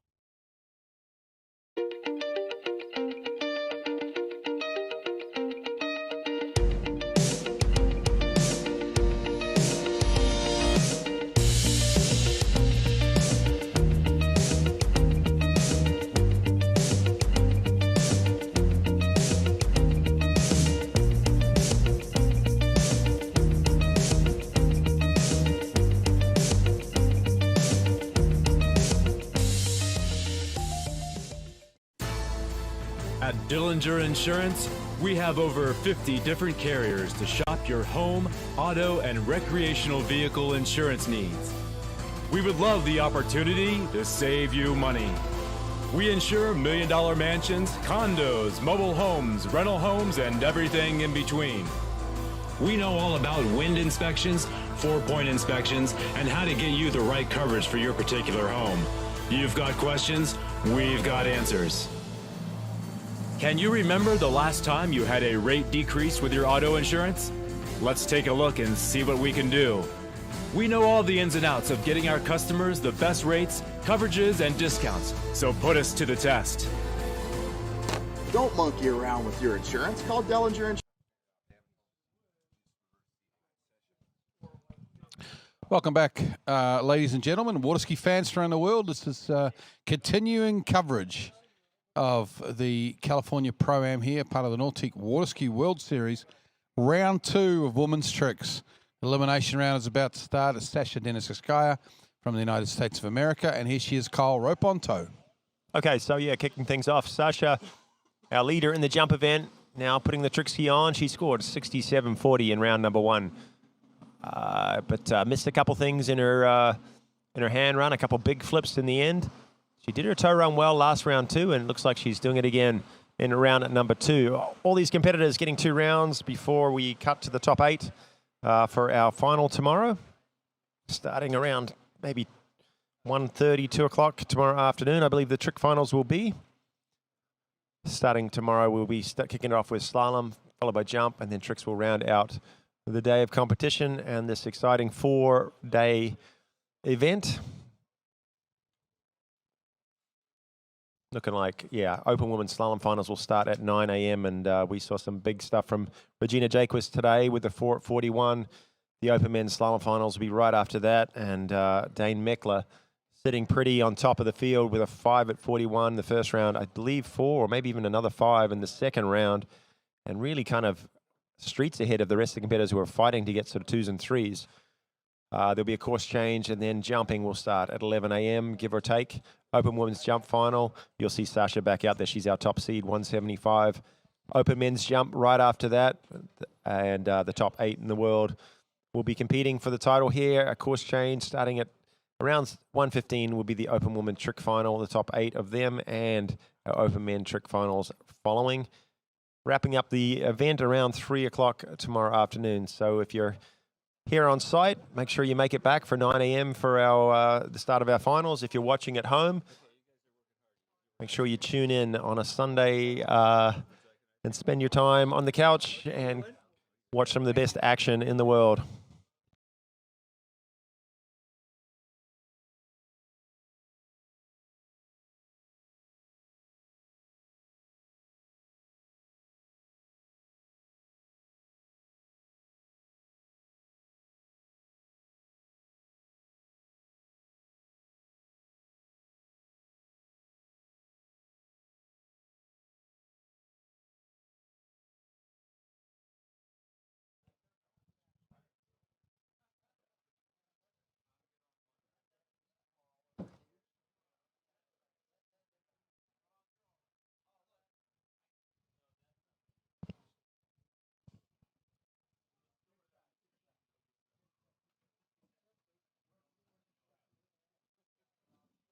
Pass one down for Sasha Danishevskaya, and she is coming in for her hand pass now. All these competitors will do a hand and a toe run. Most of them are selecting to do toes first, but that does change here and there.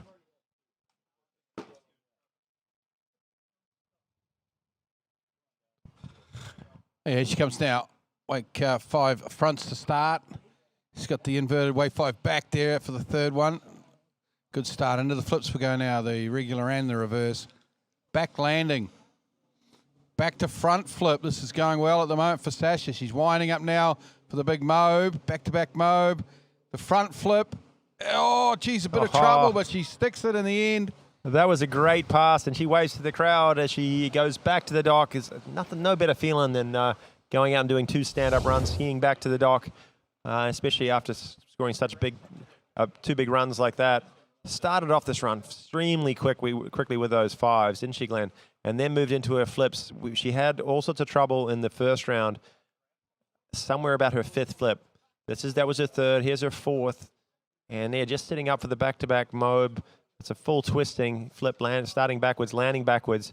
No mistakes this time, and then time to set up for a huge toe side front flip. Hopefully that is in time, inside the 20 seconds. All of our competitors getting 2 20-second passes, and a very good wave there to the crowd too.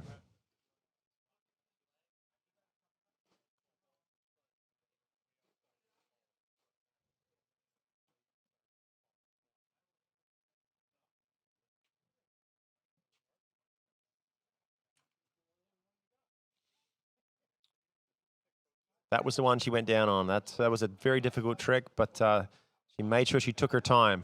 Hopefully not too much. Hopefully she didn't lose too much and miss that front flip out of time, Glenn. That's the only problem, isn't it? It's a trade-off. Speed or, taking time, getting the consistency up.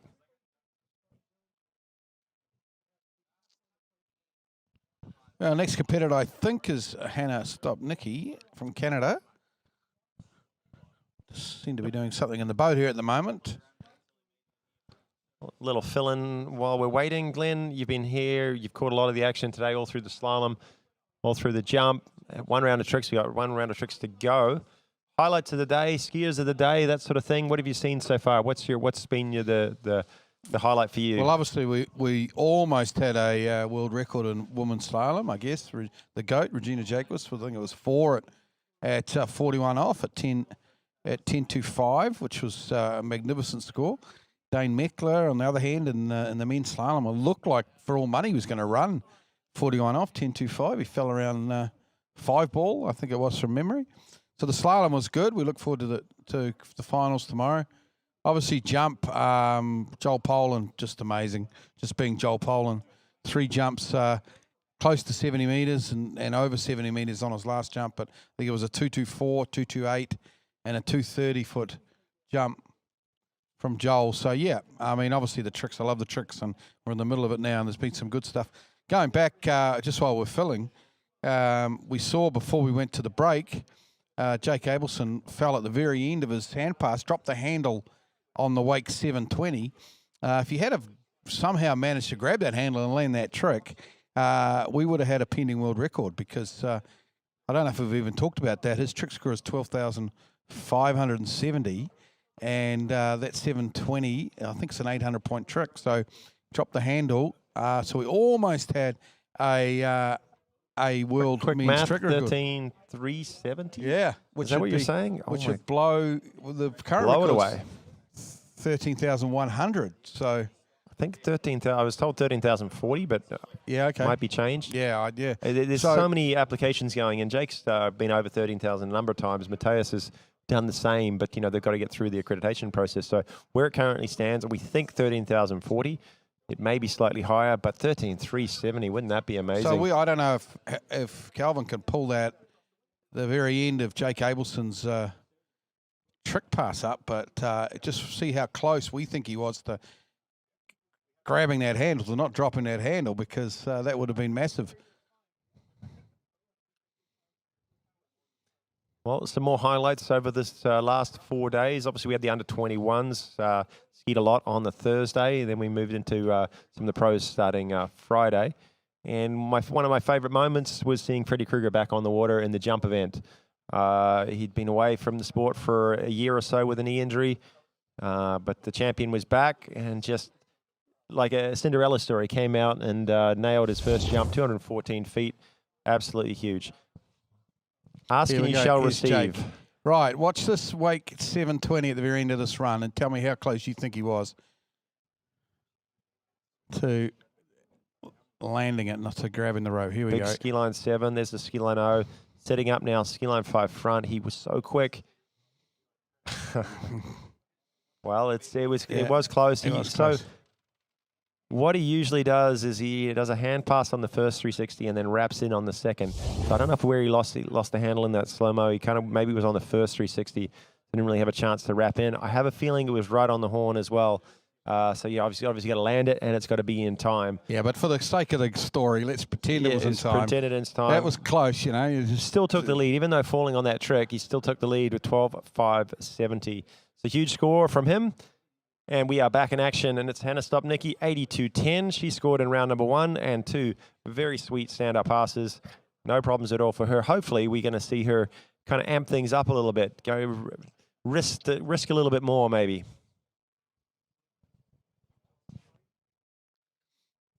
Yeah, under 21 world women's trick champion from Calgary last year. What was it, about this time last year, wasn't it? Maybe a bit earlier, maybe July.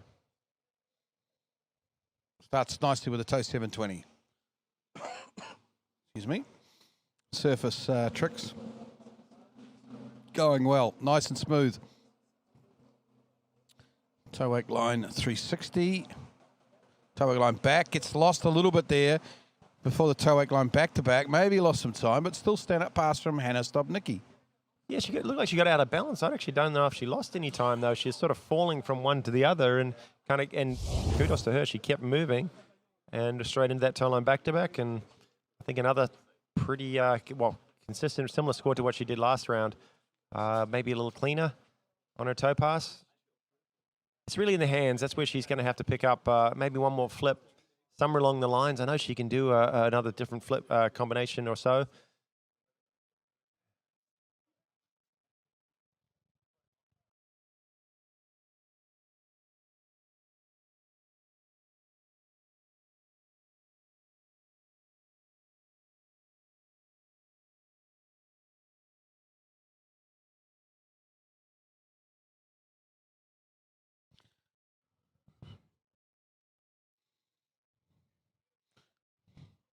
Lovely afternoon here in central Northern California.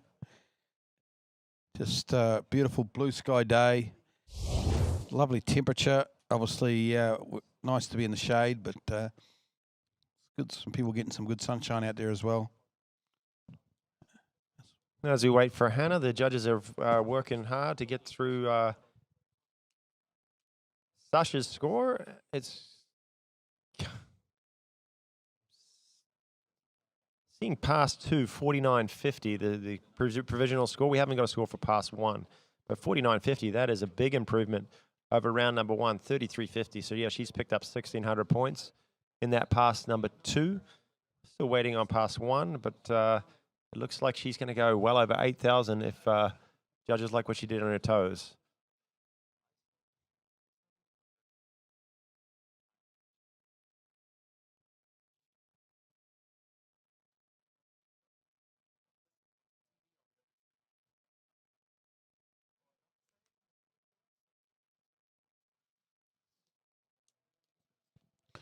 Yes, there we go. Hannah Stopnicki now from Canada. Starts with a ski line back to start. Beautiful big ski line back. Oh, almost bobbles there on that wake 5 front. Just a little bit of time there, but just she's still getting into her flips now. Piling the points on. Back landing looks good. Reverse back landing. The back to back, no, the back to front finishes up. Good stand-up run there, Kyle. Not too many problems. Yeah, no, she's dialed in on those 2 passes. Maybe she thought she lost a little time with the little bobble at the start of the run, and thought, you know, I'm just going to go through my standard run with the 5 flips.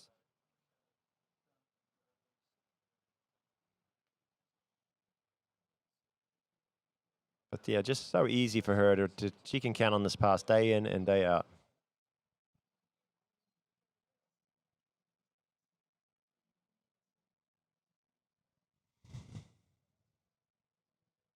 Of course, from Hannah Stopnicki, we are going to go through to Kennedy Hansen. She scored 9,300 in round number 1. Stood up 2 passes, looked good.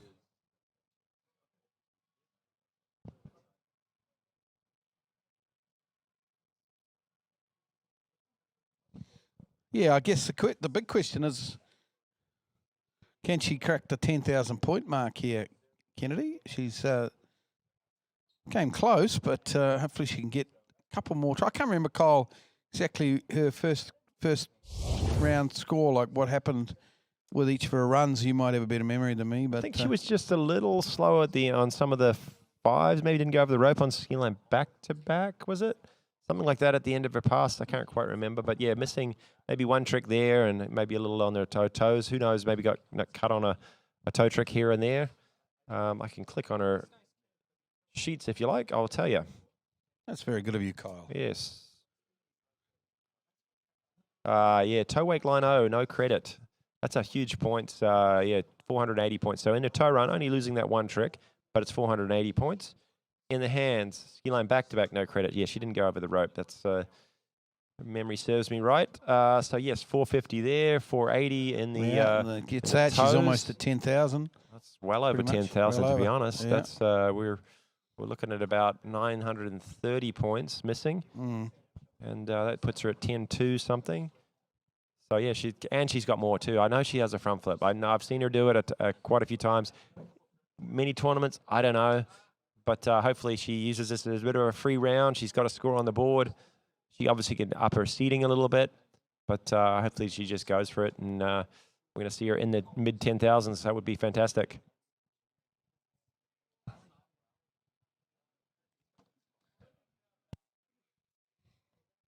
She looks wrapped up to start with a toe 720. And here she goes, Kennedy Hansen from Florida.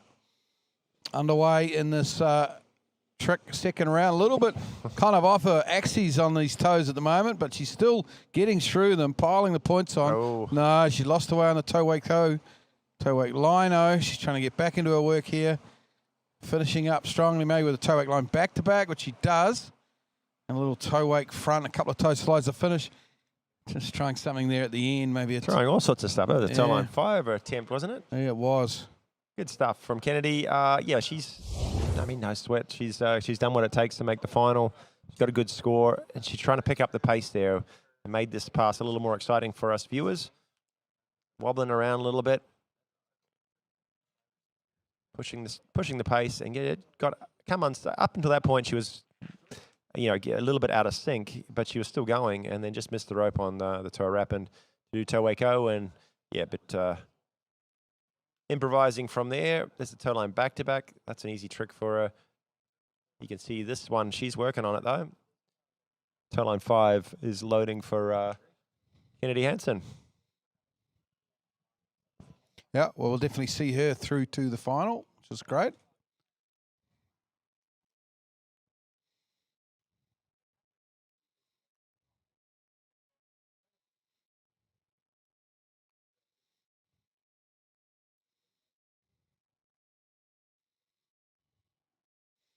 Yeah, reach for the handle there for the toe wake 360. Couldn't find the rope. So did well not to fall on it. Most toe triggers would fall probably on that, but she controlled it.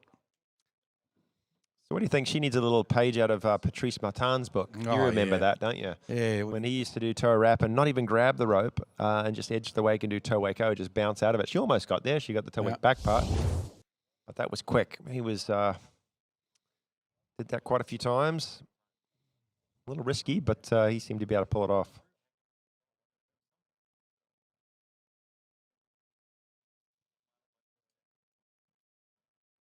Some of those old videos of Patrice toe tricking back in the day, he pulled a lot off, to be fair. There was a US Masters at one stage where he was pretty much underwater on some toe line tricks, and his his dad, being the good ski dad that he was, this, on the old mechanical release. You got refused this, to pull son. it. You Yeah. got this. Stand back up again. We're at the US Masters. I don't care what happens to your leg here. We're going to leave you on, son. No, I mean, obviously the trick event has progressed so much with flips, with ski lines, but watching some of the old videos back in the late 80s, early 90s, the Corey Picos, Patrice, Tori Baggiano, that sort of era, unbelievable, so fast through maybe slightly easier or less complicated tricks, but super quick, throwing themselves at toe runs. I mean, they were scoring almost the same back then because they were so fast and doing a couple of toe line fives as well. But the line tricks with 1 foot out, they were exciting to watch. So yeah, it gave you a different sort of format, but much appreciated to watch some of those older videos. Okay, here we go. Here's Kennedy Hansen, pass number 2. Back-to-back moves. Hopefully we might see the front flip here if she can be feeling good enough at the end of this run to do it. No, she's going for it though. Just sneaks over the rope, loses a little bit of time. Right at the end, the wake 5, she's on top of the wake and getting in trouble. So yeah, just missing a few things there. She's playing around basically, I think. Yeah, just trying to come up with a few different ideas for a run in the final, possibly. Yeah, good skiing though from Kennedy. Didn't get it all together the way she wanted it, but she's into the final tomorrow.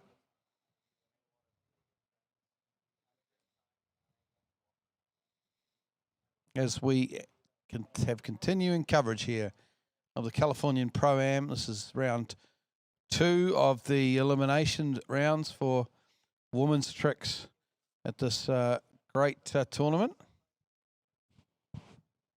Okay, results coming through from our first 2 competitors. It is Sasha Danishevskaya, and she has improved. She's improved just over 1,000 points to 78.80. Hannah Stopnicki also found an extra 150 points, 83.90 over round number 1. Kennedy Hansen, I'm going to hazard a guess and say she's lost. She's gone down a little bit from that 9,300. Not too concerning from her. It's only her best score that counts for the seeding going through into the final. And moving next into Anna Hunter. She scored 95.60, but well capable of close to 11,000 points. And our champion from the previous Nautique Series event in Calgary, the Rocky Mountain Pro-Am. She came away victorious after an uncharacteristic early fall from Erica and Neely just missing a few points here and there. She's a former world record holder, former world champion.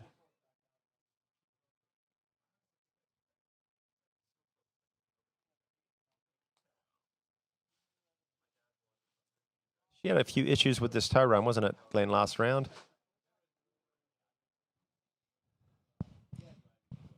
Yeah, she lost a fair bit of time, well, a couple of seconds anyway in that toe run, which cost us some points. This one is usually on lockdown too. She is really quick and pretty mechanical, you would say, as she goes through her surface toes, keeping the rope very, very close, so light on the water, great access and fast. Somewhere through here, she lost a little bit of time. Toe line, no mistakes this time. Toe wake front, to slides at the end. Perfect. Yeah, about what she can do. That's almost, you'd have to say, pretty much perfect from Anna Hunter. Well done to her. Very quick, crisp toe tricking.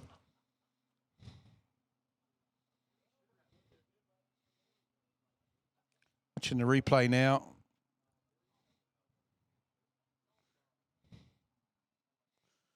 Well, looking, full credit to me, looking very good.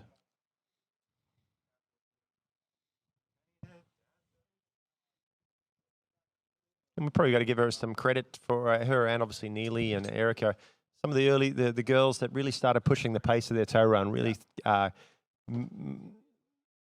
to add the smaller tricks in between some of the bigger tricks, and elevating their score, not from the difficulty, just from pace and adding the small toe slides here and there, and ramping the score up that way instead of going for just strictly more difficulty.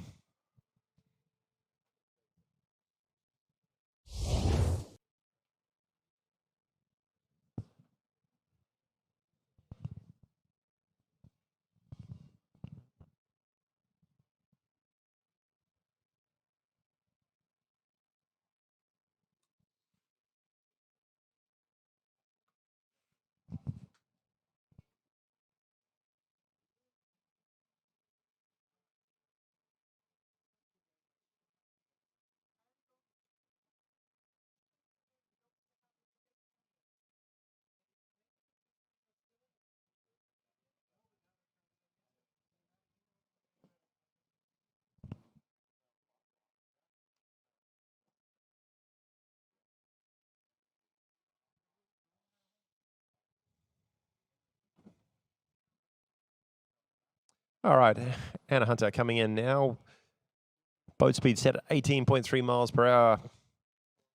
And she is going to be gearing up for her hand run. Hopefully, she's going to aim for a little bit higher this time.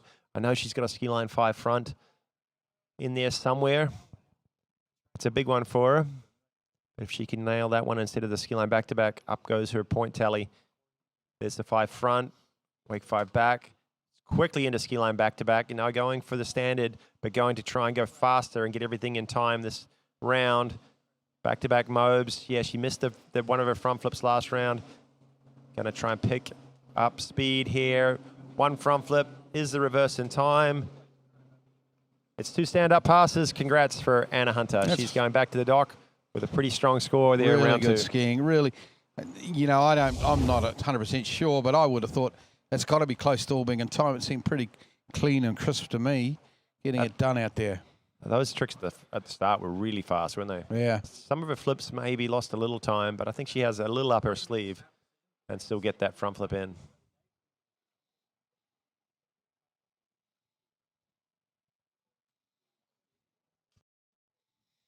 And there we go, the final front flip, hopefully in time. Great skiing from Anna Hunter.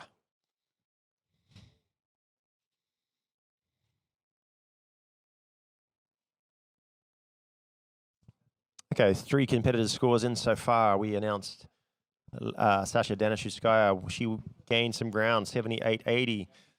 Hannah Stopnicki, 83.90. Kennedy Hansen, though, had a few troubles out there, was kind of experimenting. She's resting on that 9,300 from round number 1. In round 2, it was 78.70. And Hunter's score will be in shortly. It's going to be a big one. We know it's going to be over 10 is my prediction. Maybe halfway through. Didn't really see too many errors in those 2 passes. I think if that front flips in time, the second front flip, then Anna will be up close to 11,000, I would have thought. But we'll wait and see. It's up to the judges and the scorers. I think we have Alexi Abelson up next. We don't actually have the new seated order in front of us, but just trying to remember the way it kind of went with the scores. Yep, it's going to be Lexi Abelson. She scored 98.30 in round number 1. She probably doesn't have to sweat the first few 3 competitors. They wouldn't have touched her score, but she'll be looking at Anna's run out there and knowing that she might have snuck ahead of her and she might lose her place in the seating unless she can come up with something pretty spectacular here in round number 2. Again, all these skiers got scores on the board. They know they're in the final. Let's hope they're going for their A run. They're going to throw down for us as we round out the day number 3 of competition.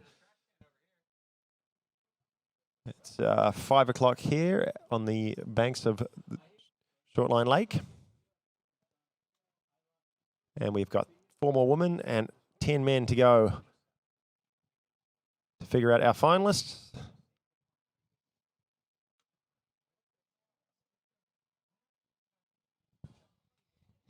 Yeah, so what, maybe a little over an hour skiing left.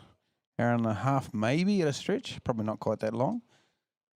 And then a bit of the skiers' dinner on site tonight, I believe. Look forward to that. I'm not actually a skier, but I reckon I might go along and sneak in. Sneak in. What's for dinner? I have no idea, but I bet you it's good. All right.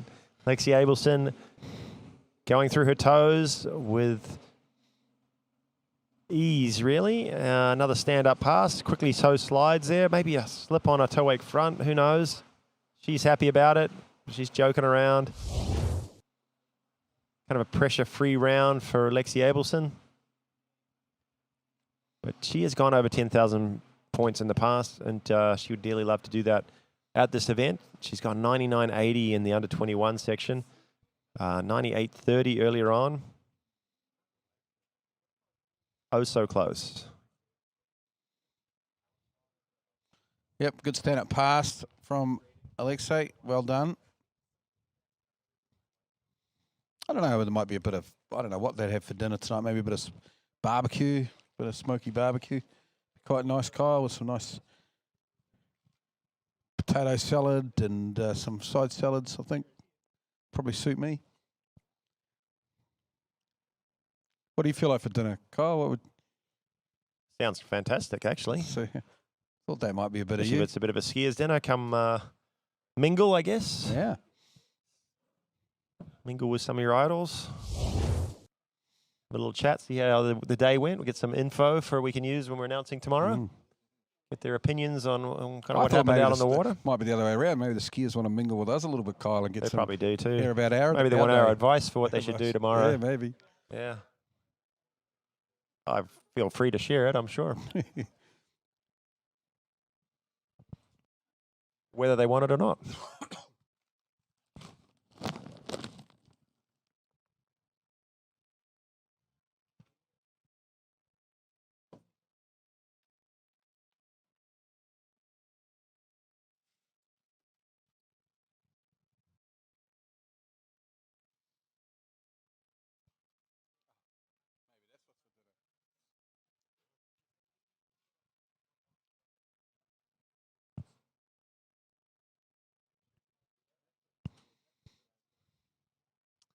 Well, it was a stand-up pass number 1 for Lexi Abelson. It was her toe run. But really where she stands out is hands. She has nailed some flips. She's learned flipsity from a young age. She's got 3 front flips in this run, 2 back-to-back mobs, and starts quickly with some 5s here. Going through the motions, setting up really, though. Here it starts. 1. There's number 2. The first front flip. So easy for this girl. And the reverse. Regular half twist, and then that is a difficult trick, and she stomps it.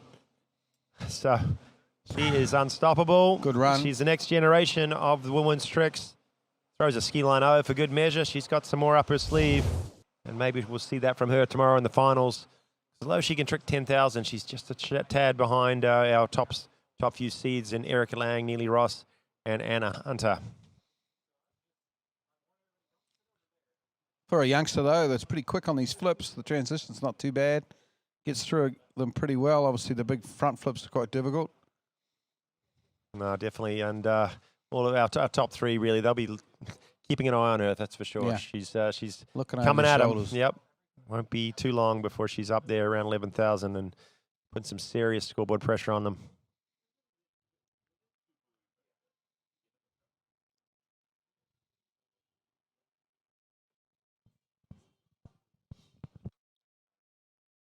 Funny, her front flips look pretty much identical to Jake's. Just lands so rock solid. That's a lot of force through the body on that landing, but she lands like it doesn't even phase her at all, and so she can move so quickly into the next one. And the results from round 1 and 2 combined. Obviously, a couple of our competitors yet to ski their second round, but Erica Lang still holding on to the lead at 11.390. There's the score from Anna Hunter, which we have not seen till now, 10.940. That's massive. Amazing skiing there from Anna Hunter. Janina Bonneman-Meckler, that's her round 1 score, 10.470. We got 3 skiers remaining. That's Neely, that's Janina, and that's Erica. Now the only ones left that can kind of change up the order a little bit for going into the finals. But some amazing skiing from these ladies so far in this event. Tell you what, quite a few of them will be putting some serious pressure on the guys. Those scores would be in the mix there in the guys' event. Yeah, that's a good point.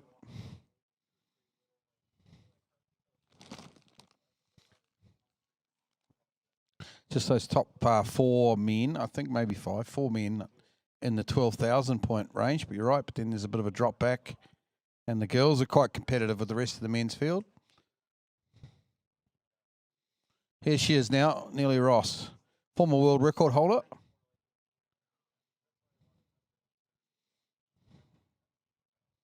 Current world champion, the women's tricks.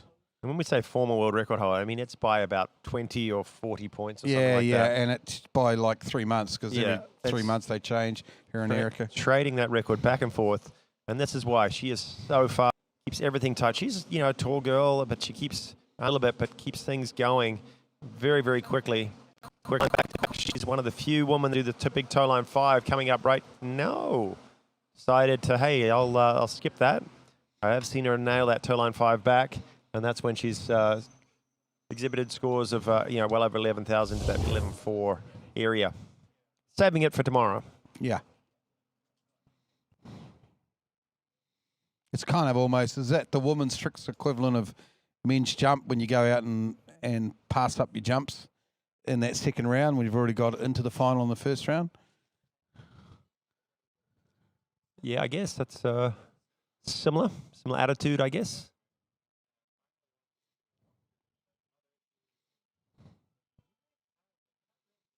I only saw one competitor do that today, and we were going to give him a little bit of a leeway. Yeah. We're going to give him leeway, right, because he's 51 years old. And he jumped substantially well in the first round. So, of course, we're talking about Freddie Krueger. He's an absolute legend, But the GOAT. And he showed us some pretty big cuts in that cut and pass session. Whether he can take them, we'll find out tomorrow.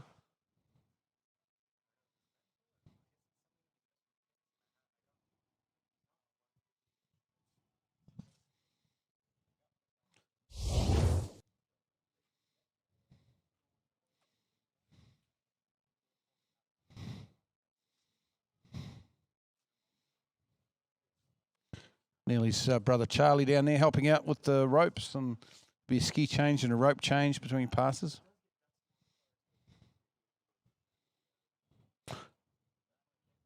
Normally see Dad Drew in the boat releasing for Neely, but he said obviously didn't make the trip. And shout out to him. I'm sure he's probably watching. We've got the backup releaser in the boat today. It's like Charlie Ross there. He's probably done it a couple times before, we hope. I'm sure he has. A bit of a notification for anybody watching this event at home. If you're looking for images from this event, any cool photos from this event, check out Brett Ellis Photography. Brett Ellis Photography, he's on site taking tons of good photos of these pros and the action here today, and he always captures the event really well. So at Brett Ellis Photography, we're looking for some great shots from this California Water Ski Pro-Am.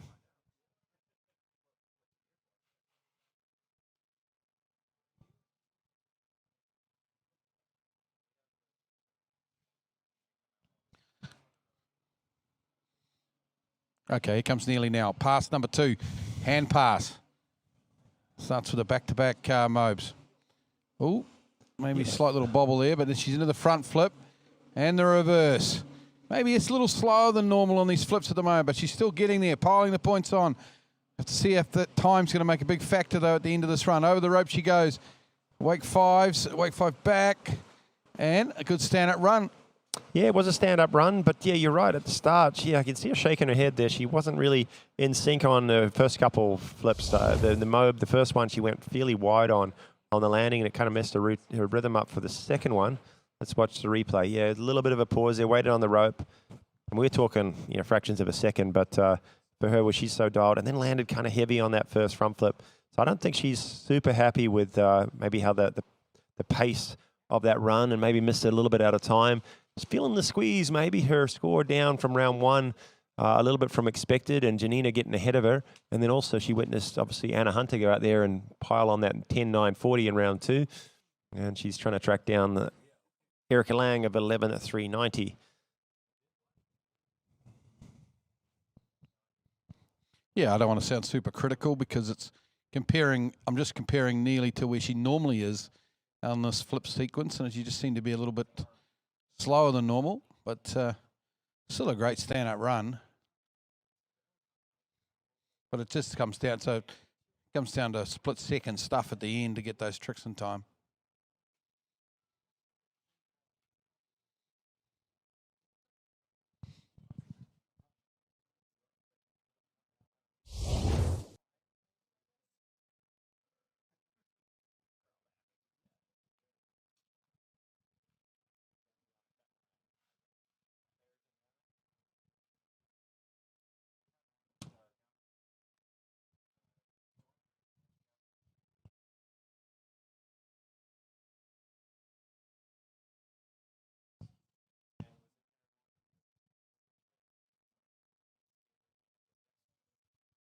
Okay, another score coming through online, unofficial maybe, but we'll be announcing it officially shortly. But 92.20 is what I'm seeing for Lexi Abelson, 92.20.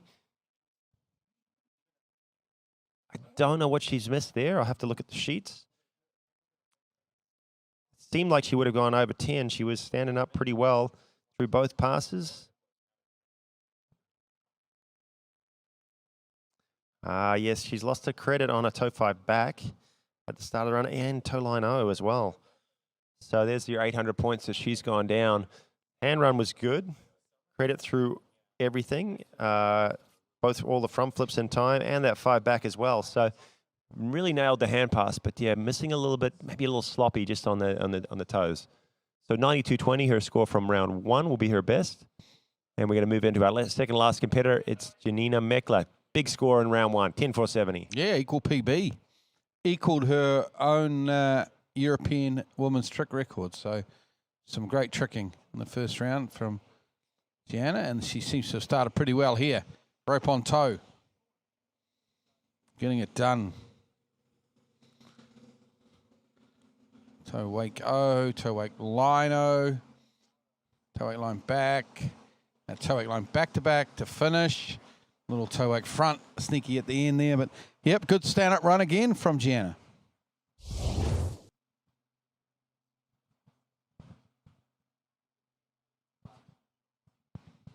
Young mum, of course, her and her husband Dane both competing here at this tournament, running around after the toddler and having to think about their own skiing as well, so busy times. Yeah, well, Janina's going flat out 3 events all weekend, and Dana's only slums. I hope he's pulling his weight. Hopefully he's looking after the kid, yeah. Sure he is.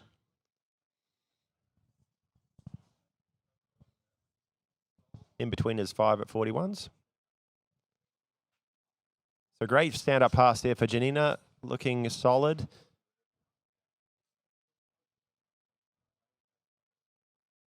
Super strong girl, isn't she? Just takes a pull from the boat, moves straight into the next trick. Another one of those skiers that's got a ton of big high-scoring flips in her run.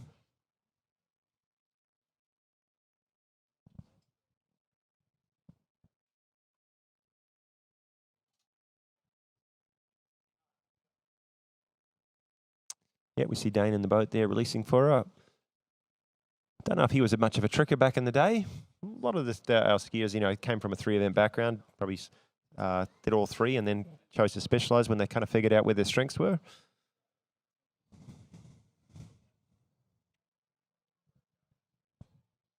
Kind of what we encourage from all young skiers, really, isn't it, Glenn? When you get involved in the sport, to try and balance it out between the 3 events. Especially if you're interested in tricking, to really kind of get on that when you're younger, when you're smaller. If you wait till you grow a little bit, it becomes even more difficult. It's a tough one to get into later in life. But yeah, it rounds out your your foundation a little bit if you can compete in all 3. Yeah, absolutely, Kyle. And we were commenting it yesterday. Actually, Kevin and I were commenting. You can really tell the good trickers out there on the slalom course too. Though it's maybe a bit of an advantage to some of those really good trick skiers. Spent a lot of hours practicing tricks. Have learned a lot of skills in terms of edging a ski and balance and that sort of stuff that translates well into slalom skiing. Okay, and as we see Janina coming in for pass number 2, Neely Ross's score has just popped up. It's 10.460, 10,460 points. So she has slotted herself into as 4th seed. A little down on probably where she was hoping to be. Janina pulling it out halfway underwater there on the first couple of tricks. Now moving into the flips. Great front flips. Taking her time here on this reverse half twist. Now back-to-back mobs to round out this pass. Losing a little bit of time, maybe a little messy and almost going down, but sneaking it. She already has a great score on the board. She's 10.470. She's in 3rd spot. Nothing's going to change that. Just snuck ahead of Neely Ross.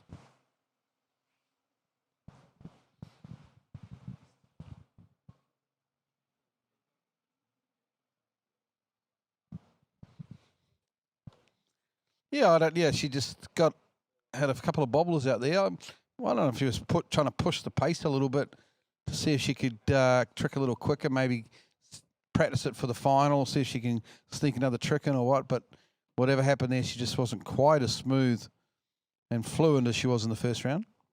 Looked like the trouble began right here on that skilling back. That was low. It almost got pulled out just as she came front. So yeah, once you get out of sync on one, you're kind of still thinking about that, and you should be focusing on what's coming up next.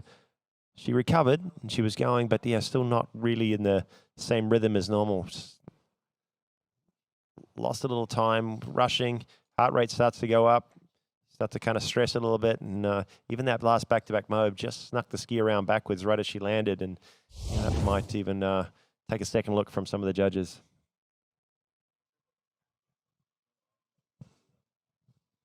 Well, that's going to be the order of our skiers going in. Nothing's going to change that. We have one more competitor left. She can change her score, but she's already the top seed. So that's our running order for the finals tomorrow, as Erica Lang hits the water next, our last competitor in the open women's tricks round number 2. 11.390. What's she got left? Can she break the world record? He would love to see it at a pro event, a major pro event.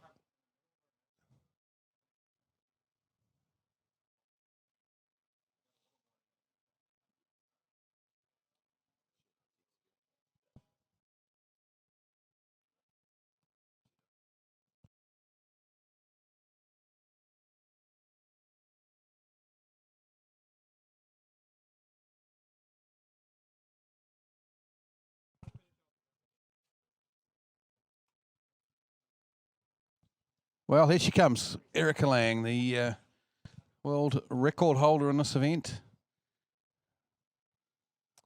On site, people, eyes to the water. This is as good as it gets. 11,390 in round number 1. Her record, 11,460, 70. Within 10 points or so. What's she got? What extra can she do to further that record? Can she make history here today? Here she comes with the back-to-back mobe flips to start, looking very good. Transitions into the half jack, back to front flip. Beautiful. This is quick. This seems quick. Come on, Erica. She's on good pace here. Over the rope she goes. She's racing that 20-second clock. This is going to be a big score. What a hand run. That was great. Oh, sensational, Kyle. The word for that, you said it right in the middle, quick. She was super fast through her front flips. I don't think I've seen her do them that tight. Maybe the start wasn't as quick as she has done, but she's picked up the pace through all of her 3 front flips. This one and then the 2 regulars. So close to the wake and not wasting any time at all. And yeah, a lot of tricks at the end. I'm pretty sure she would have got that half twist and maybe even a wake back-to-back or 2. 20 seconds remain to see if she can further her world record.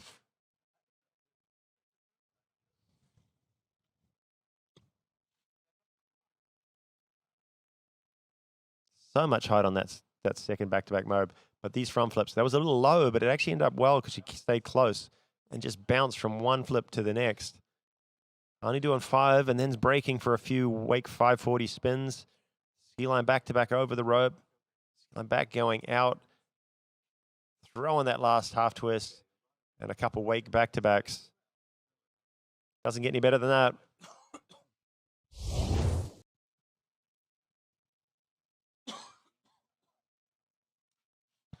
Well, we think we're on world record pace here after that hand run. It's going to come down to the toe pass as well, of course, as she's halfway there. But I mean, it's kind of a relaxing way to be, I guess, for Erica. This is not the pressure of trying to win the event. There's not cash on the line for this round. She doesn't have to worry about taking risks on this next pass. She can look to go as fast as she likes, and obviously if she's standing up at the end, then there's a good chance it'll be a world record.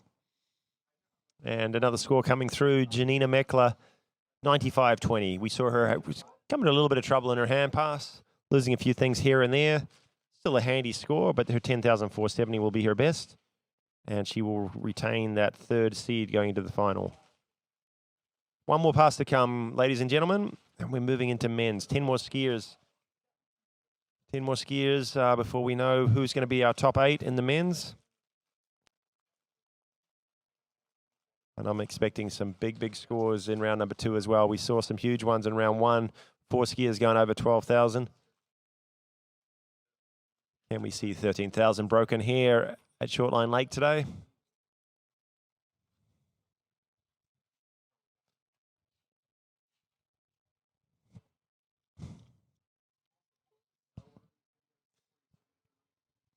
Well, I just get the feeling something special's brewing here. I do too. There's something in my bones. This could be it. It's going to need to. She'll look to go as quick as she can, and obviously, as I said earlier, if she's still standing up at the end of this run, we may well have a new world record. Here comes Erica Lang. Rope on toe. Toe wake 5 back is good. Into this little side slides, good little quick side slides. Toe wake back, this is super quick at the moment. She's piling the points on. She's looking to get to a world record here. Working hard as Erica Lang. This is huge, folks. She's racing that 20-second clock. She'll go over the rope now. Lost a bit of time there, but this is good stuff from Erica Lang. One big last toe line trick to go, and sensational. That's got to be close, Kyle. What's your thoughts? Well, that was some great tricking. It was fast. I don't know if it was quite as fast as you're talking, but it was good. She did lose some time there on Towako. Are you out of breath after that? Jeez. But yeah, Towako and a couple things here. Toe line back to back. She had to wait on the rope, so it's a wait and see moment. It was great performance. It's going to be big. It's going to be 11,000, and who knows? It all depends on what she got in 20 seconds. She really just needs both those toe line back-to-backs, and if she can get both wake back-to-backs in at the end of her hand pass, I think it's close to like 11.6. I knew Erica was going to be quick, and I wanted to make sure I kept up with her. I didn't want to be letting the side down. Geez, where'd that energy come from? Glenn, it's been a long day for you, but yes. Geez, you ramped it up.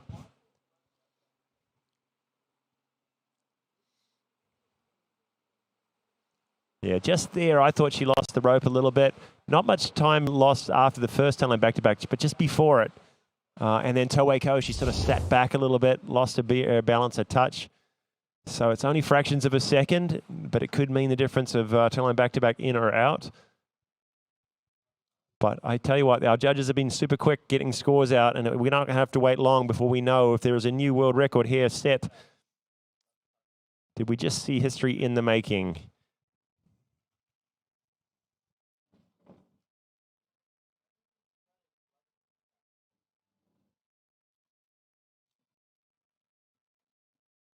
Pass one, Glenn, you ready? I am. 6,730 points. 6,730 points. Well, I'll tell you what do you think she scored in pass one, round one?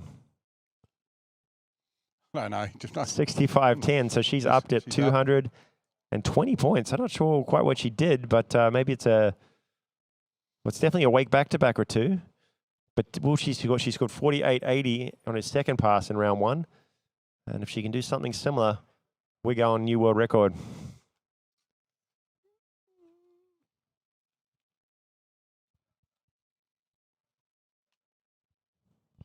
Guess it's probably going to come down to that last toe line wake back-to-back and the timing of it, Kyle. Maybe credit on the slides too. I think she did well. She did sort of get through those pretty quick.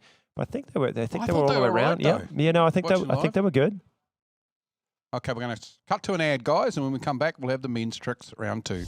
Insurance Today, we've got tons of companies to help find you the best prices and the best coverage for your particular needs on home and auto insurance. Go Knights!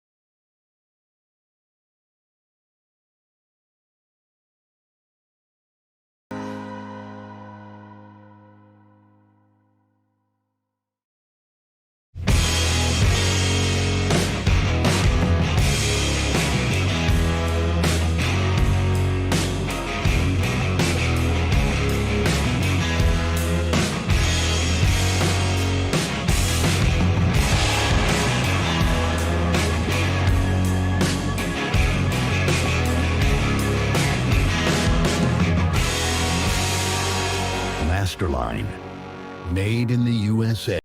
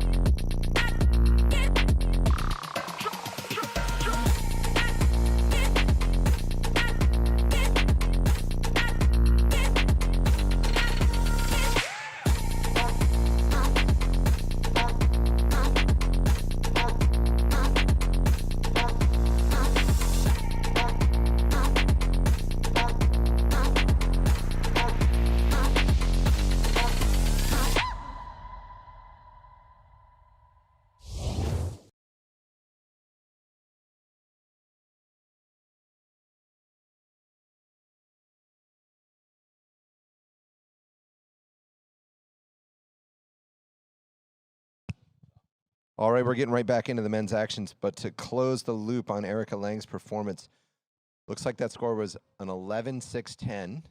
Huge score for Erica Lang. It sounds like it is just off her recently approved record over 11-7-10.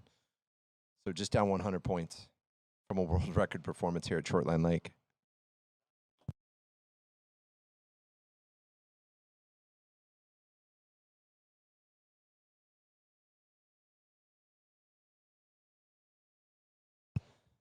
Next skier on the water in our men's event, he's Adrian Elias.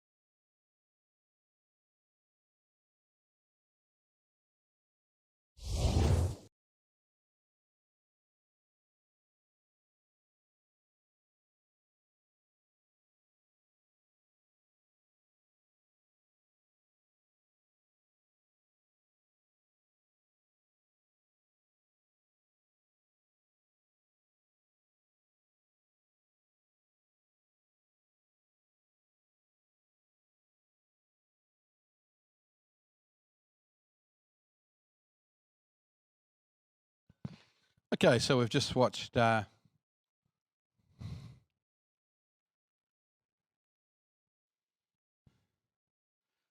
first pass there.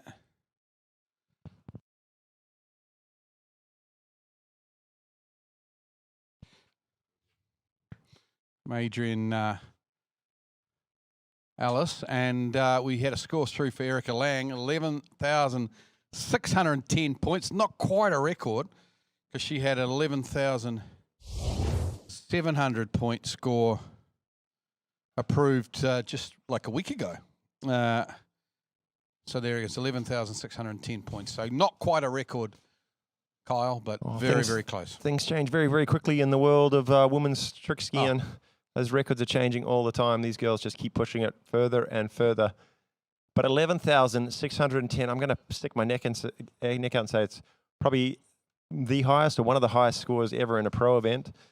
Maybe she has 11,710, was at a pro event as well, but it's amazing, absolutely incredible that they can do that when they're challenging for big events like this. Yeah, I think that world record was at Botus, which of course is tournament number 1 in the Nautique World Series now.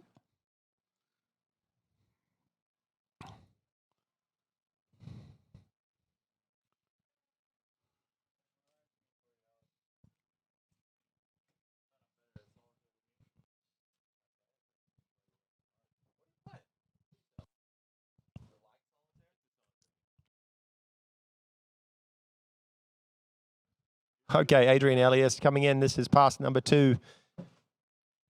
Ball kind of towards the end of that toe run. Let's see what he's got here in his hands.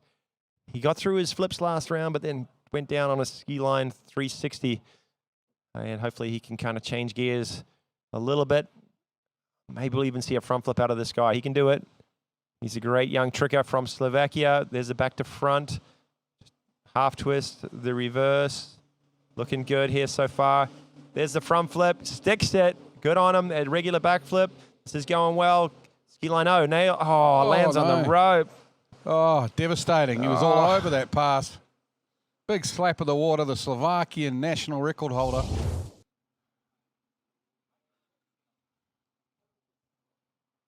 Well, he was going big. The only trick he kind of dropped out was that reverse mob there, but he's been a little bit short on that over the weekend. So just going safe there, but did geared up for this front flip. And he did it well too, didn't he? Landed a little back on his ski, but was able to move into the next one. And I thought he would got over the rope here, but just caught it up. And going down the same trick as last round. And unfortunately, Adrian's dreams of making it through to the trick final have been dashed on that fall right there. He needed 9,000 really to have a shot.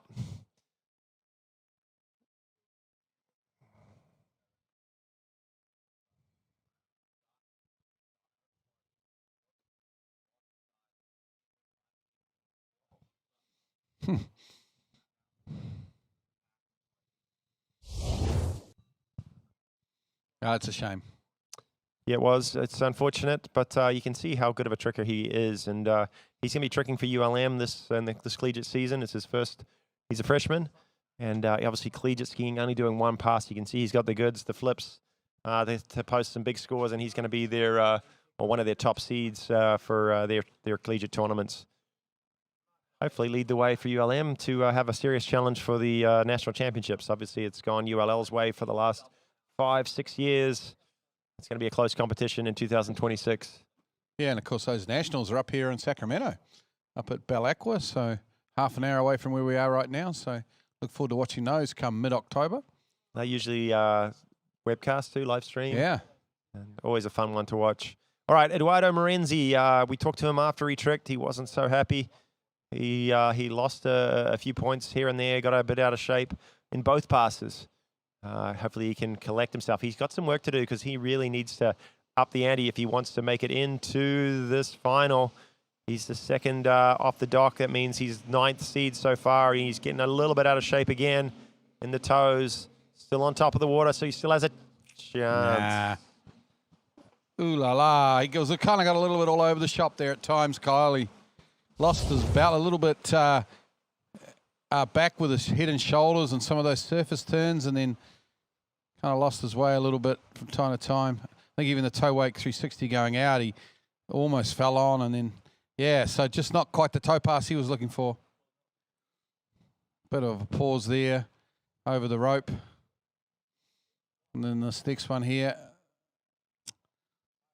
Probably unlucky to fall on that. But it is. It's a hard trick. They reverse toe line back-to-back. It's sort of a blind start. You got to pull in. It's hard to see the wake and get your timing. But he's obviously been doing it a long, long time and capable of going over 11,000 points, but not today. The 8,600 he scored in round at number 1 wasn't enough. He's in 9th spot.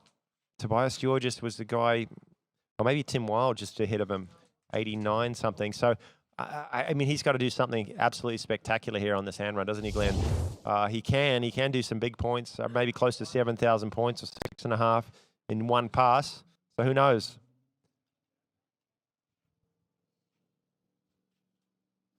Yeah, well, he's got his best mate, Joel Poland, out there releasing for him, and he'll be giving him some words of wisdom and calming him down for this hand run, and couldn't think of anyone better to help G you up before you can head in for your second pass.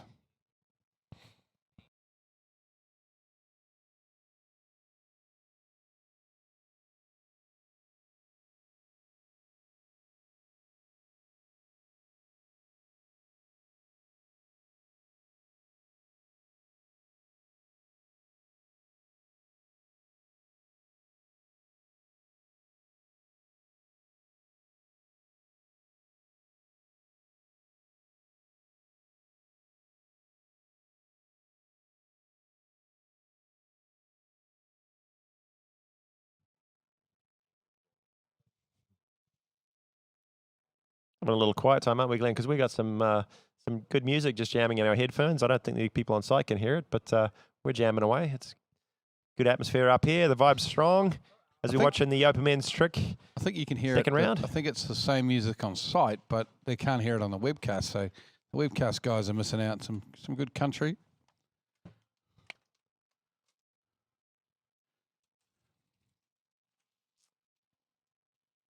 Well, about to deep water start on his ready for his hand pass. A frustrated, a disappointed Eduardo Morenzi. Hopefully a determined Eduardo Morenzi to do something big on this hand pass. And who knows, if the stars aligned, he could score enough to squeak in to the final. He's shooting for around 9,000 points with not much help from that toe run. Yeah, it's, I mean, I love your optimism, Kyle, but he's going to need a miracle, I think, here. Don't know how far he lives from the Vatican City in Italy, but he needs some sort of a miracle to come out of here. Back to front. Front flip looks good. Another front flip, looking good. So far, it's looking really good. So good. There Big might be a ski line miracle. 5. Ski line 5 front again. Ski line, oh, he has got the goods here. Ski line back to finish things off, and it's a big pass. Yeah. He's going to be so disappointed that that toe run wasn't to go with it, but has he done enough? I think he's going to fall short to just quietly. After that, he needed something a little bit more. Love watching him flip, though, Kyle. You mentioned it earlier in the first round. The front flips are beautiful. Like Yeah. he does that half jack, the one, it's kind of an inverted front flip starting from the regular back position, turning inverted, and he does it as good as anybody. He's so square. Some people kind of roll that out, and I think we're somewhat a little lenient on judging that one. It should look exactly like what Eduardo does. He does that absolutely perfect.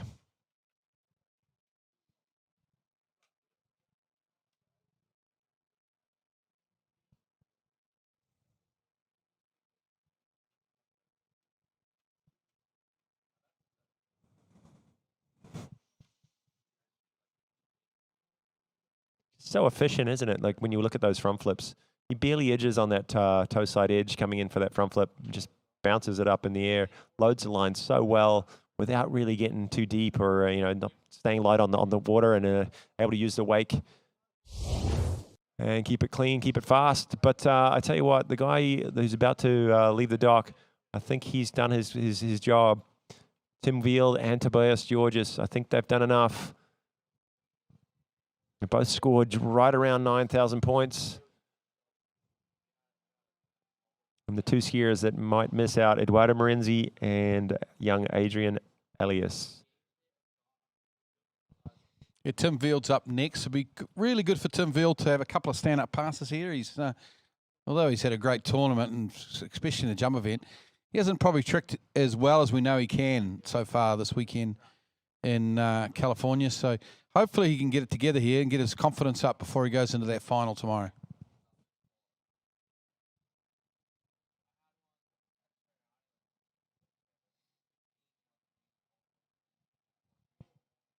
And scores coming in. Yeah, as we thought, Adrian Elias, 74.70, 74.70. He's got a little bit more than round one, but not quite enough. Eduardo's first pass, only 23.80.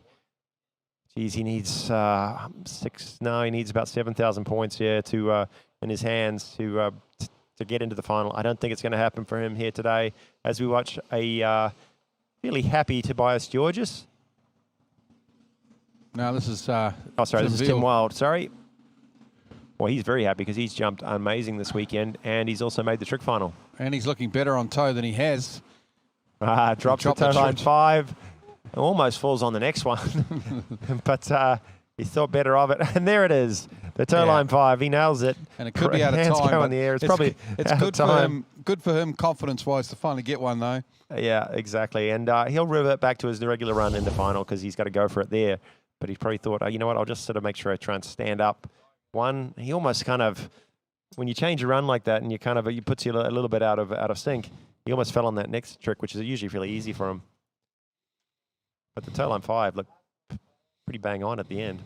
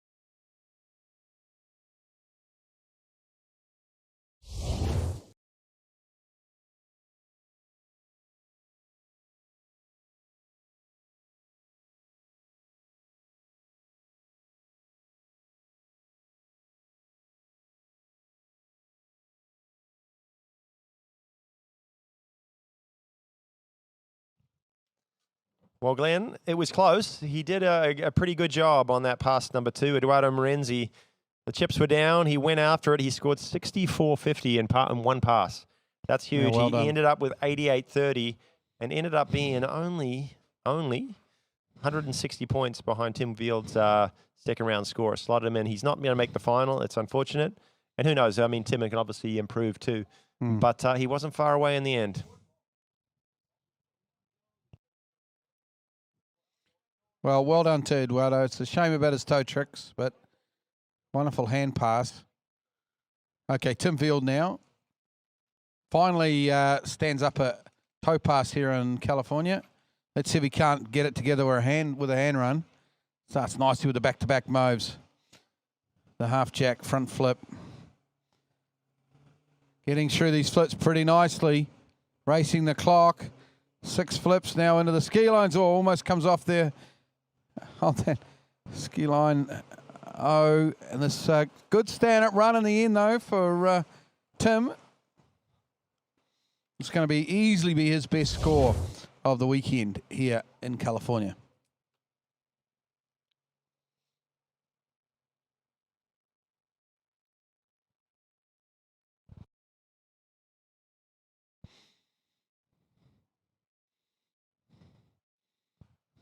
So Tim Field standing up past the number 2. And I'd say that's going to be his best performance so far this competition. He was experiencing some trouble on that toe run, that toe line 5 we talked about. He was standing up his hand run every single time, I believe. But yeah, falling early in toes. But this round he sort of went the conservative route. And I think we're going to see him up in the mid 9,000, maybe even sneaking over 10. Depending what it was in time, what was credit. And he is going to keep his spot in tomorrow's final. That was a sweet ski line. Oh, he got a little bit out of axis there, but kept on top of the water.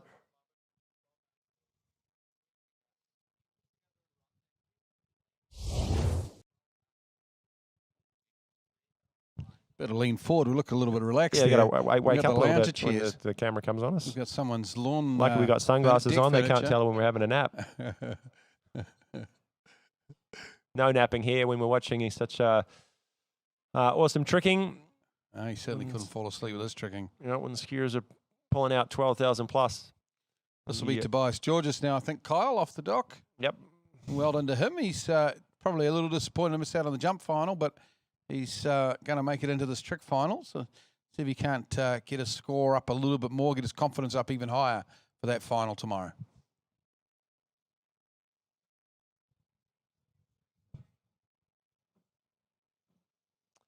George's family from Argentina, and got a couple of brothers that were also very, very strong skiers. A younger brother that's doing very, very well in the under-17s and moving into under-21s now. Following in his older brother's footsteps. Tobias coming through now. This is looking better than past number 1 in round number 1. Toe line back to back. He stands it up. Can he do the reverse? Yes, it's there. Yeah. Nice skiing. The head nod. Yep. I nailed that one.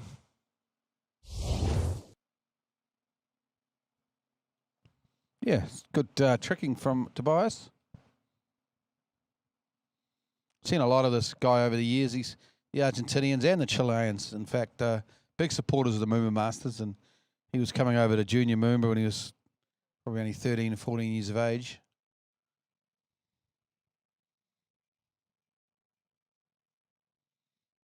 That's a good stand-up toe pass.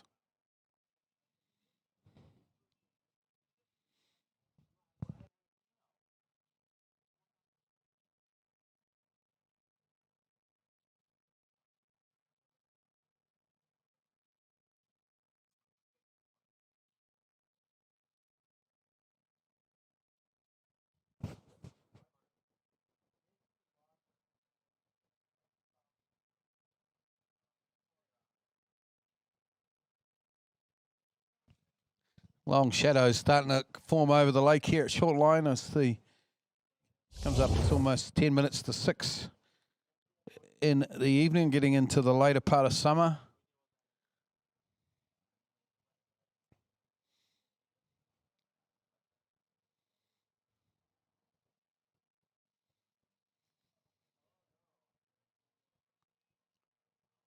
As we'll see Tobias getting ready now for his hand pass.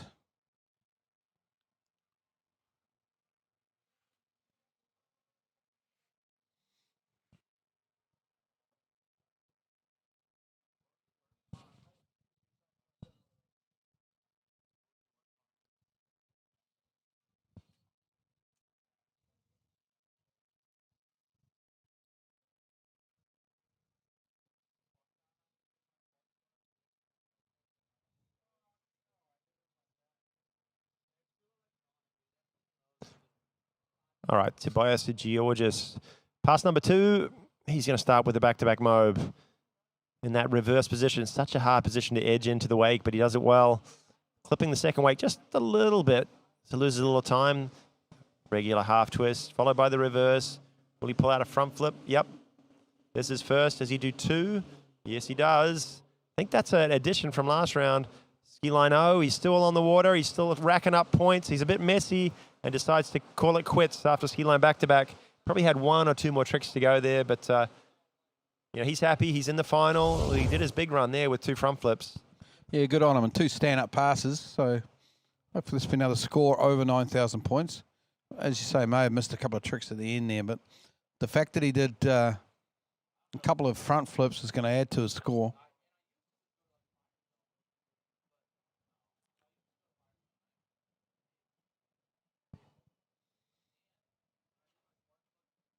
So with no jump final tomorrow, obviously didn't make slalom final either. It's all about tricks for him. So of course, sure, he's probably rooming with his good mate Pat O'Font, and be a couple of trick specialists tonight, eating whatever trick specialists eat for dinner the night before. I've heard they're staying on site. They're camping out here on site. Oh, That's good what on I him. heard, yeah. Good on him. And then the evening temperatures drop down nicely, and yeah, that's why right. not?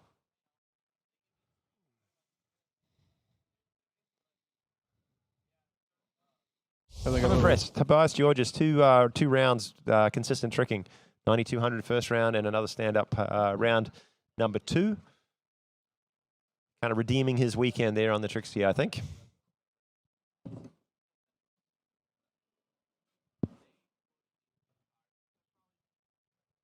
Leaving the dock now, I believe this is Dominic Kuhn. And he just scored shy of 10,000 points, 99.60. There it is. He slotted himself into 6th spot. Obviously, Tim Wild may have improved. He might have broken 10,000. Because he's jumped up ahead of, on that ladder there, he jumped up ahead of Tobias. Okay, here's Dominic Kuhn now. Strong, barrel-chested Austrian. Oh, almost a bit of a bobble there on the toe wake 5 back, but he's okay. Going through his work now. Ooh, that was a very, very strange fall there on after a toe wake. Relatively, the wake. Yeah, easy trick for Dominic. Maybe landing it and trying to move into the next one a little bit too quick. Kind of got caught on that little dish. Yeah. At the base of the wake. You are correct with the scores. Tim Field did improve quite a lot. Maybe 800 points, 97.20. He's still in behind Dominic Kuhn, regardless of what Dominic scores this round. Yeah, but this is an early fall here for Dominic. He'll be disappointed. Toe wake 360 is not a super hard trick for him. Just watch what happened here. Not much in that. If he could do that another 10 times and he wouldn't fall, I wouldn't think.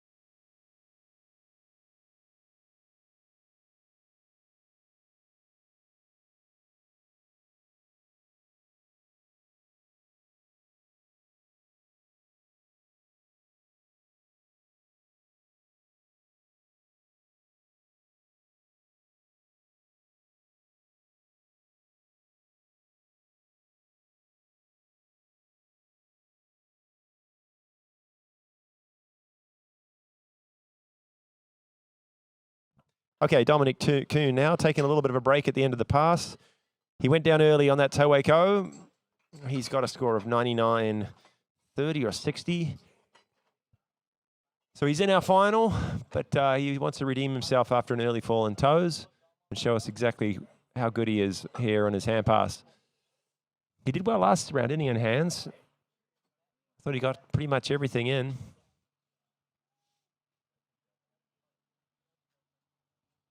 He is a 3-event skier. He's a very strong slalom skier into 39 off.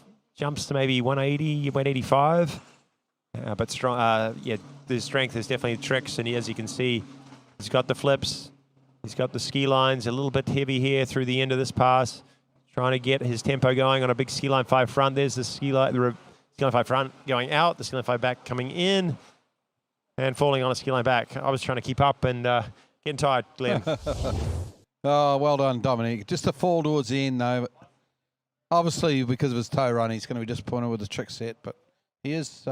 He's almost lost it there on that second flip as well.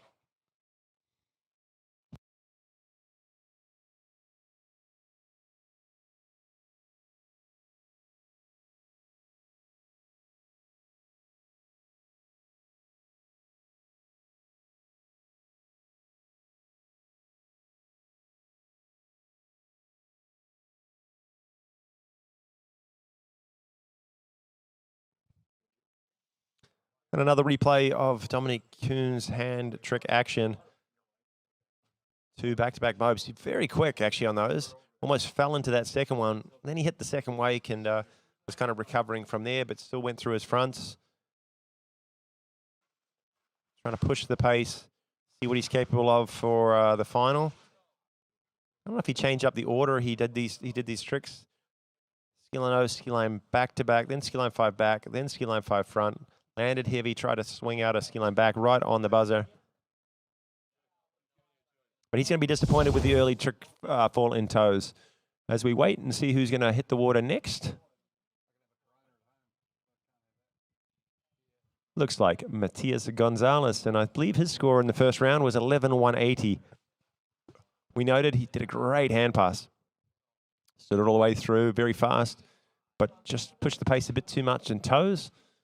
Had some trouble on his toe 5 back and kind of got a little bit out of sync there. Still 11,000 points, even with some mistakes. So this guy's got some big scores in the past. He's our current world champion in 2025 in Ricciotto. He took that title over Jake Abelson by some 40 points, wasn't it? Absolutely incredible. Yeah, so close between those guys. It was the toe slide, I think, between them.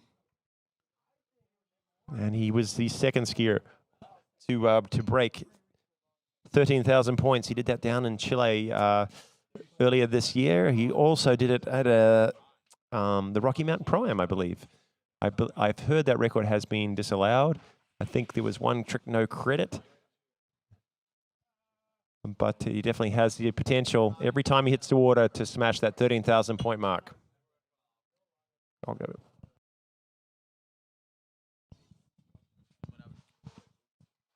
Well, I can't help but get excited every time this guy leaves a trick dock. Young Matty Gonzalez.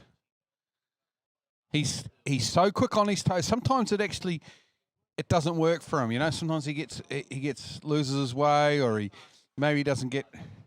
Well, going that fast, the risk is there, isn't it? You're just pushing it. But this round, hey, it means nothing. He's already in the final. He may as well push it. And we want to see that. We want the excitement. We want the unpredictability. What can he do? How fast can he go through these surface tricks? Way better through the start of the run. This is going to set off the pace well. Try and keep up with this, Glenn. So quick, unbelievable. Over the rope he goes now. Toe line. Back-to-backs. That was interesting. Almost had a fist throw in the middle of that run. I don't think that's what it was, but the arms were flying around, failing. Wow. Well, what's the replay on that, Kyle? It's almost too quick to comment on at live speed. Yeah, poor judges. A long day, and now they've got to look at that. This is all pretty orthodox here.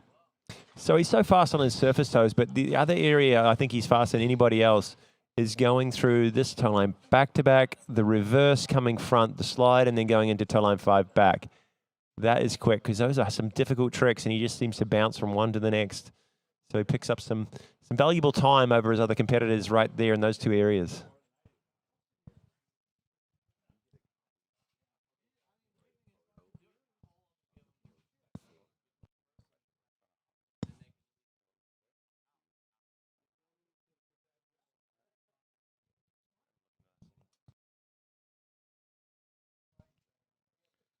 Wonderful toe tricking here.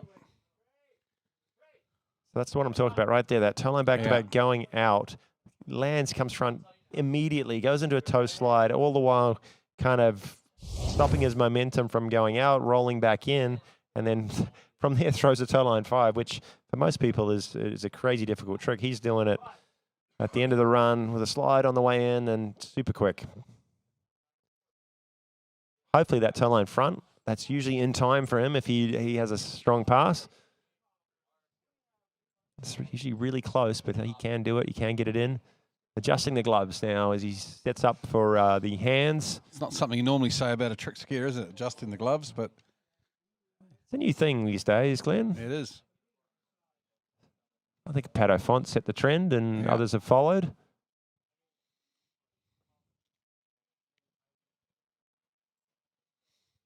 Okay, here we go. Could be a big moment coming up. One of only 2 skiers in the history of the world to ever trick more than 13,000 points. It's young Matty Gonzalez out of Chile. How quick will he go here? It's toes where he's the fastest, but he is pretty quick on his hands too, and he gets in 5 big ski line tricks at the end. Count the flips. It's number 1. 2 back-to-back mobs. This is looking good. Tight to the wake. Losing no time as a half twist.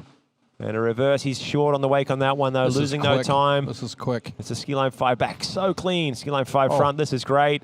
His fist is going to go up here on this. Oh, wow. If he can get that ski line back in time. There it is. This is big. He gives it the big old ole, the Chilean. Vamos, because that's Vamos. That's a really quick can run. After a great toe pass, it's going to be a big score. Well, we see our first 13,000 point score of the weekend. It's got to be in the ballpark. All depends on timing, but that ski line back looked like it was right on the 20-second mark. And his toes was quick too.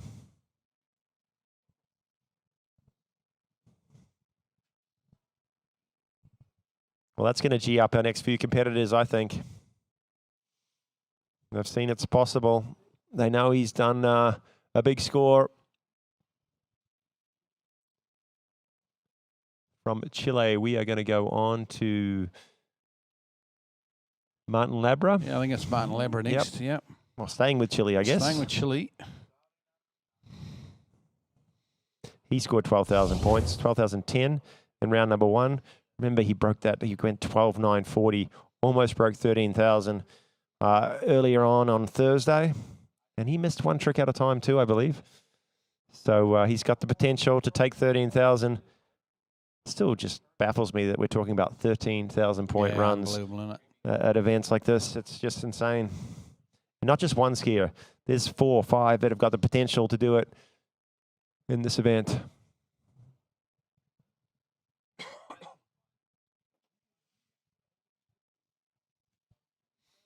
Okay, here he comes now. Martin Labra out of Chile. Santiago, Chile. From the famous Miranda Lakes water ski school or club, of course. This guy has more World Junior medals than certainly any male, and I believe of anyone of all time. And here we go. This is Martin started really well here on toe. No bobbles whatsoever. It's been quick and smooth, and he's getting over the rope now. He's piling the points on. This is looking pretty good for Martin Labra. He's racing the clock. This is really good. Oh, huge toe line tricks. Put your hands here. That's sensational. He's got to be happy with that. Martin Labra answers right back with a stellar toe run.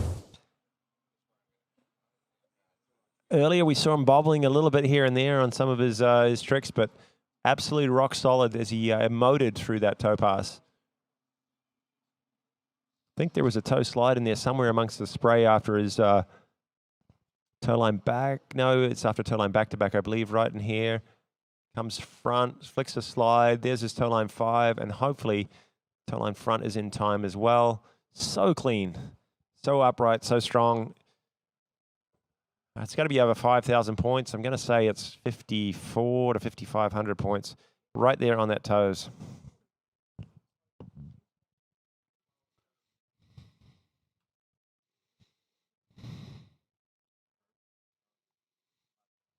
Yeah, this is, of course, the replay. It's a slightly slower speed here for the replay, but still super quick little toe slide in there.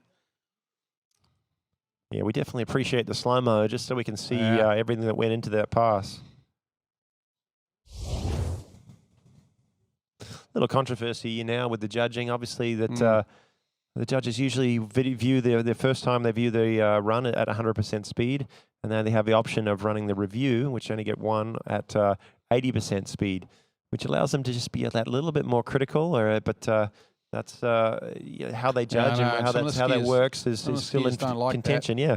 But on the other hand, you've got some hard-working volunteer judges up there that have worked 3 long days. Well, I think it's getting to the end of the day, and it's hard work. So no, for sure. No, it's split. I think between the skiers because there's some that'll enjoy it because if you do your tricks right, 80%, 60% doesn't matter. Right. You're going to get credit. But the ones that do them clean, they're going to keep getting them, and the ones that are a little bit iffy, and they've got to maybe have a slight problem with it. Because at 100% speed, it is very difficult. Labra. Could he trick 13,000 points for the first time ever here this afternoon in California? He started pretty well here. This is good. Good quick flipping. Good crisp flipping. Beautiful front flip. Now we'll get into the ski lines. This is where it's going to come down to it. He cannot afford to bobble, but he seems to be going well. He's doing excellent here. Martin Labra, this is huge, folks. Oh, my word. That is going to be massive score. Look at him go. He's loving Another fifth throw from a Chilean as he goes back to the dock. Mateus Gonzalez started it off, and Martin Labra follows suit. Well, to be honest, I think Eric Lang kind of started off with it for us today with 11.610. That was huge. Now the guys are following suit. How big was Mateus's run? What did he score? How about Martin Labra? Look at that, guys. Absolutely phenomenal tricking. And the standard has been lifted in this round number 2. We still got 3 competitors left. We do. We still have Joel Poland, Pato Font, and of course Jake Abelson to come. This is magnificent tricking. Has the youngster cracked 13,000 for the first time in his career? It's going to come down to time, obviously. Well, we do have a score in. It's for Mateus Gonzalez. Ooh. And I'll tell you what, it's good. It's really good. It's not what he was hoping for. It's 12,720. And I have a feeling, hang on a second, what was cut? Was there something cut? Toe wake line back to back. Toe wake line front. Toe wake Ooh. line front, right at the end of the pass. That was cut. I believe that's what happened with his world record application too. Toe line front. I didn't look at it close enough, but yes, that's a big scoring points. 380, I think. Do the math. 13-1. Yeah. Yep. Would have been a world record. Don't think he missed anything in pass number 2. Everything in, everything credit. So the potential's there for him to go over 13,000. Martin Labra, let's see what the judges fire back for him as we move to. I think it must be Pato Font, I think. Pato Font, yes. Pato Font followed by Joel Poland. And rounding it out, it's Jake Abelson. The 3 top seeds from round number 1. Well, here he comes now. Former world record holder, multiple-time world champion, Pato Font, of course, from Mexico. Starting with his toe pass. Looking good at the moment is Pato Font. Super quick on those spins. What sort of a pace is this, folks? He's on fire out there at the moment, the young Mexican. Sensational. Over the rope he goes. Big toe line tricks. Toe wake line front to finish. That's a good toe pass, Kyle. Yeah, no, he was happy with that, I think. better than last round. He had some trouble right after toe line 5 back. But I saw him somewhere in the middle hitch a touch. And I think that's what he was signaling to. It's good. But maybe leaving the door open. Fractions of a second here and there, and it can add up at the end of the pass. I'm not seeing too many errors on that replay, though, Glenn. He's looking good. He's not happy about something, no? He's South American. They got to be gesturing about something somewhere along the lines, don't they?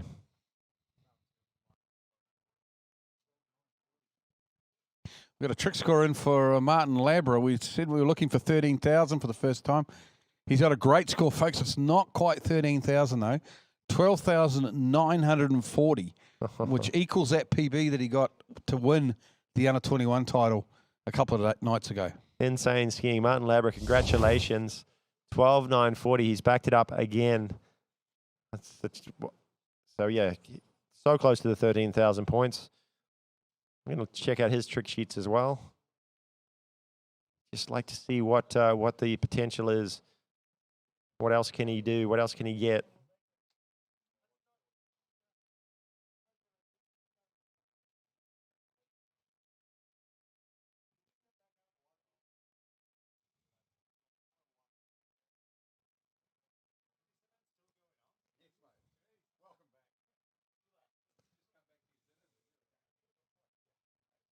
All right, so sheets in for Martin Labra, and everything looks pretty good. He did get a wake front right after ski line back. That was out of course. That's the 80 points he needs to break 13,000. He didn't quite get it in time. He also has a toe wake front at the end of his toe run, but I'm pretty sure that's well out. That's kind of one of those tricks you do when you've finished skiing. 12,940, he takes the lead to 2 skiers remaining. Pato Font, 50% of his effort is done.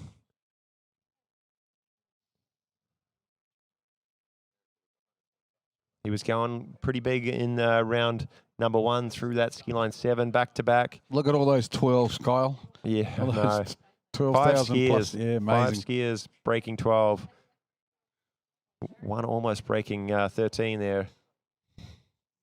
Okay. Sit back and enjoy. This is Pato Font showing you why he is a former world champion and a hot contender to break 13,000 next. Getting through the flips. These are easy for him. It's these last few tricks. Can he pull out the big ones? There's the ski line 7 front to front. Ski line 7 back to back. Wow. Oh, and he's gone down on a ski line 5 back. The kind of the easier ones of the 2. How good was that 7 though? Wow. Oh, I want to watch the replay here. That was insane. Changed up the order a little bit for us. Kind of caught us by surprise. Usually you're looking at like a ski line 5 after your flips. Not today. He's doing ski line 7 front to front, followed by a ski line 7 back to back, which mind-boggling. This one right here, over the rope and then a handle pass, bounces straight into a back and then ski line 7 back out. He thought he'd got through the tough stuff and then maybe just lost a little focus or just running out of energy there after those 2 huge 7 tricks.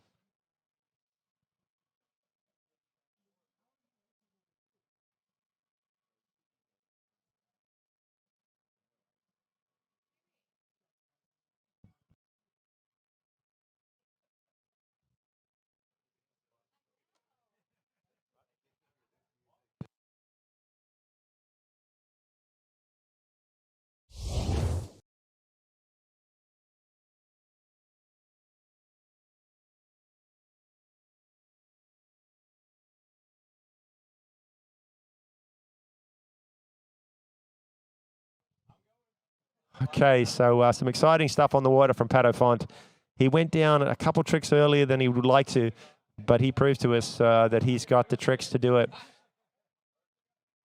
And hopefully he can pull them all together in the finals tomorrow afternoon.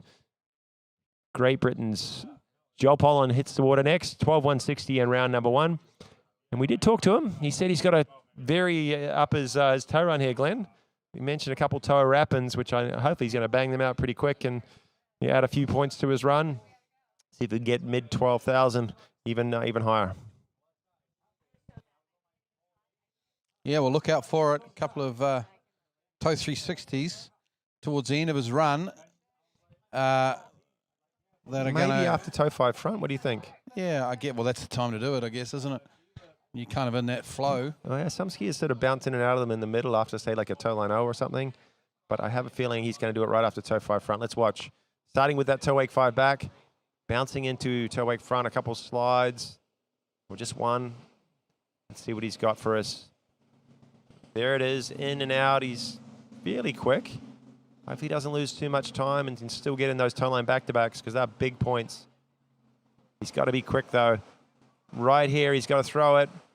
It's going to be close. I think he's lost a little too much time. He gives a shake of the head. He doesn't think so. Yeah, he's got a smile on his face, though, which is great to see. He's tried it. Good on him for having a go. He knew he had to go quick.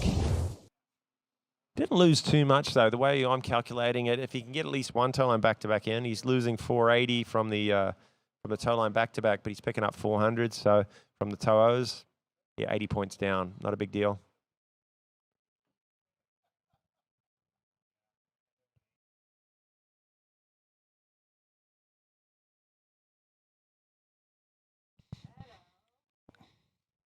So there he is. Joel Poland stands up his toe run, changes things up a little bit, try and get a bigger score. But whether it's the gamble's paid off, as Kyle said, because he needs to get both those toe wake line back-to-backs in time for it to be a massive score.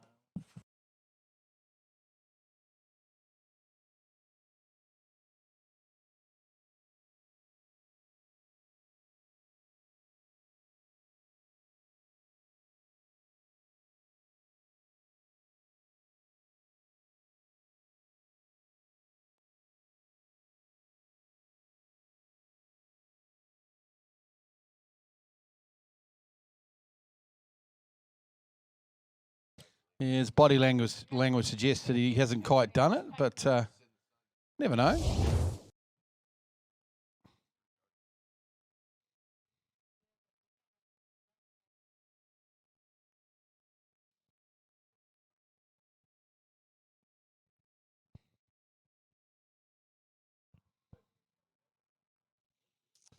Well, we talked about his toe run, changing the tempo up on that one, and he did. Can he do anything different on hands? I know he's got some other flips. He's got a Moab 5 front. Whether it all fits into a sequence he can do, but he's got some other flips, some more difficult variations. Whether he's prepared them for us here today, who knows? Joel Poland, pass number 2. Some exciting flips to come. Here we go, the back-to-back Moabs, the half-jack front flip, second front flip, comes the super Moab coming up, and it's good. Good transition out of it as well. This is looking good from Joel Poland. Over the rope he goes. Maybe he just lost a lot of time there, and he's landed on the rope, and unfortunately he's gone down, Joel Poland. No, so he didn't really change much up in that pass. I was hoping he was going to do a ski line 7 there somewhere along the lines. Maybe towards the end, he just fell before he had a chance to attempt it. But he was going fast. He definitely picked up the pace and made no mistakes on that Moab ski line 5 right there. Didn't waste any time moving into his ski line tricks. Just got a little ahead of himself on ski line O. We've seen a few competitors do that here today. It's not the hardest trick, for these guys. But, yeah, you got to be kind of a little bit more delicate on it. You don't want to rush the setup. Yeah, well, I guess they're all trying to do it fast, aren't they? It's at the end of the run there. Trying to get it in on the 20-second clock. Good, great stuff here. Straight from the Super Moab into the ski line 5 back. It's a great run, but then just, lands on the rope, gets a little bit discombobulated, does Joel Poland, and it's going to be not a bad score, but not right up there with where he wants to be. No, his 12.160 from round 1 will be his top score going through to the final. He's lost a couple places in his seeding, obviously due to Matias Gonzalez and Martin Labra both going high 12s. And the one skier remaining, this is the only guy that can challenge that lead set by Martin Labra. And didn't this guy ski well the first round? 12.570 going down on that front-to-front 7. Pressure's off him. He wants his top seed, but he also wants that record, and he's going to be going for it. I can tell you that right now. Yeah, well, he dropped the handle on that wake 7 at the end, didn't he? And if he had have got it, it would have been 13,370 points, which would be well over the world record. But obviously, a game of inches sometimes water skiing, and he didn't quite land that one. First job's got to be stand up this tow run. He's pretty consistent. Doesn't he require anything sort of special in this? He's done this run a number of times. Make sure he gets that tow line front in time at the end. Doesn't have to kind of push it to get the score he needs. It's the next pass that he's got to go all out. Here we go, Jake Abelson, tow run.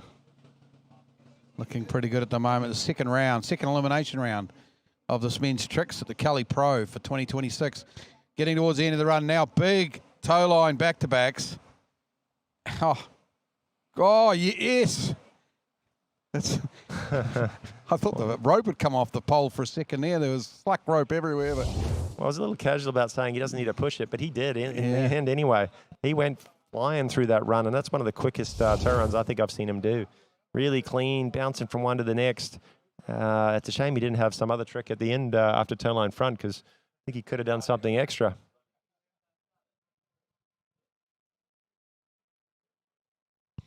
There's a great tow run here from Jake.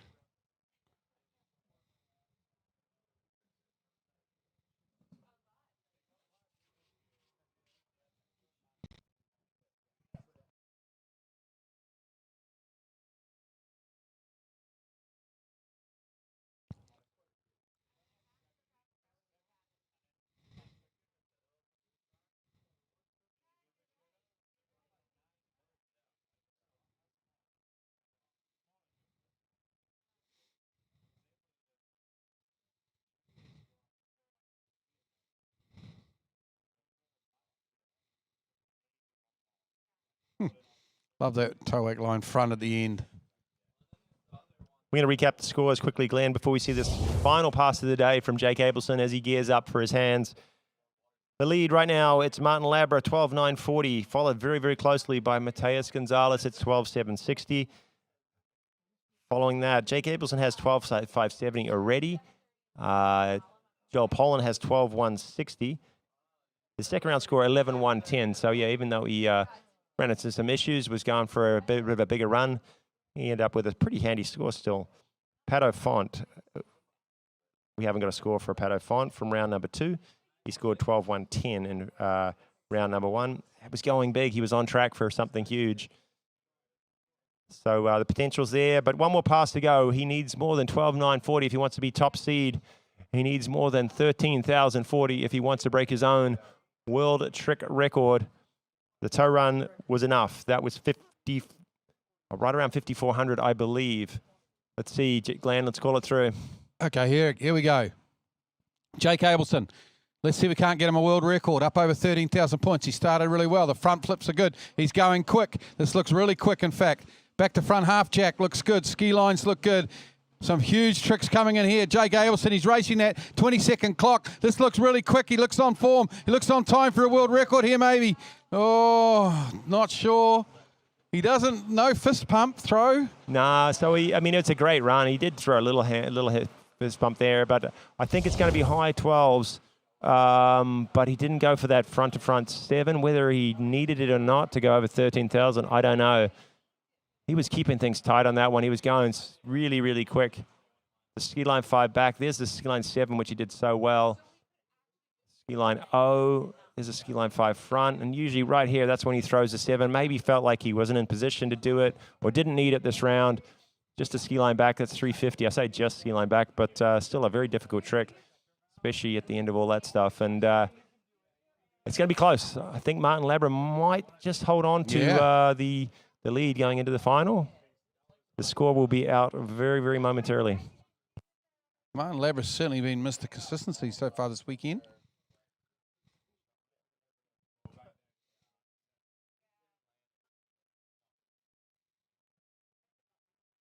Well, we'll have to wait and see, wait for the score.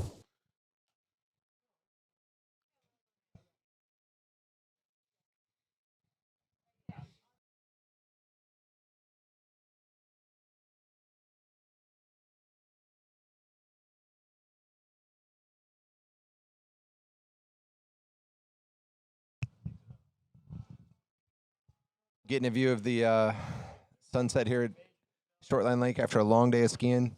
We'll probably stay on just long enough to get that score.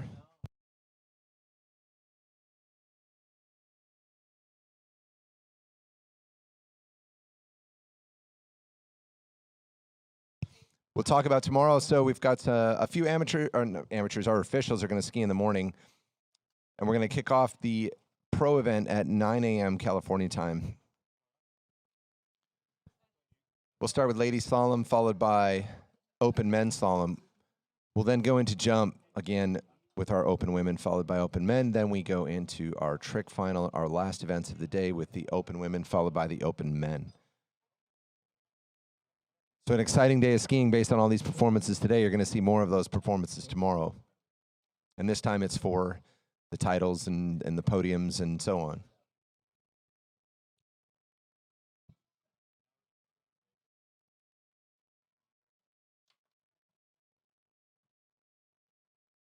Got our team of officials upstairs just above us, putting together that last score of the day.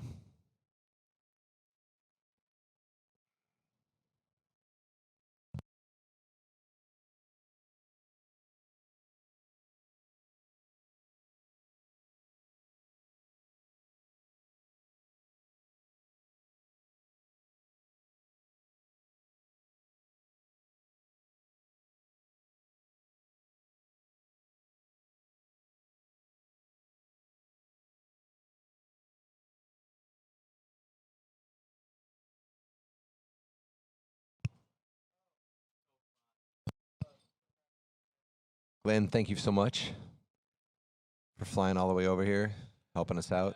No worries. It's been so much fun. I look forward to the final tomorrow. So we look at that leaderboard now. It's just left us again already. It but flashed away, yeah. Here we go. So J.K. Abelson, 12,570.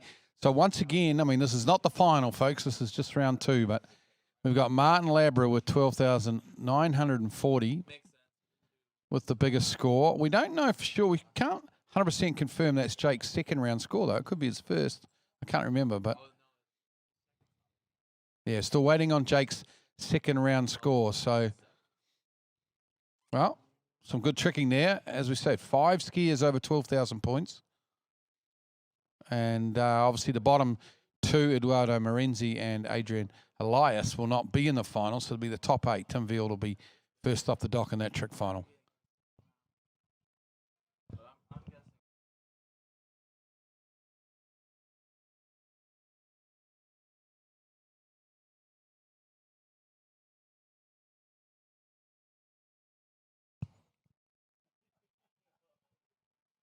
Takes a small village. Someone told me that I think there were 11 officials on this event.